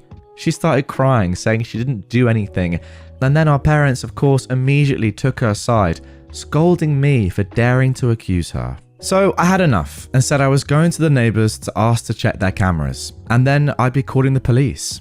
My sister finally fessed up and called me to come back. The looks on our parents' faces after they just defended her were priceless. My sister said she was just so angry at me for having made her apologise for something she still believed she was right about. So she planned to have a couple of her friends come and grab my bike during dinner. She said her friends were in a minivan with it just down the street. She then started saying that I couldn't call police on her anyway because I'm her big brother. Our parents backed that up too. But I pulled up my phone and started marching outside again. They ran after me, with my sister begging and crying for me to stop. I called her a brat, and then I told my parents I couldn't believe they were still defending her when she was acting this way. Our parents finally hit their enabling limit with her and told her to make her friends bring my bike back immediately. She got on her phone while sniffling and called her friends up. But then she suddenly ran into her room to talk to them. I couldn't hear a thing she said through the door because it was all whispers, and our parents looked very worried too. My sister would never have willingly admitted that she had my bike stolen. She just kept sobbing that it was only a prank over and over again, and she also kept using the excuse that it's just a cheap bike anyway. I bought it used some months ago for $50, but it's in great shape and it's my main mode of transportation, and this is me saying this now, guys. It doesn't matter how expensive it is, she still stole it from you. My sister kept looking at our parents to back her up, and that time they just couldn't. So she just slumped down in a chair, hugging her knees and waiting with the rest of us. She looked increasingly freaked out the longer her friends took to bring my bike back and was repeatedly texting them. Even though my sister said her friends were just down the street, it took them roughly an hour to bring my bike back. They finally pulled up in the minivan with my bike shoved in the back, and it was completely soaked and all muddy, like it had just been pulled out of a wet, muddy ditch. The bike is a 700C, so it's too tall for either of them to ride. So they just drove right up and stole the bike by dragging it into the van as fast as they could before taking off. I say they stole it because I was almost certain in the moment that my sister had told them to dispose of my bike. Had I not pointed out the neighbours have cameras, I may not have gotten it back. When her friends did finally arrive, their legs were all muddy and wet, nearly up to their knees. They both begged me not to report them to the police for taking the bike. I asked while recording them to tell me the truth, and I pointed out the neighbours have cameras. Did my sister want them to get rid of my bike? They broke down and said yes. My sister wanted them to take the bike, dump it in a pond a few miles away, and then they had to go back and get it when they realised they were caught. My bike had been near completely submerged in muddy water. Thankfully, I didn't have many added accessories on it other than a detachable headlight and my water bottle, but the water bottle was missing. I wasn't surprised by what my sister's friends told me, and I had them tell our parents too.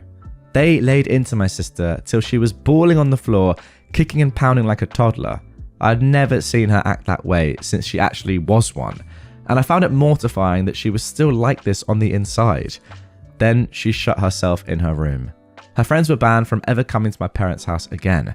Then my sister was forced to come out of her room by our mother and make another big apology to me. Our father then forced her to wash and oil my bike from stem to stern under his supervision while I took apart the headlight and cleaned it out to dry it. By the time my sister was done, it was dark outside. She glared at me like I was the devil when she came back in the house, but our parents shut her attitude right down and said they'd never been more embarrassed by her in their lives. She went back to crying in her room. I had a very frank discussion with my parents about my sister's childlike behaviour and how it stemmed from their spoiling and enabling. I said I couldn't believe that I had to be the voice of reason, but the fact that she was on the floor, crying like a toddler, kicking and pounding, showed that she's still mentally a child because of them. And they kept making me the scapegoat when she screwed up, so she barely knows any sense of accountability. For once, they didn't argue with me about it. And then my father silently drove me and my bike back to my apartment with his SUV. He also gave me some money to replace my bike's missing water bottle before we parted. My sister and her clique used to harass me a fair bit whenever we ran into each other. They made fun of me as a group whenever possible, and I usually just ignored them because they bored me, and that really seemed to tick them off.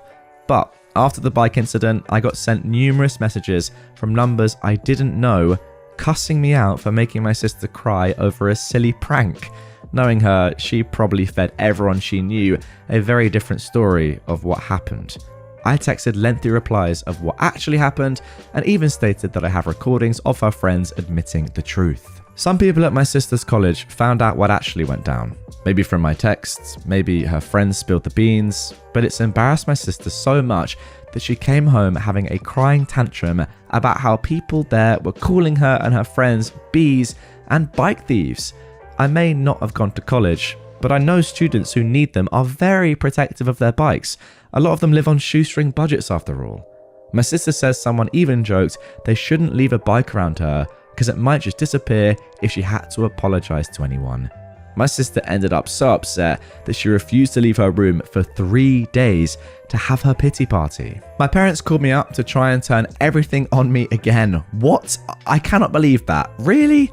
After seemingly conceding the fact that they have enabled your sister's terrible behavior, they then revert back to type. I mean, probably I should have expected it, but goodness me. Anyway, OP continues. I reminded them about the discussion we had days before and that they needed to stop babying her and let her deal with the repercussions of her own actions. If she fails her classes again, it's because she's not trying like she should be. Then I went off on them how they were just looking for someone to blame to make her feel better. She made the problem, not me, and I wasn't going to be the one they make the scapegoat anymore. My sister's an adult and she needs to act like it. They sounded defeated and then apologized before ending the call. It looks like they were genuinely hoping I'd just sit back and take the blame so my sister would get better, but I never will again. Now my parents are trying to pretend this all never happened, and my sister as well as her clique are avoiding me at all costs, which I suppose is fine with me because I don't want any more drama, but the next time something like this happens, I won't take it from them. Well, moral of this story is that your sister and parents are just awful people, and thankfully the rest of your family aren't like them. But I genuinely was thinking that perhaps your parents had turned a corner after you're 23, didn't say your sister's age, but after a couple of decades probably of enabling your sister's terribly entitled behavior and just allowing her to just walk all over you. I thought maybe we got to the end, maybe finally there had been some justice and they'd realized, oh my goodness, we've just been terrible parents to her our entire lives or her entire life. But no. Then they came back and said, actually, no, we thought about it and yeah, you were wrong the whole time. Despite us listening to everything you said that was obviously completely factual and correct. Nah, you're wrong. Sorry. We've actually decided that you've treated your sister badly and we've treated her well. And this is all your fault once again. I will say honestly, OP, that just based on your last sentence, when you said the next time something like this happens, I won't take it from them. Are we not at this level yet? Like, wasn't this probably the last? I mean, it has to have been the last straw. She's got her friends to steal your bike and throw it in a pond for no reason. Surely at that point you just have to say, no, I'm done with this. And I'm not speaking to you again or my parents because you're enabling the behavior. And also, her friends, by the way, are as idiotic as her. They're literally breaking the law. She, to be fair, is not actually the one doing the crime. I know she set it up and obviously that's still illegal, but they, for whatever reason, I don't know, she must have some sort of hold on them, but they're willing to steal her brother's bike and throw it in a pond. You go to prison for that. They're as idiotic as her. I mean, our whole friend group just seem like idiots. Yeah, terrible people. Your sister and her enabling parents, your enabling parents. Get them gone, is all I can say. Man angrily insists I put a leash on a dog that's not my dog. I was doing my usual evening walk about the campus of Caltech a couple nights ago, with my earbuds in listening to an Audible book. A man stopped right in front of me and yelled, "Take your earbuds out." I took one out. He said, in an aggressive, angry tone, "You can't have your dog off leash here. Put a leash on your dog." I said, very calmly, "I don't have a dog." The man gave this guffaw of disbelief and gestured at something behind me. He said, "Do you have a leash with you? I don't see a leash. You can't walk a dog here off leash." By this time, I had a good idea what was going on. I walk at Caltech all the time, and I see certain animals pretty often. I turned to look, and yes, it was just what I thought. I said, "That's not a dog, that's a coyote. It's a wild animal." For a long second, the man stared at me. Then he stared at the coyote. Then he made a kind of, noise. He turned around and started half walking, half running away from both me and the coyote. I almost called after him, "Never run from a wild predator," but I didn't. Damn, there we go. What a story to kick things off with. And you know what's even better? For those of you watching on YouTube right now, OP's actually posted a photo that they then took of the coyote. They edit to add that this photo was taken at about 9 p.m. It was dark, but because of obviously taking the photo on an iPhone plus some area lighting, it makes it look a lot lighter than it actually was. But yeah, you can see there, clearly not a dog, clearly a coyote. And I'm just not sure if it gets any more embarrassing than that.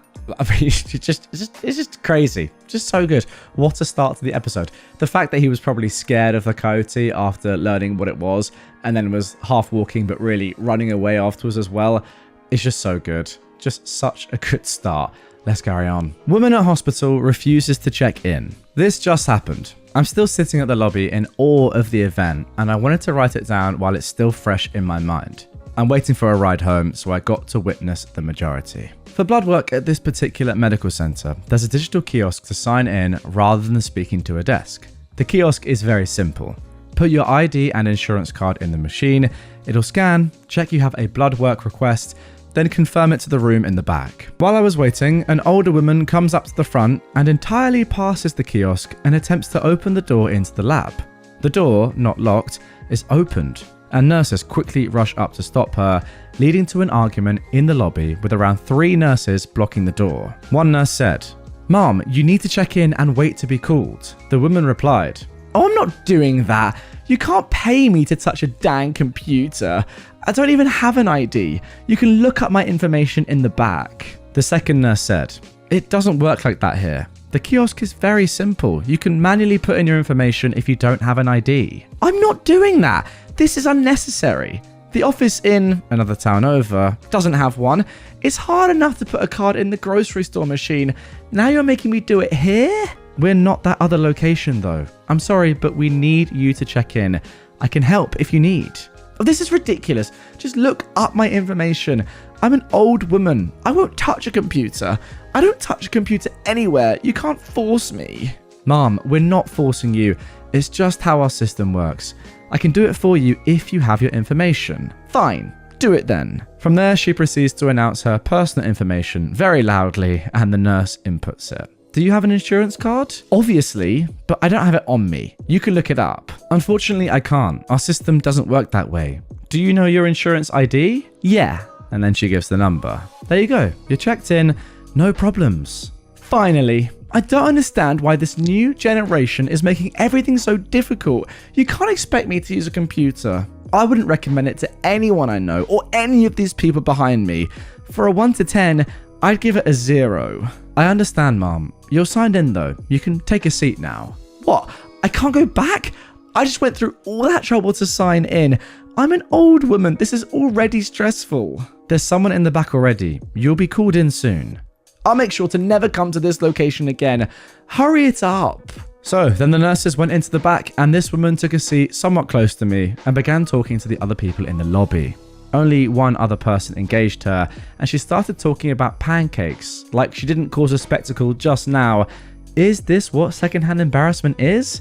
When she was called, she left her pile of belongings on the chair and went to the back. Okay, aside from the fact that this woman is obviously very, very entitled, I want to ask you guys this question. Do you think that, in the modern day in which we all live, a woman or a man or anyone of a certain age has the right to now say that they don't want anything to do with modern technology and that everyone else should then work around them?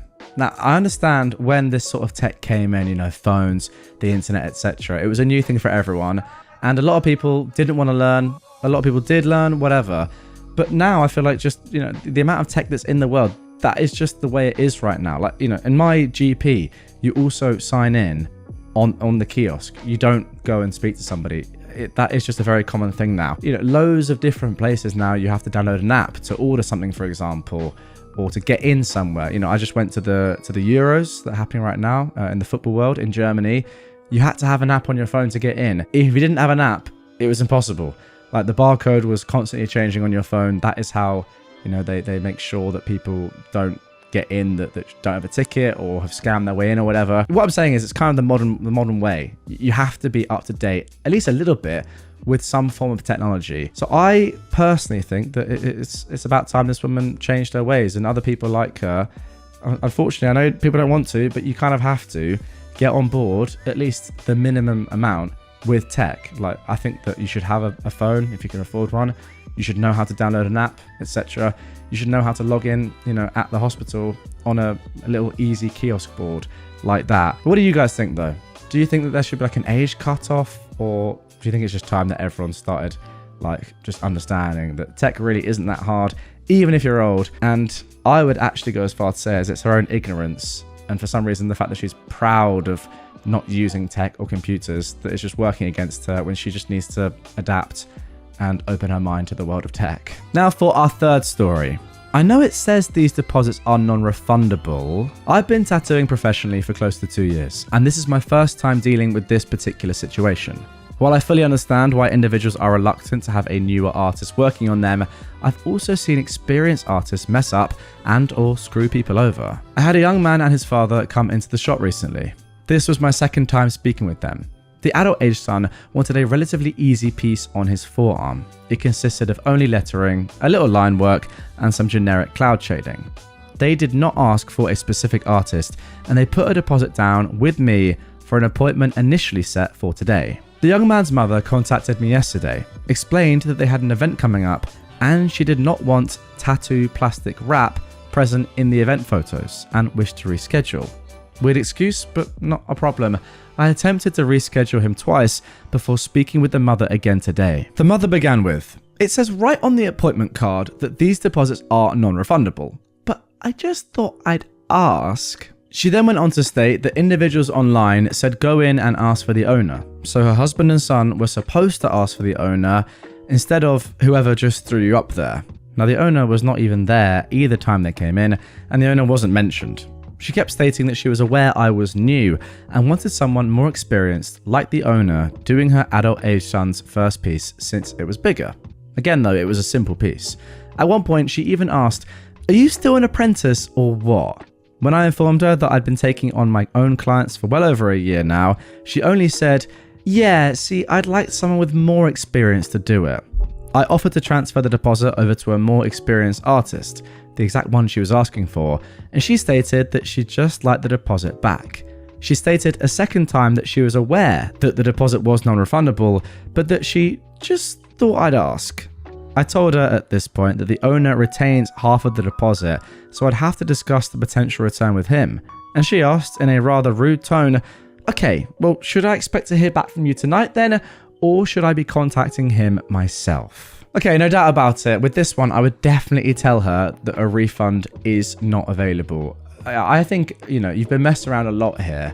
So I think you should be able to keep the money as payment for the time and effort that you've put into all of this, because goodness me, it sounds like just horrible to deal with this woman. Also, I know it's her son, but as you kept saying throughout this post, he is an adult. Surely, therefore, he should be the one cancelling his appointment, not his mum. That is really weird. I mean, I don't know who made the appointment in the first place. That obviously makes a difference as to what I'm saying now. But if he made the appointment in the first place, which I presume he did, because booking in for a tattoo on someone else's behalf is very weird anyway, surely he should be the one to cancel it. So in that case, I would just say, look, sorry, I need to speak to the client, and then make a decision after that.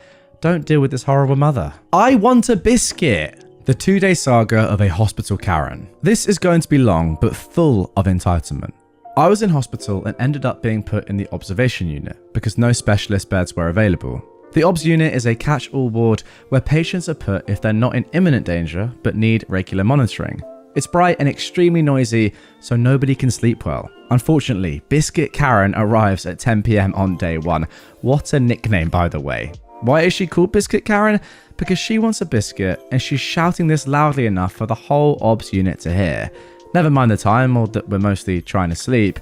Never mind that her blood sugar is 8.5, elevated, and she's diabetic, so she really doesn't need more sugar. But hey ho, the long-suffering nurses find her a biscuit and ask her to be quiet.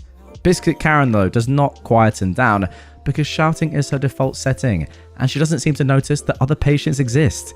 After 10 minutes of solid noise pollution, she wants another biscuit. The nurses give it to her. More noise.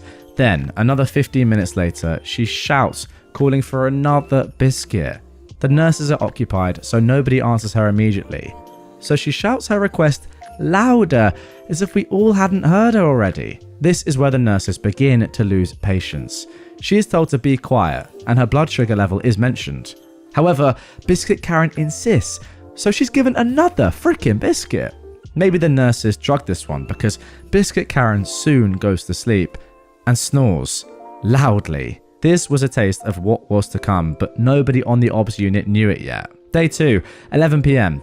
Biscuit Karen has been okay all day and nothing much appears to be wrong with her. She has a walking aid and can get herself to the toilet, but she doesn't want to. She shouts to call a nurse to put her on the commode. A very blunt nurse points out that she's seen Karen walking, so she's not going to help her. The toilet is only 10 meters away. Biscuit Karen does not accept this. She keeps shouting for a nurse to help her. Eventually, the blunt nurse goes to check, and Biscuit Karen has actually wet herself in her passive-aggressive rage. The nurse is shocked and is telling Biscuit Karen off. Biscuit Karen doesn't care. Meanwhile, the bed is now sodden and the sheets have to be changed. The blunt nurse helps put Biscuit Karen on the commode and then goes to get the spare sheets.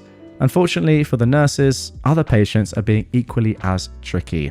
There's the alcoholic man who can't walk but keeps trying and falling to the floor, the polar opposite of our anti-heroine. And a woman with a broken neck who constantly takes off her nightgown and tries to go wandering. All the nurses are kept busy rounding up the strays and inevitably forget about the abandoned Biscuit Karen left sitting on the commode. Can I just say, this wing sounds like an absolute nightmare. Oh my goodness me. Biscuit Karen ensures that she's not neglected for long. Can somebody help me? Ricochets repeatedly around the obs unit to the dismay of all the people trying to sleep. Eventually it becomes, somebody help me, my back hurts. Of all the disruptive behavior happening on the obs unit, she's by far the loudest, the most persistent, and the most obnoxious, because she caused her own discomfort in the first place. I'm peeved, and so is everyone else. The blunt nurse gets back to her and an argument starts. She's cross as she's needlessly making the bed. Biscuit Karen is angry that she's been left in an uncomfortable sitting position.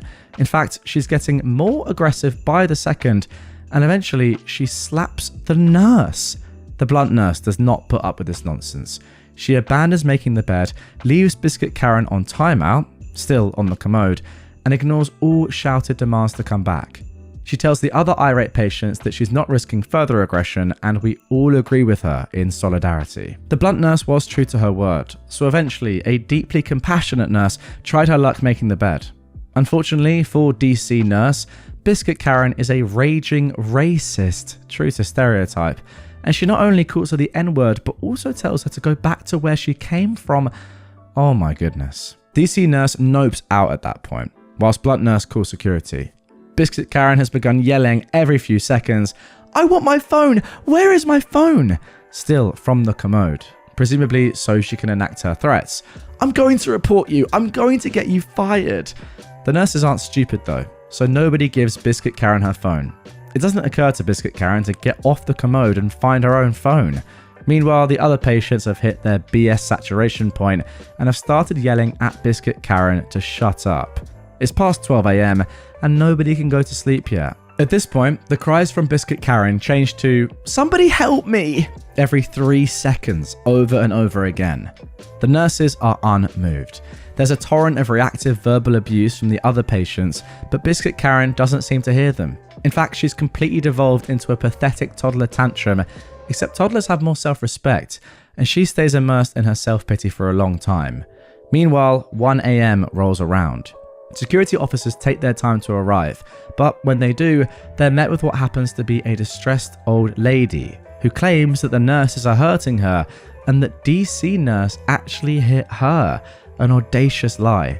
However, Biscuit Karen is too dysregulated to keep the facade up for long and morphs back into a spiteful and aggressive harpy when blunt nurse goes back to fix the bed.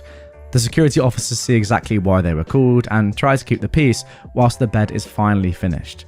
There's not much two thick-set men can do with a small old woman perched on a commode, but they tried. Eventually, Biscuit Karen starts demanding her medication, and somebody comes up with a bright idea of calling an accident and emergency doctor. Who can quell the entitled savagery of the enraged Karen? Of course, it would be a young, handsome, confident male doctor. The very epitome of a rescuer to an old female dog who's trying to play the victim. When he turns up, Biscuit Karen becomes a sweet and compliant old lady, answering, "Yes, doctor. No, doctor." She does try to repeat her lie about being assaulted, but several patients' statements, 2 jaded nurses, and 2 exiting security personnel provided otherwise. The doctor gave Biscuit Karen her meds, she was helped to bed, and she fell asleep. Meanwhile, the rest of the patients on the OBS unit were too high on adrenaline to feel drowsy, so were condemned to further wakefulness. I was glad to leave the next day. Wow, what a way to end this episode. I genuinely think that this woman probably ticks every box in terms of any sort of characteristic or trait that you would hate for someone to have. And to be honest, a lot of the time entitled people do tick the majority, but I reckon she's pushing 95, 100%. Just an awful, awful human. My goodness me. I mean, even the fact that she then turns on the charm, or at least tries to, and becomes like all sweet and, "Oh, yes, yes, doctor, no, doctor," at the end, rather than just being horrible the whole way through, if anything, makes her worse to me, because she's just trying to manipulate even more. If she was just downright horrible, at least she'd be just downright horrible. The fact that she's probably able to get some people on her side when she is as disgusting as this genuinely makes her even worse as a human. Oh, my goodness me. I mean, 1 minute alone in a room with her, in a ward with her, would be bad. 1 night, geez, I bet the nurses are just thinking, oh, why on earth are people like this? I want to go home. Our neighbours have been having pool parties at our pool while we are not home for years. A few years ago, my husband and I purchased a house with a pool. Now, we are acquainted with most of our neighbours, but definitely not close friends with any of them. They all seem nice, but, well, we just don't have much in common, other than where we live. Next door to the right is a family of 6. Twin daughters attending the local university, high school age son and a young elementary school age daughter, maybe 1st or 2nd grade, and then the parents. Now, normally we open the pool in early May and we keep it open until the end of October. But this year our weather was off and we had a very cool and very wet month of May, and then June went straight to 100+ temperatures. Now, I'm currently on medication that makes it difficult for me to tolerate being in the sun and heat for an extended time. Plus, we have been helping 2 extended family members who are having health issues. So, because of this, we haven't had our pool opened yet this year. Normally, we go to the family lake house for a week during each of the 3 major holidays. But we didn't go for Memorial Day because there was flooding around the lake this year, and because a family member was just discharged from the hospital yesterday, and July 4th being a Thursday this year, we decided to stay home this week and be available to help this family member. Now, several times in June, the little girl next door has seen either my husband or myself outside, and she's asked when we are opening the pool. We first told her maybe later, but the last time, yesterday, that she asked, and I said we're probably just not going to open it this year, she started crying. Now, we've never had any of our neighbours over to use our pool, so I didn't understand why she was crying over us not opening our pool. Well, I spoke with the neighbour on the left later, and apparently our neighbours on the right have been having a small family party at our pool every 4th of July when we're gone. They've always cleaned up really well afterwards, and because we have scheduled pool maintenance and weekly yard service, occasionally things are moved around in our yard and we never thought much about it. The neighbour on the left thought we'd given the other neighbours permission to use our pool. We did give them permission to retrieve any balls or toys that ended up in our yard, but never permission to use our pool, especially when we're not at home. We have a special latch on the gate, and my husband did show the neighbour how to open the gate to retrieve his kids' toys. So, now my husband, who loves gadgets, is going to have several more cameras installed around the exterior of our house, covering the gate and pool area, and have the gate latch made where we can grant remote access for the pool service and yardmen. Luckily, we have a friend who does cameras and home automation systems. I'm annoyed our neighbours have been using our pool without permission, but my husband is happy I am letting him get more gadgets around the house. Now, do we confront the neighbours and let them know we know they've been using our pool? Or do we just wait and see if they say anything about our new security cameras. Okay, so that is it for the original post, but as I mentioned in the introduction to this one, there is an update that was posted just 2 days later. Let's get straight into it. I didn't expect this to blow up like it has. I certainly didn't expect over 1,000 comments. Actually, yeah, looking at the original post, it has over 18,000 upvotes and yeah, over 1,000 comments. I've tried to read them all, and some were very creative and amusing to read. First of all, we don't want to hurt anyone or alienate our neighbours. We just don't want people using our pool without permission, and we don't want the liability associated with this activity. Here's an example of a comment that I think that OP was referencing. Somebody said on the original post, "I'm so petty that I'd open the pool, hide the cars so they'd think I was gone, then lurk hidden near the pool ready to step in and ask what the heck they think they're doing when they stroll in for their party. I'd embarrass them in front of their guests so hard." But then again, you have to live next door to these people, so probably best not to do that. But that would be so good in that moment, oh my goodness. Anyway, let's get back to the update. A few things I feel I need to clarify. Yes, our backyard is fully fenced in with 2 gates. The one in the back is double locked from the inside. The side gate on the side of the garage nearest the neighbours in question has a double latch that you have to reach over the top and find not 1, but 2 releases to open the gate. There's also an auto close that automatically closes the gate and latches it. I personally can't open the gate from the outside of the fence because I can't reach over that far to reach the 2 latches. The previous owner put this in and it's worked well for our yard crew and the poor maintenance people. We do have some cameras, a doorbell camera and a camera over our garage area. The garage camera picks up if someone goes towards the gate from the front, but we didn't want to invade our neighbour's privacy by recording their side garage door and gate to their backyard. We even shared the camera angle with them because we didn't want them to be concerned about us recording their children or their coming and going. I guess we were more concerned about their privacy than they were about ours. Anyway, the update. Thursday, July 4th morning. I was loading a few things in my vehicle to take my cousin who just got out of the hospital. Neighbour/husband, who's been gone a lot for work recently, saw me and came over and asked if I was getting a late start going to the lake. I let him know that we were staying home because we're helping my cousin who just got out of hospital. He asked if we were going to be staying at home all weekend. I said yes, one or both of us will be around all weekend.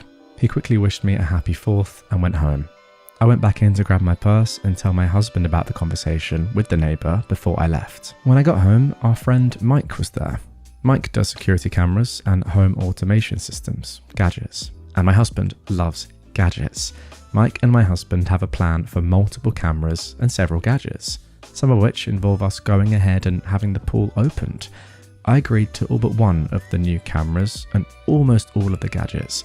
I think my husband put some in the plan, knowing he'd have to give up on a few of them.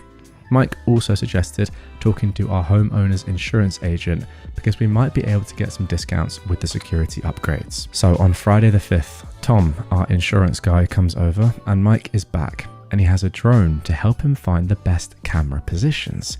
Really, I think he just wanted to show off his gadget. So my husband, Mike and Tom are outside and all around the house and occasionally inside.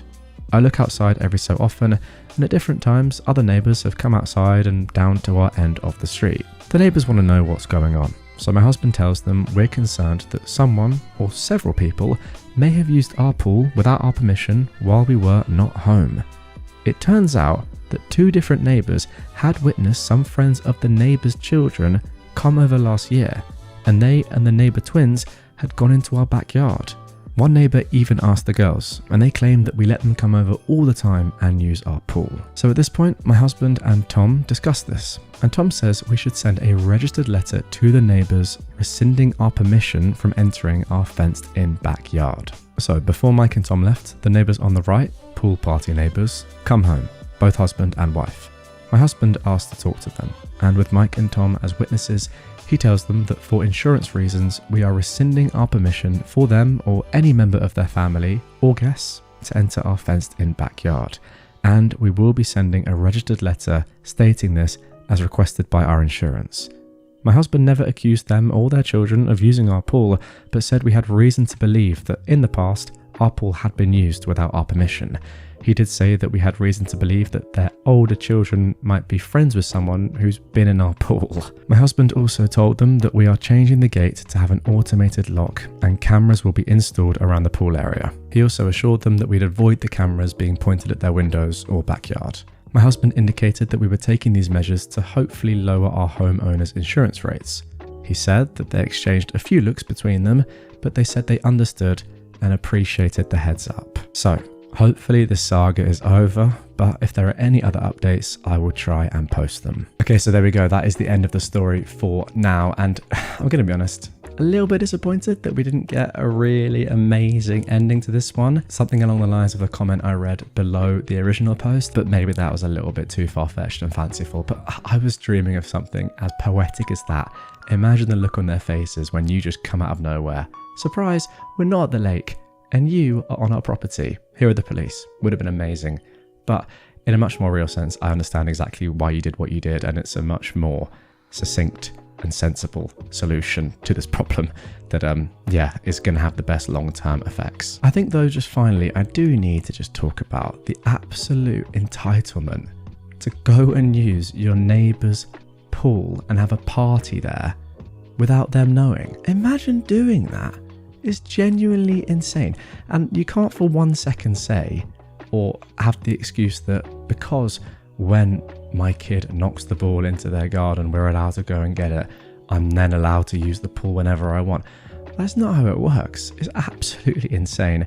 It is illegal, it is trespassing, and I'm glad that they've finally been stopped because it's just unbelievable what they were doing. Okay, now for our next story. Plane seat bandit finally happened to me. Now, I'm going to be honest, guys. I'm actually going to get on a flight in under 3 hours from the time of recording. So this is going to scare me, but I'm going to do it just for you. People stealing plane seats and getting told off for it are some of my favourite stories on Reddit.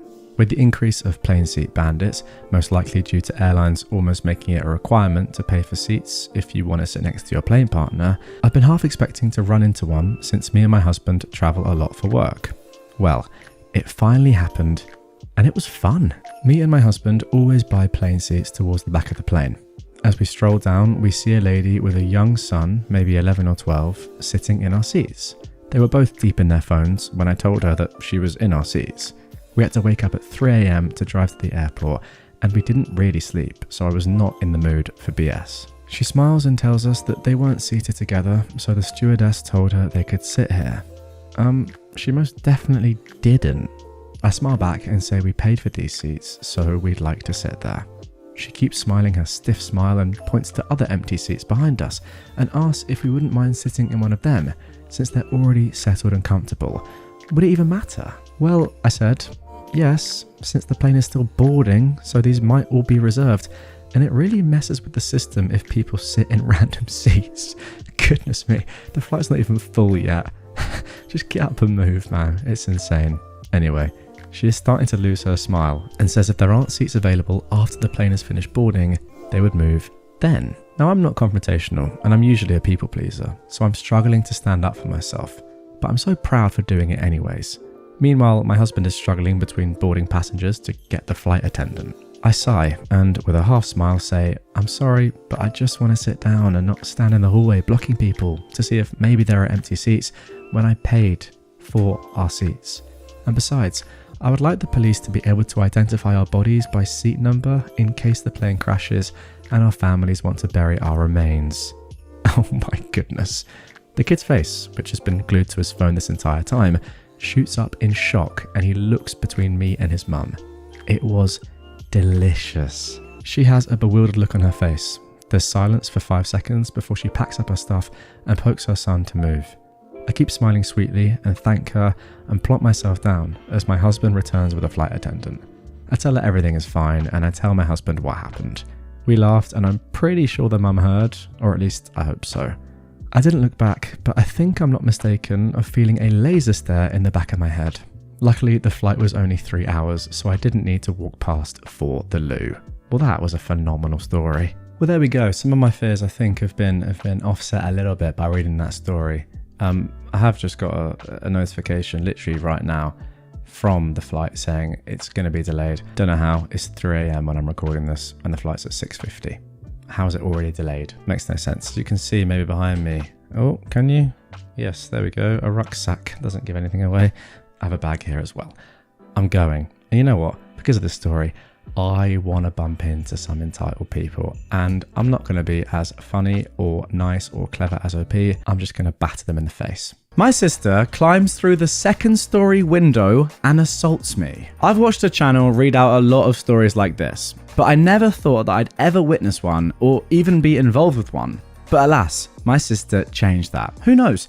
Might be this channel. For some context, I am a 17-year-old man. My sister is a 20-year-old female. She is 21 weeks pregnant and smokes cigarettes, weed, and vapes while being so, and I refer to her as entitled sister. We verbally argue a lot, but it's never gotten physical. She insults my weight and calls me homophobic slurs. During this event, I had a friend staying over who only heard what happened from my room. So this morning I woke up to my mum calling, telling me to lock the front and back door and to not let my sister in. So I assumed that they had an argument. After the call ended, I did this and I returned to my room. A couple of minutes later, my entitled sister is in the back garden telling me to let her in for something whilst banging on the door constantly. After ignoring her, it went quiet for about 2 minutes when I get a phone call from my mum telling me that my sister is climbing the front of the house to get into an open window. For reference, the front of our house has a wall in front of it, and the front door, shower room, and hallway stick out, so she climbed from the wall to the part that sticks out into the window. I meet her at the window, and I can't exactly push her, so I let her in and try and close the bedroom door. By this time, my mum said she was calling the police before I put the phone down, so I was gonna try and keep her in the room while that happened. At this point, since I was unable to close the bedroom door, I put my back to her and blocked the doorway, because my sister said that she was going to smash up the house. She was trying to get past me and slowly pushed me down the hall. Once we got close to the stairs, I tried to restrain her because I didn't want anything happening to either of us because she is still my pregnant sister. But I didn't restrain her properly, I guess, so she dug her nails into my neck, forearm, and then she bit the same arm. I have pictures, I just can't post them on this subreddit. Oh my. After this, I punched her in the back and let go. I didn't want to, it just kind of happened. While this happened, she was screaming police and that she couldn't breathe. Bear in mind, I never obstructed her breathing. After this, she walked down the stairs and got a bat from next to the front door and threatened me with it, though I doubt she would have actually hit me. Like a minute later, she climbed out of the living room window and waited for the police with her friend. When the police came, I gave my account of what happened. I was going to press charges in the moment, but my mum convinced me not to. But she is not to come near us or the house again. If she ever assaults me again, I will press charges. What a start to this episode. Okay, crazy start to this one. I've got no idea what's going on, what the family dynamic is at all, but the image of your entitled sister climbing up your house to get into an open window is just insane. The biting and the physical abuse and stuff, yeah, less funny. But the first bit of that was just so amusing. The fact it's your sister and she's pregnant as well, just the risk of doing that is so stupid. But then again, you said that she smokes cigarettes, weed, and vapes while pregnant. So yeah, I probably should have guessed that she'd do something as stupid as this. What a woman. I'd love to meet her. Let's move on. Now for our second entitled people story of this episode. But it's just a few dollars. I just witnessed, quite possibly, the most entitled interaction of my life. I, a 40-year-old woman, was at my local convenience store, talking to the owner's daughter. She needed help with homework and was asking everyone if they could help her understand it. Shakespeare isn't for everyone, but it's something I thoroughly enjoyed at school. I'm in there almost daily, so they know me. In walks this woman, probably around my age, and she begins gathering items and dumping them on the counter, completely disregarding other customers who were already at it. This goes on for a few minutes, and then she goes to pay. At this point, the clerk is serving someone else, and this woman interrupts the transaction and states, "My items are on the counter, so you shouldn't be serving anyone else, as I'm clearly waiting to be served." I always believed that, in order to be served in a store, you had to physically be in a line or at the counter. Maybe I'm wrong. The man being served smiles at this woman and says something along the lines of he's buying smokes and needs 30 seconds to complete his transaction, and she can just wait. This led to much huffing and puffing from the woman. She then turns to me and says, "Can you believe the audacity of some people?" I can't help but giggle before I reply with, "No, but I really do appreciate the irony." She didn't get the joke. By now, the guy has left and the clerk is ringing up her items and putting them into bags. He finishes and tells her the total, which was $30-something. She tells him he will take $25 because that's all she has. He tells her he will willingly take the $25, providing she removes sufficient items to ensure it covers her bill. Introduce tantrum, stage right. "I need everything. You can't deprive me of my needs. Who do you think you are? I'm calling my husband." The clerk doesn't miss a beat and replies with, "Well, make sure he brings his wallet." Now, the kid and I have completely forgotten about Shakespeare and are enjoying the theatre production unfolding in front of us. Out comes her phone, and she's scrolling furiously while repeating, "Just wait until he gets here." Again, the clerk doesn't miss a beat and says, "I have no other choice but to wait. My shift doesn't end for another 3 hours." She literally stamps her feet while shouting, "But it's only $10. I'm also at the point of having to put my fist in my mouth to stifle my laugh. This woman calls her husband and puts the phone on speaker. He answers, and she puts on this really pitiful, whiny voice. "Baby, I'm at this store and the clerk is holding me and 2 other females hostage. You need to come and rescue us." This guy must be all too familiar with his wife's antics and says, "You can't really be held hostage and be allowed to use your phone. So either you didn't have enough money or you're trying to buy alcohol without ID." I didn't stifle the laughter, and now this woman has 3 people openly laughing at her.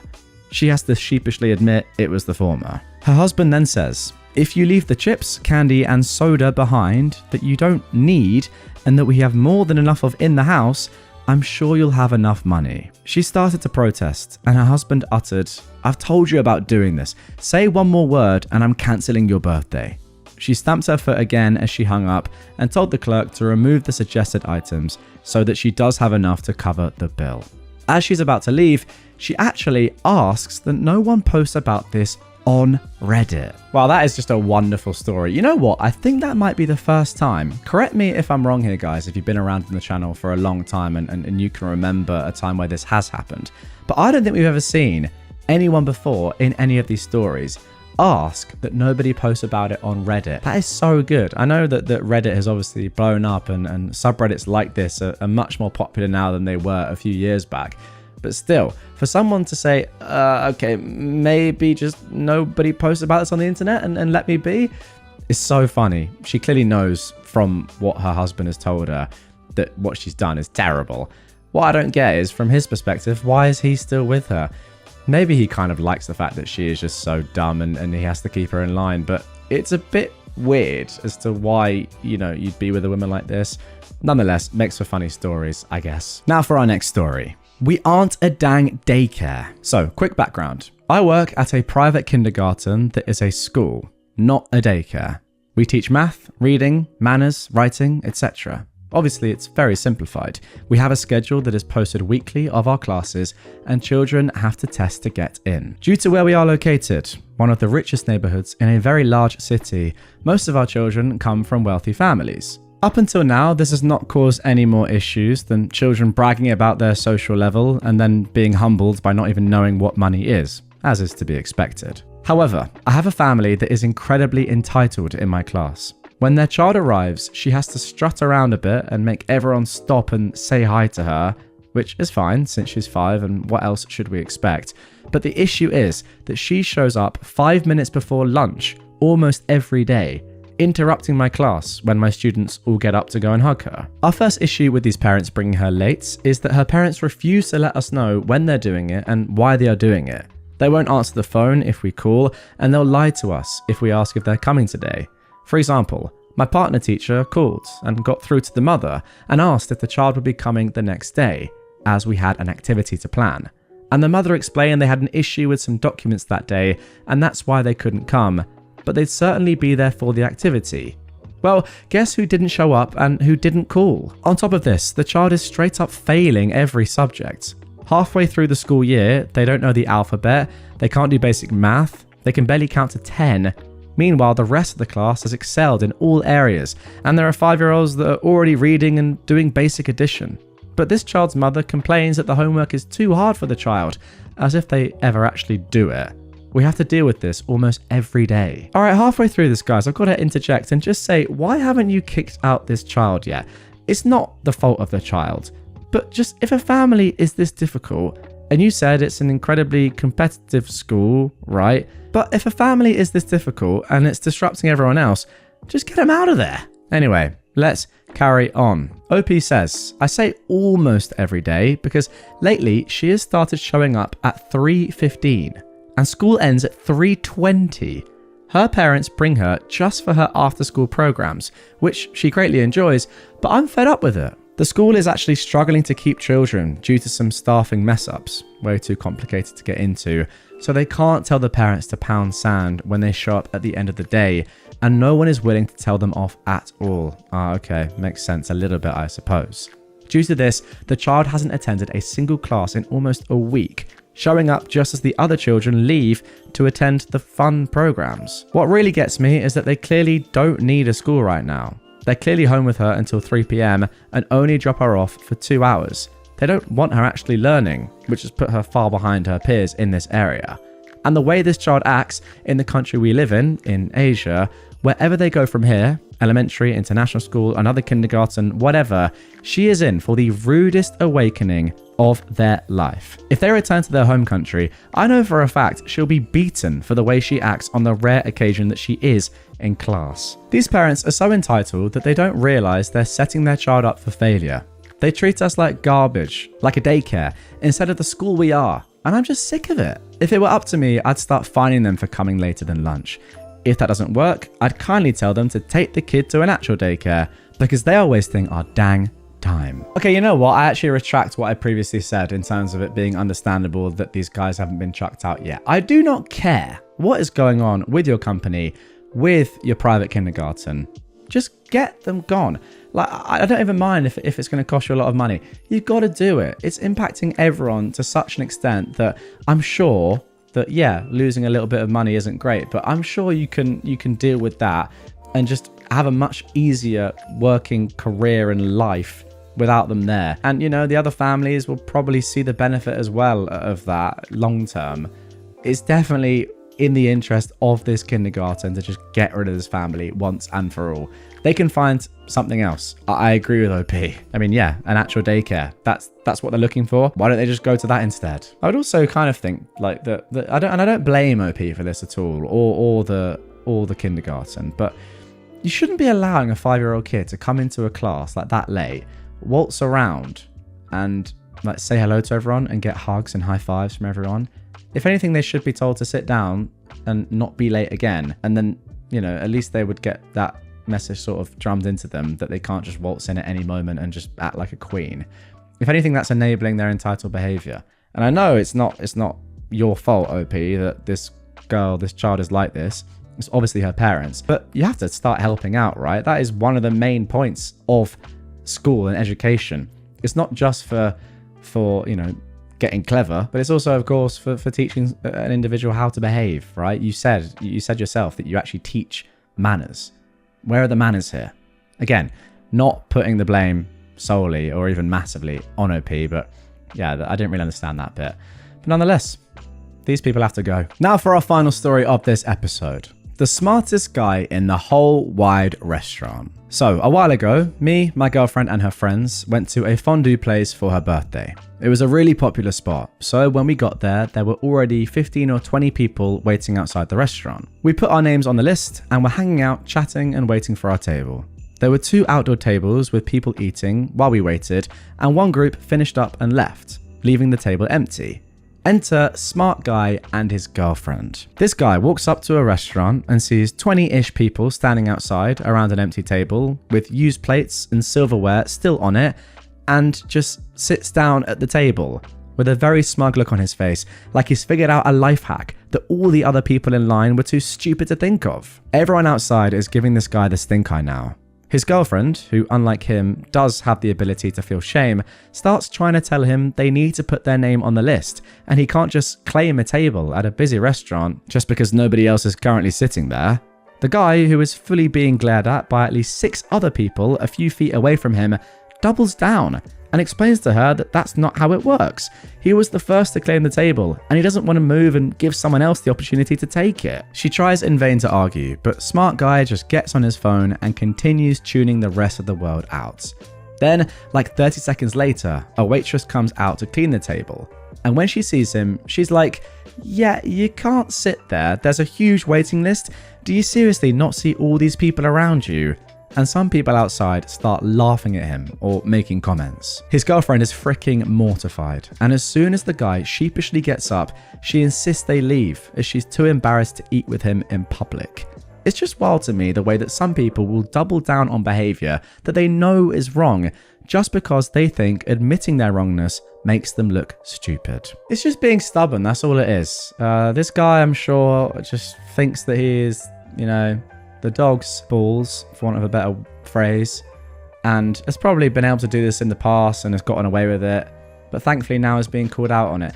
Everyone has met or knows somebody like this, don't they? They're just terrible. They just think that they are above everyone else in society, and I don't know why, because they're not. If anything, they're below other people, just because they're so stupid and arrogant. But yeah, I don't know. I just don't know why people do this sort of thing. Like, as you've said, OP, how does this person just not have any shame or guilt for what they're doing?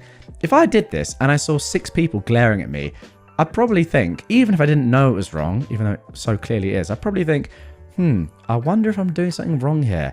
And also, I cannot face the fact that 6 people are glaring at me and then just get on with my meal. I don't know how people do it. They've just got no awareness at all. But yeah, this guy is just clearly a bad bloke, and his girlfriend should not just not eat with him in public, but how about just not eating with him ever at all and sacking him off? That's what I'd recommend. My small town is fighting over Chinese food. This is entitled people on the large scale, and it's too hilarious not to share. I live in a small town with a population of 7,000 roughly, and everyone is currently divided over a Chinese restaurant. It's been in the local news and Australia's national news. That's how crazy people are getting. Okay, after this, I'm definitely going to look that up. That's unreal. Back in May of this year, a local Chinese restaurant owner informed the local club he was renting kitchen space from that he wanted to retire, and he gave them his resignation, stating his last operating day would be the end of June. Cue the local Karens and Kevins en masse. One local, who we will call Big Kevin, teamed up with another local we will call Mega Karen, and they decided they were going to protest against the closing and force the club to keep the restaurant open. This poor man has been running the restaurant for 30 years without break and just wanted to retire peacefully. But no, Mega Karen started a petition while Big Kevin organised a protest. A protest about the closing down of a Chinese restaurant. Oh my god, that's unbelievable.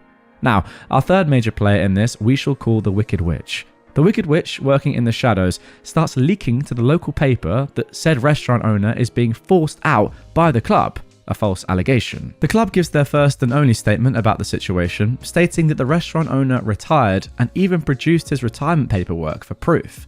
At this point, the national news comes into it and does an interview with the restaurant owner, who states on the news that he just wants to retire. You would think that would be the end of it, but no. Mega Karen gets 1,200 or so signatures on her petition, which she hands to the club.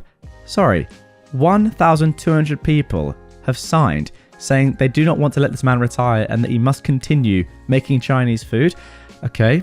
The club's lawyer, though, calls it invalid due to over 900 of the signatures not being filled in properly. Right, okay. That's signature, printed name, and club membership number or phone number that's needed by each person to make it valid. Or the same person signed multiple petition slots. So, Mega Karen starts a new petition, which only gets 74 signatures. It makes sense now. Meanwhile, Big Kevin organises a protest, but he doesn't show up for it, and nor does anyone else. The club then hosts a meeting for all club members of the general public, and the club's board to discuss what is going on. But again, for all the complaints, no one actually shows up. Now Mega Karen and Big Kevin are demanding that a new meeting be held, the club's general manager be fired, and the club's board be disbanded and a new board elected. The Wicked Witch then once again goes to the newspaper with a statement from the restaurant owner. The restaurant has now been closed for over a month, and states that now that the club has renovated the restaurant and has plans to start a new one, they, the old restaurant, would consider renting the space again. Before you question why the space wasn't renovated before this point, it was part of the Chinese restaurant's agreement that they would maintain and renovate the space as they saw fit, as stated by the club in their public statement. And she tells the paper that the whole reason the Chinese restaurant left wasn't because they wanted to retire, but because their rent increased from the $285 a week they've paid for 28 years to $385 a week last year, and then $485 a week this year for a restaurant space, when other local restaurants are paying $2,500 a week plus for the same or smaller places. So Big Kevin, Mega Karen, and a ton of other locals were all shocked at the cost of rent, which they are all now saying should have been kept at the $285 to encourage the restaurant to stay, even though it meant likely closing the club since they were struggling to afford running costs. The club even broke down their running costs to show the members and locals how expensive it is to keep the place open, but still not good enough. I can't with this town anymore. There we go. Now, I've done a little bit of digging there, and unfortunately, I can't find any sort of news article about this. But I do believe OP. So if you guys want to do some extensive digging of your own to potentially find out whether or not, this has had some articles written about it. I mean, if it's made national news, you'd imagine it has done, right? Then feel free and drop a comment down below letting me know if you found something and link to an article. But yeah, I can't find anything in myself. But one thing that is really funny, and just having a look through the comments, is that OP has said in the comments down below that what makes this all the more ridiculous is that there is another Chinese restaurant that is pretty popular, literally just around the corner. But no, there has to be a petition made about this one in particular. It's crazy. I don't think I've ever seen this level of fuss about a restaurant closing down. Now, don't get me wrong. When your favorite restaurant closes down, it's gutting. It is. It really is. I've been there. But to stop or try and force a petition to stop somebody from retiring is insane. I feel like this is a pretty apt story given what's gone on in the last week or so with the death of one of the most famous men and most iconic individuals potentially on the internet ever. That is succulent Chinese mealman himself. He probably would have protested, whereas no one else in this story did. He would have been the man to do it. Rest in peace. Okay, now for our second entitled people story. Entitled people humbled at passport control. I think this is the first time in a long time that I saw a group of people act entitled. They were yelled at by other people in line, and they actually listened. I was waiting in the passport line in Iceland, where a lot of flights land very early in the morning, and I had a short layover, I think around an hour, before connecting to a new flight. Me and so many others got off our flight that landed at 6:30 a.m. We waited in passport control and we had to make a connecting flight taking off at 7:20. The non-EU side of the passport line had nearly 200 people waiting in it, and it was going about as fast as it could. So slow, and that's just the reality of it. At 6:30 a.m, most people took their tiredness and knew the best bet was to just wait in line and hope the flight waits for most of its passengers. Or just quietly accept that connection isn't going to happen. Except for one family. Back of the line, one man goes nearly to the front and pesters this half-awake 20-year-old kid about cutting in front of him because his flight is leaving soon. You don't say, everyone's is. The kid says, sure, I don't blame him, it's too early to argue. The line cutter waves to the back and shouts, he said we can go in front of him. And 6 other entitled folks, his family, I presume, they were all dressed in matching tropical vacation clothes, come striding their way up to the spot in the front. Cue uproar from the whole line. What do you think you're doing? Go to the back. Go back to where you were. You aren't special. The line cutter tried to reason his way and say, but we have a connection that leaves at 7:30. And the resounding, we all do too, from the rest of the line was poetic. It was gratifying in real time to see the man look around and see 200 people in the exact same situation as him and that he was not special. He finally, sheepishly waved his family back to go back to his old spot at the back of the line. I finally made it through passport control and made it to my flight at around 7:10. And my EU partner was able to get to the gate quicker, EU speedy line perks, and begged them to hold the gate and wait for me there, and I was one of the last ones on the flight. I was in the front third of the passport line while the line cutters were way behind me, so I don't know if they made their flight or not, but at least it was some morning entertainment. Now, interestingly, the same sort of thing as what's happened in this story happened to me not too long ago. I was flying out of an airport and it was very busy. It was so early in the morning. I was with my mates. We were knackered, going to... Where were we going? We were going to Nice, actually, in France. A lovely place. And what happened was, I kind of just let them through because I didn't really care. And also, we were early for our flight compared to other people that were scrambling to get through. This was like through security and stuff. It wasn't even passport control. We weren't even there yet. Now, was it annoying? Yeah, it was. But would I actually genuinely have said, like, no, stop? Like... I'm going to go through as well. We're all in the same predicament. I actually think I would if I was in the same predicament because it is extremely annoying. So like if I had a flight that I also had to make, now I wasn't in a rush because I'm sensible with my time, especially when it comes to flying. I probably would have done the same thing. But yeah, I mean, I just didn't really care enough to get into any sort of confrontation. So I was just like, yeah, go on, go through. Don't really mind. But yeah, in this situation where everybody is queuing up for the same exact thing, everyone knows they're late, everyone's got connecting flights to go through. Don't do this. Although I will say, it's actually one of the first times that I can remember in which an entitled person, or at least an entitled group, has said, actually, yeah, you know what, we're wrong. Or maybe they don't think they're wrong, but they've backed down, is what I'm trying to say. How often do you see that? Remember the story the other day where the guy sat down at a table in a restaurant outside with his girlfriend or wife, and she was just shocked because there was a queue for tables and seats. But he was like, no, I'm sitting here. I'm doing this. Everyone said to him, you're wrong, but he didn't care. That is kind of what I'd expect to happen here. But no, didn't happen. I guess kind of respect. But also, like, how are you so oblivious that you didn't realize that everyone was getting on the same flight? It's probably pretty obvious. Or that everyone was in a rush or had connecting flights. I don't know. It's not really a positive thing, ultimately. But yeah, let's carry on. Now moving on to our third story. Angry boomer demands I bend over backwards to accommodate his hatred of technology. I work retail, and this guy bought something online and had it delivered. After receiving it, he decided he didn't want it anymore, so he asked to return it for a refund. I said, sure, no problem, just send it back with the returns form found on our website and ship it back to us. He then got super angry that he had to print off a form.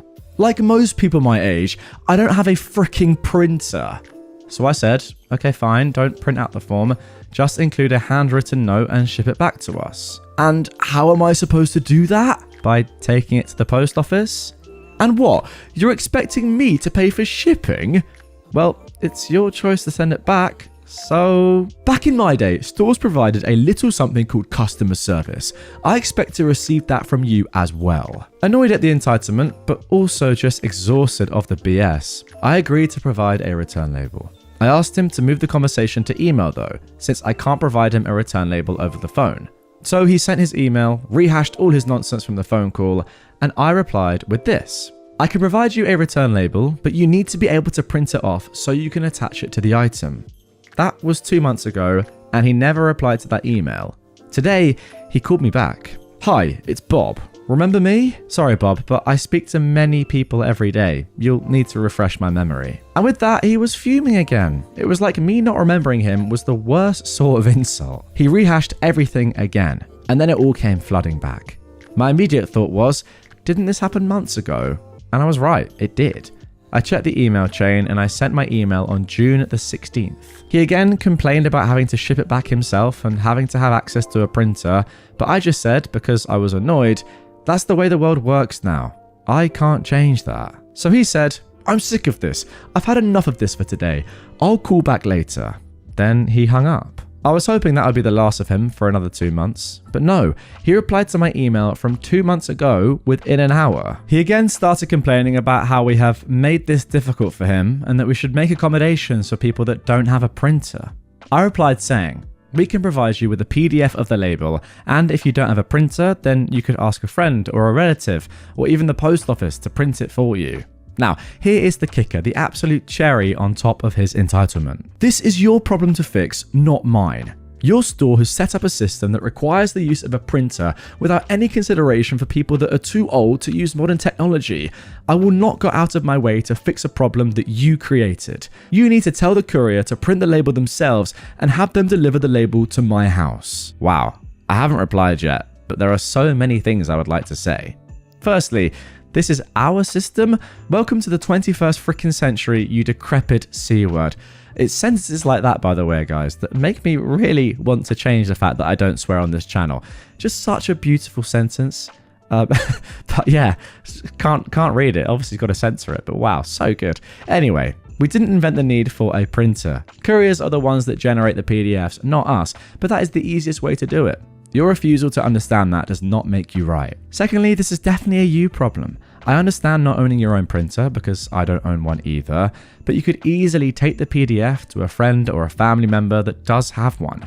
Even if you don't have friends, shocking, or a family, you could take the item to the post office and ask them to print the label and stick it on the frickin' parcel, but no, you have such a vendetta against technology that you refuse to partake in it. It's almost as if you think finding a printer somehow enables this behavior, and your refusal to use a printer is an act of defiance meant to break us from our reliance on technology so we can go back to a simpler time. Well, buddy, I've had enough. Either pay to ship it back yourself or forget about your refund. You don't want to enable our reliance on technology, that's fine, but I don't want to enable your entitlement. So if this is our stalemate, so be it. We don't lose anything. You're the one that wants to return it, all because you changed your mind. So the next move is yours. Wow, that last paragraph was phenomenal. And I think it sounds like the start of a genuine superhero movie, or just like a hero versus villain movie. And I want to see it, guys. I don't know about you, but I want to see it. See, this right here is why I would try my hardest in my life to never have to work in a sort of job where, and I'm not like trashing on these sort of jobs, by the way. People that do it are extremely good at it a lot of the time. But yeah, customer service, I just do not think I have the sort of temperament to do well in this at all. I think I just get like so angry or annoyed at just idiots like this. To be fair to OP, like, you've shown pretty great patience there. And I know eventually you've got annoyed and said the right thing, in my opinion, like actually been hard and said, nah, come on, you're taking the mick here. But I just couldn't deal with this sort of stuff. If you guys work in customer service, let me know down below. How often does this sort of stuff happen to you where you're just like, I cannot believe how ridiculous the person that I'm speaking to on the other end of the line is. And like, what are they doing? How dumb are they? Because this is just ridiculous. Yes, this man clearly does just have a vendetta against technology, but he's taking it out on you. You don't deserve that, but you dealt with it well. Now for our final entitled people story of this episode. Karen angry that I snapped at her kid after said kid screamed into my ear. So this happened a few years ago at a major airport in the US. I worked as a pilot for an airline, and in the course of my duties, I ride our aircraft to and from home to our crew base. I often did this out of uniform, with my only identifying feature being my work ID or lanyard. My last flight before time off put us on the ground around noon. Being off duty, I immediately changed out of my uniform and took a seat from the gate where my flight home would depart from. Behind me, there was a rambunctious child whom was using the seats as her personal playground and randomly squealing and screaming while doing so. While this is annoying and the squeals are like nails on a chalkboard to me, it is the reality of things. I just ignore it and I browse through my tablet. The next thing I know, I catch a full scream into my ear. I turn my head and the kid is literally a couple of centimeters from my face and is hanging off the back of my chair. I immediately snapped at the kid. Do not scream into my ear. That is when the Karen mother, who was just letting this happen, loses her head. She darts up, standing over the seat behind me, yelling at me, "Don't you yell at my kid! How dare you!" The kid, meanwhile, has a shocked look, but settles down or goes silent.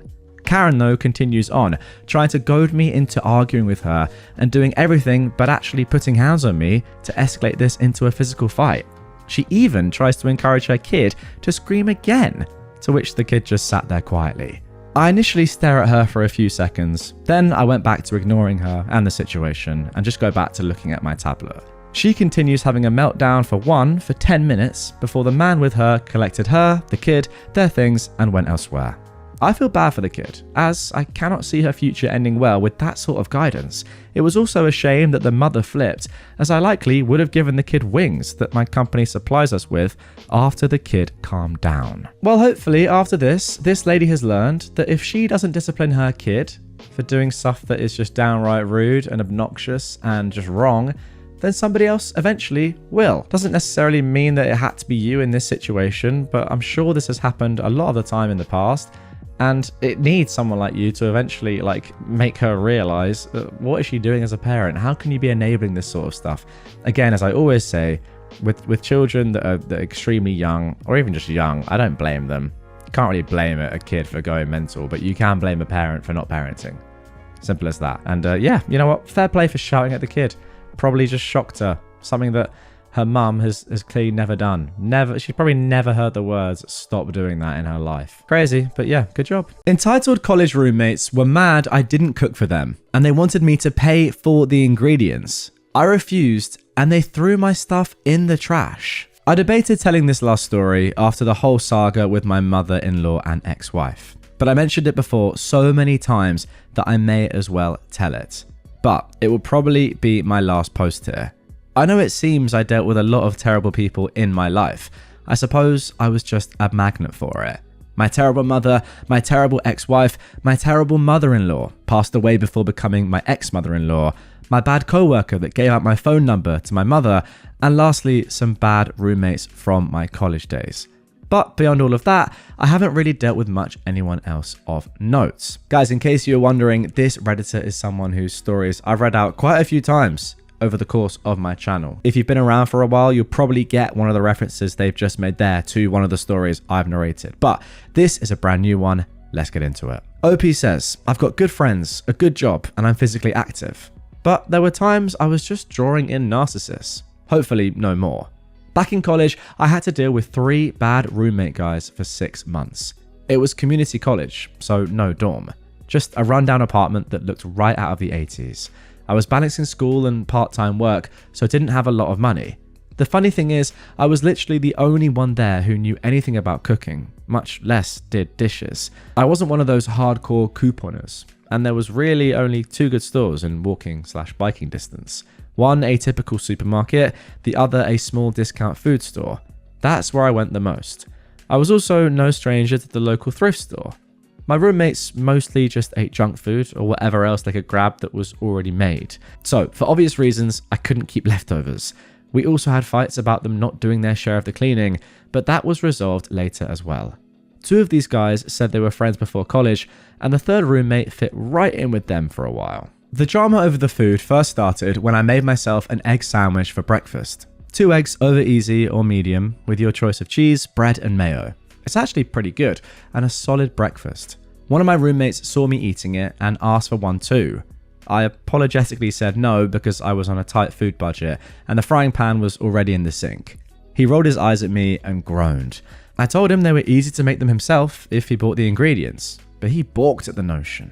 Another day, I made mashed soft-boiled eggs for breakfast. That attracted more attention. It's eggs boiled just enough to where the whites are cooked, but the yolk is still liquid. You then peel the shell off and mash the eggs in a bowl with a fork. It can be easy to mess up, and I only really succeeded half the time, but it's great with just basic seasoning and sometimes hot sauce. I haven't made it in a while, but I like to eat it on toast and sometimes over rice. I also made egg salad from time to time. Eggs were cheap and basically $1 a carton at the discount store. I'm also not a big fan of cereal as I had to eat it a lot growing up, and I prefer a warm breakfast without a lot of sugar. No matter how much I told my roommates they could cook their own food if they let me show them how, they just kept complaining that I made food that they weren't allowed to eat. Even though they wanted to eat good food at home, they were completely unwilling to put in any effort. Compared to these guys, I was the only broke person there. They all had the latest gaming consoles and new laptops. One of them even had a car. I had an old N64 and CRT TV that were pity gifts from friends years prior, a GameCube that I'd splurged on, and a used laptop I got secondhand. My roommates were near constantly gaming, watching YouTube, and being general couch potatoes when not in class. Hang on a second here, OP. What's wrong with watching YouTube? That's what I did, and still do to be fair, for many hours a day. Anyway, let's carry on. Sorry, a little bit sidetracked there. I think they thought I'd be a pushover at first, but I'm the kind of guy that seems chill till you push me one step too far.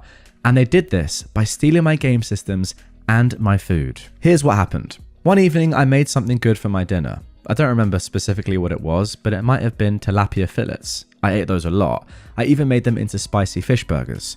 My roommates all ganged up on me over how their dinners always sucked unless they ate out. I mean, maybe just cook something nice then? Sorry to interject again, but just pull your finger out if you want some nice food. Make it. No one's going to make it for you. You've moved out of home now. It's insane. Anyway, microwave food all around for them on many nights. And they wanted me to finally make something nice for everybody. I told my roommates that, okay, if they each kicked in $5, I'd make us all a nice spaghetti dinner the next day. They agreed. My biggest mistake was not collecting the money from them in advance. So you're just asking for $5 from them to make a lovely meal. You know, they don't have to put any effort in and they just get to enjoy it. But okay, I see where this is probably going to go. I went out and got some ground beef, a jar of sauce, a loaf of garlic bread, the noodles, and canned green beans for a side. I whipped up a great dinner. But when I wanted the money from each of them, they laughed at me and refused. They played what they did off as a joke.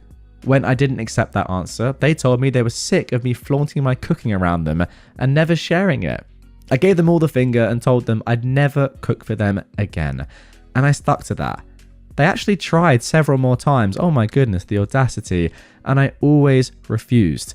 They even offered to pay me again, but still refused to pay me for the first time. So I'm sure they would have just pulled the same stunt again. Money or no money, I had my pride. And I meant it when I said I'd never cook for them again. They started acting like kids whose parents wouldn't feed them around me, and were pretty angry when I called them out on it. I wasn't obligated to be their caretaker. I didn't know what kind of homes these guys came from, but they certainly weren't used to not getting their way. Yes, exactly. I mean, we all know. I can picture these guys right now. I can picture myself even having a conversation with them. I know what they sound like. I know what they'd say. I know they'd just be like the biggest golden children ever. So stuck up. So spoiled as kids. It's just so obvious. Stop flaunting your cooking around us. It's unfair. It's the most insane thing I've ever heard. One day I came home from work and found all my food missing from the fridge and cupboards, and none of my roommates were home. I was furious and I couldn't even confront them. So I just tried to go and play video games to unwind. But my consoles were missing. I lost my mind. I went to see an acquainted neighbor living in one of the apartments down the hall, and I asked advice from him because he was the one who sold me the GameCube. He had an evil idea and said that he'd use his digital camera to record my roommates when I confronted them, if I wanted, but only if I paid him $20. I didn't really have a choice but to agree. When my roommates finally came back, they were all smug, until they realized their gaming consoles and laptops were all missing. They flipped out, threatening to kick my butt, but I held my ground and told them I wanted my stuff back, or I'd never tell them where their stuff was. It turns out they bagged up all of my food and threw it in the dumpster outside a few hours earlier. Then they hid my game system and TV somewhere in the building before taking off to a party. I asked them why they did that, and they claimed it was because they'd been drinking all day since it was a weekend, then tried to say it was just a stupid drunken joke, while also telling me that I'd gone too far. I laughed and said they were enormous hypocrites and a-holes to say I went too far after what they did. I just got even. One of them looked like he was ready to hit me, and I drew all their attention to the nearby window. That's when they all saw our neighbor outside the window recording everything with his digital camera. He gave me an okay and took off down the fire escape before my roommates could do anything. I told them that guy just recorded their entire admission. That was bullying, theft, and underage drinking since we were all under 21 at the time. I told them I'd take that recording to the dean if they didn't make things right, because they wouldn't like having that stuff as part of their records. It was well known a couple of girls had been ousted from the college for roommate bullying the previous year, and of course drinking while underage is also a huge no-no. They all looked like the colour had drained from their faces. I told them I wanted my stuff back now and the cost of my food reimbursed. It was their move. They all took off outside as fast as they could. They came back with my game systems and games in a garbage bag, and even retrieved my food from the dumpster and expected me to just take it. But I refused to touch the food because it had been in the garbage for hours and I'd only accept cash. Additionally, they dropped my TV and it was broken, so I wanted that replaced too. They all hemmed and hawed, but finally asked me what I wanted. I said I wanted a new TV and $60 cash from each of them. They asked why that specific number. I said $50 each to replace my food they tossed, $5 each for the spaghetti dinner that they'd reneged on paying for, and then what remained for having to pay a guy to wait for 2 hours outside our window in the cold to record them. They all got their wallets out and begrudgingly gave me the money. They'd all previously bragged about how they had parents and scholarships footing their bills, so they easily had the cash. After getting paid, I told them where to find their stuff I'd hidden, and they stopped bothering me. One of them had a small flat screen TV in his stuff and just gave it to me to replace what they broke. And then we called things even. But after that, they avoided speaking to me if at all possible. Though eventually they all started getting on each other's nerves since I'd ruined their fun. They also never brought alcohol into the apartment again for fear that I'd snitch. And they did try to harass the guy I'd paid to record them.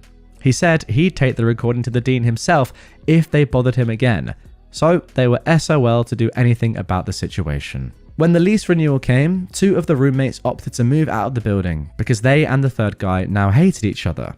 Yeah, they all hated me, but the 2 that left were especially the worst. But they liked each other just fine.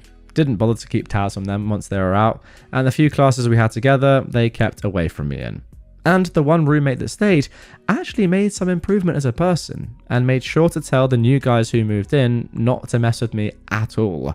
One of them was actually pretty cool though, and he liked cooking simple home meals like I did. He also liked Nintendo and bikes. He became my best friend and still is to this day.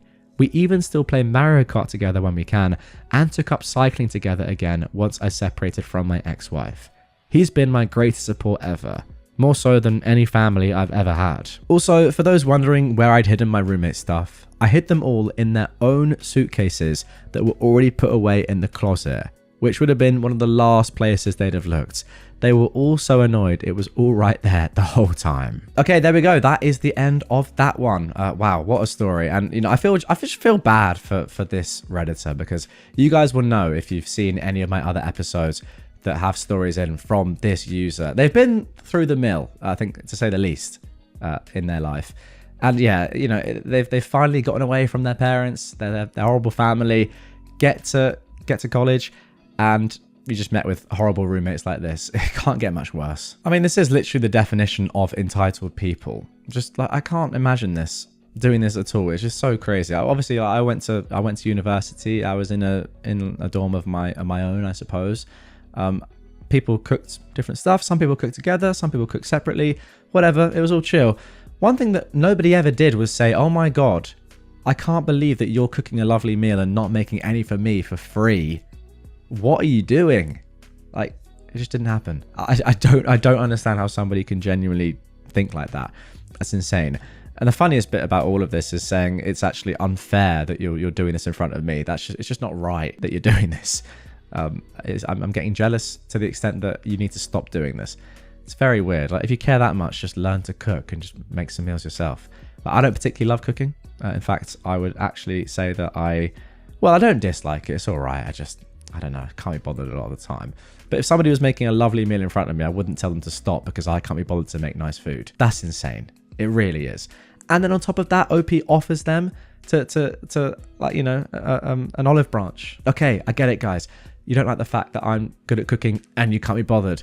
But give me the money for the ingredients. I'll make us a nice meal. We can enjoy it together. You don't have to do anything. Just literally pass me a note of paper and you'll have a meal in front of you. You guys don't care about money anyway. You've said it. You've got rich families, whatever. And it's clear they have rich families that haven't brought them up that well. Let's be realistic here. But even then, no, they just take the mick out of you. Disgraceful people. And to be honest, I kind of wish that the dean had seen this stuff, because they've had no real repercussions from this, have they? Yeah, they've lost a bit of money, $60. But, what is that really to them? That's not going to make much difference in their lives, is it? She's under 10, so she eats for free. I own a small restaurant. Classic American foods, decent prices, kid-friendly. One of our policies is that kids 10 and under can get anything off the kids menu for free.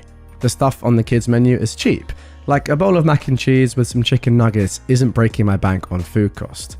A hot dog and some fries aren't going to bankrupt me. Last night, I was sitting in the office watching some YouTube videos when I noticed the family that I know personally.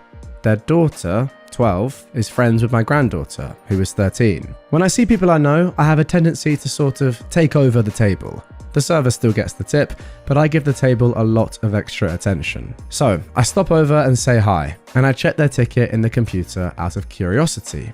The dad got our 22-ounce porterhouse with a fully dressed potato, butter, cheese, sour cream, bacon, chili, ranch dressing, and crispy fried onions. Goodness me, I hope none of you are hungry listening to this. That has got me salivating. The mum got our fried catfish and hush puppies. The daughter got our pulled pork cheeseburger with onion rings. Note, the daughter ordered off the main menu, not the kids' menu. Anyway, they spent about 40 minutes eating, drinking, and generally being merry. Both myself and their server are keeping an eye on their drinks, making sure they're having a good experience. I even gave them 5 free credits on the jukebox, just to be nice. I head back to the office to take a phone call, and while I'm back there, I notice a commotion on the cameras at that very same table. Before I can make it to the dining room, the server is in the kitchen, heading towards my office. Apparently, there was a mistake with their tab, and their daughter's meal should have been free. The server tried to explain that that only applies to items on the kids' menu, and the girl had ordered off the main menu. The explanation fell on deaf ears. So, I head out to solve the problem. I explained that not only did the girl order off the main menu, but I know for a fact that their daughter is not 10 or under, since my granddaughter had been to her 12th birthday party back in March. The mum tried to argue, but the dad put his hand up, apologised for his wife's behaviour, and passed me his card to pay. Before they'd even left my establishment, the mum had already left a nasty and completely false Google review stating that we lie about our policies and kids don't really get free meals. Okay, well, it's a good thing that the dad is sensible, unlike the mum. But what I really want to see out of this, and I personally love when I see this, is when you see a bad Google review left for a particular establishment. To be honest, a lot of the time it is a restaurant.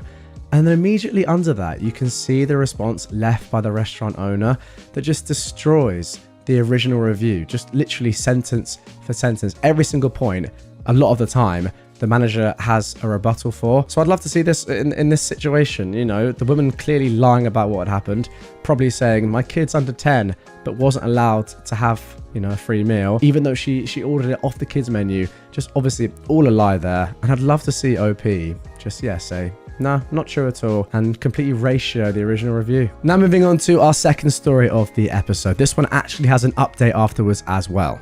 My parents assume they are going to move in with me when they are old. I was on the phone with them this morning because they called after I texted them an update on my husband's and my house hunting adventure. I'm currently pregnant with baby number 3 and live safely 15-ish hours away from these people who birthed and raised me while simultaneously messing me up mentally and emotionally. Why I stay in contact with them nowadays is becoming more and more of a mystery to me, but here we are. Well, while looking at one of the houses I was describing online, my dad asked where would they stay in the future. Stupidly thinking, as a guest, I mentioned one of the extra rooms could be a multi-purpose room. If you have an air mattress and you're coming for a visit, there you go. This house has 4 bedrooms, 5 if you count one of the rooms on the main floor. He then asked about permanently, further in the future. I said, permanently? He said, when I retire, or sometime after that, you know, stairs won't be your mum's and my friends around then. What, you think you'll be living with us? Of course. No, I say. But we can help with the kids. No. Then my mum got involved. Remember, we always talked about this when you were younger. No. What, are you gonna put us in a home? You'll make friends, I said. Well, that's not nice of you. I never said I was. The discussion ended after that. And then a few days later, we got the following update. So for a little bit more context, first of all, I am a 29-year-old woman, my husband is 28, and we are house hunting as we're expecting our 3rd baby in November and are hoping to move out of our trailer park by the end of summer. We were interested in a house that was essentially my dream home. Victorian, built in 1900, but completely refurbished on the inside, but with all the original wood floors and detailing. Gorgeous. A house like this would easily be $200,000 last year or the year before, but the housing market is dropping and we found it for approximately $140,000. We live in the Midwest. Oh my goodness me. So a 5-bedroom or 4-bedroom house for $140,000.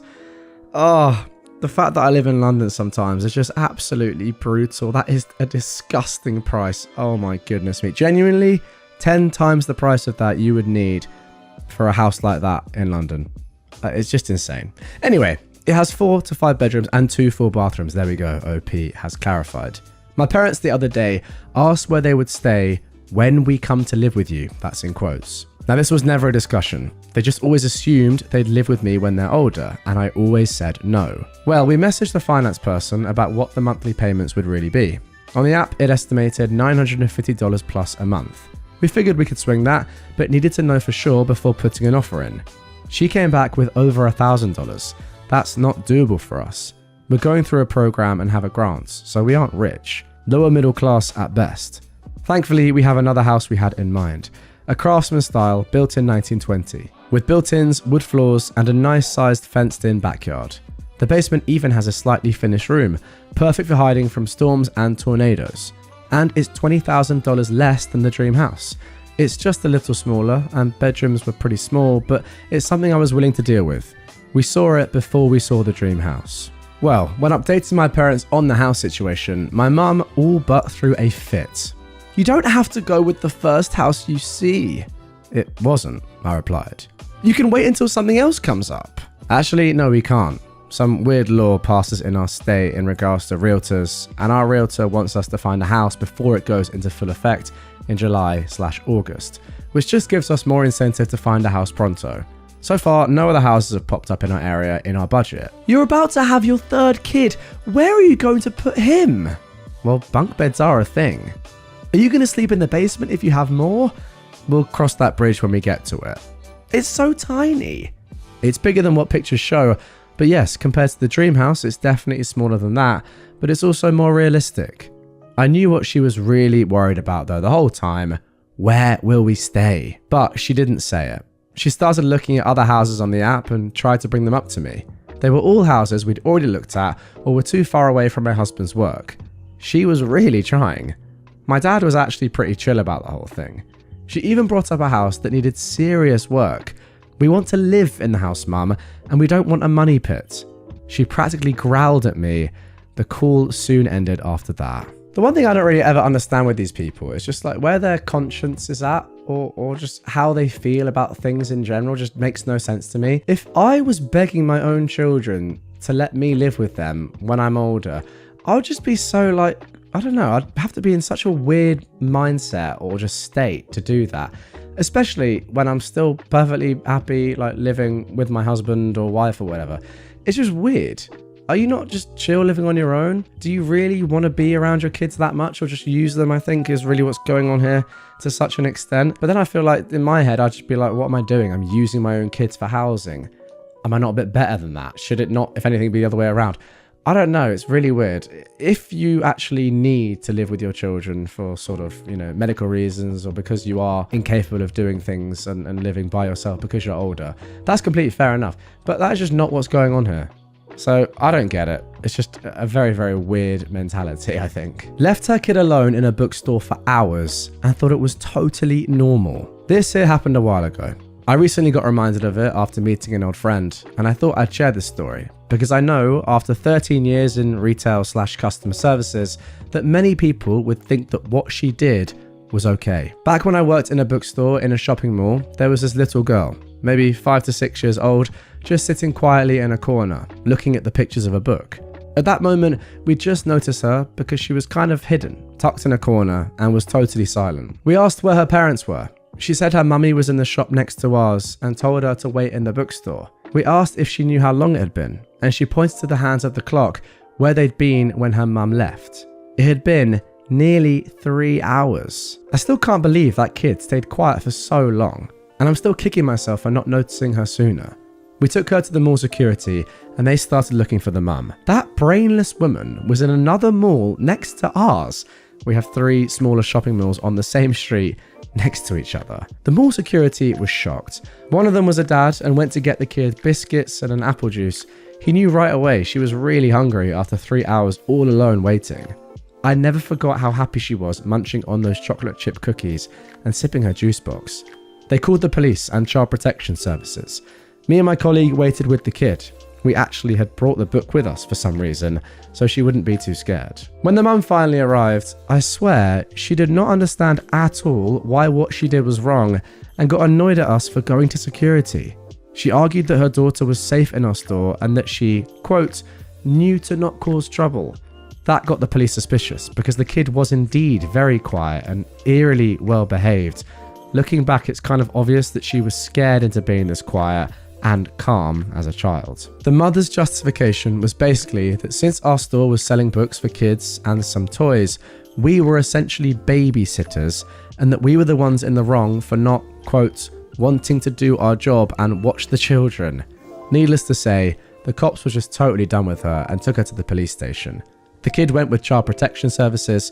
The mum was kicking and screaming, threatening to sue us for slander and defamation. Now, of course, that never happened, but I hope this little girl is now with better people. She's now with people who love and cherish her. Yeah, I mean, surely that's just illegal, guys. But to be honest, I actually don't know the rules about if you're allowed to leave your kid just randomly in public, but I presume it's got to be illegal. I mean, it has to be, right? Child Protection Services have got to be having a look at this and saying, it's just not right. I agree with your last point, though. I hope she is with better people. And you're right. No child that age, usually 5 to 6 years old, would be quiet for that length of time. Clearly, they were very hungry as well, without it being drummed into them in probably a very, well, bordering on abusive, if not abusive way, that they have to be quiet. So yeah, a lot's going on there.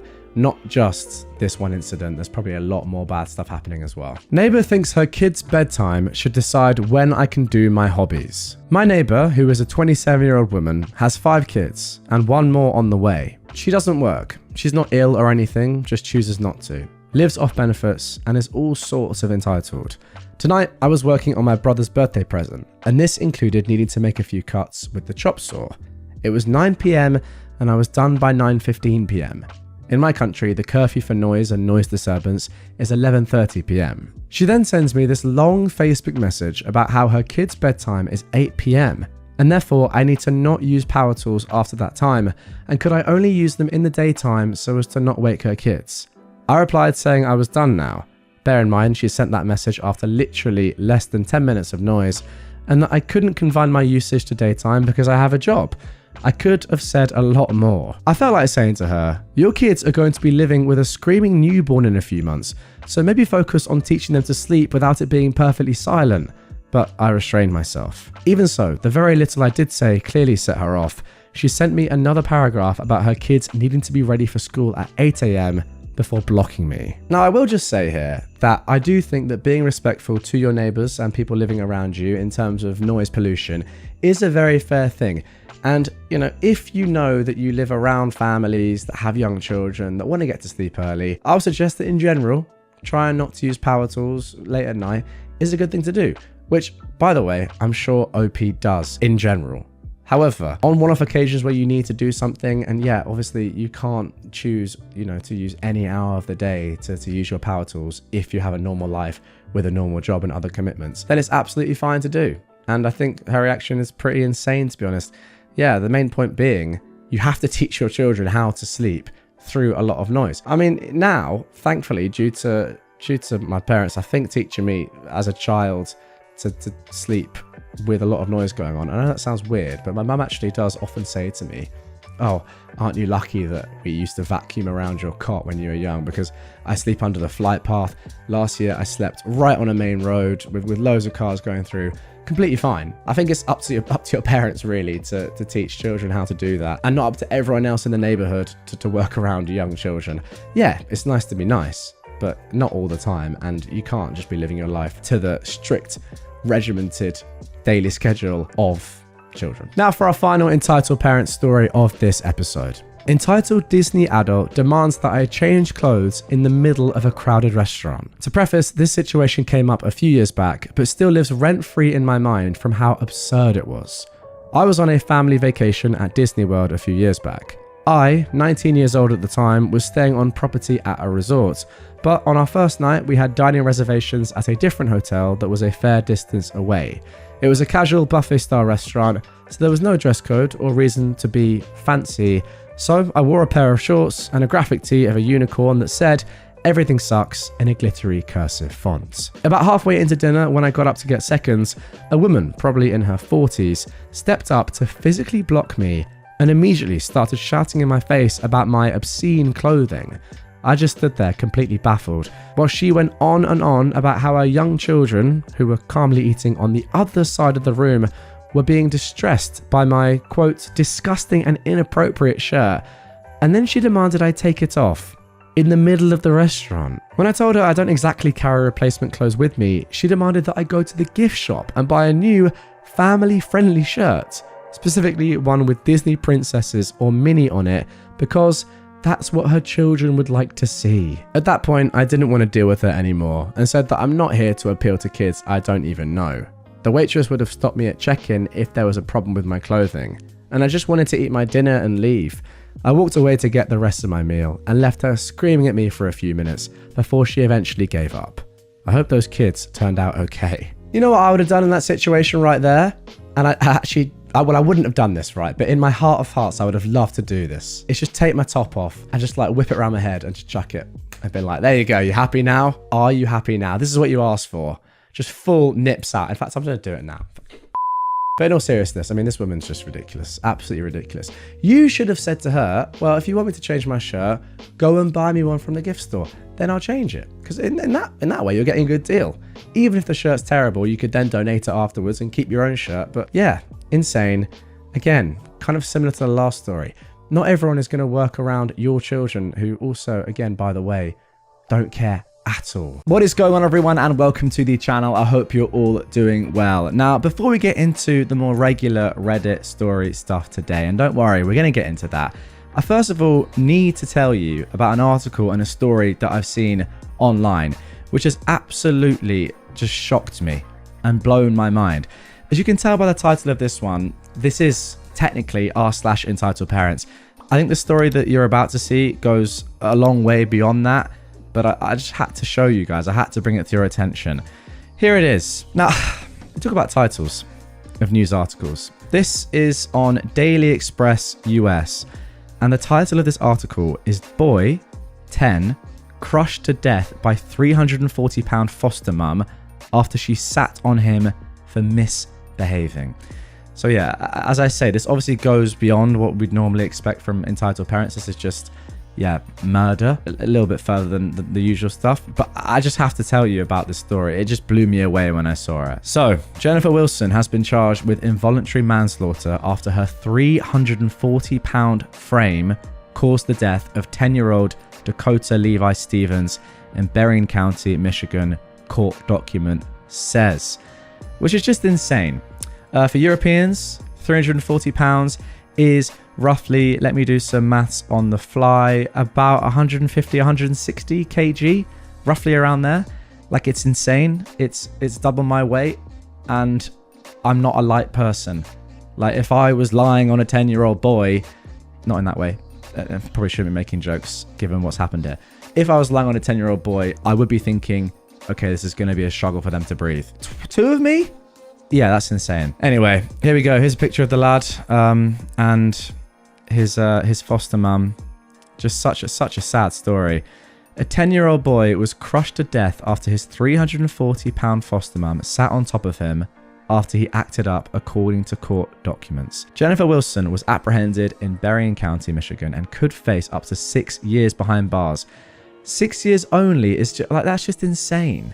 If you're telling me that she genuinely didn't realize that she's so fat that she could kill a child, then that's not a reason for her not to get more than 6 years. Surely that's still murder. I don't know. Get your comments down below, guys, as we go through this. Anyway, court filings say that she informed the police that Dakota Levi Stevens had fled earlier in the day, and she discovered him at a neighbor's residence. According to the court papers, the foster mum claimed Dakota began to misbehave when they returned home, throwing himself on the ground outside her house. It's alleged that she sat on Dakota while contacting his caseworker, during which time the boy screamed and eventually ceased moving. She confessed to the police that she initially believed the child was pretending until she rolled him over and noticed his eyelids were unusually pale. The foster mother disclosed to investigators that she sat on Dakota for approximately 5 minutes. 5 minutes with 160 kilograms on top of you as a 10-year-old boy. It goes on to say Dakota weighed 91 pounds. So what's that? About 40 kilos, roughly? 42 maximum? It's hardly anything. £91 is a quarter of her body weight. Absolutely insane. While Wilson tipped the scales at £340. Goodness me. The Department of Child Services had assigned the child to her care just 1 month prior to the incident, reports the Mirror US. And it's just so sad. Here's another picture of him. I mean, look, obviously his weight isn't really that important. I think even if I was under the weight of someone twice my weight, I'd be struggling to breathe. But he's a 10-year-old kid. It's absolutely insane. The court affidavit reveals that Wilson appeared visibly distraught when police arrived. By the time they reached the scene, Dakota had stopped breathing and had no pulse. Now, look, it's one thing being visibly distraught when you realize that you've killed your foster child, and only a psychopath wouldn't be visibly distraught or genuinely distraught. But if she genuinely thought that sitting on somebody a quarter of her weight for 5 minutes wasn't, maybe not kill them, but going to have serious ramifications to their health, then she must be the most stupid person of all time. Since when is sitting on a child ever been a good form of punishment ever? I don't know. He was airlifted to a nearby medical facility where he was taken off life support just 2 days later. The St. Joseph County Coroner's Office declared Stephen's death a homicide. Good. The affidavit also disclosed that authorities discovered a 20-second clip from Ring video cameras showing Wilson lying on the boy's neck and head area while he screamed. So it wasn't just on his body in its entirety, it was on the most important part of his body. I mean, it's just insane. Another video from the same camera showed Dakota still screaming as Wilson remained on top of him, his cries gradually fading. Dakota, Wilson can be heard yelling multiple times when she realizes the child has stopped moving. She then instructs one of her other children to dial 911. I was laying on him and he was acting bad, Wilson is heard saying in the video. Wilson had 3 other adopted children living in her home. Department of Child Services spokesman Brian Heineman confirmed her foster parent's license is currently suspended and under review for revocation. So there we go. I mean, that's a story. And I felt like I just had to bring it to you guys. Obviously, a lot more serious than the normal stuff that I cover on my channel. But it's just an insane story that I thought I just had to bring you lot. I just do not understand how she's gotten away with only getting up to 6 years in prison. That's the one thing I just do not understand.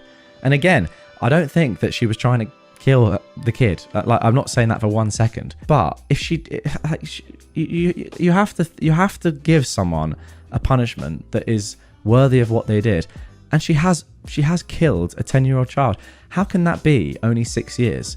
And it's not as if, you know, she was driving along at the speed limit and he ran out in front of the road and she happened to hit him and then he died and it wasn't her fault. This is all her fault. It's like entirely her fault. So I just think 6 years is an absolute disgrace. But yeah, there we go, guys. What do you think? Let me know in the comments down below. Crazy story to start things off. Now let's jump back on Reddit for a more normal story. But wow, yeah, I had to bring that one to you. Mum says she can unlock the door of her 24-year-old child's room and let herself in without permission because it's her house. I think she might be an entitled mum, or maybe I'm just a trashy kid. I'm 24 years old and a college student. I've worked in a bar for the last 2 years, and though it's a stable job, I still don't make enough to move out. I've had other higher paying jobs, but my area is just too expensive. And due to having moved to this state with my parents immediately after graduating high school and growing up a military kid, constantly moving and struggling to ever keep contact with friends that I did make because of it, I had no friends in the area that I could just move in with, and I have too much paranoia to live with strangers. I've just been living with my parents until I finished college, doing it online because my parents didn't want me having to live in a dorm and be away from them, which I should be graduating next year, and then hopefully move in with the only person I've managed to be so close with by then. We just live in separate states right now, so it's taking time. Anyways, my parents have always been very weird when it came to raising me and my older sister. There's a lot of instances, I have plenty of stories, but this one just annoys me the most and causes me anxiety. My parents' house is big, but every room except the master bedroom is pretty small.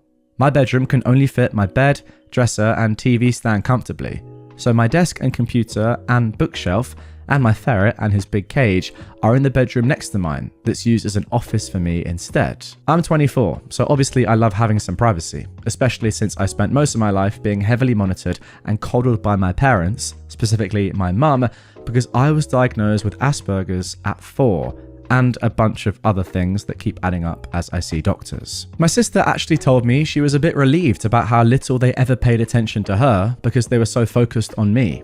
I was coddled so much by my mother that I'm only now learning things like cooking or doing laundry, which she still keeps me from doing because it has to be done this way, not that way.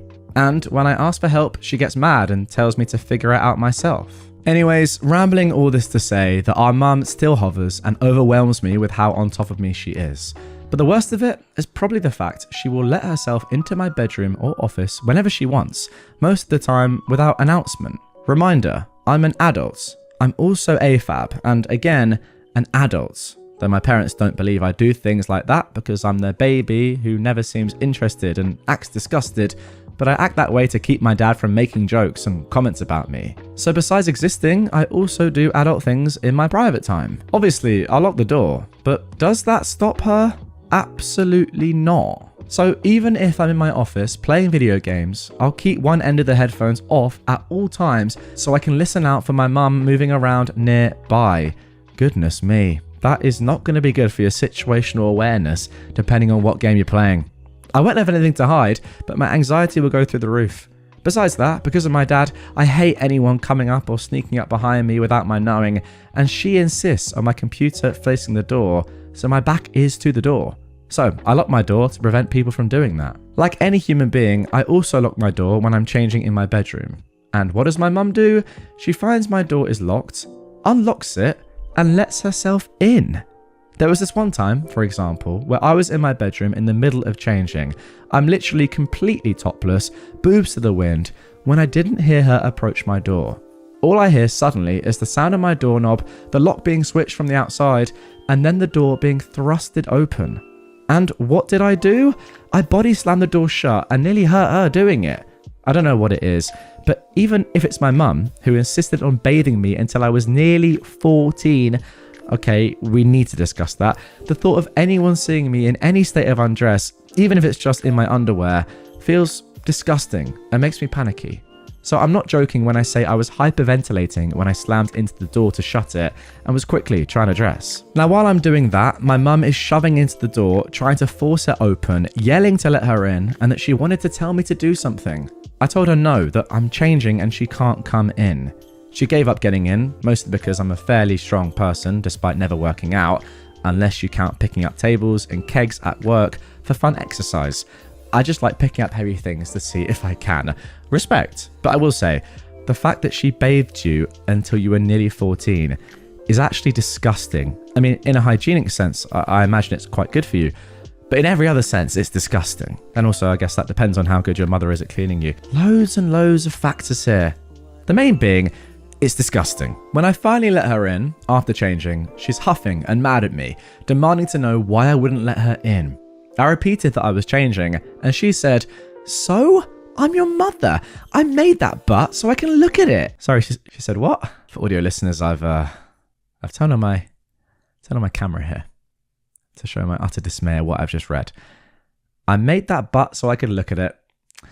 Well, if that's not the most loving thing you've ever heard from your mother, I'm not sure what is. Let's carry on. I ignored that and said my door was locked and that she shouldn't just be letting herself in and unlocking my door. She responds with, "I can do what I want. It's my house. If I want in your room, then I'll come into your room. I can unlock your door if I want. What if there was an emergency? What if you were dying? What if I was dying?" I said, "I don't care. I'm an adult. This is my private space. You do not just let yourself in whenever you want. I don't disrespect you and let myself into your room and unlock your door. Don't do it to me." She just got mad and ran off, forgetting what she was going to tell me to do. Okay, and that is the end of the post, although OP has added a couple of edits with a lot more information, which I think is very relevant. First of all, thank you for all the replies giving advice and reassuring me. I'll look into a door stopper. I just worry about her reactions, since just a few years ago, a bad experience with my dad and locked doors left me sobbing and in a panic attack on the bathroom floor while he pounded the door until it nearly broke, calling me a lot of things. So I get a lot of anxiety about my parents' reactions to being unable to get to me. I'll definitely try to get a stopper when I get paid next. Now, some more information. First of all, I don't pay rents. They want me to, and were going to have me start last year until my insurance skyrocketed, and so it's been harder for me to keep any money saved up. Secondly, it may be some time before I can fully move out due to money and the situation with my best friend, but I've been planning to pursue my master's after I finish my bachelor's at a school less than an hour away that's close to my work and requires freshmen to live on campus. The original plan was getting an internship out of state for a month or so to get practice being more independent, but I didn't get accepted to my choices, so I'm relying on pursuing a master's now for a good excuse for them to allow me to live away from them. Third, I'm not a legal dependent. Back in 2018, a month before my 18th birthday and right after I graduated high school, my parents insisted we get me an attorney and open a case to make me their dependent. I didn't want to. I knew it meant I'd have to stay forever, that I'd be stuck at home. I said I didn't want to do that, but they insisted it was for my own good and to help me. When we met my attorney, they didn't allow me to get a word in for the first 30 minutes with him. He made them wait in the other room so that he could finally be able to speak with me, and I told him I didn't want this. He asked about me, lots of questions. Finally, when the hearing occurred, my mother broke down sobbing, telling everyone in the room that I needed it, that I was going to die in a ditch somewhere, her exact words, that they just want to help me. The attempt to make me a dependent was denied, as my attorney found me perfectly capable and happily wanting to be independent, and thought it unnecessary to make me into a dependent. 4. My sister and I used to speak of me living with her, but because of a medical situation with my nephew and with other family situations going on, my uncle is living with her and my brother-in-law to help with the kids and house. 5. After it being so long, I'm not sure the full name and contact of my old therapist anymore, only a last name.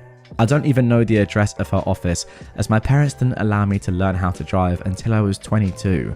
I may try to speak with our doctor about referrals, as I know the address at least. I'm just hoping I can find a day off or can find an in-person therapist, as I tried digital and was getting nowhere with the lack of privacy to speak with someone. Oh my goodness, I just realized what that means. I assume, in your own house you had your parents at your door probably listening in. Ugh, that's awful. Or actually probably coming into your door, unlocking it. Insane. And 6, my bank account is heavily monitored by my mother and she sees everything I do with it. I've been looking into opening a private account. I just worry about a new card coming in since she goes through all of our mail and I work often. And then OP says, finally, there have been many occasions where, when I get especially stressed from being busy with work and school and vent about it, my parents have insisted I just quit my job, focus on school, and they'll take care of me and my bills. I could just stay home and only do school. They stopped recently only because I told them to their faces that if I had to be home and not work, I'd go crazy like that and unalive myself. Dramatic? Yes, incredibly so, but it is true. Some of the hardest times of my depression were when I was out of a job and trapped at home constantly. Turns out it's probably a mixture of depression and bipolar. We didn't find out I was bipolar until last year when I first spoke with our most recent doctor. And I did attempt but failed. Not that they noticed, just thought I was acting tired and told me to lay down. A somewhat minor thing, I think, but when I drive places, I have to let my mum know where I'm going. And if she says no, then I can't go. Same with trips. And she makes sure that I'm going where I said by tracking me. Oh God. The one time I turned it off, she called me freaking out. Now guys, get in the comments down below. Let me know if you agree with me on this. I think, well, this is my takeaway from what I've just read there. I think that your parents, OP, are doing all this stuff and being so controlling because they think that because you have Asperger's, autism, they're allowed to do that. And I think it's that is in their mind for some reason enabling this terrible, I mean, it's not even parenting, just this terrible control that they have on your life. I think because they think, even though clearly they're just wrong, that you need them so much. But I mean, the attorney said it himself, like, you're completely fine. You're happily independent. You have your own life. What are they doing? The bathing till 14 thing, I think it just highlights that. This is a thing that's been going on for years, decades now probably, where for whatever reason they think that because you have autism, they get to completely control your life and ultimately it sounds like ruin it. It's actually insane. In many ways, is it not just ableist? I think it actually is. Your mother is just infantilizing you, I think, because you have autism. Maybe it's nothing to do with that. I just think that is the reason why in her head she sees it as okay. Your dad, to be fair, just sounds like an awful person anyway. I'm not entirely sure what's going on there, if he is even still around. I couldn't quite work that out, but yeah, no doubt about it. Your mum is a narcissist. How my entitled late aunt lost everything. Buckle up, because this story is an absolute doozy that spans nearly 4 years. Some backstory that's relevant to the story. In December of 2020, my father agreed to put his mother into a nursing home to protect his sister, my aunt, from an elder abuse investigation and getting my grandmother moved into state care. Because of my aunt's negligence, my grandmother had been hospitalized 3 times in 2 months. Once for a severe UTI, another time for an infected wound because my aunt secured my grandmother's diaper with duct tape, and the final time because of second-degree burns after my aunt left a heating pad on my grandmother's back overnight. Ironically, in October 2021, my aunt would end up in a nursing home after she burned herself with a heating pad, then didn't get medical treatment until the burn was badly infected. In January 2022, my grandmother passed away at the age of 94 years old. In my grandparents' will, they split their estate between their 2 children 50-50. However, because neither my father nor aunts was on the deed to my grandparents' house, it was signed over to a probate lawyer who would be tasked with selling it. When my father started going through his mother's affairs in February 2022, he discovered that the state was on the verge of taking the house because the only bills my aunt bothered paying were the electric and cable bills, and she hadn't paid property taxes since December 2020. My father also discovered that there were 2 massive liens on the house, totaling almost $200,000. One from the nursing home my grandmother had been in because my aunt hadn't paid them either. The other because my aunt convinced my grandmother to take home equity loan out on the house so that she could buy a car. Initially, she was only supposed to take what she needed for the car, roughly $6,000. However, my aunt went behind my grandmother's back and would end up taking the full $100,000 the bank offered them. My aunt had been able to co-sign for the loan, so she was authorized to take the full amounts. She also never made any of the monthly payments on that loan because she legitimately thought loans were money banks, just giving people free, no strings attached cash. My aunt never told anyone what she did with the remaining $94,000, but the rest of the family suspects that she gambled it away at local casinos. My aunt was also given full access to my grandmother's bank account, which she'd almost completely drained before my grandmother passed, meaning my father had to pay any outstanding bills from his own pocket, though he was eventually reimbursed by the lawyer.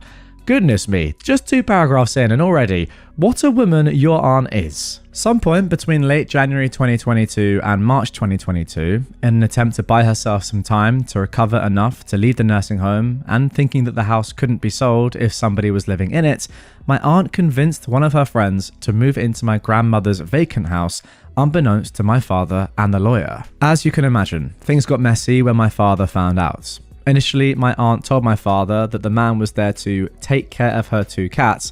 However, even after my aunt was court-ordered to sign her 2 cats over to my father due to neglect and abuse, the man refused to leave. Both cats have been treated and rehomed and are doing well. Well, that is good to hear. We eventually found out that man had broken his lease, moved out of his apartment, and had nowhere else to go except his and my aunt's daughter's house, and who adamantly refused to let her father move in with her. Around April, my parents started to deep clean the disgustingly dirty house with the man still living there, and he did everything in his power to obstruct my parents' efforts.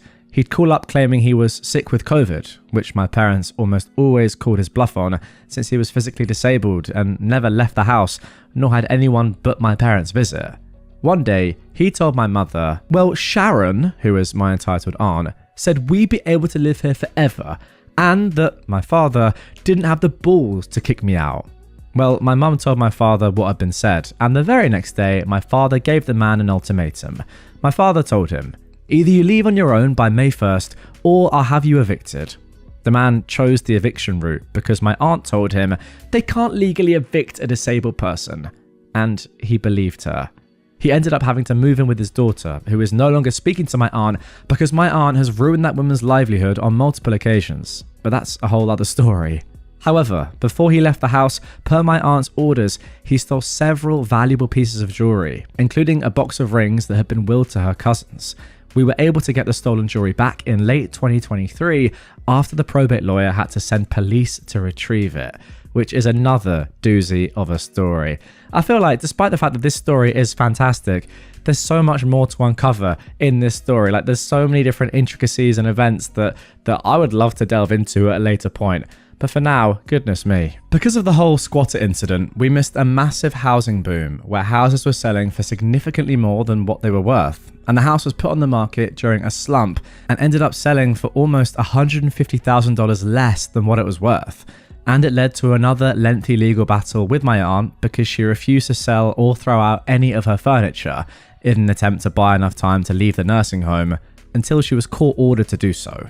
Given what the house sold for, and deducting the lien from the home equity loan, the lien the nursing home put on the house had actually been dismissed by a judge, the end figure that my father ended up with was just under $60,000, while my aunt ended up with just under $50,000. My aunt got less because the probate lawyer charged her more than he charged my father because she was the one who had drawn things out for so long. Around that time, my aunt had been deemed unfit to make decisions for herself by a judge and several of her doctors, and ended up signing her half of the inheritance to my father to avoid losing it to the nursing home that she was in. My aunt passed away on August 1st at the age of 68 from multi-organ failure caused by years of heavy smoking, ignoring her diabetes, and refusing to consent to a surgery that would have likely saved her life. We didn't have a funeral for her. We simply had her cremated, and her ashes, along with pictures and other personal belongings, were given to our older daughter. My aunt's younger daughter tried to sue my father for the rest of her mother's inheritance, but the suit was quickly dropped since the money my aunt had inherited after her mother's death had already been signed over to my dad. So my aunt's daughter had no right to it. Our one saving grace in this whole fiasco was that my aunt was in a nursing home for the entire process. Otherwise, it would have been significantly messier. There's a lot I didn't go into for the sake of not typing out an almost literal novel, but I'll gladly elaborate on anything I can. Thanks for reading. Okay, goodness me, what a story. I can't quite believe that someone like that exists in your life, OP. But all I can really say is fair play to your dad for actually sticking with this and going through it, using so much of his own money and eventually ending up with really not that much for all his trials and tribulations. Although I am slightly surprised that there was any inheritance left after all of this. But wow, I mean, earlier this year, my granddad died, my dad's dad. And my dad and his brother, my uncle, have been working pretty hard to make sure that, you know, all the money goes to my granny correctly and goes through probate, etc., etc. And yeah, like going through different bank accounts and seeing what's owed and yeah, making sure everything's all right. I've never had any experience of that myself, but while reading this story, all I could think was, if one of them was against the other one and like was trying to put money into different places or was trying to take money, my granny's still around, so like the money was always going to go to her. But I mean, like, say she wasn't and the two of them were against each other, how would you ever come to some sort of conclusion or agreement? I mean, like, imagine if this woman was involved, this horrible aunt of yours, OP. I can't imagine that the stress and the workload that would have to go on top of what already seemed to be, from my perspective anyway, a lot of work. But yeah, I guess this is not a one-off thing. People argue over inheritance all the time. Maybe not to this extent though. And also, I would say, actually, can you consider writing that novel, OP? Thank you for submitting it. Great story. But as I said halfway through that, I feel like there's so much more to unpack here, so many more events. I would read a short story based on your life and in particular, your aunt's. All right, now moving on to our next story submitted by one of you guys. Just let the kids sort it out themselves. Okay then. Backstory. I live in a town in the Netherlands with a university, and a few years ago, my girlfriend's cousin got accepted as an overseas student. My girlfriend is Japanese. Her family, father, mother, her sister, and herself, moved to the Netherlands while she was younger. Her cousin still lived in Japan when she applied, got accepted, and is now living in a student room in the Netherlands. We don't really have dorms here, like in the US, but the building she lives in is maintained by the university itself.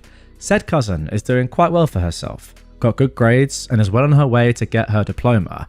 Partly because of this, the overseas family decided to have their vacation in the Netherlands this year, both for leisure and a bit of a family gathering. This story takes place during that family gathering.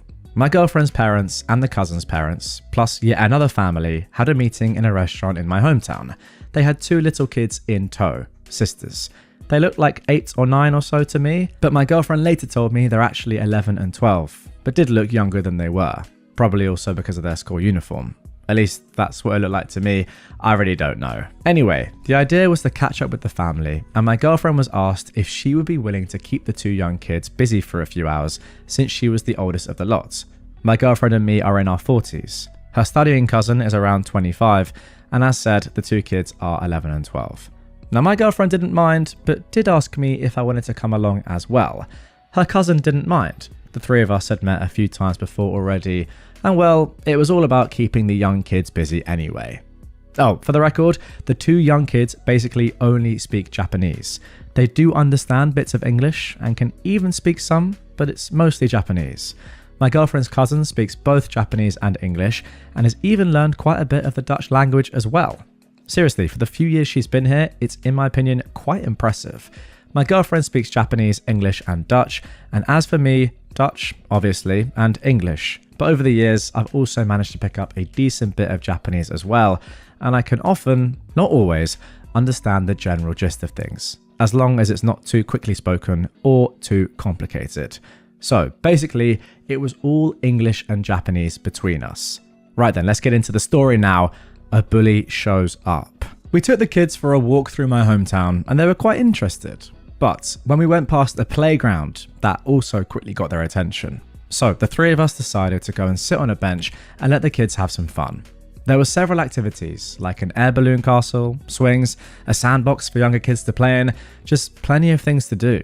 The 2 wanted to go into the castle, which was fine with my girlfriend, as long as they made sure to only use the entrance and exit, which was located on our side, so they wouldn't get lost and we could keep track of them. The 3 of us talked quite a bit, but also kept eyes on the castle. So, around 15 or so minutes later, I spot the 2 again by accident near the exit with a little kid in between them.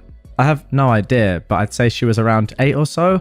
I can't really tell exactly what's going on, but I did see the kid point to the area of the sandbox, and that's where the 3 of them headed next. Before I can say anything to my girlfriend, a young lady walks up to us and asks, in Dutch, if we have seen a little girl passing by. This seems way too coincidental to me, so I ask, is she wearing a pink dress by any chance? The woman's face lights up as I tell her that she seems to be with my girlfriend's younger cousins, and I point to the sandbox. But when we look over, we now also see an older boy near the girls. I'm not good with guessing ages. Let's just say that he was bigger than them, and he's clearly harassing them. The small girl is visibly crying, but is also comforted by one of the 2 younger cousins, while the other is keeping the boy away from her. We all walk over to the sandbox just when the boy manages to shove one of the cousins out of his way, and he's clearly trying to bully the young girl in the pink dress, but is now stopped by the other cousin, which is when we arrive.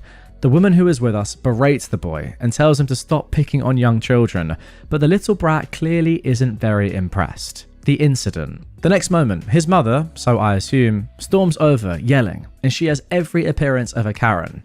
Or a Toki, as we tend to call them over here. A little argument ensues, mainly between the mother of the girl in the pink dress and our Karen, or Toki. It goes back and forth, but it's apparent that according to his mother, the brat did nothing wrong by picking on a girl half his own size, and this fine example of a mother even has the audacity to blame the other mother for raising such a weak little C-word. Basically, and then if you are Dutch, have a look on screen right now if you're watching on YouTube, that's what was said. And then the Karen says, kids will be kids, just let them sort out their own problems already.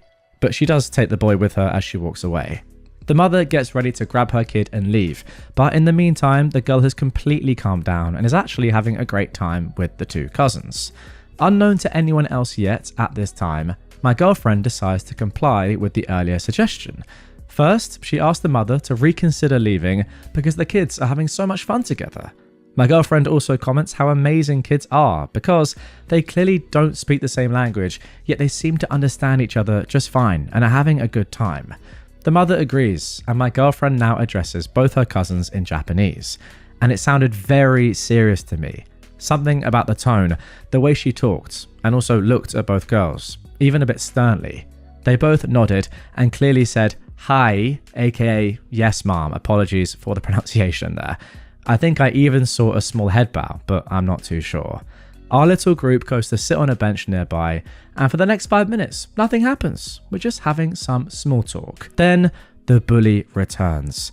The mother of the small girl wanted to stand up, but gets stopped by my girlfriend, who tells her that she has nothing to worry about because her kid is completely safe. Just watch. Trust me on this.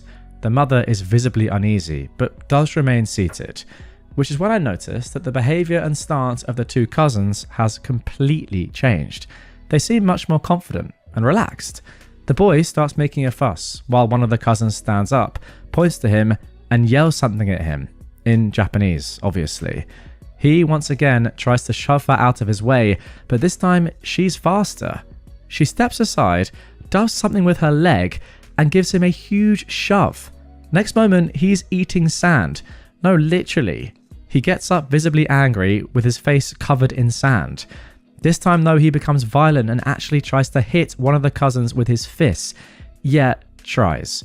She evades one attempt, then grabs his hand, spins it around, and the next moment the boy finds his arm twisted behind his back and he starts screaming. The other cousin now also stands up, pats the young girl on her head, makes another move, and once again the boy gets shoved to the ground, this time by both cousins. Hard. When he looks up, the other cousin actually makes a moving gesture as if she wants to kick him, but without actually moving her legs or anything. She's obviously just threatening him. My girlfriend pokes me with a huge grin on her face and tells me, surely that deserves a point for self-restraint. Don't you agree? She is visibly loving every moment of this. Apparently the boy isn't totally stupid and he runs off, while one cousin immediately turns to the young girl again, who is clearly still having a good time. Not the least upset with the bully. "What was that in God's name?" the mother asks. "Oh, sorry. What the heck was that?" she asks. My girlfriend tells the mother that her cousins are taking the same self-defense classes as she and her sister once did, and that she had decided to pull rank by telling her cousins that it was okay for them to actually defend themselves, as long as they didn't overdo it, of course. The mother wanted to know more about these classes, but unfortunately for her, my girlfriend had to tell her the actual school was located all the way out in a suburb of Tokyo, so not something her daughter would be able to attend. Mummy returns with a BOA, a guard. We're chatting some more for the next 10 minutes, after which the bully's mother storms over to us with a BOA in tow. BOA is Dutch for, I'm not going to be able to pronounce that, which basically means so much as being a deputy, but without the proper training nor having any weapons. Generally speaking, most of them usually handle ticketing people. He tells us that he has gotten a complaint from the woman about people beating up her kid, to which the mother of the young girl immediately snaps, "Whatever happened with letting the kids sort out their own problems?"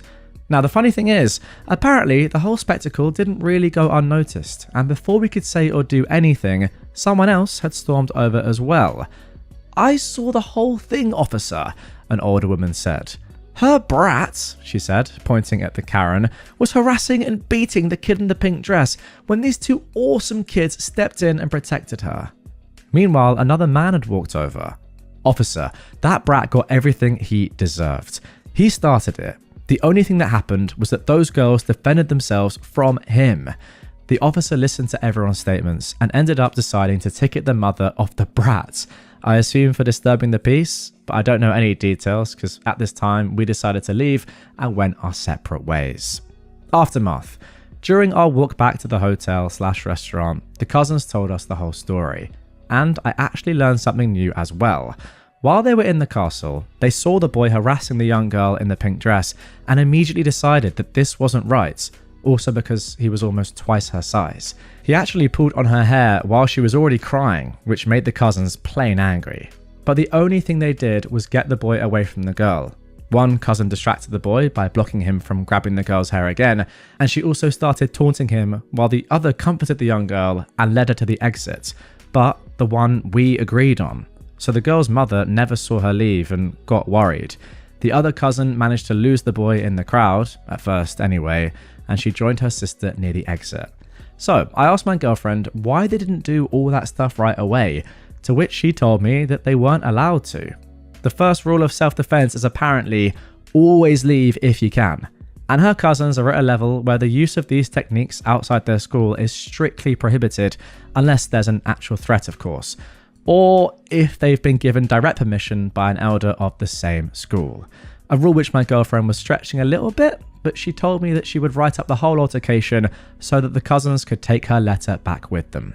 She was actually not kidding when she talked about points for self-restraint, because that would actually be her advice in the letter. But yeah, typical hypocrite behavior. Let the kids sort it out until it suddenly doesn't go your way, eh? Yeah, let the kids sort it out is something you can pretty easily say when your kid is twice the size of the other kid that is in this altercation and is the one bullying them. Like, it's just ridiculous. But if you say that sort of thing, yeah, surely you have to just sit back and watch your kid just get destroyed by some good old martial arts self-defense. Like, if you say it, you got to stick by it. And ultimately, applaud the kids. You know what? Reading this, it actually does make me think, like, every kid, I think, should, if possible, go through some form of self-defense. I mean, this is just so cool. The fact that these two kids were, like, not really even that worried about this guy at all. They were trying to keep the peace, but they knew in the back of their minds, if they had to use any form of self-defense, they were fine with it, and they would be able to do what they had to do to make sure that the other girl didn't get physically harmed. It's a pretty cool position to be in. Like, seeing how calm and collected they were when they were told they were allowed to use self-defense, and just knowing their ability, pretty elite. And they were just having a good time until they had to step in again, and then actually at that point get a little bit physical.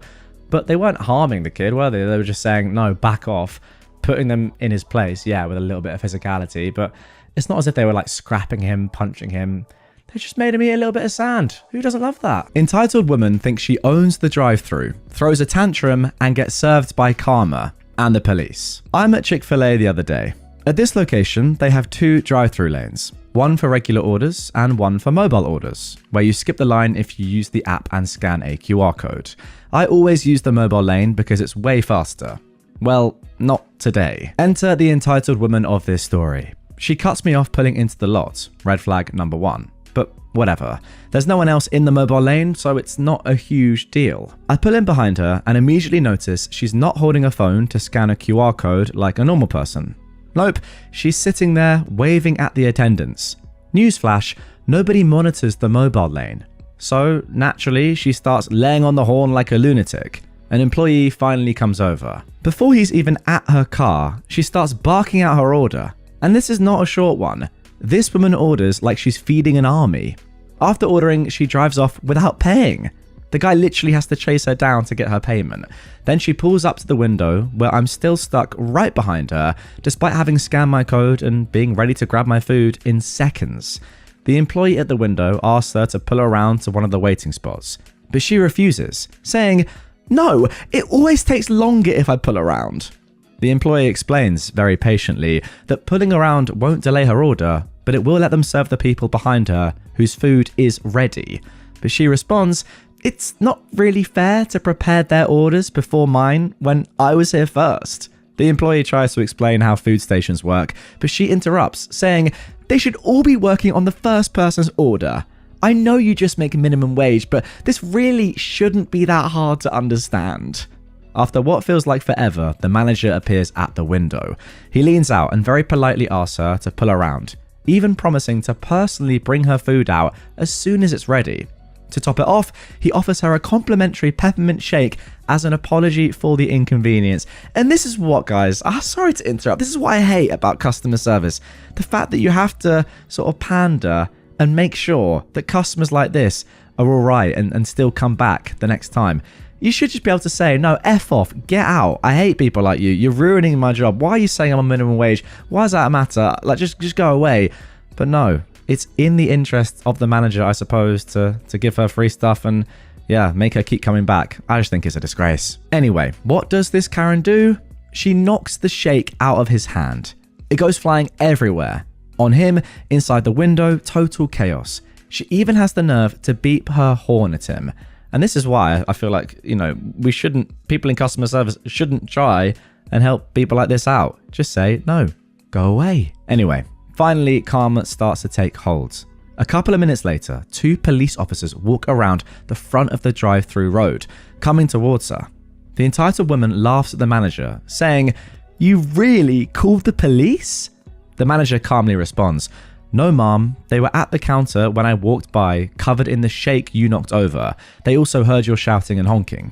I told them it was fine, but they wanted to check on the situation." At this point, the officers reached her car and told her if she doesn't pull forward and talk to them, they'll arrest her for assault and move the car themselves. She finally pulls around, but doesn't stop. She just speeds out of the parking lot. The police laughed. She has a very easy to remember vanity plate, and they told the manager that they're adding obstruction of justice for failing to comply with a lawful order when they track her down. Now look, I know that not all posts here have happy endings, so I figured I'd share this one for the holiday season. Well, OP, thank you. Now there are a couple of edits that OP has added here. Firstly, they say, some people were confused about her not paying at first. What happened was she finished barking out her order and then just started to drive to the window. At this Chick-fil-A, you pay right with the person who takes your order, not at the window. Hopefully that makes it clearer. And the second edit, a lot of people are asking for an update, and I really wish I had one, but I don't even know what ended up happening myself. I was just another customer. I've tried looking up her vanity plate. Apparently I'm not allowed to share it here, but I haven't found anything related to it. If I do hear anything in the local news or get a flag for the vanity plate on Google Alerts, I'll definitely update. Thank you, everyone. And finally, here is the third update, which is interesting and includes, I've read a few comments about how the mobile drive-thru isn't different from the regular one, or how some people don't believe the shake could have gotten all over the manager. I used the word window when I probably should have said door. It's a hybrid window/door setup here. Anyway, I was there again today, so I took a couple of pictures of how it looks. This shows the mobile versus regular drive-thru, and it should be clear how somebody could knock a shake all over the manager from how they hand it out, which is just like how they're doing in these pictures. Now, I will explain these pictures to you if you're listening on podcast form or on audio platforms. But pretty simply, rather than in a normal drive-thru where there is a window and the employee will pass your food through the window into your car, in this mobile lane, the employee gets out the door, like walks out the door. So they are physically standing next to the car. A couple of images here which show that, yeah, the employees are very close to you, like they're just standing outside your car door pretty much. So yes, if you did knock over a milkshake, as you can see in the woman in the second photo, she's carrying a drink, it would be very easy to knock that and just, yeah, splash it all over her. So crazy scenes, but I suppose that is what happened here. Okay, and there we go. Maybe that is one of the reasons why we have windows at drive-thrus rather than doors, for reasons like this. I mean, maybe not. I mean, this shouldn't happen. It's absolutely ridiculous. But again, like, comment down below, guys. What do you think about what I said in terms of like these sort of fast food chains or just customer service in general, always saying that the customer's always right? There has to be a point where you just say, you know what? I don't care if we lose this customer's business for the rest of eternity, the rest of their life. It's not worth it.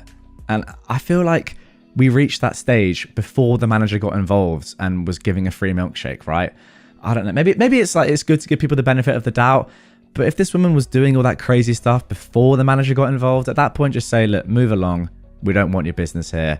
Pretty much never want to see you again, but that's fine, as we don't want to deal with you. Now moving on to our next entitled people story. Begpacker wanted to eat my lunch. Now, if you've never heard the term begpacker before, like me, apparently this is the definition. It's a traveller who asks the public for money to fund their travels.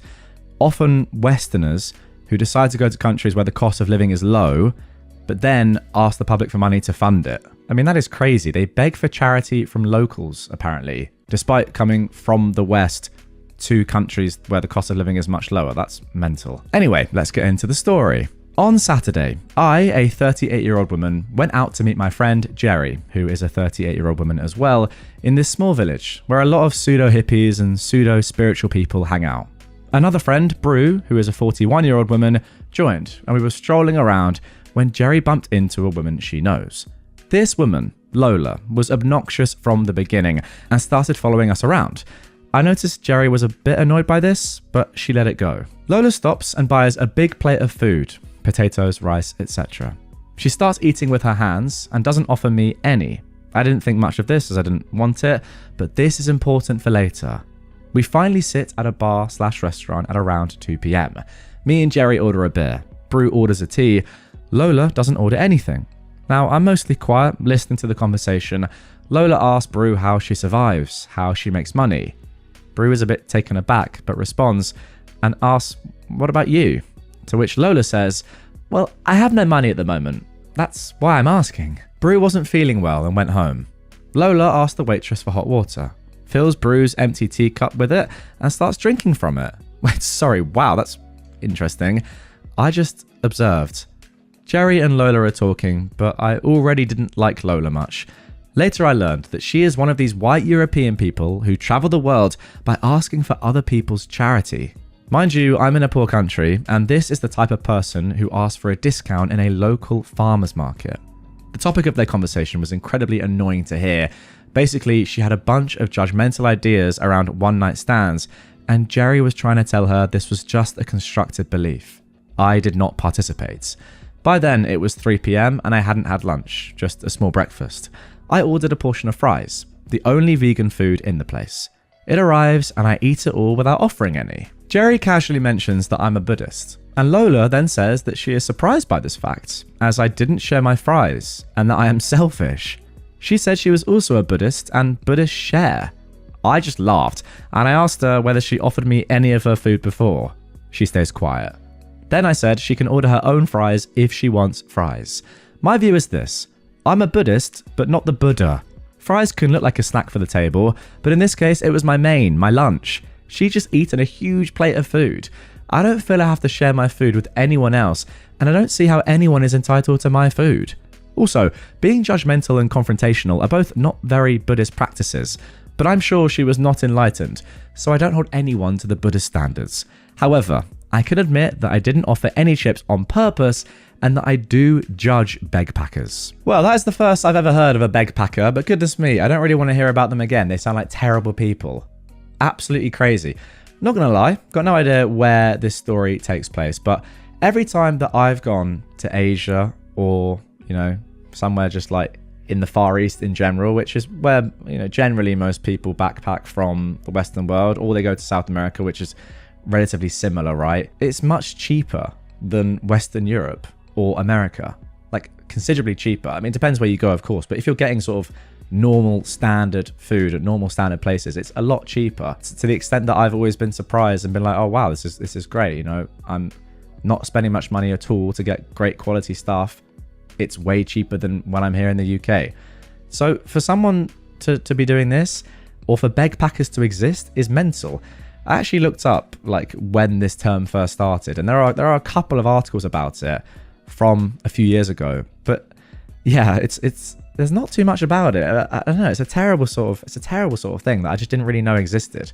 There's a couple of articles, and the titles say, "Is begpacking the worst travel trend of all time?" And there's an article from The Guardian, which funnily has the title, "Young, Entitled and Over There, The Rise of the Begpacker." Couldn't say it better myself.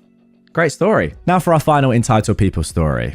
A man wanted me to reimburse him because his girlfriend learned he cheated on her with me. Right, a little bit of information about me. Firstly, I live in Paris, France, where health-related expenses are usually pretty reasonable.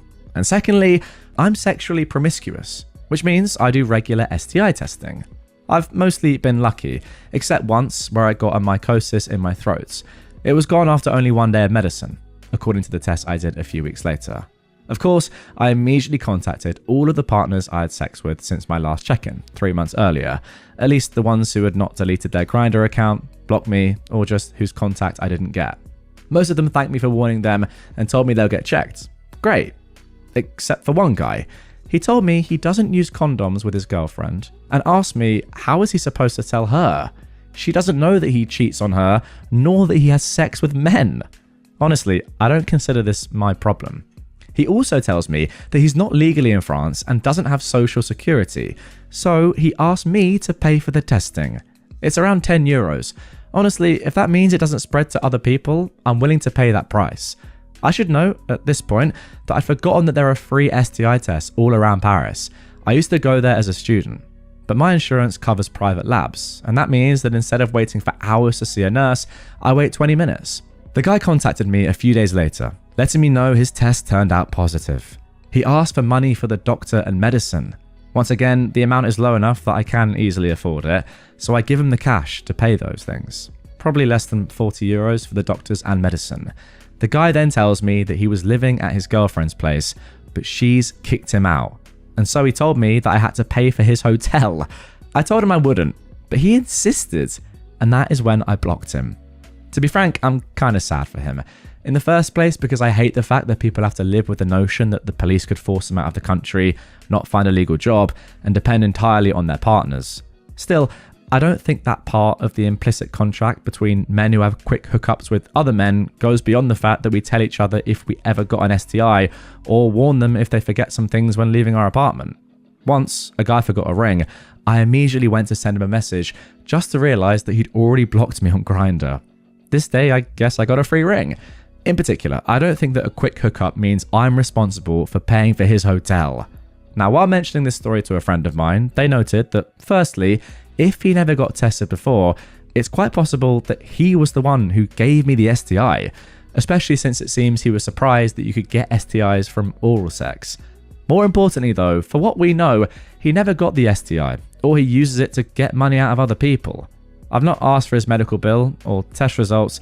There's actually no way of me knowing if he actually got the STI. Well, there we go. One of the top comments here says, if you give a mouse a cookie, he'll ask for a glass of milk.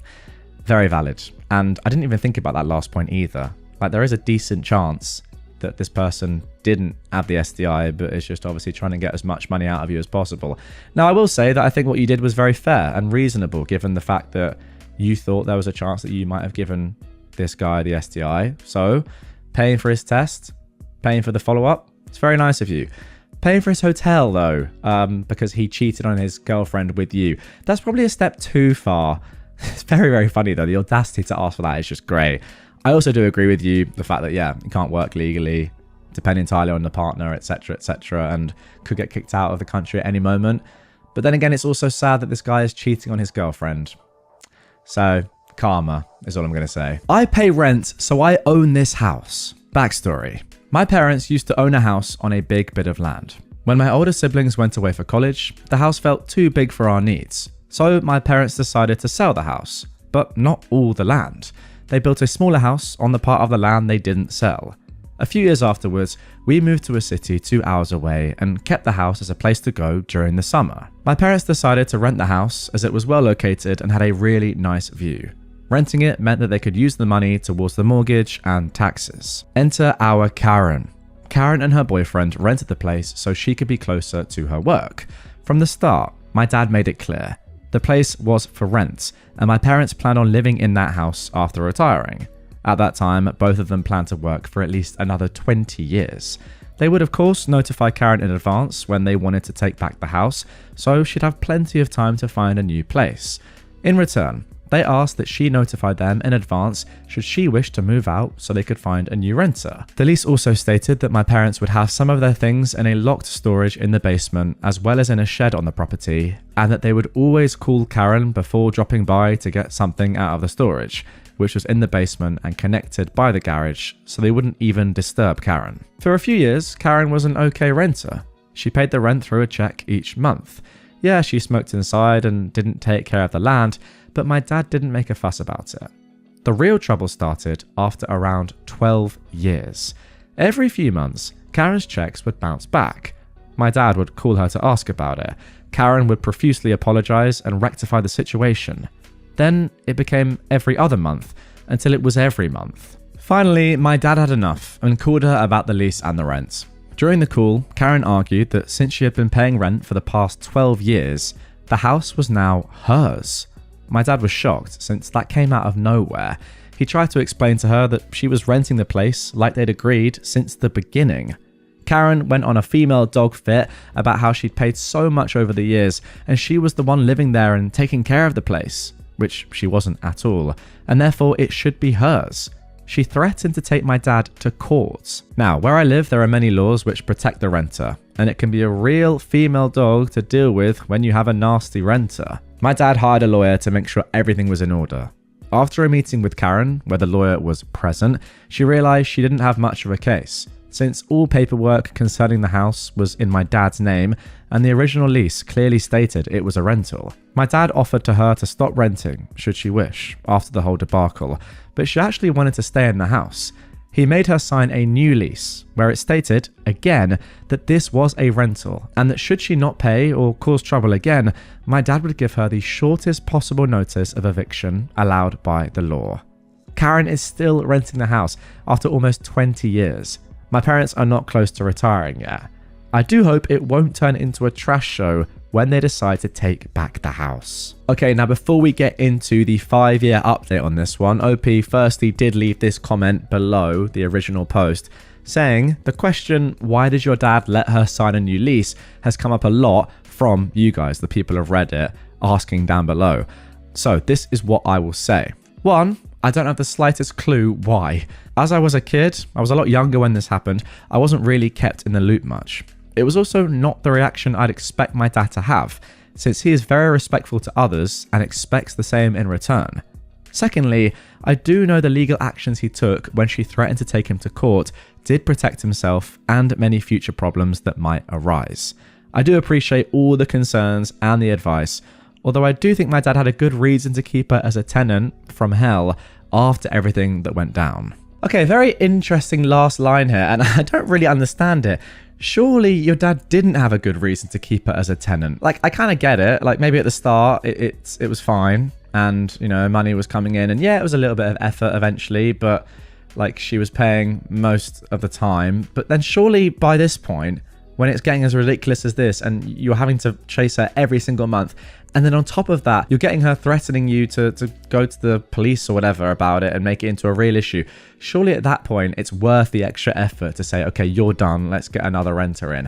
I know landlords don't like the turnover of having new renters, but when it's someone like this, that makes no sense to me at all. Surely you'd get her gone. I don't know. I'm not your dad, OP. Just makes the most sense to me. However, the beauty of your dad continuing to have her as a renter, as a tenant, is that we got this update 5 years later, posted just 3 days ago at the time of recording. Okay, so here we go. Here is the update. OP says, this is an update of a post from 5 years ago. Some people asked in the comments what was going on, and there has been new developments in the last few months. So here is the timeline. Since the beginning, there was a mutual agreement between Karen and my parents that they would both give a 6-month notice before she moved out, or my parents would like to take back the house. So let's move forward to the last week of June 2024. My dad received a phone call from a representative of Karen. Due to her financial circumstances, she was giving a month's notice before moving out. My parents were surprised by the short notice, of course, but didn't actually really mind it, as they were looking forward to taking back the place. Skip forward to the last week of July. Karen was set to move out, but then asked for a week extension as she couldn't find anybody to help her move. My parents agreed. She was now set to move out by August the 3rd. Skip forward to August the 4th. With the car all loaded up, with essentials, dinnerware and cutlery, small furniture, we left for our first trip to the house. The plan was to look at the state of the place, clean up a little bit, and take measurements for the remodeling my parents are planning. As we get to the place, we notice a small sign in the driveway to advertise for a garage sale at the house. We figured she'd forgotten to take it down, but we were wrong. As we get to the house, we can see boxes and furniture through the windows. Cue the shocked Pikachu face as she answered the door. It turns out she hadn't moved out yet, and she meant to call my dad to let him know, but of course she never did. She clearly didn't expect us to drop by so soon after her supposed moving date. My parents were both extremely annoyed, but they gave her an additional week and expectations of payments for the week she overstayed. Your parents, by the way, are extremely lenient. I mean, I'm pretty sure other landlords would say, no, you're done. Like, just get out or I'm calling the police. You're now 2 weeks overdue. Pay us for those 2 weeks and GTFO. But no, your parents apparently are too nice for that. Let's move forward. Honestly, it's bordering on like genuinely being too nice to the detriment of them. Like, there's being nice and then there's kind of getting walked over. Let me know in the comments, by the way, guys, what you think about that one. But yeah, August the 18th now, let's move forward a couple of weeks. My parents received the confirmation that she left the week she was supposed to. They had a neighbour drop by to make sure her things were really gone, but we didn't have the time to make the trip until a week after. We found the place in a much better shape than we expected. Of course, it's not in perfect condition, as it clearly has the wear and tear of a place that's been lived in for years. It needs a good clean-up, some fresh paint in most of the rooms, and a lot of work on the land. There's also plans of remodeling a bit to make an additional room on the first floor, so my parents don't have to go up the stairs all the time. So, turning over a new leaf. This ends the whole chapter. My parents got the summer house back years before they expected, and although the renter was difficult until the end, she mostly went away without all the trouble we expected. My parents are happy to take back the place and are looking forward to all the projects they have for it. They've been almost every week to clean and sort through the things we had stored there. My dad did a fresh paint of coat in some of the rooms, and they're looking for furniture. My brother went once and started to clear up some of the trees to get back the awesome view we used to have from the kitchen. My dad bought an old lawn tractor to help with the yard work and is excited like a little boy with a new shiny toy. We'd like to get the place cleaned and ready to hopefully spend Christmas camping there, as we most likely won't have a lot of furniture yet. Okay, fair enough. Maybe I was wrong actually there. Maybe the best course of action was what your parents did. Just being lenient, trying to make as little fuss as possible, perhaps in the knowledge that if they were really aggressive and, told Karen, like, actually, this is ridiculous, get out, that potentially could have caused a lot more drama than just doing what they did in the end and saying, you know what, fine, maybe we don't get paid for these couple of weeks, maybe she stays for a little bit longer, maybe it's more annoying in the short term, but long term, it's better if she just goes. I don't know, I'm still sort of the belief that she should have been kicked out a long time ago. She seemed like a bad tenant. But yeah, what do you guys think in the comments down below? Do you think OP's parents were just way too lenient here? Or ultimately, they were able just to have sort of one tenant the whole duration of the time they were renting the house, which is always a good thing. They didn't have to do that much work, and overall, it wasn't that annoying. I'm not sure. I think it would have been horrible and a lot of stress, but if they were able to manage it, which they seem to, then who am I to say that was a bad thing? My sister-in-law is stealing from me and using her baby as an excuse. My sister-in-law, Jessica, who is 29, and her husband, my brother, Liam, who is 32, are staying with me, a 27-year-old woman, and my wife, who is 30, due to foundation troubles at their own home. Simply put, she's been an absolute nightmare when it comes to taking things that aren't hers and brushing them off because she needs them due to her baby, my nephew, Liam Jr., who is 3 months. I'll just list the worst of it, but do note, this is a very condensed list. First, she took my expensive hair products made specifically for thick hair because, and I quote, Liam Jr. can't handle strong scents, and yours are just gentler on his nose. She used an entire 16-ounce bottle of conditioner in 3 days. Second, I caught her trying to take the food I ordered for everyone into her room after it was delivered. I ordered almost 6 full meals to dish out for the entire house, and she was just holding this large paper bag in her room. She told me she was just sorting through it to find her food, but she was sitting down with chopsticks and the door was closed, so I call BS. 3. All of my snacks. My pantry has a shelf labeled specifically for me due to a mild food allergy that has all the snacks that I bought. I keep seeing her walking back and forth past my room with my snacks. If my wife or I try to confront her, she cries that she's breastfeeding and she needs the energy. Then she'll get my brother to chew me out. For the record, we do have a communal snack bin, but she won't touch the snacks in there. 4. She took my gift card stash from my shelf in the kitchen and spent nearly $75 on random BS because she claimed she wants to make the room more comfortable for Liam Jr. I use those gift cards when I go shopping or as presents for sudden events. She knows this and still took 6 to 8 gift cards out with her. It's been non-stop for the last 3 weeks and I'm so freaking done with her. She's taken my hair ties, my shirts from the laundry, my sleep bonnets, and my lipstick. She even took a bottle of my apple cider gummies, which I know she doesn't like because she's tried them before. Wow. I feel like she's doing it just to spite me or to assert herself, but I'm seriously considering kicking her out. Yeah, exactly what I was gonna say. This just feels like it's just to spite you right now, OP. No other reason. Now, we do have a couple of edits and updates on this one. Firstly, OP just wants to clarify that Jessica used her shampoo on herself, not on Liam Jr., because the smell was, I guess, irritating him. Also, I'm just going to state that the only reason I'm letting these two stay is because of Liam Jr. My brother can't afford housing close to his job, and if I kick him out, Liam Jr.'s housing would be up in the air. His commute is already 45 to 60 minutes each way, and none of our relatives who are willing to let him stay live any closer. Secondly, please do not insult my wife in the comments. She was recently promoted and isn't home often, but I assure you she sticks up for me when she's home. She has told me that she's willing to let them stay for Liam Jr., but she has shown that she's upset by Jessica stealing. I'm sorry I didn't say that before. Alright, edit 3/small updates. I've been reading through the comments during my work break and I keep seeing the same things being tossed around. Even the comments that were harsh with it are right. Jessica stomped on both mine and my wife's boundaries using her son as a cover, and I am being spineless by letting her stay.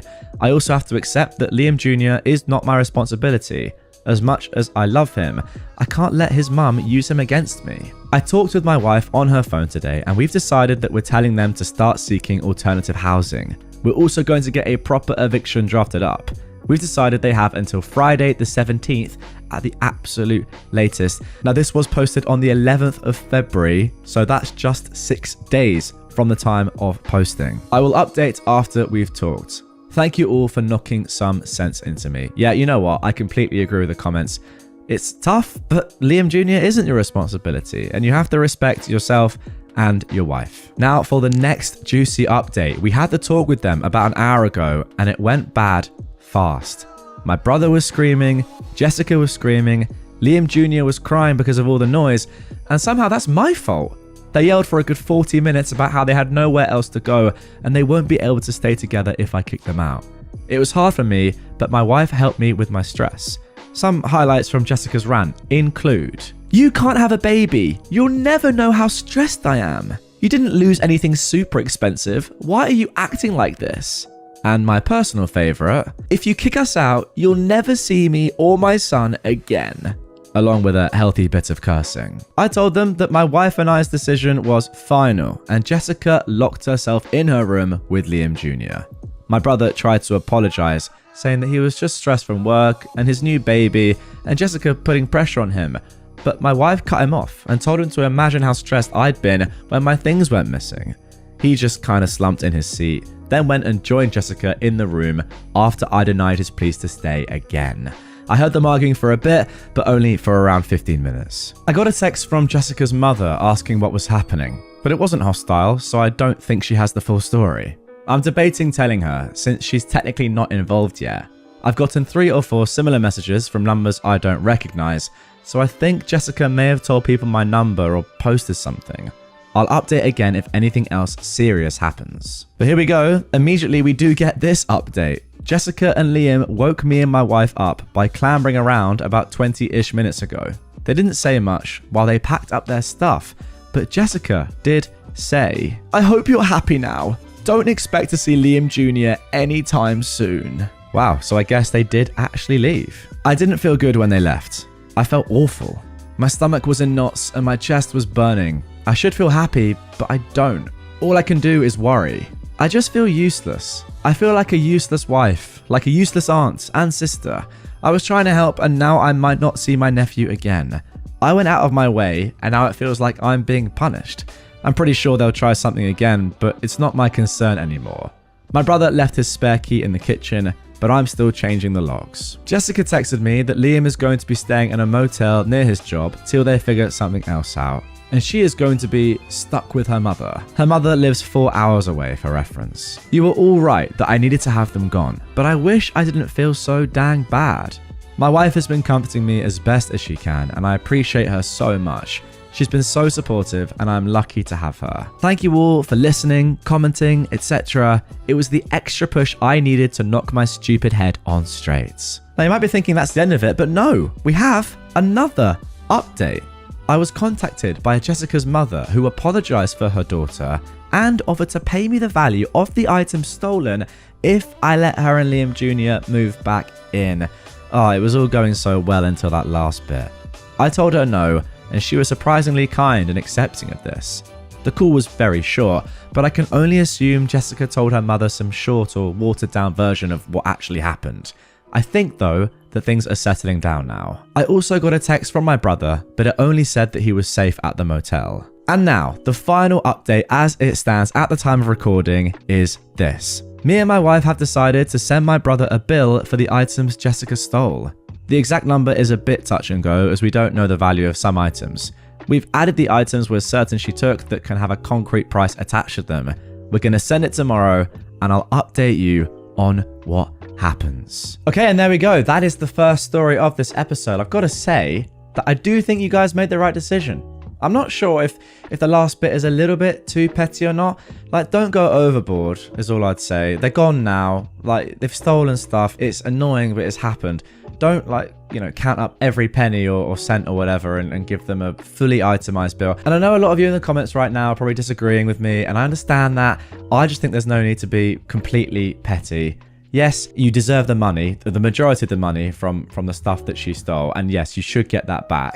And to be fair, in a way, it was nice that her mum offered, even though it did come with that clause that you have to let them back into your home. But don't go through each individual item that she might have stolen. You're not entirely sure what the value is. But the main things, yeah, send her a bill for that. But not every little tiny thing. Now, I will say, sadly, that this was posted 26 days ago, right? And as of today, the time of recording, 8th of March, we haven't had anything. Now, this was posted on a throwaway account, so probably not this user's main, but hopefully they come back on at some point. I'll look out for it, guys, don't worry, and they let us know exactly what happened, how much they ended up billing their sister for.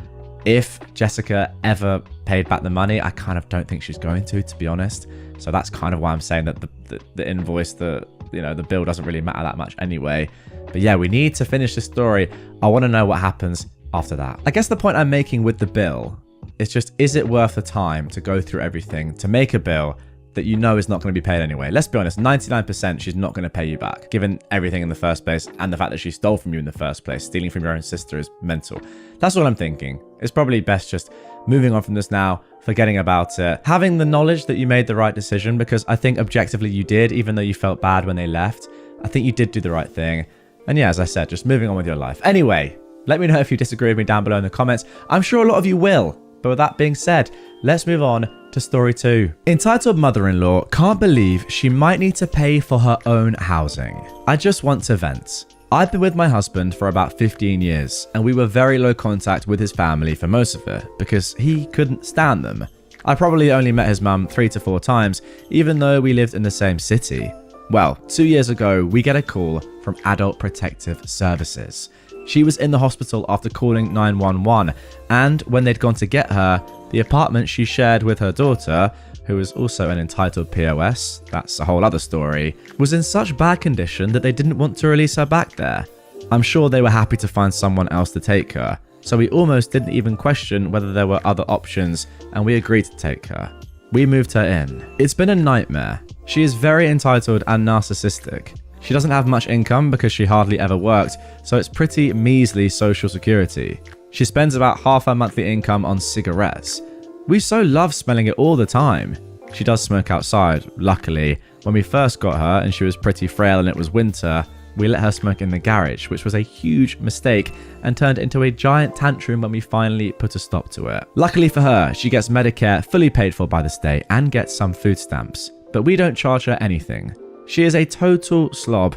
She's probably taken 5 to 6 showers in 2 years. Oh my gosh. And we really resent having her here now. She never cleans after herself, makes noise constantly, and frequently acts like a child and throws tantrums. For instance, she ran out of a chocolate muffin she likes, but still had cake and other snacks. She huffed and slammed the pantry and said, "I guess I'll just have to go without, as usual." We make sure she gets all her meds, gets food even if her food stamps run out, and drive her to all medical appointments. Some are 90 miles away and take 4 hours. But yeah, she goes without. I wish we'd tried to find an alternative earlier, but we are finally trying. Today I took her to meet with a social worker about Section 8 housing. She made it off the waiting list, and we're waiting to see how much she might get and whether we can find her a studio or something. The lady explained that she would have to pay 30 or 40% of her income towards the rent. My mother-in-law started complaining immediately how they were going to take all her money. I'm just sitting here like, female dog, you live in my house for free.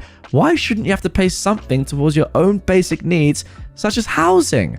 What the frick? Yeah, I mean, you've done the right thing. Again, like the first story, maybe it's a little bit less tough this time because it's not a child or a young baby that you're dealing with. It's actually an old person who is just a terrible narcissist. But still, you've done the right thing. You've done well, by the way, to have a look into Section 8 housing. Not that I know anything about that, but I'm English. And yeah, it looks like you're on the right path to her moving out. Why is she complaining? I mean, come on. Does she not like look in the mirror sometimes when she wakes up? Or maybe after having one of her, I was going to say quarterly showers. It's not even quarterly. It's every like 4 months. So ridiculous. But every 4 to 5 months, if it's 5 to 6 times every 2 years. Ridiculous. But does she not look in the mirror and think, what am I actually doing here? Leeching off my children and just not actually contributing anything to my own life? Do I try and sort it out? Well, no. She's entitled.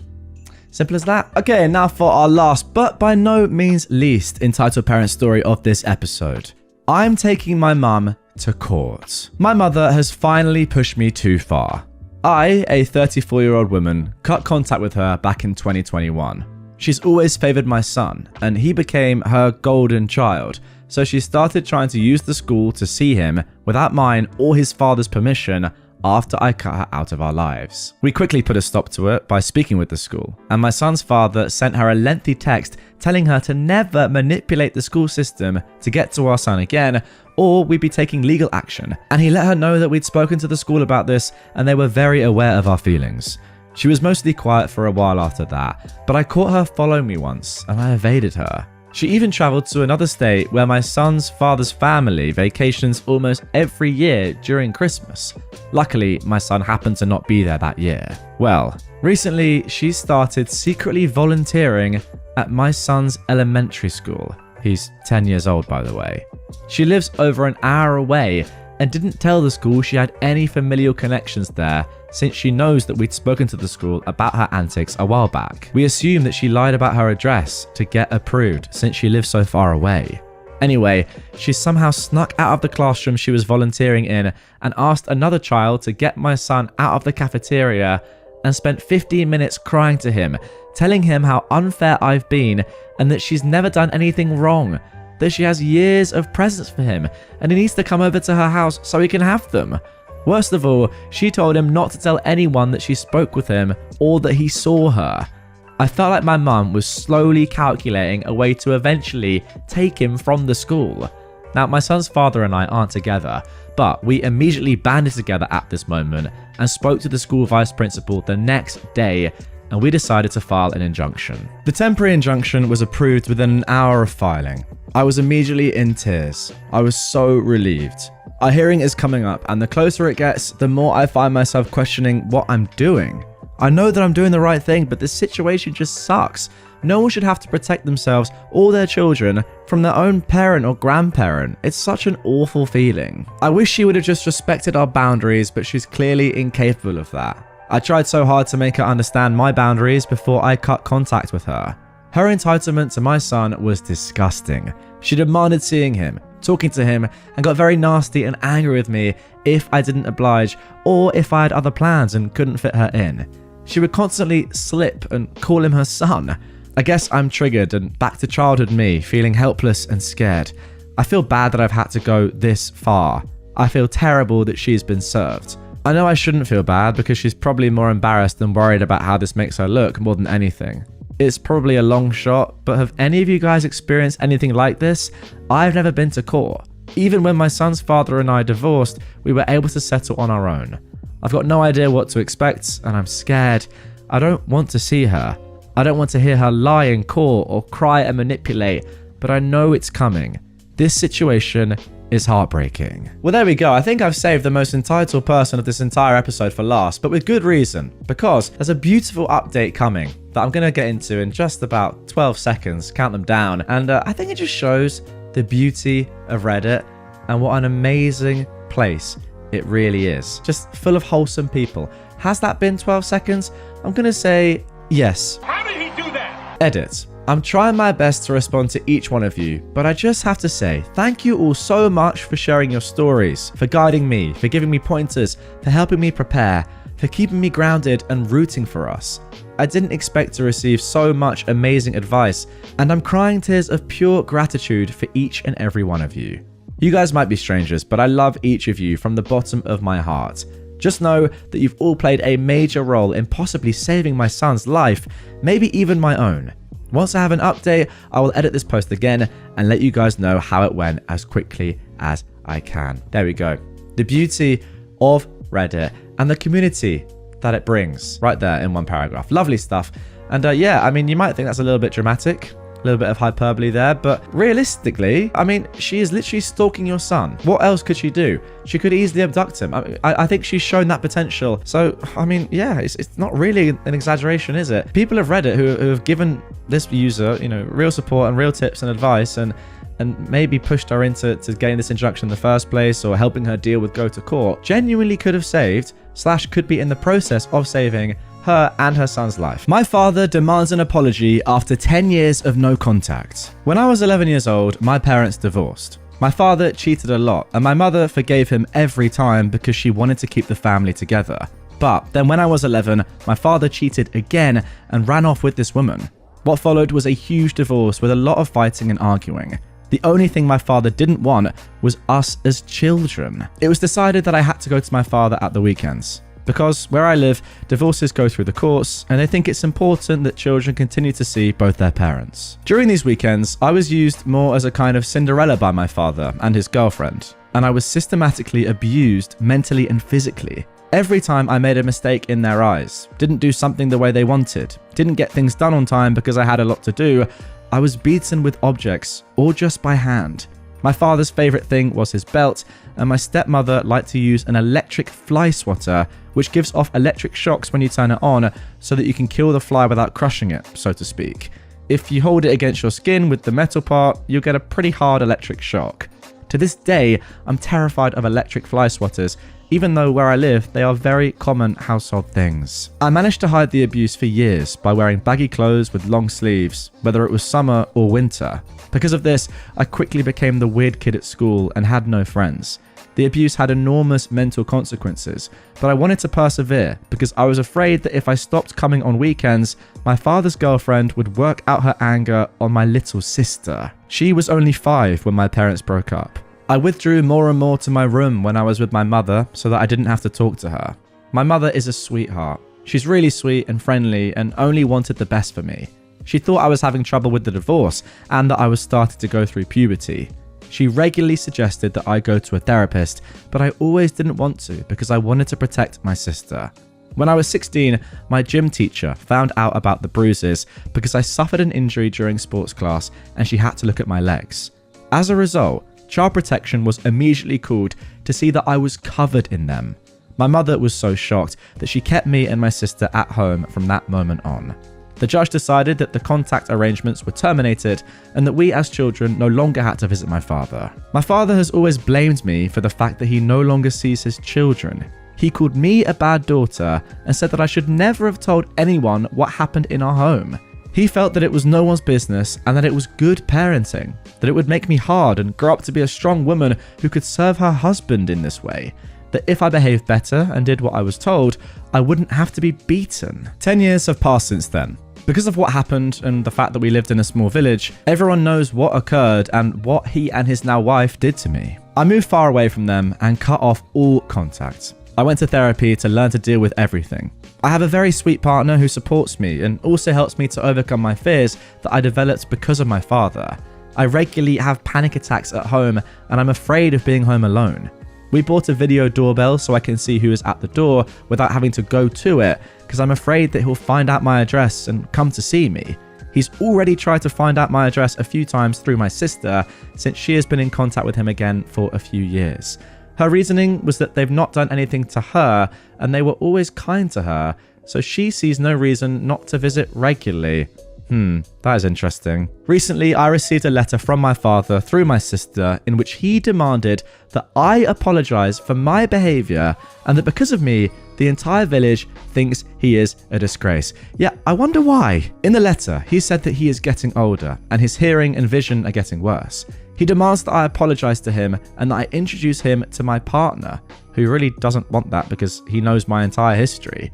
He thinks he's been a good father and that being raised by my mother has made me soft, and that I am now a bad woman because I'm pursuing a career outside the home in biology. My sister tells me that I should just say sorry and that he will really leave me alone afterwards. He really just wants to hear that he was a good father and that I regret talking to people 10 years ago when they saw my bruises. But I really don't want to. But my sister and father's family keep pestering me to say that I should just do it so that he can close it off and the village will no longer find him a shame. I really don't want to, and I haven't slept at night because of it. I don't know what to do anymore, and my partner tries to keep me calm so I don't have to think about it anymore because it gives me panic attacks. But my father and his family keep insisting and nagging me to do it by sending me messages on social media and calling or WhatsApping me. I keep blocking them, but they create new throwaway accounts to reach me or give letters and messages to my sister so that she can give them to me. I didn't tell my mother about this because she already feels very guilty that she didn't notice the abuse for all those years. So, what do you think? Should I just apologize to get it over with? Absolutely not. Why would you ever apologize? I mean, this is such a sad story. You can't ever even think about apologizing. And to be honest, I think it's very tragic that OP is even considering it, and it shows to me that the level of abuse that he suffered throughout his entire life. I mean, we know what physical effects it had, but mentally, the fact that you're in this situation and you're still even considering apologizing to your dad just shows the torture, the mental torture that you must have gone through and the impact it still has on you today. Like, if I put myself in that situation, obviously, you know, objectively, and I haven't had all the abuse that you've suffered for all those years, I just say, you know, straight off the bat, no. Why would I ever apologize? Obviously, he has to apologize to me. And even then, there's nothing he can even possibly say to excuse what he did for all those years. But because you're in this situation and you've had to deal with this for so long and it's clearly had such an effect on you, you're considering apologizing. I don't know. The worst person in all of this, by the way, I mean, she's not the worst person. Obviously, your dad and stepmom are. But a close second/third, your sister. What is she doing? Maybe she just doesn't understand. Maybe she was too young. But I don't know. I feel like she should be listening to you and just hearing what you did to help her all those years ago. And surely, like, if she hears about your experiences with her own dad and stepmom, she would have to side with you. But no, she's doing the opposite. I don't know. Maybe it's because she was too young to remember. Maybe it's because your dad and stepmom are extremely manipulative. Maybe it's because she is a bad person. Maybe it's a combination of all three. I'm not sure. I just feel like you've been completely left on your own here, OP, and it's a good thing that your mum is as sweet as she is. But my word, you know, three really bad people here. Now for our next entitled parent story. You called CPS because a toddler was running around naked. I was visiting with a very good friend of mine this weekend after a mutual friend's birthday party. We'd all gone, but it wasn't really a place conducive to quiet enjoyment of a friend's company. There was lots of noise and lights and sugary birthday goodies that everyone partook in, including my friend's two sons. Now, one of them isn't one yet, and the other is balls deep into the terrible twos. The answer for everything is no, even when the answer was meant to be yes. It's hilarious, mostly because I can go home. My friend and his wife, they're tired, understandably so. So we were sitting in front of the TV and minding the boys, while my buddy's wife wanted some time not spent in the immediate vicinity of her offspring. Which, honestly, fair. She got drove off in her car and went I know not where, and we divided the labour equally. My friend had the kid who couldn't walk yet, and they were curled up on the couch. I think the intent was for a quiet nap. Me, well, I was stuck with the 2-year-old, and we had beef. At one point in the birthday party, I was playing skee ball at an arcade and offered my last ball to the 2-year-old. He wound up like he was on a baseball mound, and I wound up having to go, no, no, no, and intervene. He's yet to forgive me for this transgression. So, my charge for a little bit decided watching Bluey was for suckers, and he was going in search of adventure. And I was following him around, because that's what you do when someone places the welfare of their child in your hands. The whole time, he's sulking and glaring at me every time he realizes I'm still behind him. It was so hard not to laugh because it was so overblown and dramatic. So we're in the boys' room, and the kid I'm watching is currently trying to cram his little body under his bed and shouting about wanting mama. Tough luck, kid. Mama's taking a break. You're stuck with me.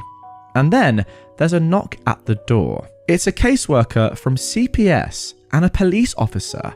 I didn't realize this at the time, as I was trying to make sure the kid's head wouldn't actually get stuck under the bed. I'd never live it down. My buddy answers the door and is rather alarmed to see the pair waiting there.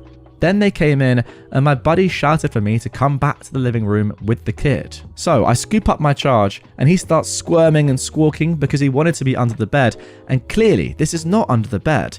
Matter of fact, this is the opposite, and he promptly shuts up because strangers. The caseworker goes on to explain that they've gotten reports about toddlers being left outside in the snow with only a diaper on, being left naked to run around the house, bruises on the kids, etc., etc. For the uninitiated, most toddlers cannot stand wearing clothes. They want out of them immediately. Even the hint of a chance at ditching the clothing, and they'll go for it. The cop looks around for a moment, says something to the CPS worker, and then leaves. I sit with a 2-year-old, who was clothed by the way, and my buddy does all of the talking. I can tell that he is furious, but I didn't really know why at the time. The caseworker wanders around the house a little bit, takes a look at both kids, then shrugs and says he can't see any evidence behind the report, but that everyone has to be investigated. They'll be in touch, but it won't be a home visit unless new evidence or reports come to light. After the caseworker leaves, my buddy hands me the not quite 1-year-old, takes out his phone and goes into the basement, and promptly starts screaming at the top of his lungs into the phone.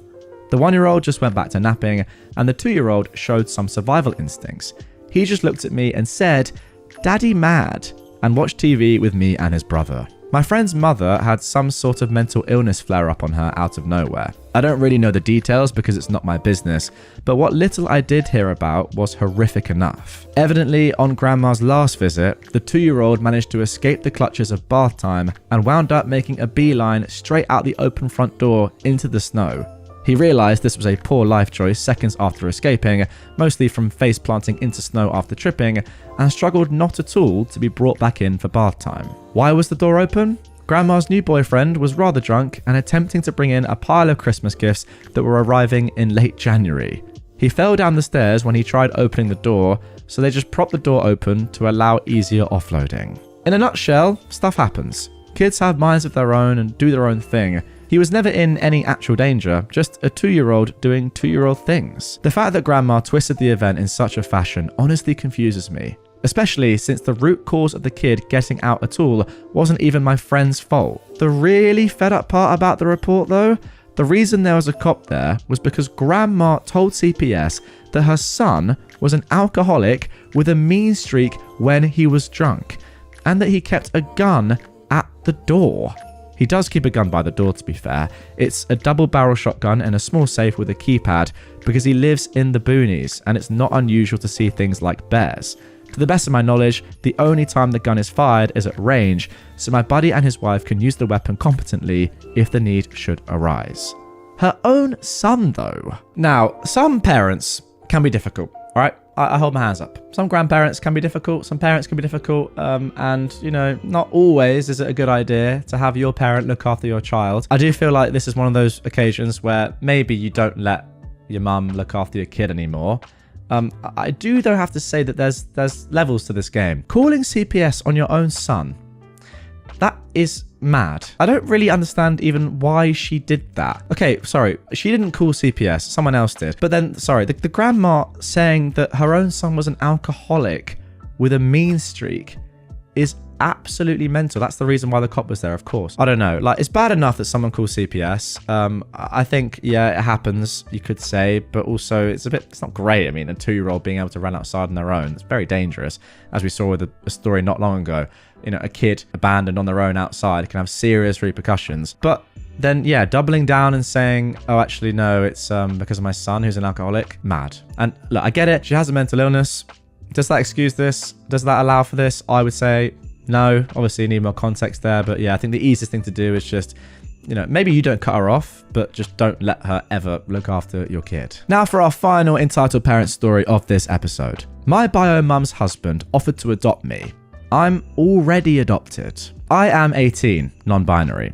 I don't remember the exact ages of my bio mum and her husband, but they're in their late 40s. I'll call them Claire and Daniel. For some background, Claire had me and my brother while she was an addict and had a lot of untreated issues, bipolar, BPD, schizophrenia, etc. I won't go into a lot of detail because it's very heavy, but long story short, she married a bad man. And because of his and her actions, she lost custody of us when we were 5, and we eventually got adopted when we were 8.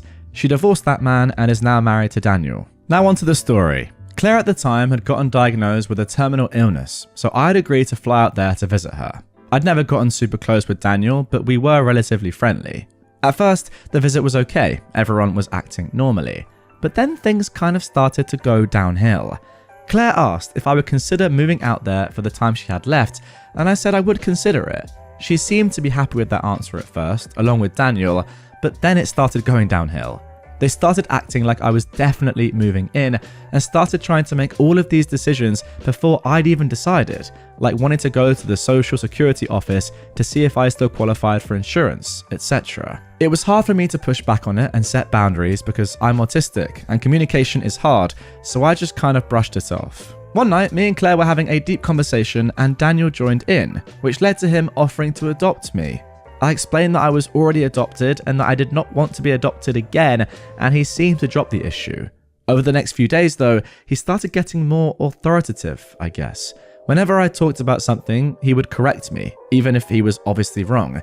It even got to the point when I was trying to bond with him and talk to him about my trans experience, he straight up said that I should try to be comfortable being a woman and that he didn't want me to get gender-affirming surgery, that I needed to fully experience being a woman before I decided. I deflected from the topic but felt very uncomfortable. When I flew home and told my mum everything, she texted Claire saying that she basically needed to take a chill pill and that Daniel needed to stop inserting himself in our lives like he was a parent. The last thing I heard about the situation is that when my brother visited later, Daniel told him something basically to the effect that I was influenced easily and that's why I'm non-binary. I haven't talked to him since besides saying hi when I'm on the phone with Claire. I mean, the strange thing is that your bio mum's husband doesn't already know that you're adopted. Unless he does know and he just wants to re-adopt you or cancel the adoption that has already happened and take over. You know, like when a manager gets sacked. Is he the new manager? Is he the caretaker manager? Is that what he wants to be? I think once again, it's been the case with multiple stories here. You just need to stay away from these entitled parents. That really is the key thing. That is the common denominator throughout every entitled parent story ever, realistically. Just stay away from them.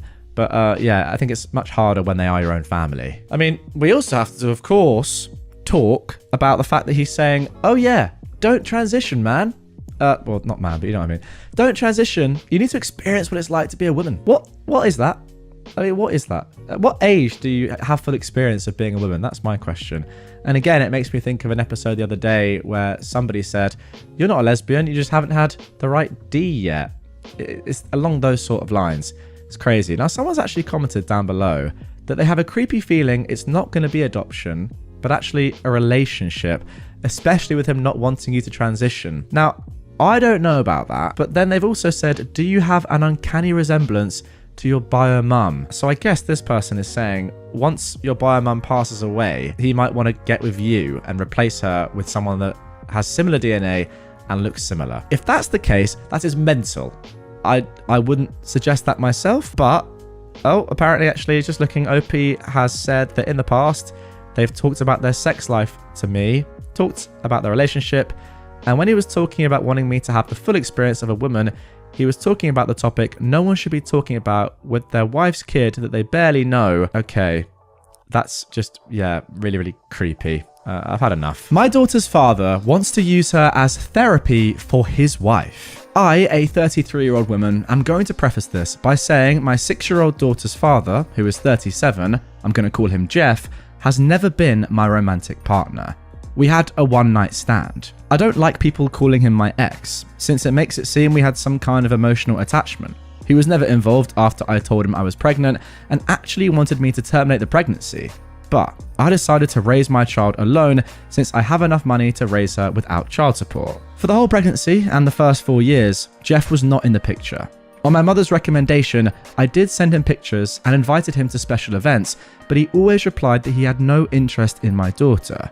2 years ago, he reappeared and began demanding parental rights. When I didn't do what he wanted, he sued and was told, no, He was not getting parental rights. He was given the offer to pay child support and then we can revisit giving him actual rights, but he's refused. He has the money, much more than me, but he refuses. I still offered to let him see my daughter in a casual manner, no child support needed, with the agreement that anything legal, medical, or educational would not involve him. He pushed the boundaries and we had a fallout. After that, we didn't hear from him for almost 6 weeks before he called to meet for Christmas. After much discussion, I agreed to bring my daughter over on the condition my daughter's godparents could come. Thus, we went over for Christmas dinner. I also then found out that Jeff is married and had never told his family he had a child. It was great to be judged by a bunch of strangers. It was uncomfortable the whole time. I'm going to use fake names, but let's say my daughter's name is Katie. His wife kept calling my daughter Gabrielle. Not the actual name she used, but it was that different to my daughter's name. The wife was also very physical, trying to pick up my daughter and parent her. I would block her or tell her to please let me deal with my child. The whole time she pretty much ignored me, but Katie didn't seem nervous, so I decided to just bide my time. I hit my limit though when my daughter said she needed the bathroom, and this stranger went, "Oh, Gabby, you need potty? Let mummy change you." My daughter hasn't worn diapers in a while now, and she's more than capable of going alone to the bathroom. I immediately told her to stay away from my daughter and that we were leaving. The woman started wailing that I was kidnapping her baby girl and tried to lunge at me. Her in-laws got in the middle and held her, consoling her, saying that we weren't leaving and for her to calm down, like she was the victim. At that point, I just glared at Jeff and told him he better explain or I'd be calling the police. He asked to speak to me in private in another room and that I could just leave my daughter with his parents. No way that was ever happening. Katie's godparents took her with them, despite the wife having a full meltdown. Jeff and I spoke outside, and he explained that he and his wife recently lost a daughter. I'm not going to give specific details on that, all I'll say it was sudden and nobody's fault. And, as I can only imagine, it had caused some psychological issues to his wife. Apparently, he had the brilliant idea that having Katie pass as their lost child would help his wife, without telling me, and that is why he wanted visitation and parental rights. He pleaded for me to leave my daughter with him for a little bit. I asked him what his plan was when his wife heals. His response was disgusting. "Well, I'll just send Katie back with you and it will be just like before." I told him he was insane if he thought I would let him use my daughter like that. What his wife needs is therapy with a professional, not feeding her delusions, and I would not let that woman within miles from my daughter. He told me I was being cruel and didn't know the pain of losing a child. I agreed with him, but reminded Jeff that my priority is not his family, it's my child. What he and his family do to work through their grief has nothing to do with us. I also told him to call his lawyer because I'm making sure he never has contact with my child. So that's what I'm bracing for. He's been blasting my phone since Christmas, but I can easily ignore him. My daughter and I are doing a small travel vacation. Now OP continues to post this. This isn't an update, just something I feel needs to be said. My daughter is set for life monetarily. She has a trust and I make really good money in my position. If she was 18 right now, I could put her through college without a loan. She doesn't need child support for quality of life. If I could get child support and never worry about her father trying something, I'd be suing him in a heartbeat. But after talking to a lawyer and realizing the risk, I've taken the decision that child support or possible inheritance is not worth my child's safety. Safety is always first. And now another edition from OP posted on the 6th of January 2024. Hey everyone, Happy New Year's. This isn't so much a real update as just letting people know that we are home and safe. My daughter is spending the rest of her vacation with her godparents on another trip while I work on things. Just a reminder, this was originally posted on r/entitledparents on the 31st of December at 8:52 p.m. Moving might be something I'll be looking into, though that is a long-term plan considering all it takes. I won't share too many details on what my lawyer is going to be doing, but we're absolutely going to push for a restraining order. I might not post for some time, at least not until things settle.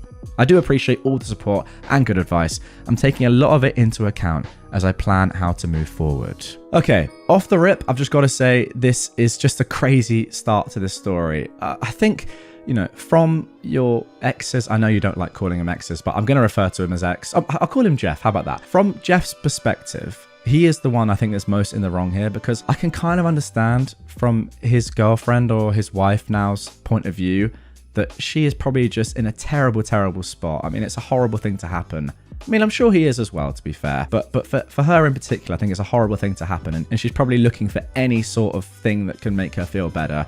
Obviously, he should be leading her towards therapy. And she also is partly to blame, of course, as well, because she shouldn't just be trying to, like, in effect, steal someone else's kid. It's very weird. But I do think that Jeff is the one that should be saying, no, look, we can't just take my daughter, who I've had no part in her life, by the way, but yeah, use her for a bit to make you feel better and then send her back to her mum. No, go to therapy. Obviously, that's what you've got to do. But yeah, clearly they're not doing this. However, there are 2 more updates to come, 2 more full posts. So let's get into the second one. Hey everyone, I decided to post a last update since I will be going full silent for a long period. This was posted on January the 11th, 2024. For those that didn't know, I'm right now dealing with my daughter's father and his delusion. He wants to use my daughter as a therapy doll for his wife that recently lost a child. A lot of people were worried for my daughter and me, and I truly appreciate it. We're both safe. She's currently having a great vacation with her godparents, and I'm currently making my own arrangements to move on. My lawyer is working hard on keeping everything in order. I know a cease and desist was his first action, and we're going for no contact. He says we have a solid case, and hopefully this will be resolved relatively fast. And by that, I mean a year or 2. Now, we did get a temporary restraining order. It's only until our first court date, but after, it could be extended. I haven't had direct contact with Jeff. He lawyered up too, and tried to send a threat to take full custody. My lawyer laughed at it, since his reasoning was parental alienation. Except, I have proof that I tried for years to have him involved. Apparently, turning in a few emails showing my attempts was enough to get them to change parental alienation to a different reasoning. My lawyer is not worried, in all honesty. For now, I've decided, after much thinking, that moving is going to be necessary. It won't be something I can do on a whim, but I'll be looking into new houses within the month to hopefully move sometime this year. School will remain the same, but we'll be speaking to the admin to make sure only certain people can pick her up. And part of that decision has been to hire a private driver. He's somebody I absolutely trust and has worked for relatives in the past, so I'm very comfortable with the idea, and so is my daughter. Now, I just have to make sure they don't go for fast food every day after school. Things, in all honesty, are not that scary right now. I've got a good lawyer, good evidence, and my little girl is happy and healthy, so I'm just going to focus on working things little by little. Because of the legal proceedings, I don't think I'll be posting any updates anytime soon. And to those sending me PMs telling me I'm horrible for keeping my daughter from her father, or telling me I shouldn't have had her in the first place, please kindly speak to the void. I'm too busy. I mean, again, I think that after this, it's just even more disgusting and scary.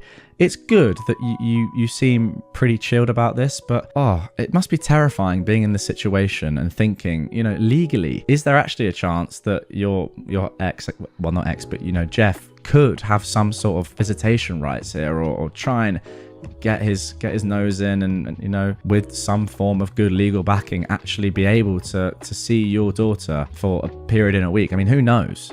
It must be very scary. Obviously, you sound like you have everything completely under control. You said good lawyer, good evidence, and your girl's happy, which is great. But still, like, the fear must be just overwhelming. Although, to be fair, I don't know. Comment down below. I think OP is handling this unbelievably.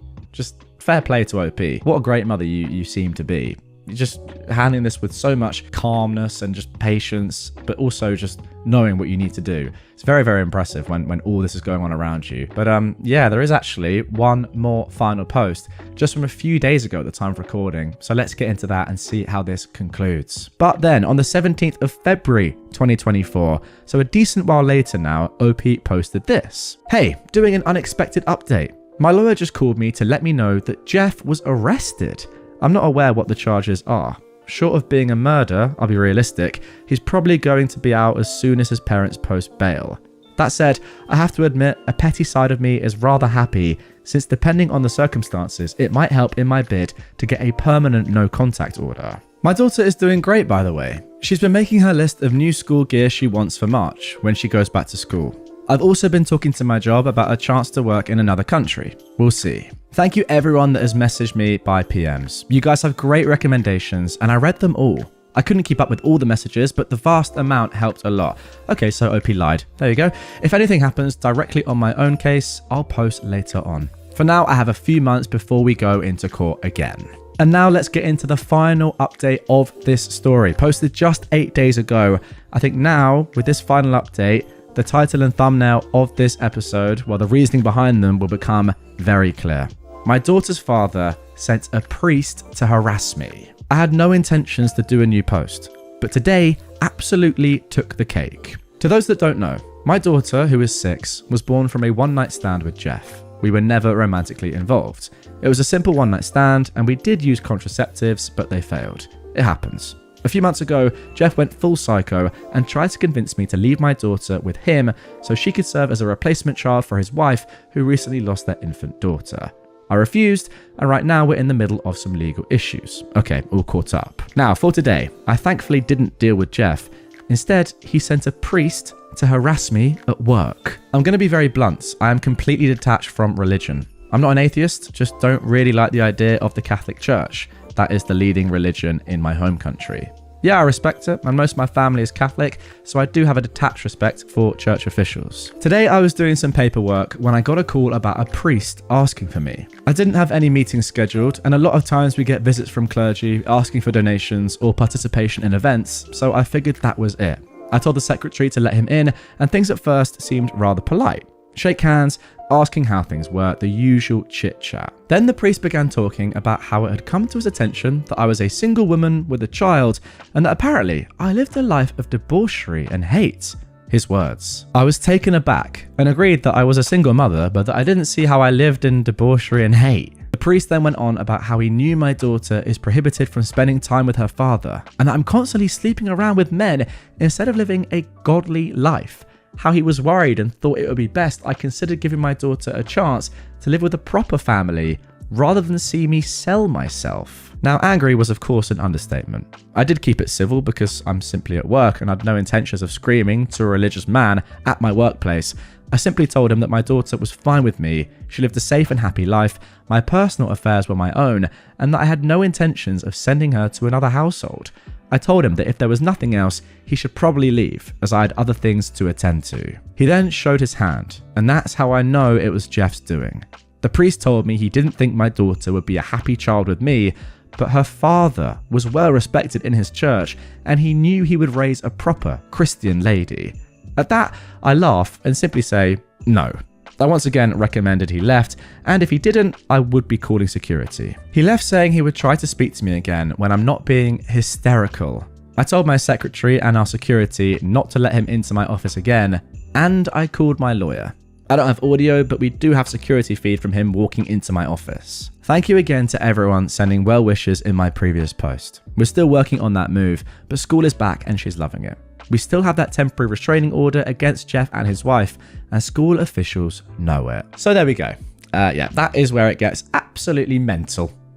Sending a priest to your work to harass you and put the fear of God in you and make you just, I don't know, think, oh my gosh, no, my daughter's not going to grow up to be a great Christian, even though I'm not religious myself.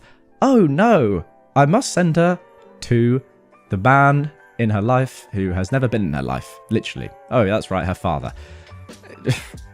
So weird. I want to know how this works now. Does Jeff pay the priest? Does he say, look mate, I really need a favour. I know we get on well, like, I love your prayers, I love your hymns, you're a great singer actually. Can you do me a little favour? Can you just go to my wife's work? By the way, not my wife, and never been in a relationship with her. Yeah, some random woman who happens to be my daughter's mother, and just tell her that she is horrible and not a good mum, despite the fact that in reality she actually really is. That'd be great. Also, what sort of priest would do that? So bad. What's he saying as well about like selling yourself and not being a good mother and not living a godly life, all that rubbish? I mean, it just makes religion look terrible doing stuff like this. But yeah, I mean, surely this is just legally harassment and you have to file some sort of police report against the priest for one, and then also Jeff for setting this up in the first place. Absolutely insane end to this one. And I hope this is the end. But I mean, I don't know. This was, as I said, just posted 8 days ago. It might not be. I really hope it is, but I'll be keeping my eye on this account to see if there's anything else to come. I hope there isn't, and if there is, it's only positive, but you never know. Again though, once again, I've got to say, how are you able to maintain that level of coolness? I know you're in the office, so you don't want to scream and shout, but still, imagine this happening to you. Put yourself in OP's position, guys. You get approached at work by a priest telling you that you're not a good mother and you need to give up your child. I know for sure that I am not just being calm and reasonable. I'm going livid. I don't care where I am. So once again, fair play OP, you're clearly a much better person than me and an unbelievable parent. Wow. Really enraged crazy mother tonight. Now she's going to give my social security number and address to scammers. My mother has been losing her mind for a while now. She has several internet boyfriends she met on Facebook, all of them famous men and all of them needing money. She has spent thousands in cash deposits, prepaid Visa gift cards, Bitcoin ATM transfers, bought plane tickets, sent them pictures of her Wells Fargo bank statements. You name a scam and she's fallen for it.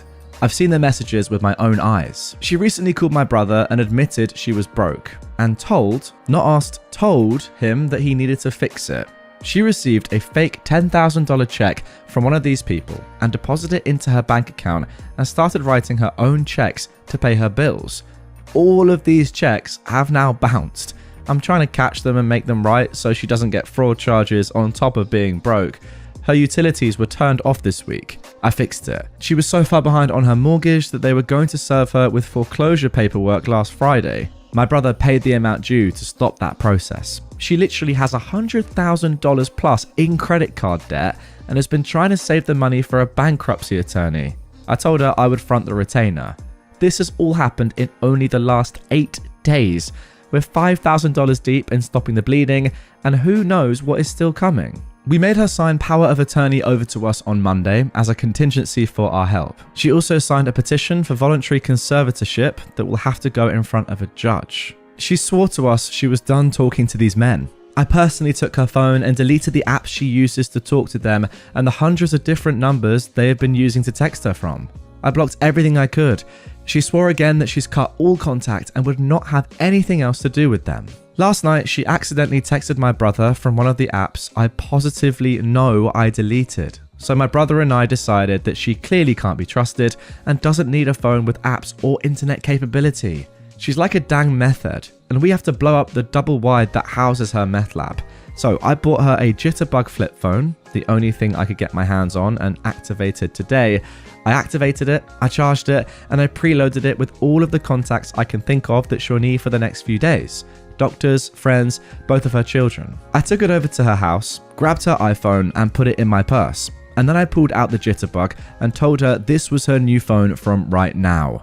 She flipped her wig. She demanded I give it back to her. I don't have the authority to take it away from her. She needs that phone. Then she freely admitted she's been texting at least one of the men, the leader of the pack. Of course, she re-downloaded those apps. She's in love with him, and the heart wants what it wants. I told her she'll just have to keep wanting. She's not getting her phone back. She moved to lock the door so I couldn't leave. I beat her to it and ran out to my car. I pulled off with her standing in the driveway, screaming at me. I stopped at the gas station just down from her house to sit for a second because my hands were shaking. Evidently, this gave her enough time to get past me because she beat me back to my house. My husband let her inside and made my daughter go back upstairs so she wasn't actively watching this go down. I get home and she meets me in my garage. I want my phone back, just over and over. I kept telling her no and that she needed to leave. She refused to leave without her phone. I said I'd call the police. My daughter is here and she's being erratic and she needs to leave. Finally, my husband convinced her we needed to go outside for this conversation so my daughter couldn't hear it. We go out on the front porch and this woman spit straight up venom at me for 15 solid minutes. I'm the greatest disappointment of her life. She wishes I was never born. She should have let my abusive ex-husband beat me to death instead of loaning me the retainer for my divorce attorney in 2017, because that is why she's broke. You name it, she said it. She even threatened to beat me senseless with her cane. I just kept telling her I was sorry she feels that way and I'm not giving it back, so she should leave. She finally said that she's going to make sure she gives my information to all these scammers I'm so worried about, my social security number and my address, so they can show up at my house and tell me how they really feel. And she is not responsible for whatever happens next. And then she finally left. I came inside and literally sobbed on the bathroom floor. I have been for a couple of hours now. What kind of mother tells their kid she wishes their abusive ex had succeeded in beating them to death? What kind of grandparent threatens to give out the address to the home that her grandkid lives in? I've long been suspecting some early onset dementia, and we literally had a neurologist appointment tomorrow after waiting 3 months for it. That's the thread I've been holding on to. This isn't my mother. This is the disease that's been eating her brain. She says she's not going now. I wonder if she'll still show up for the bankruptcy attorney appointment she has tomorrow that I'm supposed to be fronting. She was absolutely like an unhinged, raving addict. Just give it back for tonight and I'll give it to you in the morning. She told me she has one of his 176 numbers memorized and will just call him as soon as she gets home. She wasn't bluffing. She did add a new contact with his name, but I deleted it from the parental control app already tonight. She also said she hopes this new phone has long distance because she will stay up all night calling China so that my bill is high. I'm ready to just hand her back the dang phone and tell her to go jump. You won't get another penny from me, so don't call me or mine for another dang thing as long as you live. When these bad checks keep bouncing and they come after you with charges, I don't care. When your utilities get turned off again, sit there in the dark and use your love for this fake bar internet boyfriend to keep you alive. And when your house goes into foreclosure again, I will wave at you and your little shopping cart full of trash when I drive by you on the street. I'm just so done right now. So done. Oh god, there we go. That is just awful. Now, coming up, we have a part 2 to this, a continuation of this, where things somehow get even worse. But for now, I've just got to say, again, I don't ever really blame somebody for getting scammed. Yes, you could say they should know better, but realistically, it happens to everyone, and I know it's a bit mean to say, oh, come on, that was so obvious, even though it probably was, like in this situation. So I do feel like, you know, empathy and sympathy is the best way to go about these sort of things when they do happen. However, when the person that's been scammed has this sort of reaction, and is just completely like negligent to what's gone on, and cannot see that they're being scammed, despite it going on for so long and everyone around them saying, you're being an idiot now, you're letting this happen again and again and again. No, these people do not love you, they just want your money, and they're plunging you into a world of debt and darkness. Can you not see that? If they don't see that, then yeah, they've got themselves to blame at this point. It's ridiculous. And OP, I think you're doing your best here. You really are. I don't know really what else you can do apart from just call the police and the FBI, because if your mum is threatening to leak your social security and your address, that is endangering you. So, I mean, that is the only logical next step. Anyway, that was posted 2 months ago. And just 1 day ago at the time of recording, we got this update. I mean, it's not really an update, it's more an addition. But yeah, posted on r/entitledparents just 1 day ago. Mum got scammed again, and now I'm done. My 68-year-old mother is losing her mind and has been for a while now. We knew she'd been conversing with several people online for over a year, most of which claimed to be famous men and all of which needed money for various things. We'd been telling her since December that she was being scammed. We tried involving DHR and the agency who helps protect seniors, all falling on deaf ears. Courts won't do anything without a medical diagnosis. Neurologist appointments take months, so we're just stuck trying to keep her from self-destructing until then. That is one thing that I failed to mention as well, actually, guys. If she does have a neurological disorder or disease, then I kind of take back what I've said, and she does need help. If she doesn't, then I 100% stick by what I said. But yeah, if she's not even willing to get a neurological appointment, then I don't know, it's tough. End of February, she finally admits she needs help. Okay, that is good. Actually, she called my brother and said she was broke and that he needed to fix her. But we'll say that was asking for help. Per the bank, her home was a few hours from going into foreclosure on the day we got the call from her, and her utilities were turned off the very next week. She has over $100,000 in credit card debt, most of it from sending these men pictures of every single credit card she has. She also gave them all of her bank account information and sent at least $30,000 in cash via Bitcoin ATMs or prepaid gift cards. I'm not sure I'll ever know exactly what she has spent on them, but I do know that she owes $7,000 in taxes this year from all the withdrawals she made to her retirement, which she freely admits she sent to these men. She also still swears every one of them are actually all the celebrities they claim to be, and still truly believes that one of them is the love of her life. My brother and I told her the only way we'd help is if she gave us power of attorney, which she did. We then caught up her house payments and reconnected the utilities. I've been going through her bills as I pay all of them and trying to help her budget, including finding her cheaper internet, TV, and cell phone plans so she'll be able to pay her own bills going forward on her fixed income. She has been beyond nasty to me every step of the way, telling me what a disappointment I am and she wishes I was never born. There have been unalive threats, to which she laughed in my face and told the police she would never do anything that dramatic. She calls me almost daily and tells me she fell, only for myself or the ambulance to rush over and have her admit that she wasn't actually hurt, but was hoping a trip to the ER would get her pain meds. I took her phone, created a new Apple ID, and had it set so she couldn't text or call anyone not saved in her contacts, and she can't add people or numbers or apps without my approval. That was the only thing, short of changing her number, that I could do to stop her contact with these scammers. She adamantly refused to change the number because she's had that one for 30 plus years, but she's still been getting hundreds of texts from 6-digit numbers, I'm guessing because she responded to them in the past, so they were able to get around the block. I've told her 1,000 times not to even open them, delete them, or send them to junk. She had hip replacement surgery this past week. While in the hospital, she received a text telling her she won a free oxygen machine. Call this number to claim your prize. She texts me and tells me she needs to add this number to her phone because it's a home health medical equipment company and she wants to talk to them about Life Alert, so I add their number. She calls and they tell her she just needs to give them her bank account information to cover the shipping, and she gives it to them. Then she calls to crow about her winnings. I call the same number, and what do you know, I'm also an instant winner if I just give them my bank account information. Hit 0 to speak with a person, and now I've won a free year of DirecTV. Hit 0 again, and now I've won a free year of pest control from Terminix if I just enter my bank account information. So, a total scam that my mother has again fallen for while laying in her hospital bed recovering from surgery. Like the last 2 months didn't happen, like she's learned nothing from this whole experience. She doesn't even need an oxygen machine, but decided that since her parents had breathing issues at the end of their lives, and because it was free, this opportunity was too good to pass up in case she needs one later. She tells me just to call them back and cancel, because I'm sure the kind phone scammers will totally forget your bank account info if I just ask nicely. Beyond a shadow of a doubt, she's been showing signs of progressive dementia and is at moderately severe cognitive decline on the staging models.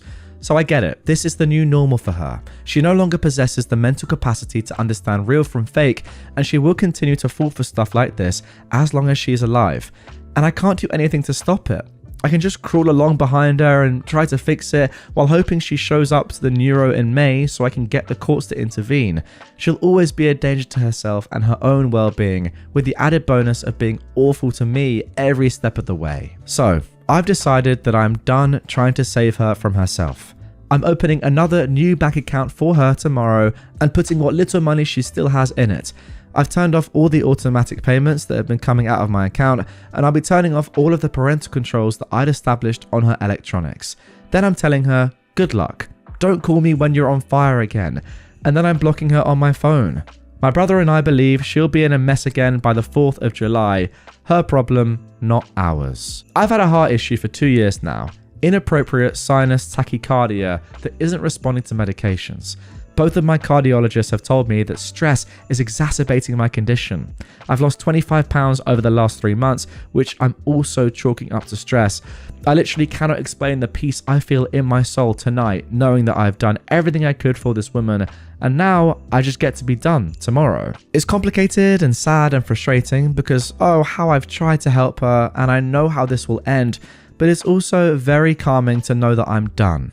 I am free. Well, I guess ultimately my reaction to this is that it's just really sad, really. I mean, if this is down to dementia or some sort of cognitive decline or, neurological disease that your mum now has, OP, then I don't know, it's sad. I mean, I could just say that, oh, it's such a shame that scammers like this exist and we need to crack down on them. ultimately they're always going to be around, and there's very little you can do, I think, to stop them, given that, you know, the majority are abroad. But I mean, maybe it's just one of those things where the government in whichever country this is taking place in has to, I don't know, create some sort of new scheme or just create more protection or put something in place to help elderly people in these sort of situations. Then again, like, what are you supposed to do when your own mum is refusing to go to neurological appointments that would then allow her to get the help that she needs? But then again, is that her fault because she has this disease in the first place? It's really, really tough. From your perspective, OP, I would say that it's hard, but could you not just like go one little bit further and just like force her to go to this appointment and then be done with it? I don't know. I mean, clearly this is having a massive impact on your life anyway, and it's easy for me to say that sitting here when you're the one that's lost 25 pounds because of stress and has a heart disease. What do you think? Get in the comments down below. Is OP correct at this moment to just say, you know what, I've tried all I can. This is having a real detriment on my life now. Not just my mental well-being, but my physical health as well is seriously declining. Should they do what they've done? Or could they just go a little bit further, get it done, and then be done with it? Because I just worry for your mum. It doesn't seem to me as if she's intending any malice by this. She's just in a terrible situation and is being exploited. But yeah, let me know what you think down below. Very, very tough one. Am I the jerk for telling my father that I don't care how nice his new girlfriend is, she'll never be welcome at my home? I am a 33-year-old woman, and my father, who's in his 60s, can't keep a girlfriend for long. My mum divorced him when I was a child, and since then, he's had no interest in remarrying and settling down. Today, his relationships don't tend to last much longer than a year. I'm married with 2 kids, an 8-year-old boy and a 4-year-old girl. Because I don't want them to get attached to a new step-grandma every few months, I laid some ground rules when my son was born. My father wasn't allowed to introduce any new girlfriends to them until 6 months into the relationship. For most of my kids' lives, we had no problems with that. Then came my father's girlfriend from 2022, who was an absolute nightmare of a person. My kids only met her once, but it was enough for me to consider her unsafe to be around my family. Though they later broke up, my father initially tried to justify her behaviour. Because of that whole affair, I changed the rule. He'd have to wait a year instead of 6 months before introducing a new girlfriend. If he tried to do so before that, she'd never be allowed to come to my place. He protested at first because most of his relationships don't last that long, but I held my ground and he eventually agreed. He was with another woman for 9 months last year, and my children never met her. My father has been with his newest girlfriend for 6 months. I've never really met her because she lives an hour away. She is apparently kid obsessed and has been asking him to meet his grandkids for a while. He's tried to convince me to make an exception for her for a few months, but I always say no and remind him of my rules. My daughter is turning 4 this week, and we threw her a birthday party yesterday. It took place at an event space our building has. My father showed up an hour late with his new girlfriend. I approached them to ask what he was doing. He said that his girlfriend was excited to meet my kids, and he thought the birthday party would be a good place to introduce them.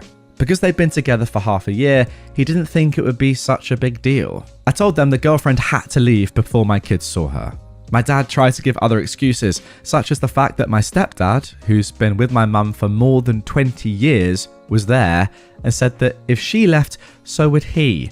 I told him to be my guest, and they both left. Earlier today, my father called me. He told me off for kicking them out of the party. He said my rules were too restrictive and his girlfriend was a lovely person who deserved to meet my kids.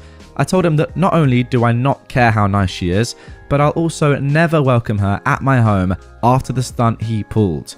She can meet my kids after the 12-month mark, but not at my place. We fought for a while before he hung up on me. My husband and my sister, who's staying with us for a few days, witnessed most of the fight. My husband is on my side, but my sister thinks I'm being needlessly cruel to a woman that I've never met. So, am I the jerk? Now, there's a little bit more context here, which I think is very, very important before I get into my thoughts on this initially, before we then get into the update posted on r/entitledparents.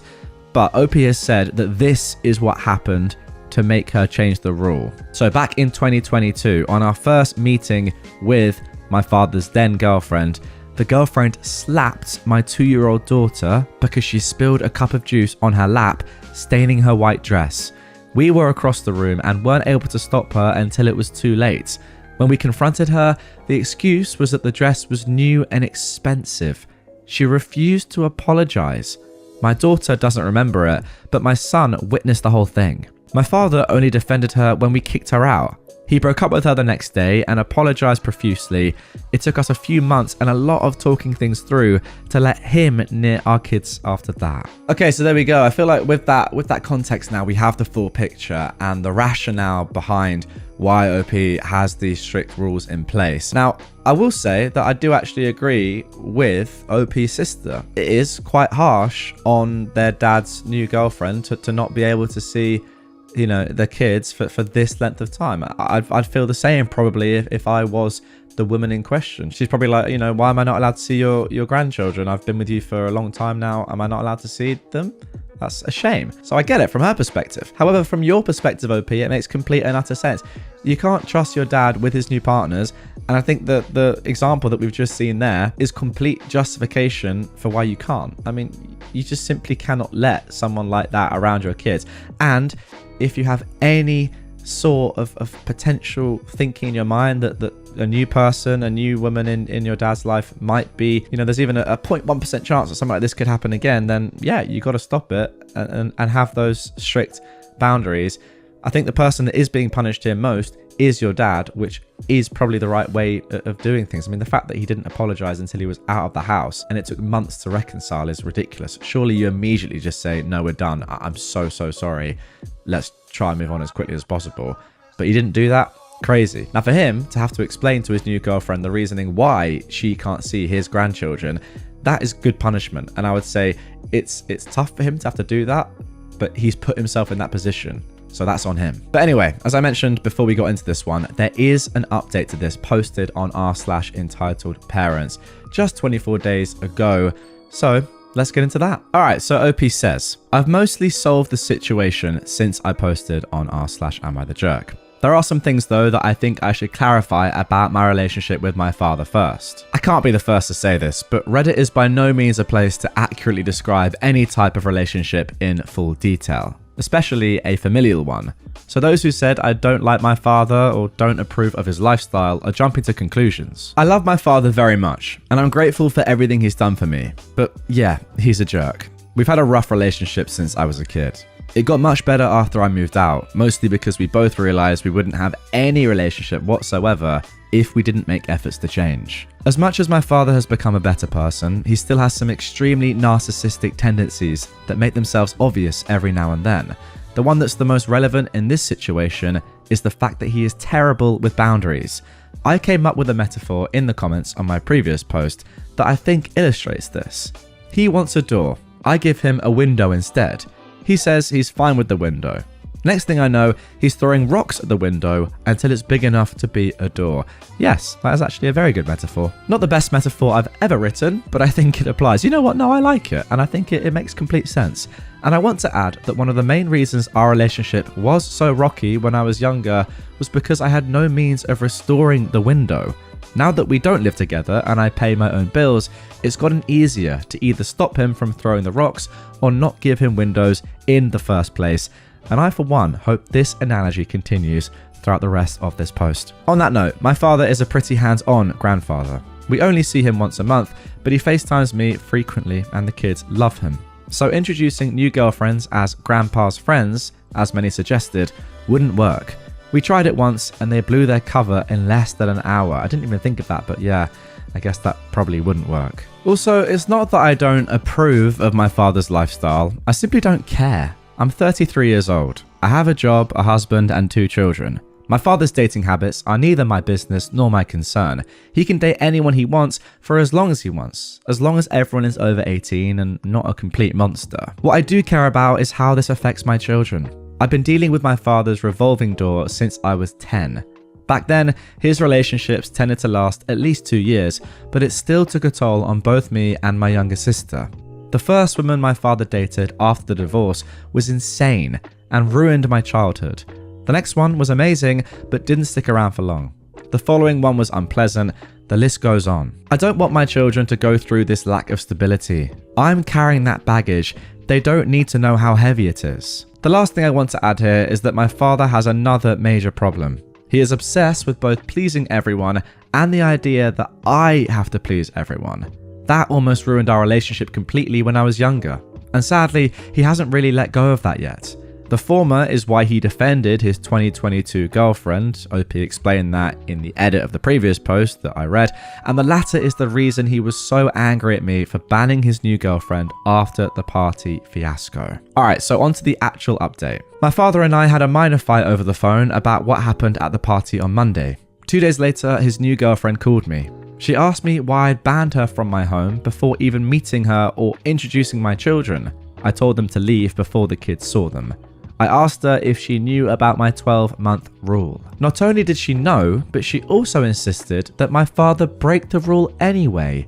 She said she was great with kids and knew my children would love her, so she thought it wouldn't be a big deal for me to make an exception for her. Yet that is a massive, massive red flag. Surely, if you knew about the rule, you would respect it first of all, then at least try and make a relationship with OP and show her through, having conversations, having great times over a couple of months or whatever, that you are a nice person. And then you'd hopefully show her that you are ready to meet her children. And yeah, maybe then she might change her rule and her boundaries. But you wouldn't say to your husband or your boyfriend, oh, you need to just break these rules. They're stupid anyway. And I'm great around kids. Really, really weird, and I guess is a good reason and a good showing as to why those rules exist in the first place. Kind of mad. I came very close to hanging up on her when she said that, OP continues. The whole reason I even came to Reddit was because I thought I was being unfair to her, but this made it clear to me that she was also in the wrong. Yeah, exactly. Instead, I decided to explain the 2022 incident. She didn't know about it. When I was done, she said she understood why the rule was created and apologized for trying to break it. Okay, that's good at least. I called my father the next day and I told him about the chat I'd had with his girlfriend. He confirmed everything. He took her to the party because she wanted to go and he wanted to make her happy. We had a very long discussion that almost escalated into a fight. I reminded him of the reasons my rule existed. The only one he truly deemed valid was the 2022 incident, which he's still ashamed of. The discussion touched many other topics, but the main one was that my children are the priority. I told my father that my main concern is protecting them, and I won't hesitate to cut anyone off, including family, if it means doing so. In the end, he agreed to deal with the consequences. His new girlfriend will be allowed to meet my kids at the 12-month mark, but she won't be welcome at my place. But if he tries to pull this stunt again, they'll both be cut off. We ended the call on a cold note, but he called me again on Friday. He apologized for everything and said I was a great mother. I can tell when he's being sincere at this point, so I accepted the apology. Knowing my family, I don't think there'll be any problems with this for a while, and if there are, I've got it covered. I think this will be my last post. Thank you all for the support and encouragement you've given me. Yeah, to be fair, I think that is the thing that shines throughout this entire post, the original and the update, is that you just know exactly what you want, OP, and you're not taking any trash from anyone, even your own father, even his new girlfriend. You're just like, no, it's my life now. I had this not great childhood with you controlling it and you having random women that just weren't very nice to me, and that was terrible. So no. This is my life now. This is my family. I'm doing exactly what I want and what I think is best for them. And that's it. Simple as that. You're either on board with that and you can come along for the ride, or if you're not, then I'm cutting all ties and you're not going to be a part of this. I love it. It's how you got to be, but a lot of people struggle to be exactly like OP. So yeah, respect. All right, now on to our next entitled parent story. This one is a little bit more lighthearted, but it's kind of mental. Let's get into it. So, apparently it's my fault you go to Dunkin' every day. First, let me say that I am honoured that I have this much power in my co-worker's life. I had no idea, and apparently I'm using this power for evil instead of good. Story time. My co-worker is extremely behind on bills because her college-aged daughter uses her credit card, and she racked up thousands in food-related charges in under one semester. Over 5,000. Oh my goodness. My co-worker still gave her the card the next semester because she couldn't have the daughter walk to the dining hall and have food she didn't like, but was the food that she already paid for, and didn't want to cook in the kitchen even though she paid for a weekly grocery delivery from the grocery store. But, I'm not a parent, so maybe I don't understand. Anyways, my coworker is looking to save money. I wonder why. I grab coffee daily from the lunchroom. Basically, it's hot water that I add my own stuff to, coffee and creamer. Well, herein lies the problem. My coworker keeps forgetting to buy the coffee she needs, and I'm not sharing my expensive coffee with her. I draw the line. Now, by forget, I mean she runs to the grocery store almost daily because she needs cereal the day they run out of the one they like instead of eating the other one in the house. Again, not a mother, so maybe this is normal, but if I tried that with my mother, I would not have eaten cereal. So instead of just going on Amazon like a normal human being, she needs to grab Dunkin' every morning. Now to the part where I am costing her money. We have free coffee downstairs and free cream, but again, it's downstairs. This coworker walks by it every morning when she does remember to bring coffee, but she forgets to grab the cream and messages me saying that she's too tired and doesn't know what she's going to do. The thing is, I have cream at my desk. My cream is not the same as the downstairs cream. You see guys, I buy my cream in flavours in the single serve variety, in larger quantities because I'm horrible at remembering to buy it, so I stock up. Theoretically, yes, I have extra, but the guilting text came daily for weeks, although she never outright asked. I always said, well, hey, just grab some downstairs. She told me that because she doesn't have cream, she now just stops at Dunkin' every morning.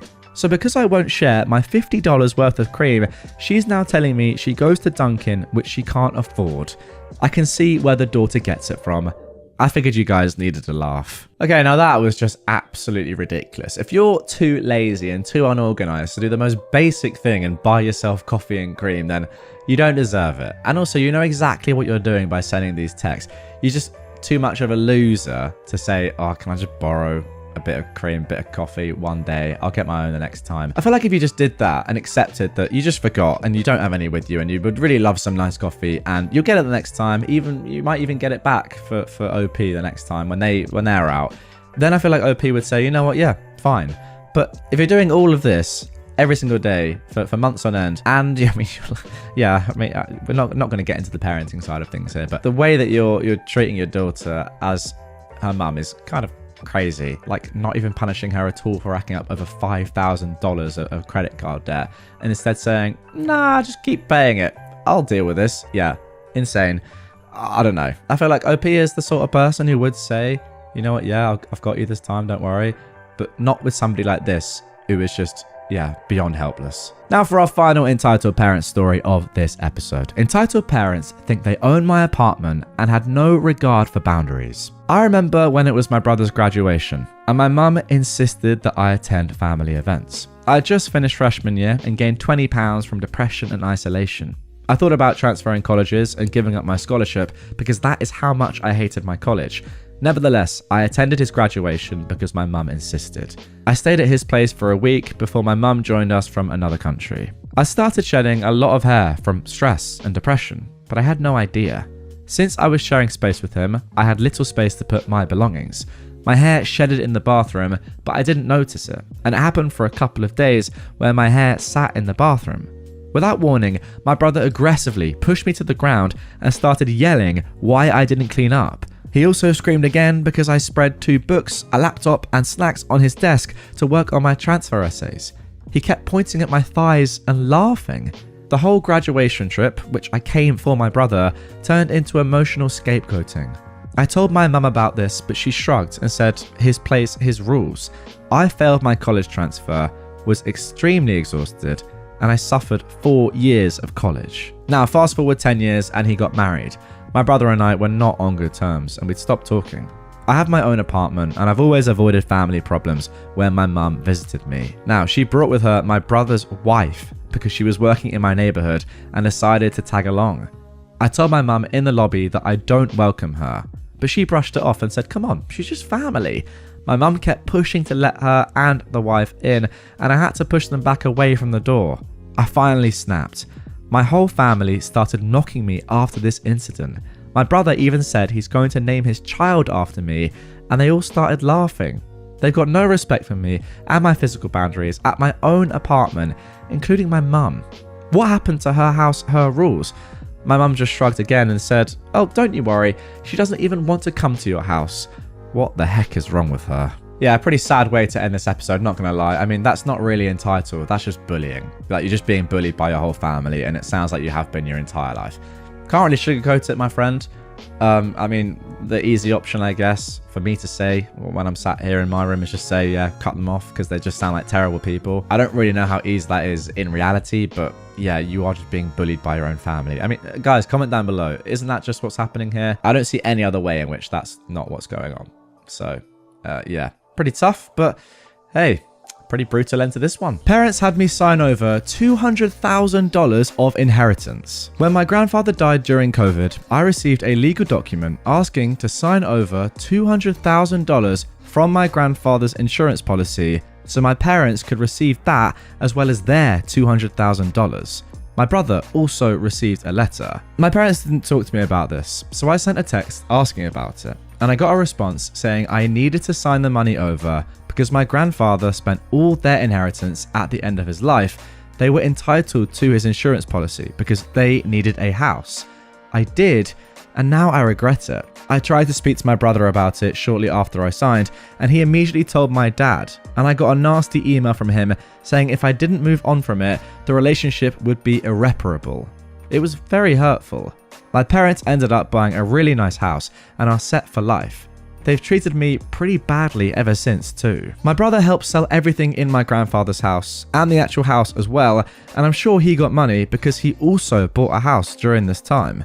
My brother was very abusive to me during this, micromanaging what I took. My father put him in charge of his estate, saying I could only take my grandmother's clothes, but I'm not allowed to sell any of them. My grandmother had died 10 years prior. My brother actually screamed and yelled at me one day because I went to get her clothes without asking permission. So he locked me out of their house, then accused me of weird things like stealing stuff after he'd locked me out. At the time, I decided to detach myself from the situation as it was causing emotional stress, and this was during the COVID lockdown. Now, I've been having difficulties finding a place to live. My son, husband and I keep moving into moldy apartment after moldy apartment the last few years. It never ends. We cannot afford to rent a house and we're struggling.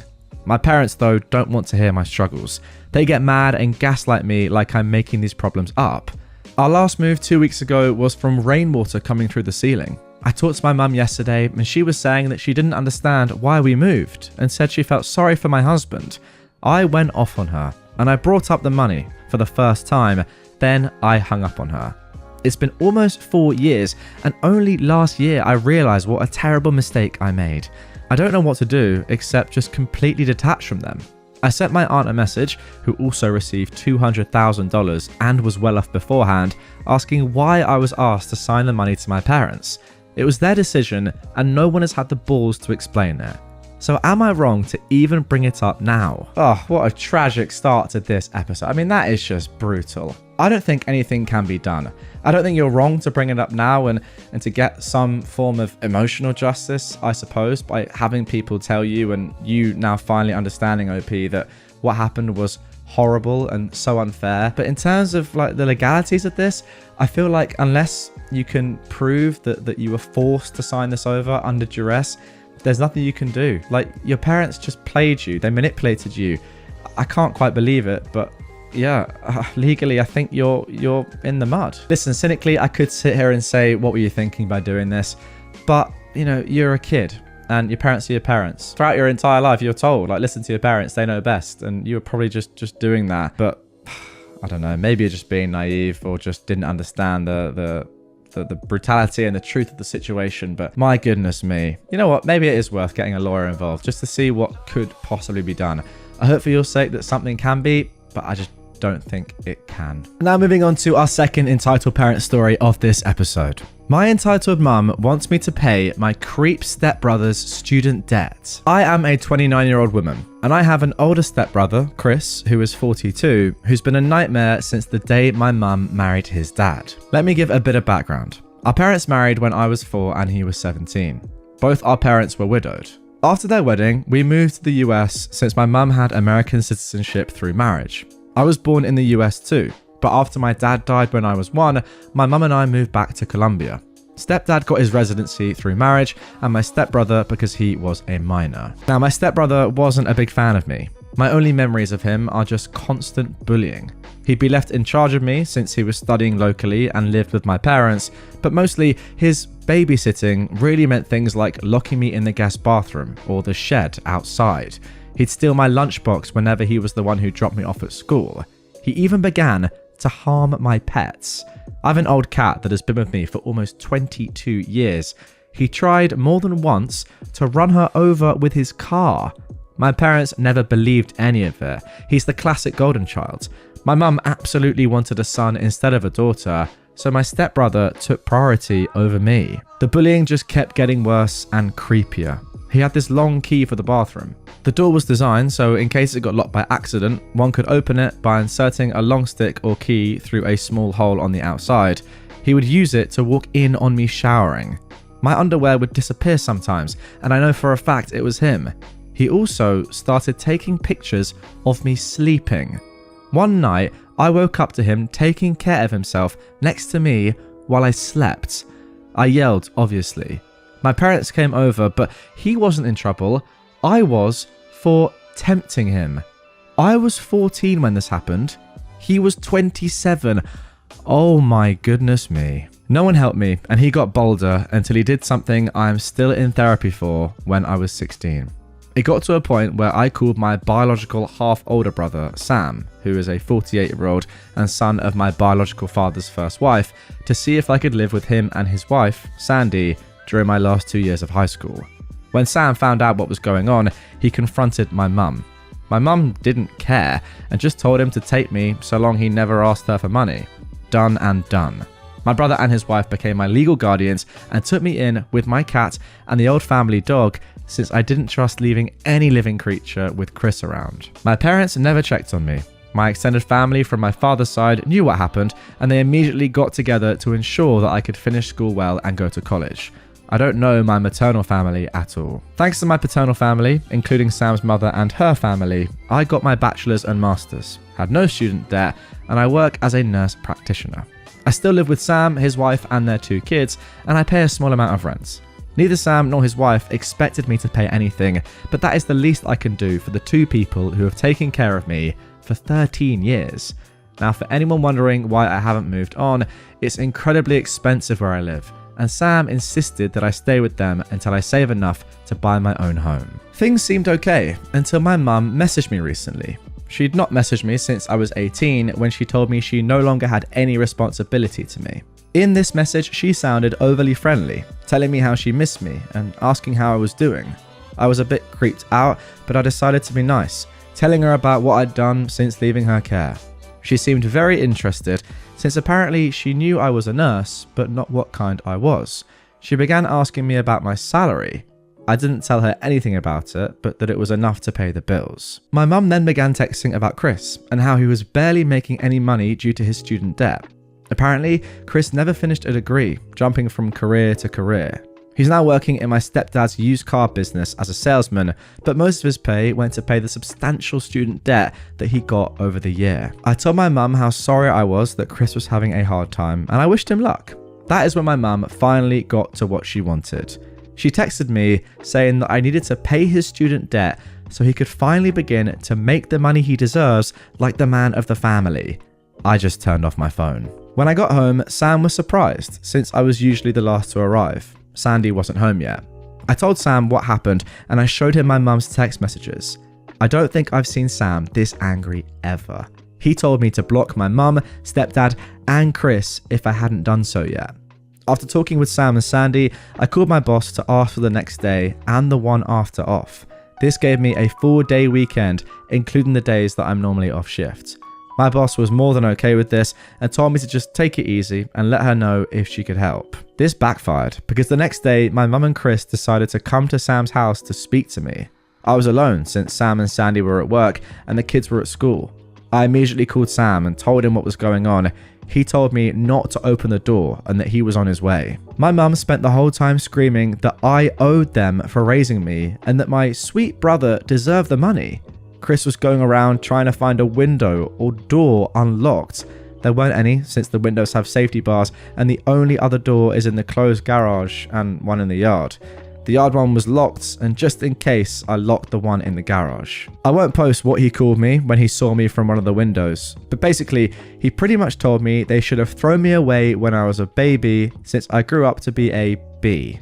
He pounded in one of the windows so hard that he actually cracked the glass. Eventually, he gave up and went back to the front door, clearly trying to kick it down. I didn't have anything to worry about. The door was a security door, but I was still very scared. Between yelling, threatening, pleading, and insults, I finally heard Sam screaming to them to get lost. I only saw things from the window. Sam pretty much dragged them both off the porch.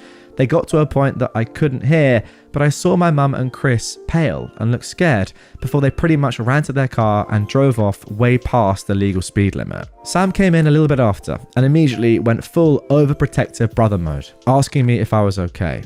He kept saying sorry and hugging me. Sandy arrived almost immediately after, and she looked like she was about to commit a felony. Apparently, Sam threatened him with filing charges for what he did to me when I was 16. My brother's Ace, my stepdad, was willing to testify against his own son. That seemed enough to get Chris off our backs, but not my mum. Since then, it's been 3 days, and my mum has sent texts, called non-stop with various numbers, and rallied a group of people who are supposedly my maternal family to harass me for money.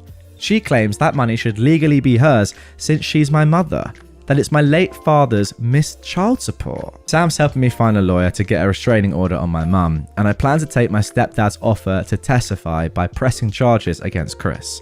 I can't say I can forgive him for not stopping his son, but I appreciate that he's at least trying. I don't know the details, but Chris did something to a relative of his dad, and since then they had a really bad fallout. I took my boss's offer, and I'll be on vacation for a few more days. But here it is. My vacation days are getting eaten up, and my therapist might need a therapist after. Thankfully, my dark sense of humor and supportive paternal family are keeping me somewhat sane. Oh my goodness me. Now, I thought the first story was pretty bad, but that was just money. This is way, way worse. I mean, look, getting financially ruined by your parents is one thing, as we saw in the first story, or them stealing money from you, in effect, is one thing. But this, the horrible, traumatic stuff that has happened to you, that yeah, as you say, is the reason you're still in therapy now. Then the money on top of that, goodness me. I mean, this is just worse. Wow. I mean, let's just focus on the money for now. Yeah, with that, I guess just make sure that you have security measures put in place to make sure that that can't be taken from you. But that's just a minor thing, I feel like, at this point. The rest of this stuff is just insane. These people aren't just entitled, they're literally like disgusting. Worst of the worst, should be in prison sort of level. Let's be honest. I mean, there is some illegal stuff here that's happened.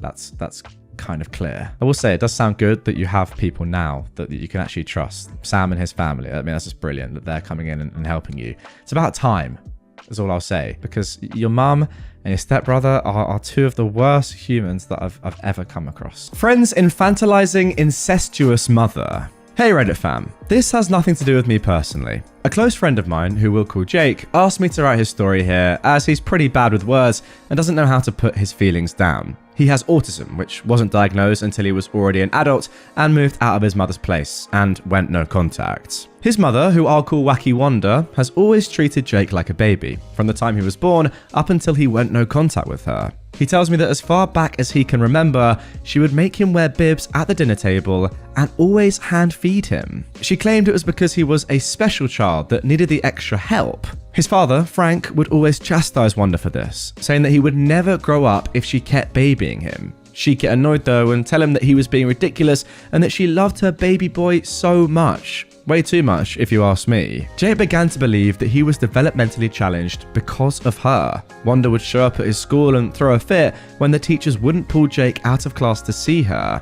He began to deal with bullying from other kids who would call him a mama's boy and tease him about wanting his mummy all of the time. As Jake got older, he started fighting back against the bullying. Eventually, he started yelling at his mum. Whenever she would show up at school, he'd tell her to go home and leave him alone. This never went down well, and he tells me that she would sit alone in her room and pout, crying about how he'd hurt her feelings. He'd always apologize and she would coo at him and pinch his cheeks and say that she couldn't stay mad at him because he was her baby boy and he was all she had in life, completely forgetting that she had a husband, by the way. So frickin' manipulative. Once Jake was a teenager, Jake started acting out and becoming more independent from his mum. I don't know if everyone knows this, but not all autistic people are built the same. Jake is a very good-looking guy. He's one of those too pretty to look at type of guys. He started rebelling by getting his dad to let him get tattoos. He started smoking cigarettes and pot and began hanging out with the goth and morbid crowd in high school. He listened to heavy metal music, wearing a leather jacket, eyeliner, and black nail polish. His black hair was always cropped short and he smoothed it back with gel. And from the pictures I saw, wowee, even I said if I'd seen that walking by me, I'd be turning my head to check him out. That gave him an ego boost. Not to mention, he's very good looking even without the makeup. Now, Wacky Wonder hated Jake's style and said it made him look like a clown and that his beautiful skin was too precious to destroy with tattoos and makeup. She threw his clothes away more than once, replacing them with clothes that she approved of. Frank would always take him to the mall so he could buy new ones, and Jake took pleasure out of throwing out the clothes that Wacky Wonder gave him. She would still make them eat dinner at the table every night. She was one of those women that was very traditional about family dinner. They always sat down and she put a bib on Jake and hand-fed him his meal until he was finished. She would even spit on a napkin and wipe his face if he got anything on it. Jake noticed that whenever she did this, she would side-eye Frank with a smirk, like she wanted him to be jealous or something. Weird. The last time they ate together as a family, as soon as Jake sat down, she pulled out the bib. He tried to ask her not to do this as he was 16 and fully capable of feeding himself. She chastised him and told him to do as he was told. The bibs were too small and wouldn't even fit around his neck. He tried to tell her this, but she would just sit it on his chest, then start hand-feeding him by making plain noises. Jake tore the bib off and told her enough was enough. He was 16 years old and he didn't need to be fed like a baby. Wacky Wonder got upset and started whining, but Frank suddenly blew up and told her to stop with this because this was getting too creepy even for him to tolerate. He tried to support her in the dread that her son was getting older and no longer needed her, but this was too much to take. Jake went to his room and didn't come out for the rest of the night. Wacky Wonder pouted and cried for more than a day in hopes of making Jake apologize for refusing her, but he refused. She realized she was losing the battle with keeping her son a baby forever. So, time to amp up the crazy. Jake came home from school the next day and found his mum in the kitchen, dressed up in all black eyeliner and lipstick, and she even dyed her hair black. She had spiked bracelets and a choker. She looked ridiculous. How I wish I could have seen a picture of this because it sounded hilarious. Jake was shocked and asked her just what the frick she was doing. He noticed the shirt she was wearing was cut way too low, and he could see way more cleavage than he was comfortable with. She bounded over to him and asked him if he liked it. He was too shocked to respond with what he wanted to say and said, "Sure." He tells me that she would push out her breasts towards him in an effort to make him look. What is going on? For months after that, that was all his mum, by the way guys, remember that, would dress like. She would openly brag to her friends that Jake copied her style and she was so proud of him. She used to wear turtlenecks and mum jeans with slip-on shoes. She was the furthest thing from a goth or a punk that you could imagine. One night, Jake was asleep. She climbed into bed with him and tried to cuddle with him. He woke up and felt someone touching him inappropriately. He turned around and saw Wacky Wonder. He freaked out and told her to get the frick out of his room. She pouted and cried until Jake went to leave. He noticed then that his door was locked and he had to unlock it to get out. He had to lock himself in the bathroom and she sat outside the door, begging him to come and sleep with her.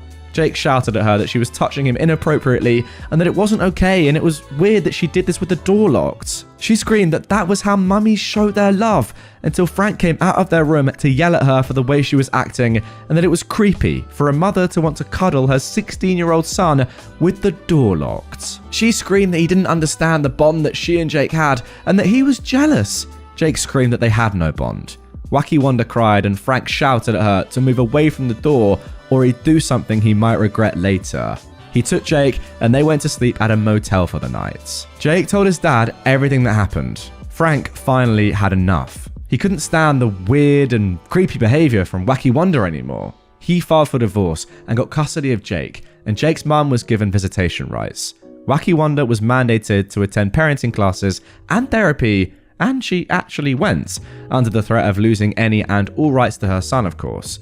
but she staunchly refused to believe she'd ever done anything wrong. Jake dreaded visitation, but as he was still a minor, he had no choice in the matter. He'd go and make sure to lock his door to prevent her from coming in.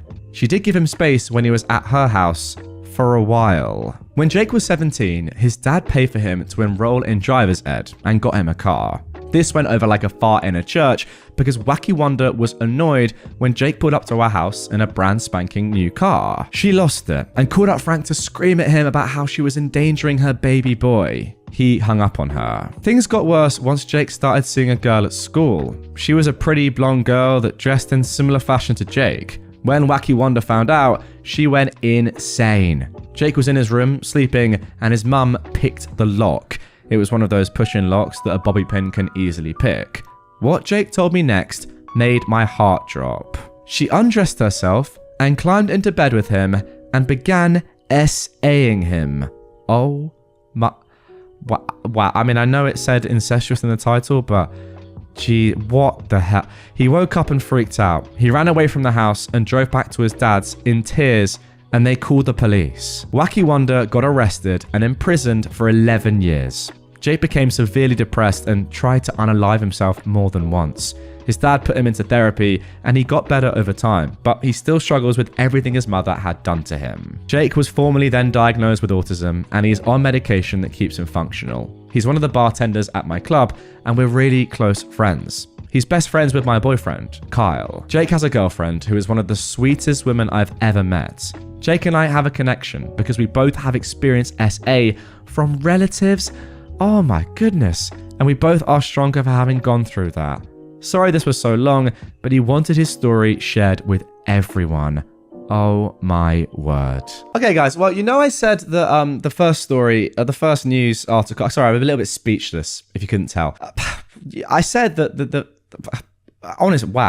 I said, once again, that the news article that I mentioned and we saw the video of in the first part of this episode was one of the most crazy, again, I actually can't speak, one of the craziest things I've ever seen, one of the most entitled things I've ever seen. I now might have to revoke that statement because of what I've just read. Does that even count as entitled? I don't know. It's obviously way more serious than that. Perhaps entitled to feel like your child should always be your baby throughout all of these years and his entire life. I don't know. There's something going on upstairs, I mean mentally, with Wacky Wanda's brain. Just some sort of complex that she wants to keep her child as an infant for as long as possible. I mean, I thought it was bad enough with making your son, your 16-year-old son, wear a bib and then feeding him yourself with, you know, that plain stuff that you do with a child, or, I mean, not a child, let's be honest, a baby.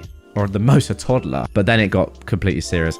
All I can say is that it's very good that you called the police and that she is now in prison. But the damage has been done. That's the unfortunate thing. Thankfully, it seems as though Wacky Wanda's son is getting through this with therapy and his amazing friendship group, support group. His dad seems great, Frank seems great, and he's got a great girlfriend. But as I said, the damage has been done, and unfortunately, he's going to have to live with this for the rest of his life. Also, OP, I'm so sorry to hear that you've gone through that as well. Why? What is this? It's actually unbelievable that this sort of stuff exists in the world. Oh, man. Without further ado, let's get in to our next entitled people story. Husband buys coffee machine. Upset that he has to use it. My husband loves coffee. He is the only one in the house who drinks it. Tea and coffee gives me acidity and insomnia, so I don't drink it. Recently, he bought a fancy machine that makes delicious coffee. The only problem is that the coffee trickles down drop by drop. It takes around 4 to 5 minutes to fill a tumbler, but can feel like forever if you have nothing else to do but stand there and watch it trickle down. I get the coffee machine going every morning while getting our dear daughter ready for school and making her breakfast. When he comes down after getting ready, my husband's tumbler is ready to go. He leaves, then I take our daughter to school, come back and work from home. So recently I had an injury that left me bedridden. Luckily, it was my daughter's midterm break, so there was no pressure of getting up early to prepare her meal and take her to school. The only thing left was the coffee. My husband says, "No problem, I will make it myself." Day 1, 2, and 3, he makes the coffee and also cleans the machine after every use. But day 4, "This is too much and it's wasting my time." I replied to him, "Why don't you switch on the machine tomorrow and get back upstairs to get ready?" We live in a duplex, bedroom and dressing room upstairs, kitchen and living room downstairs. Also, he has now stopped cleaning the machine. Day 5, He is upset because he had to run up and down twice to tend to his coffee. My next suggestion, move your toiletries to the downstairs washroom for a few days so you can get ready there. I'm not comfortable with that, he replied. Well, now the only solution left is to wake up earlier. Days 6, 7, and 8, he wakes up early to make his coffee. He no longer cleans the machine. Come the evening of day 8. I'm very tired. My sleep cycle is whacked. Well, looks like you need to make more coffee, I say. Day 9. He is now side-eyeing me and guilt-tripping me, hoping I would crawl down the stairs to make his coffee. Not happening. So, he calls up the maid and tells her to start coming early to make his coffee. She's a part-time helper, and there's no way she'll come this early. By day 10, he's given up. Now he's buying his coffee from outside, and the machine remains unused. I tell you what, that is the sort of man that you want to marry. You've literally married a 6-year-old in a man's body. Congratulations. I mean, I don't mean that in a bad way. That's obviously tough for you. But if this man cannot make his own coffee every morning, and it takes too long, then what else are you not doing? That's my question. I mean, there are a lot more serious things and a lot of things that take a lot more time than making a coffee every morning. I'll be honest, I do it myself. And here's the evidence on screen right now. A lovely mug to match my lovely top. And it takes about a minute. I clean out my machine, I put in beans and water, and then I press start. Unbelievable scenes. It really is. And incredibly, a machine makes it for me, and then I go and get it. It really is that easy. Just laziness. Laziness personified by an entitled man. And now for our final entitled people story of this episode. A stolen dress. My mother sadly died when I was 12. At the moment of our death, our family could have been the stuff of movies. We'd not seen our father in a couple of years, and we were well used to a life without any adult input. I'd found my mother dead, called the ambulance, and the neighbours all witnessed the spectacle. By afternoon, there were her friends going through her closet. Before illness had stolen it, my mother's true pride was her looks. She was beautiful, with stunning red hair. Even after the ravages of her illness, she was still very pretty. She had a green silk dress that was a treasure from the times before everything went bad. In that dress, she could still silence a room. I stood at her bedroom door and I watched these women try on her clothes. One of them grabbed the emerald dress and immediately the women started to fight over the prize. They all wanted it. One woman claimed it, but then another grabbed it out of her hand and immediately locked it in her car. Attention took over the room. I stood and watched, powerless. Remember guys, OP is 12 here. The hyenas who did not get the dress started to bargain their pilfered loot to exchange for the dress, but no deals were made. Word of my mum's death must have gotten to the high school, and my older siblings were now walking in the door. My brother was a successful drug dealer who at 17 ruled our house. We all feared him. Even her friends knew he was dangerous. He'd once taken a gun to my mother's head. Seeing him approach the house, the women stopped what they were doing and we all held our breath. But he did not come inside, so they returned to their looting. In the moment, I totally forgot that I was afraid of him. I forgot that I believed he hated us. I forgot the gun. I showed him and my older sister the dress locked in the vulture's car. Mum's stuff was piled on the seats of various friends' cars, but we were all focused on that dress. I went back in to witness the harvest of our home. On the day of the funeral, my brother was a different kid. He stood tall and brave. He made sure to escort each and every one of those vultures up to see our mother laid out in the coffin, adorned in the green dress. And there we go, a slightly more positive story to end this episode. I mean, I don't know. Is that positive? Some of the imagery I had there of women in your dead mother's bedroom stealing her clothes when she's literally just died hours before is pretty unbelievable. And the fact that your brother, despite, doing a good thing at the end, held a gun to your mother's head. Some of the characters we've met in today's episode have been nothing short of sensational. Am I the jerk for saying I'll be driving myself and paying for my own room on the upcoming family vacation so I won't have to be a babysitter? I, a 23-year-old man, was repeatedly stuck playing the part of helper and babysitter on family outings. I had to move out of my parents' house because I kept being forced to help watch my 3 nephews. Last year, we took a family vacation in summer to the coast. I rode along with my parents and they paid for my hotel room. Only, I had to share that room with 3 rowdy boys because my sister and her husband wanted a room to themselves. I was promised time to do my own things on the vacation, but instead I ended up having to help with these kids. I complained to everyone about it and was reminded I was there for free. And then we pretty much just did only one thing I wanted to do, which was tour an art gallery. I like doing this whenever I'm at the coast, but the kids find it boring. This year, my parents have a beach trip planned for June, and they assumed I'd be riding along the same way as last year. But I refused. I said I'd be driving myself and paying for my own hotel stay to have my own room. My parents were shocked and tried to remind me of the cost. I said it was no worry. I've got a good job and a decent running car. I can more than afford it.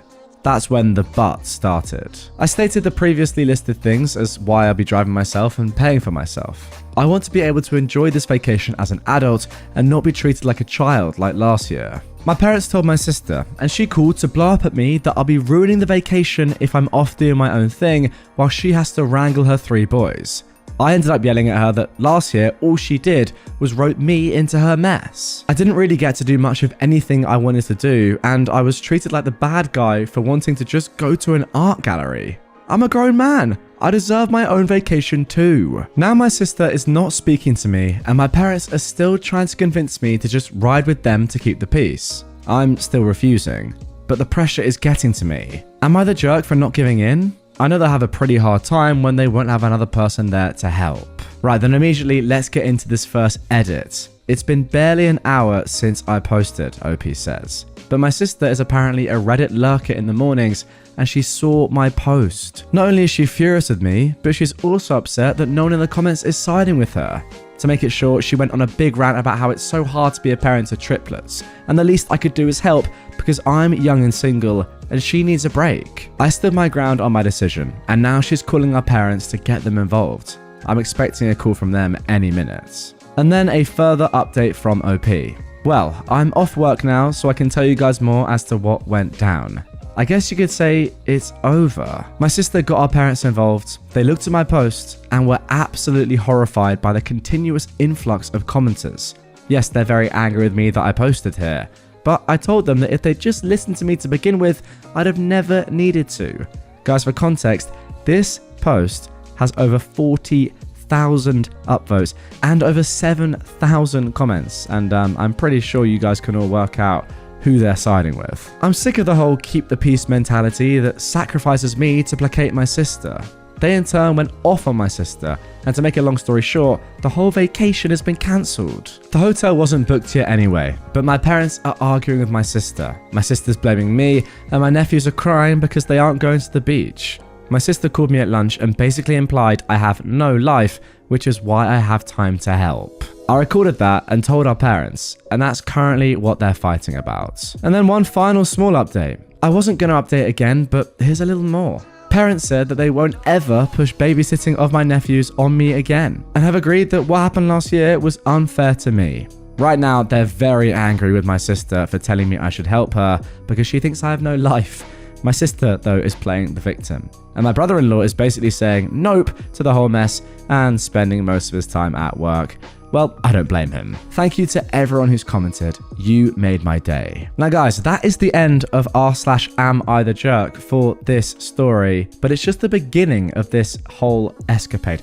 Let me tell you, this now gets a little bit crazy. We're moving on now to r/entitledpeople where this story continues, but goodness me, you're going to want to stick around. Here we go with the second post. So then, now moving on to the second post from OP. My parents apologized, my sister did not, at least at first. A week ago, I made this throwaway account to ask AmITheJerk a question, in which I was found to be anything but the jerk. I have too much to say to post in there as an update, so a friend recommended I come here to r/entitledpeople. Now, my posting on AmITheJerk essentially opened a Pandora's box in the family. Basically, my parents and older sister have become very comfortable with me helping with the childcare of my young triplet nephews. I didn't leave home till I was 22 because I was trying to save money while also going to college. A scholarship covered a lot, and living at home kept me from getting rising debt due to my working part-time as well. I'm very thankful for this. However, after college, everyone just seemed to act like I had endless time on my hands and convinced me along on a family vacation. In this so-called vacation, I was forced to babysit my 3 at the time 6-year-old nephews. I even had to share a hotel room with them. And believe me, those kids didn't listen to a dang thing I said on the first night until I called their mother twice. And I was treated like the bad guy for wanting to do other things during the trip. Like, if it's something the family doesn't enjoy as a whole, then it doesn't happen. Which was extremely hypocritical because I'm family, but wasn't included in that vote. And you can bet I aired this grievance with my parents after my last post. And they've acknowledged being in the wrong. You know what? Fair enough. A lot of the parents I see on subreddits like this never acknowledge this, so that is a good sign. After that awful vacation last year, I decided it was time to move out, and did so before the summer even ended, which surprised everyone as I gave them no warning. I'd landed a great job pretty much right after college thanks to an internship, and used moving as an excuse to drop my commute from 45 minutes to just 15. My sister hated this the most because it meant no more free babysitting on weekends, but she still tried to make me do it, and I caved, sometimes, usually by being bribed with pizza, and this sort of became a new norm. But then last month, my parents announced plans for another family vacation to the same place along the coast, and they basically wanted it to go the same way. I immediately saw it for what it was, a trap. I knew that if I rode with my parents and let them buy the hotel rooms, I'd be screwed over the same way as last time. So I just casually stated I'd drive myself and pay for myself, and that is when this all started. OP then outlines exactly what happened and how they came about posting the AmITheJerk post, and how his sister, lurking on Reddit, spoiled the post in less than an hour. What followed was Pandora's box. At first, the family was against me. My sister called our parents, and they called me when I still had a little time to talk in the morning. My parents were on the phone with me while also reading my post. I asked them if anything in it was a lie. They sort of steered around it and called the post an exaggeration, but I pointed out numerous details that made it pretty much on the mark. Then I told them to check the comments. There were already far too many to read. I was repeatedly refreshing the page on my home PC and telling them how many comments there were. Then I told them I was sick of their mentality of keeping the peace by forcing me to placate my sister. Then I said I was out of time and we'd have to resume this later. My parents were positively horrified that hundreds if not thousands of people were commenting in a matter of hours, and later on I told them that the numbers had basically doubled and were still growing, which only added to their horror. So I guess they were forced to take a long look at their own actions, and that right there is the beauty of r/AmITheJerk and Reddit as a whole, making parents reconsider their entire lives. I mean, it's unbelievable, really. My sister tried to call me to complain while I was at work, but my phone was on silent till my lunch break, so all she could do was leave messages and texts. But she was persistent and managed to get through to me when I was eating my lunch.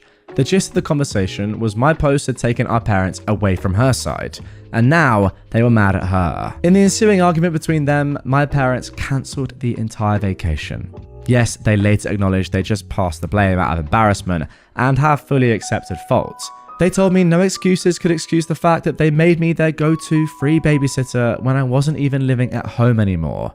They did try to backtrack a little by pointing out they never charged me rent while I was in college, but I reminded them that kids don't ask to be born, and I was doing my hardest to make my own way. Then I pointed out that my father had the same kind of leg up from his parents. They let him live free of charge at home while he was in college. That basically ended any argument my parents had left. When my sister managed to call me at lunch, I presented the facts to her, and she showed her true colours. She implied that I have no life and that my free time on weekends should be spent helping her because she's tired and unable to even go out without bringing her children with her unless someone is watching them. She is a stay-at-home mum with a husband that makes a decent salary. They live in a pretty decent house that's owned, not rented. And to be frank, my nephews aren't really my responsibility. They just forced them on me and expected it to stay that way. My sister angrily hung up on me, but I recorded the call and then played it to my parents later. They were furious, and they basically went to war with my sister. My sister dug her heels in, blamed me, and then doubled down on her belief that my life should circle around hers. I told her that was the most narcissistic and entitled thing she's ever said about me. It took days, but her husband finally stepped in and forced her to apologize. I'd never seen her cowed like that by anyone, but she was on the verge of crying. It ended up being admitted that one of the reasons I was the go-to babysitter was because my sister didn't trust strangers. It was never about the money. Or was it? Actually, my brother-in-law thought my sister was paying me for my time watching her kids after I moved out of my parents' house. But she didn't even give me gas money. Just cash, enough to order pizza for both myself and the kids, and she pocketed the rest. My sister had been shortchanging me for months. He blew up at her when this came out during her half apology, and she was forced to pay me what she owed me in cash entirely from her own savings, which she looked very sore about.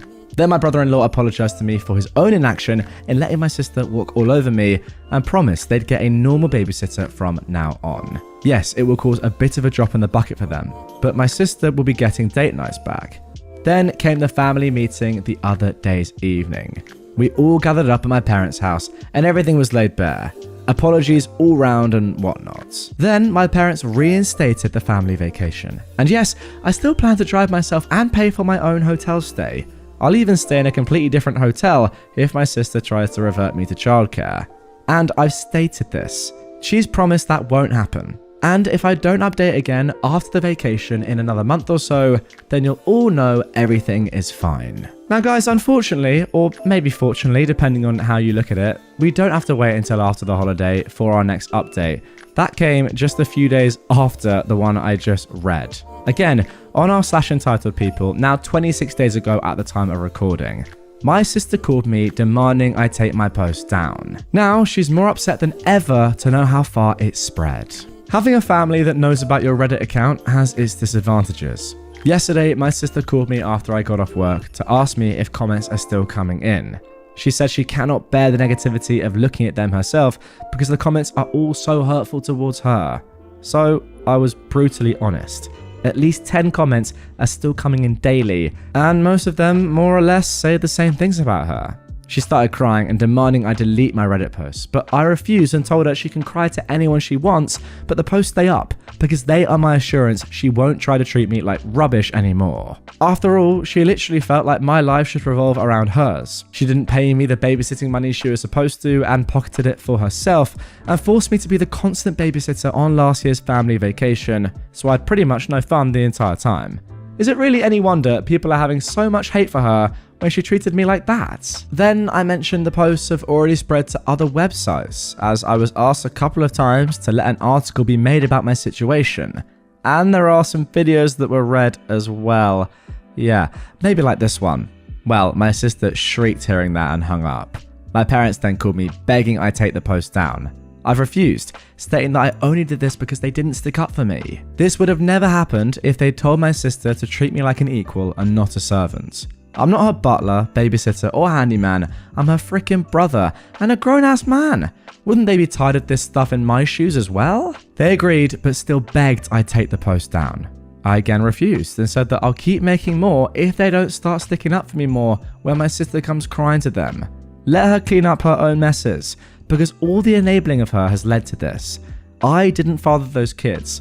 I've got a life of my own, a career I'm still new to, and hopefully, soon enough, a girlfriend, as there's someone I want to ask out. I'm moving my life forward and I won't be held back. They can either step out of my way or keep trying to enable my sister. But I assure them that the latter would end badly for them. The only way this posting on Reddit will stop is if the drama stops. I've kept things anonymous and I've got a right to vent my very valid frustrations. Well, that left my mother crying, my father just went silent, and I said, tears don't move me. They know what it would take to end this, and that's to stop enabling my sister. Well, my sister called me again to yell at me that our parents have told her they aren't dealing with this anymore and to figure it out herself. Oh, and they told her to be nicer to me too. I just pictured her eye twitching as she internally screamed after hearing that. Be nice to my kid brother? What is this? Do I look it up on Google? Yeah, I was that sarcastic to her. But it left her crying too when I hung up. My brother-in-law called me later to get my side of the story. He was mad I'm still posting and made his wife cry, but I explained everything to him, and he said he'd have another talk with my sister. I'm hoping this drama finally ends here, but the family vacation is still on for late June.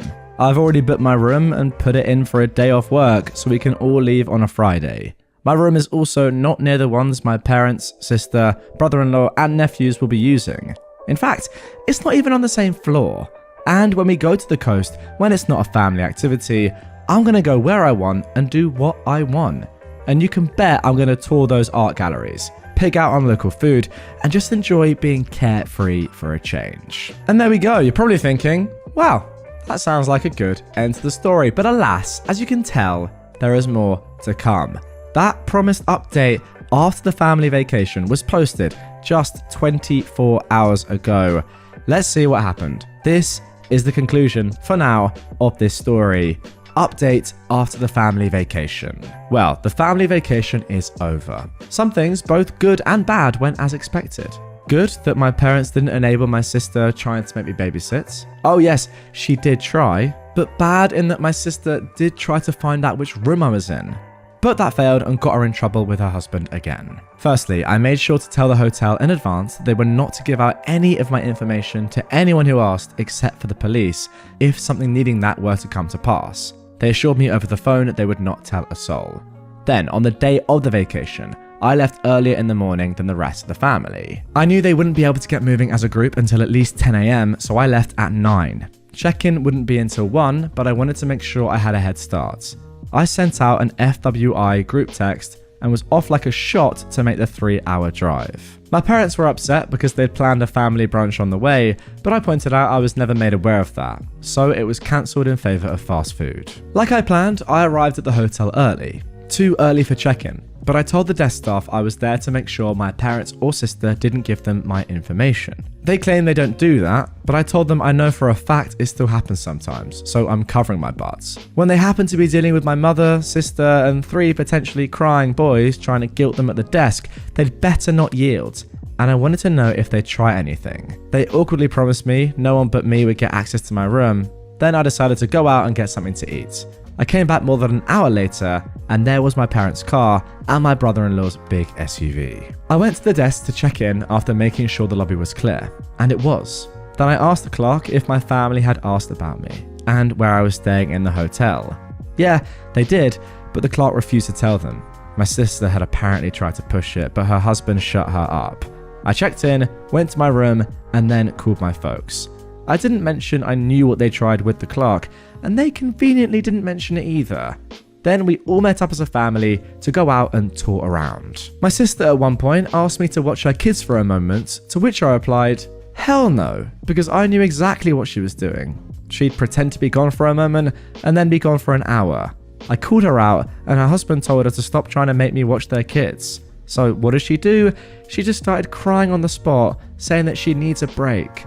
Her husband scolded her. He's a tired man, but he wasn't complaining. My mother gave me a nasty look, so I went right to her and said that if she tries to even think that I should be watching those kids, I would walk away from this vacation right now.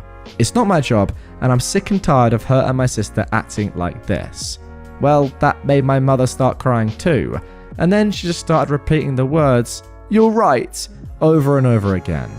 This is another old tactic of hers. She tries to look pathetic to guilt me, but I just said I am right and just let it go before walking away.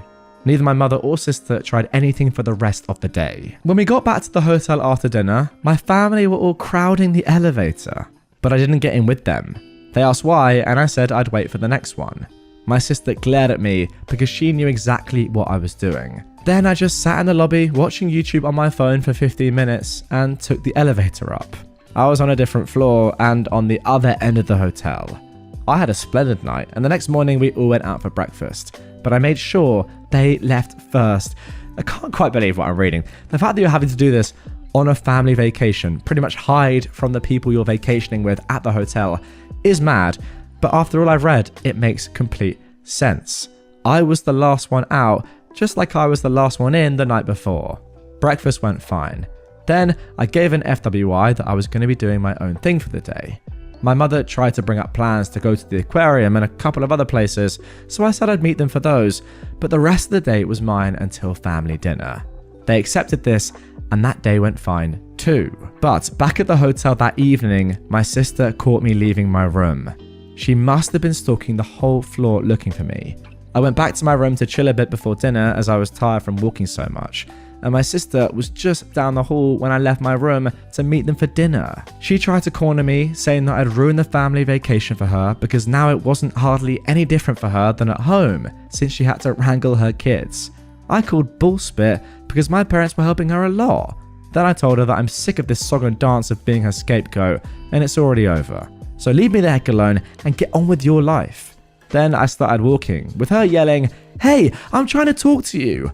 I told her I don't care and was going to dinner. She followed me to the elevator and we both said nothing to each other. I didn't stay silent and I told my parents and brother-in-law that my sister had stalked me to find my room. She was scolded like a child. She had a pity party. I told her to stop milking it and grow up. The old days when she could force her will on me were over. And then I walked out of the lobby and to my car. This time, I was the first one to dinner. When everyone else arrived, my sister looked depressed, but not a dang thing was said about what happened, and that was just fine with me. My sister refrained from eye contact with me the entire evening, and this time, I didn't care about riding in the elevator with the rest of them. And I told them bluntly that unless it was an emergency, nobody is to come knocking on my door. I had a do not disturb sign for a reason. The final day, everything went swimmingly. Neither my sister or mother bothered me at all. They'd fully surrendered at this point. Yes, during the whole vacation, I did play with my nephews a bit. I'm not a complete jerk. I didn't stonewall them. I kept up being the fun uncle, just not the babysitter uncle. The kids didn't even seem to care. They just wanted to play. I even bought each of them one of those little baggies of crystals and polished stones to take home as a souvenir. There was a bit of mild drama between my sister and her husband, but that was just some small disagreements that I didn't bother to pay attention to. All in all, I'd call the vacation a win, because it finally hit home for my mother and sister that the old way they did things involving me is over, and I have my own life. Okay, so there we go. If you are still watching and listening right now, and you haven't skipped through, then I've got to say, mad respect. Comment down below if you did this, and I will send you £5 right now. I actually won't, but it's a nice thought, isn't it? Thanks for watching. If you did actually watch the whole thing and listen to the whole thing, that's very impressive. It's been a crazy year for Reddit stories, and I think that next year is going to be even more insane. So I hope your Christmas was good, and I'll see you on the next one.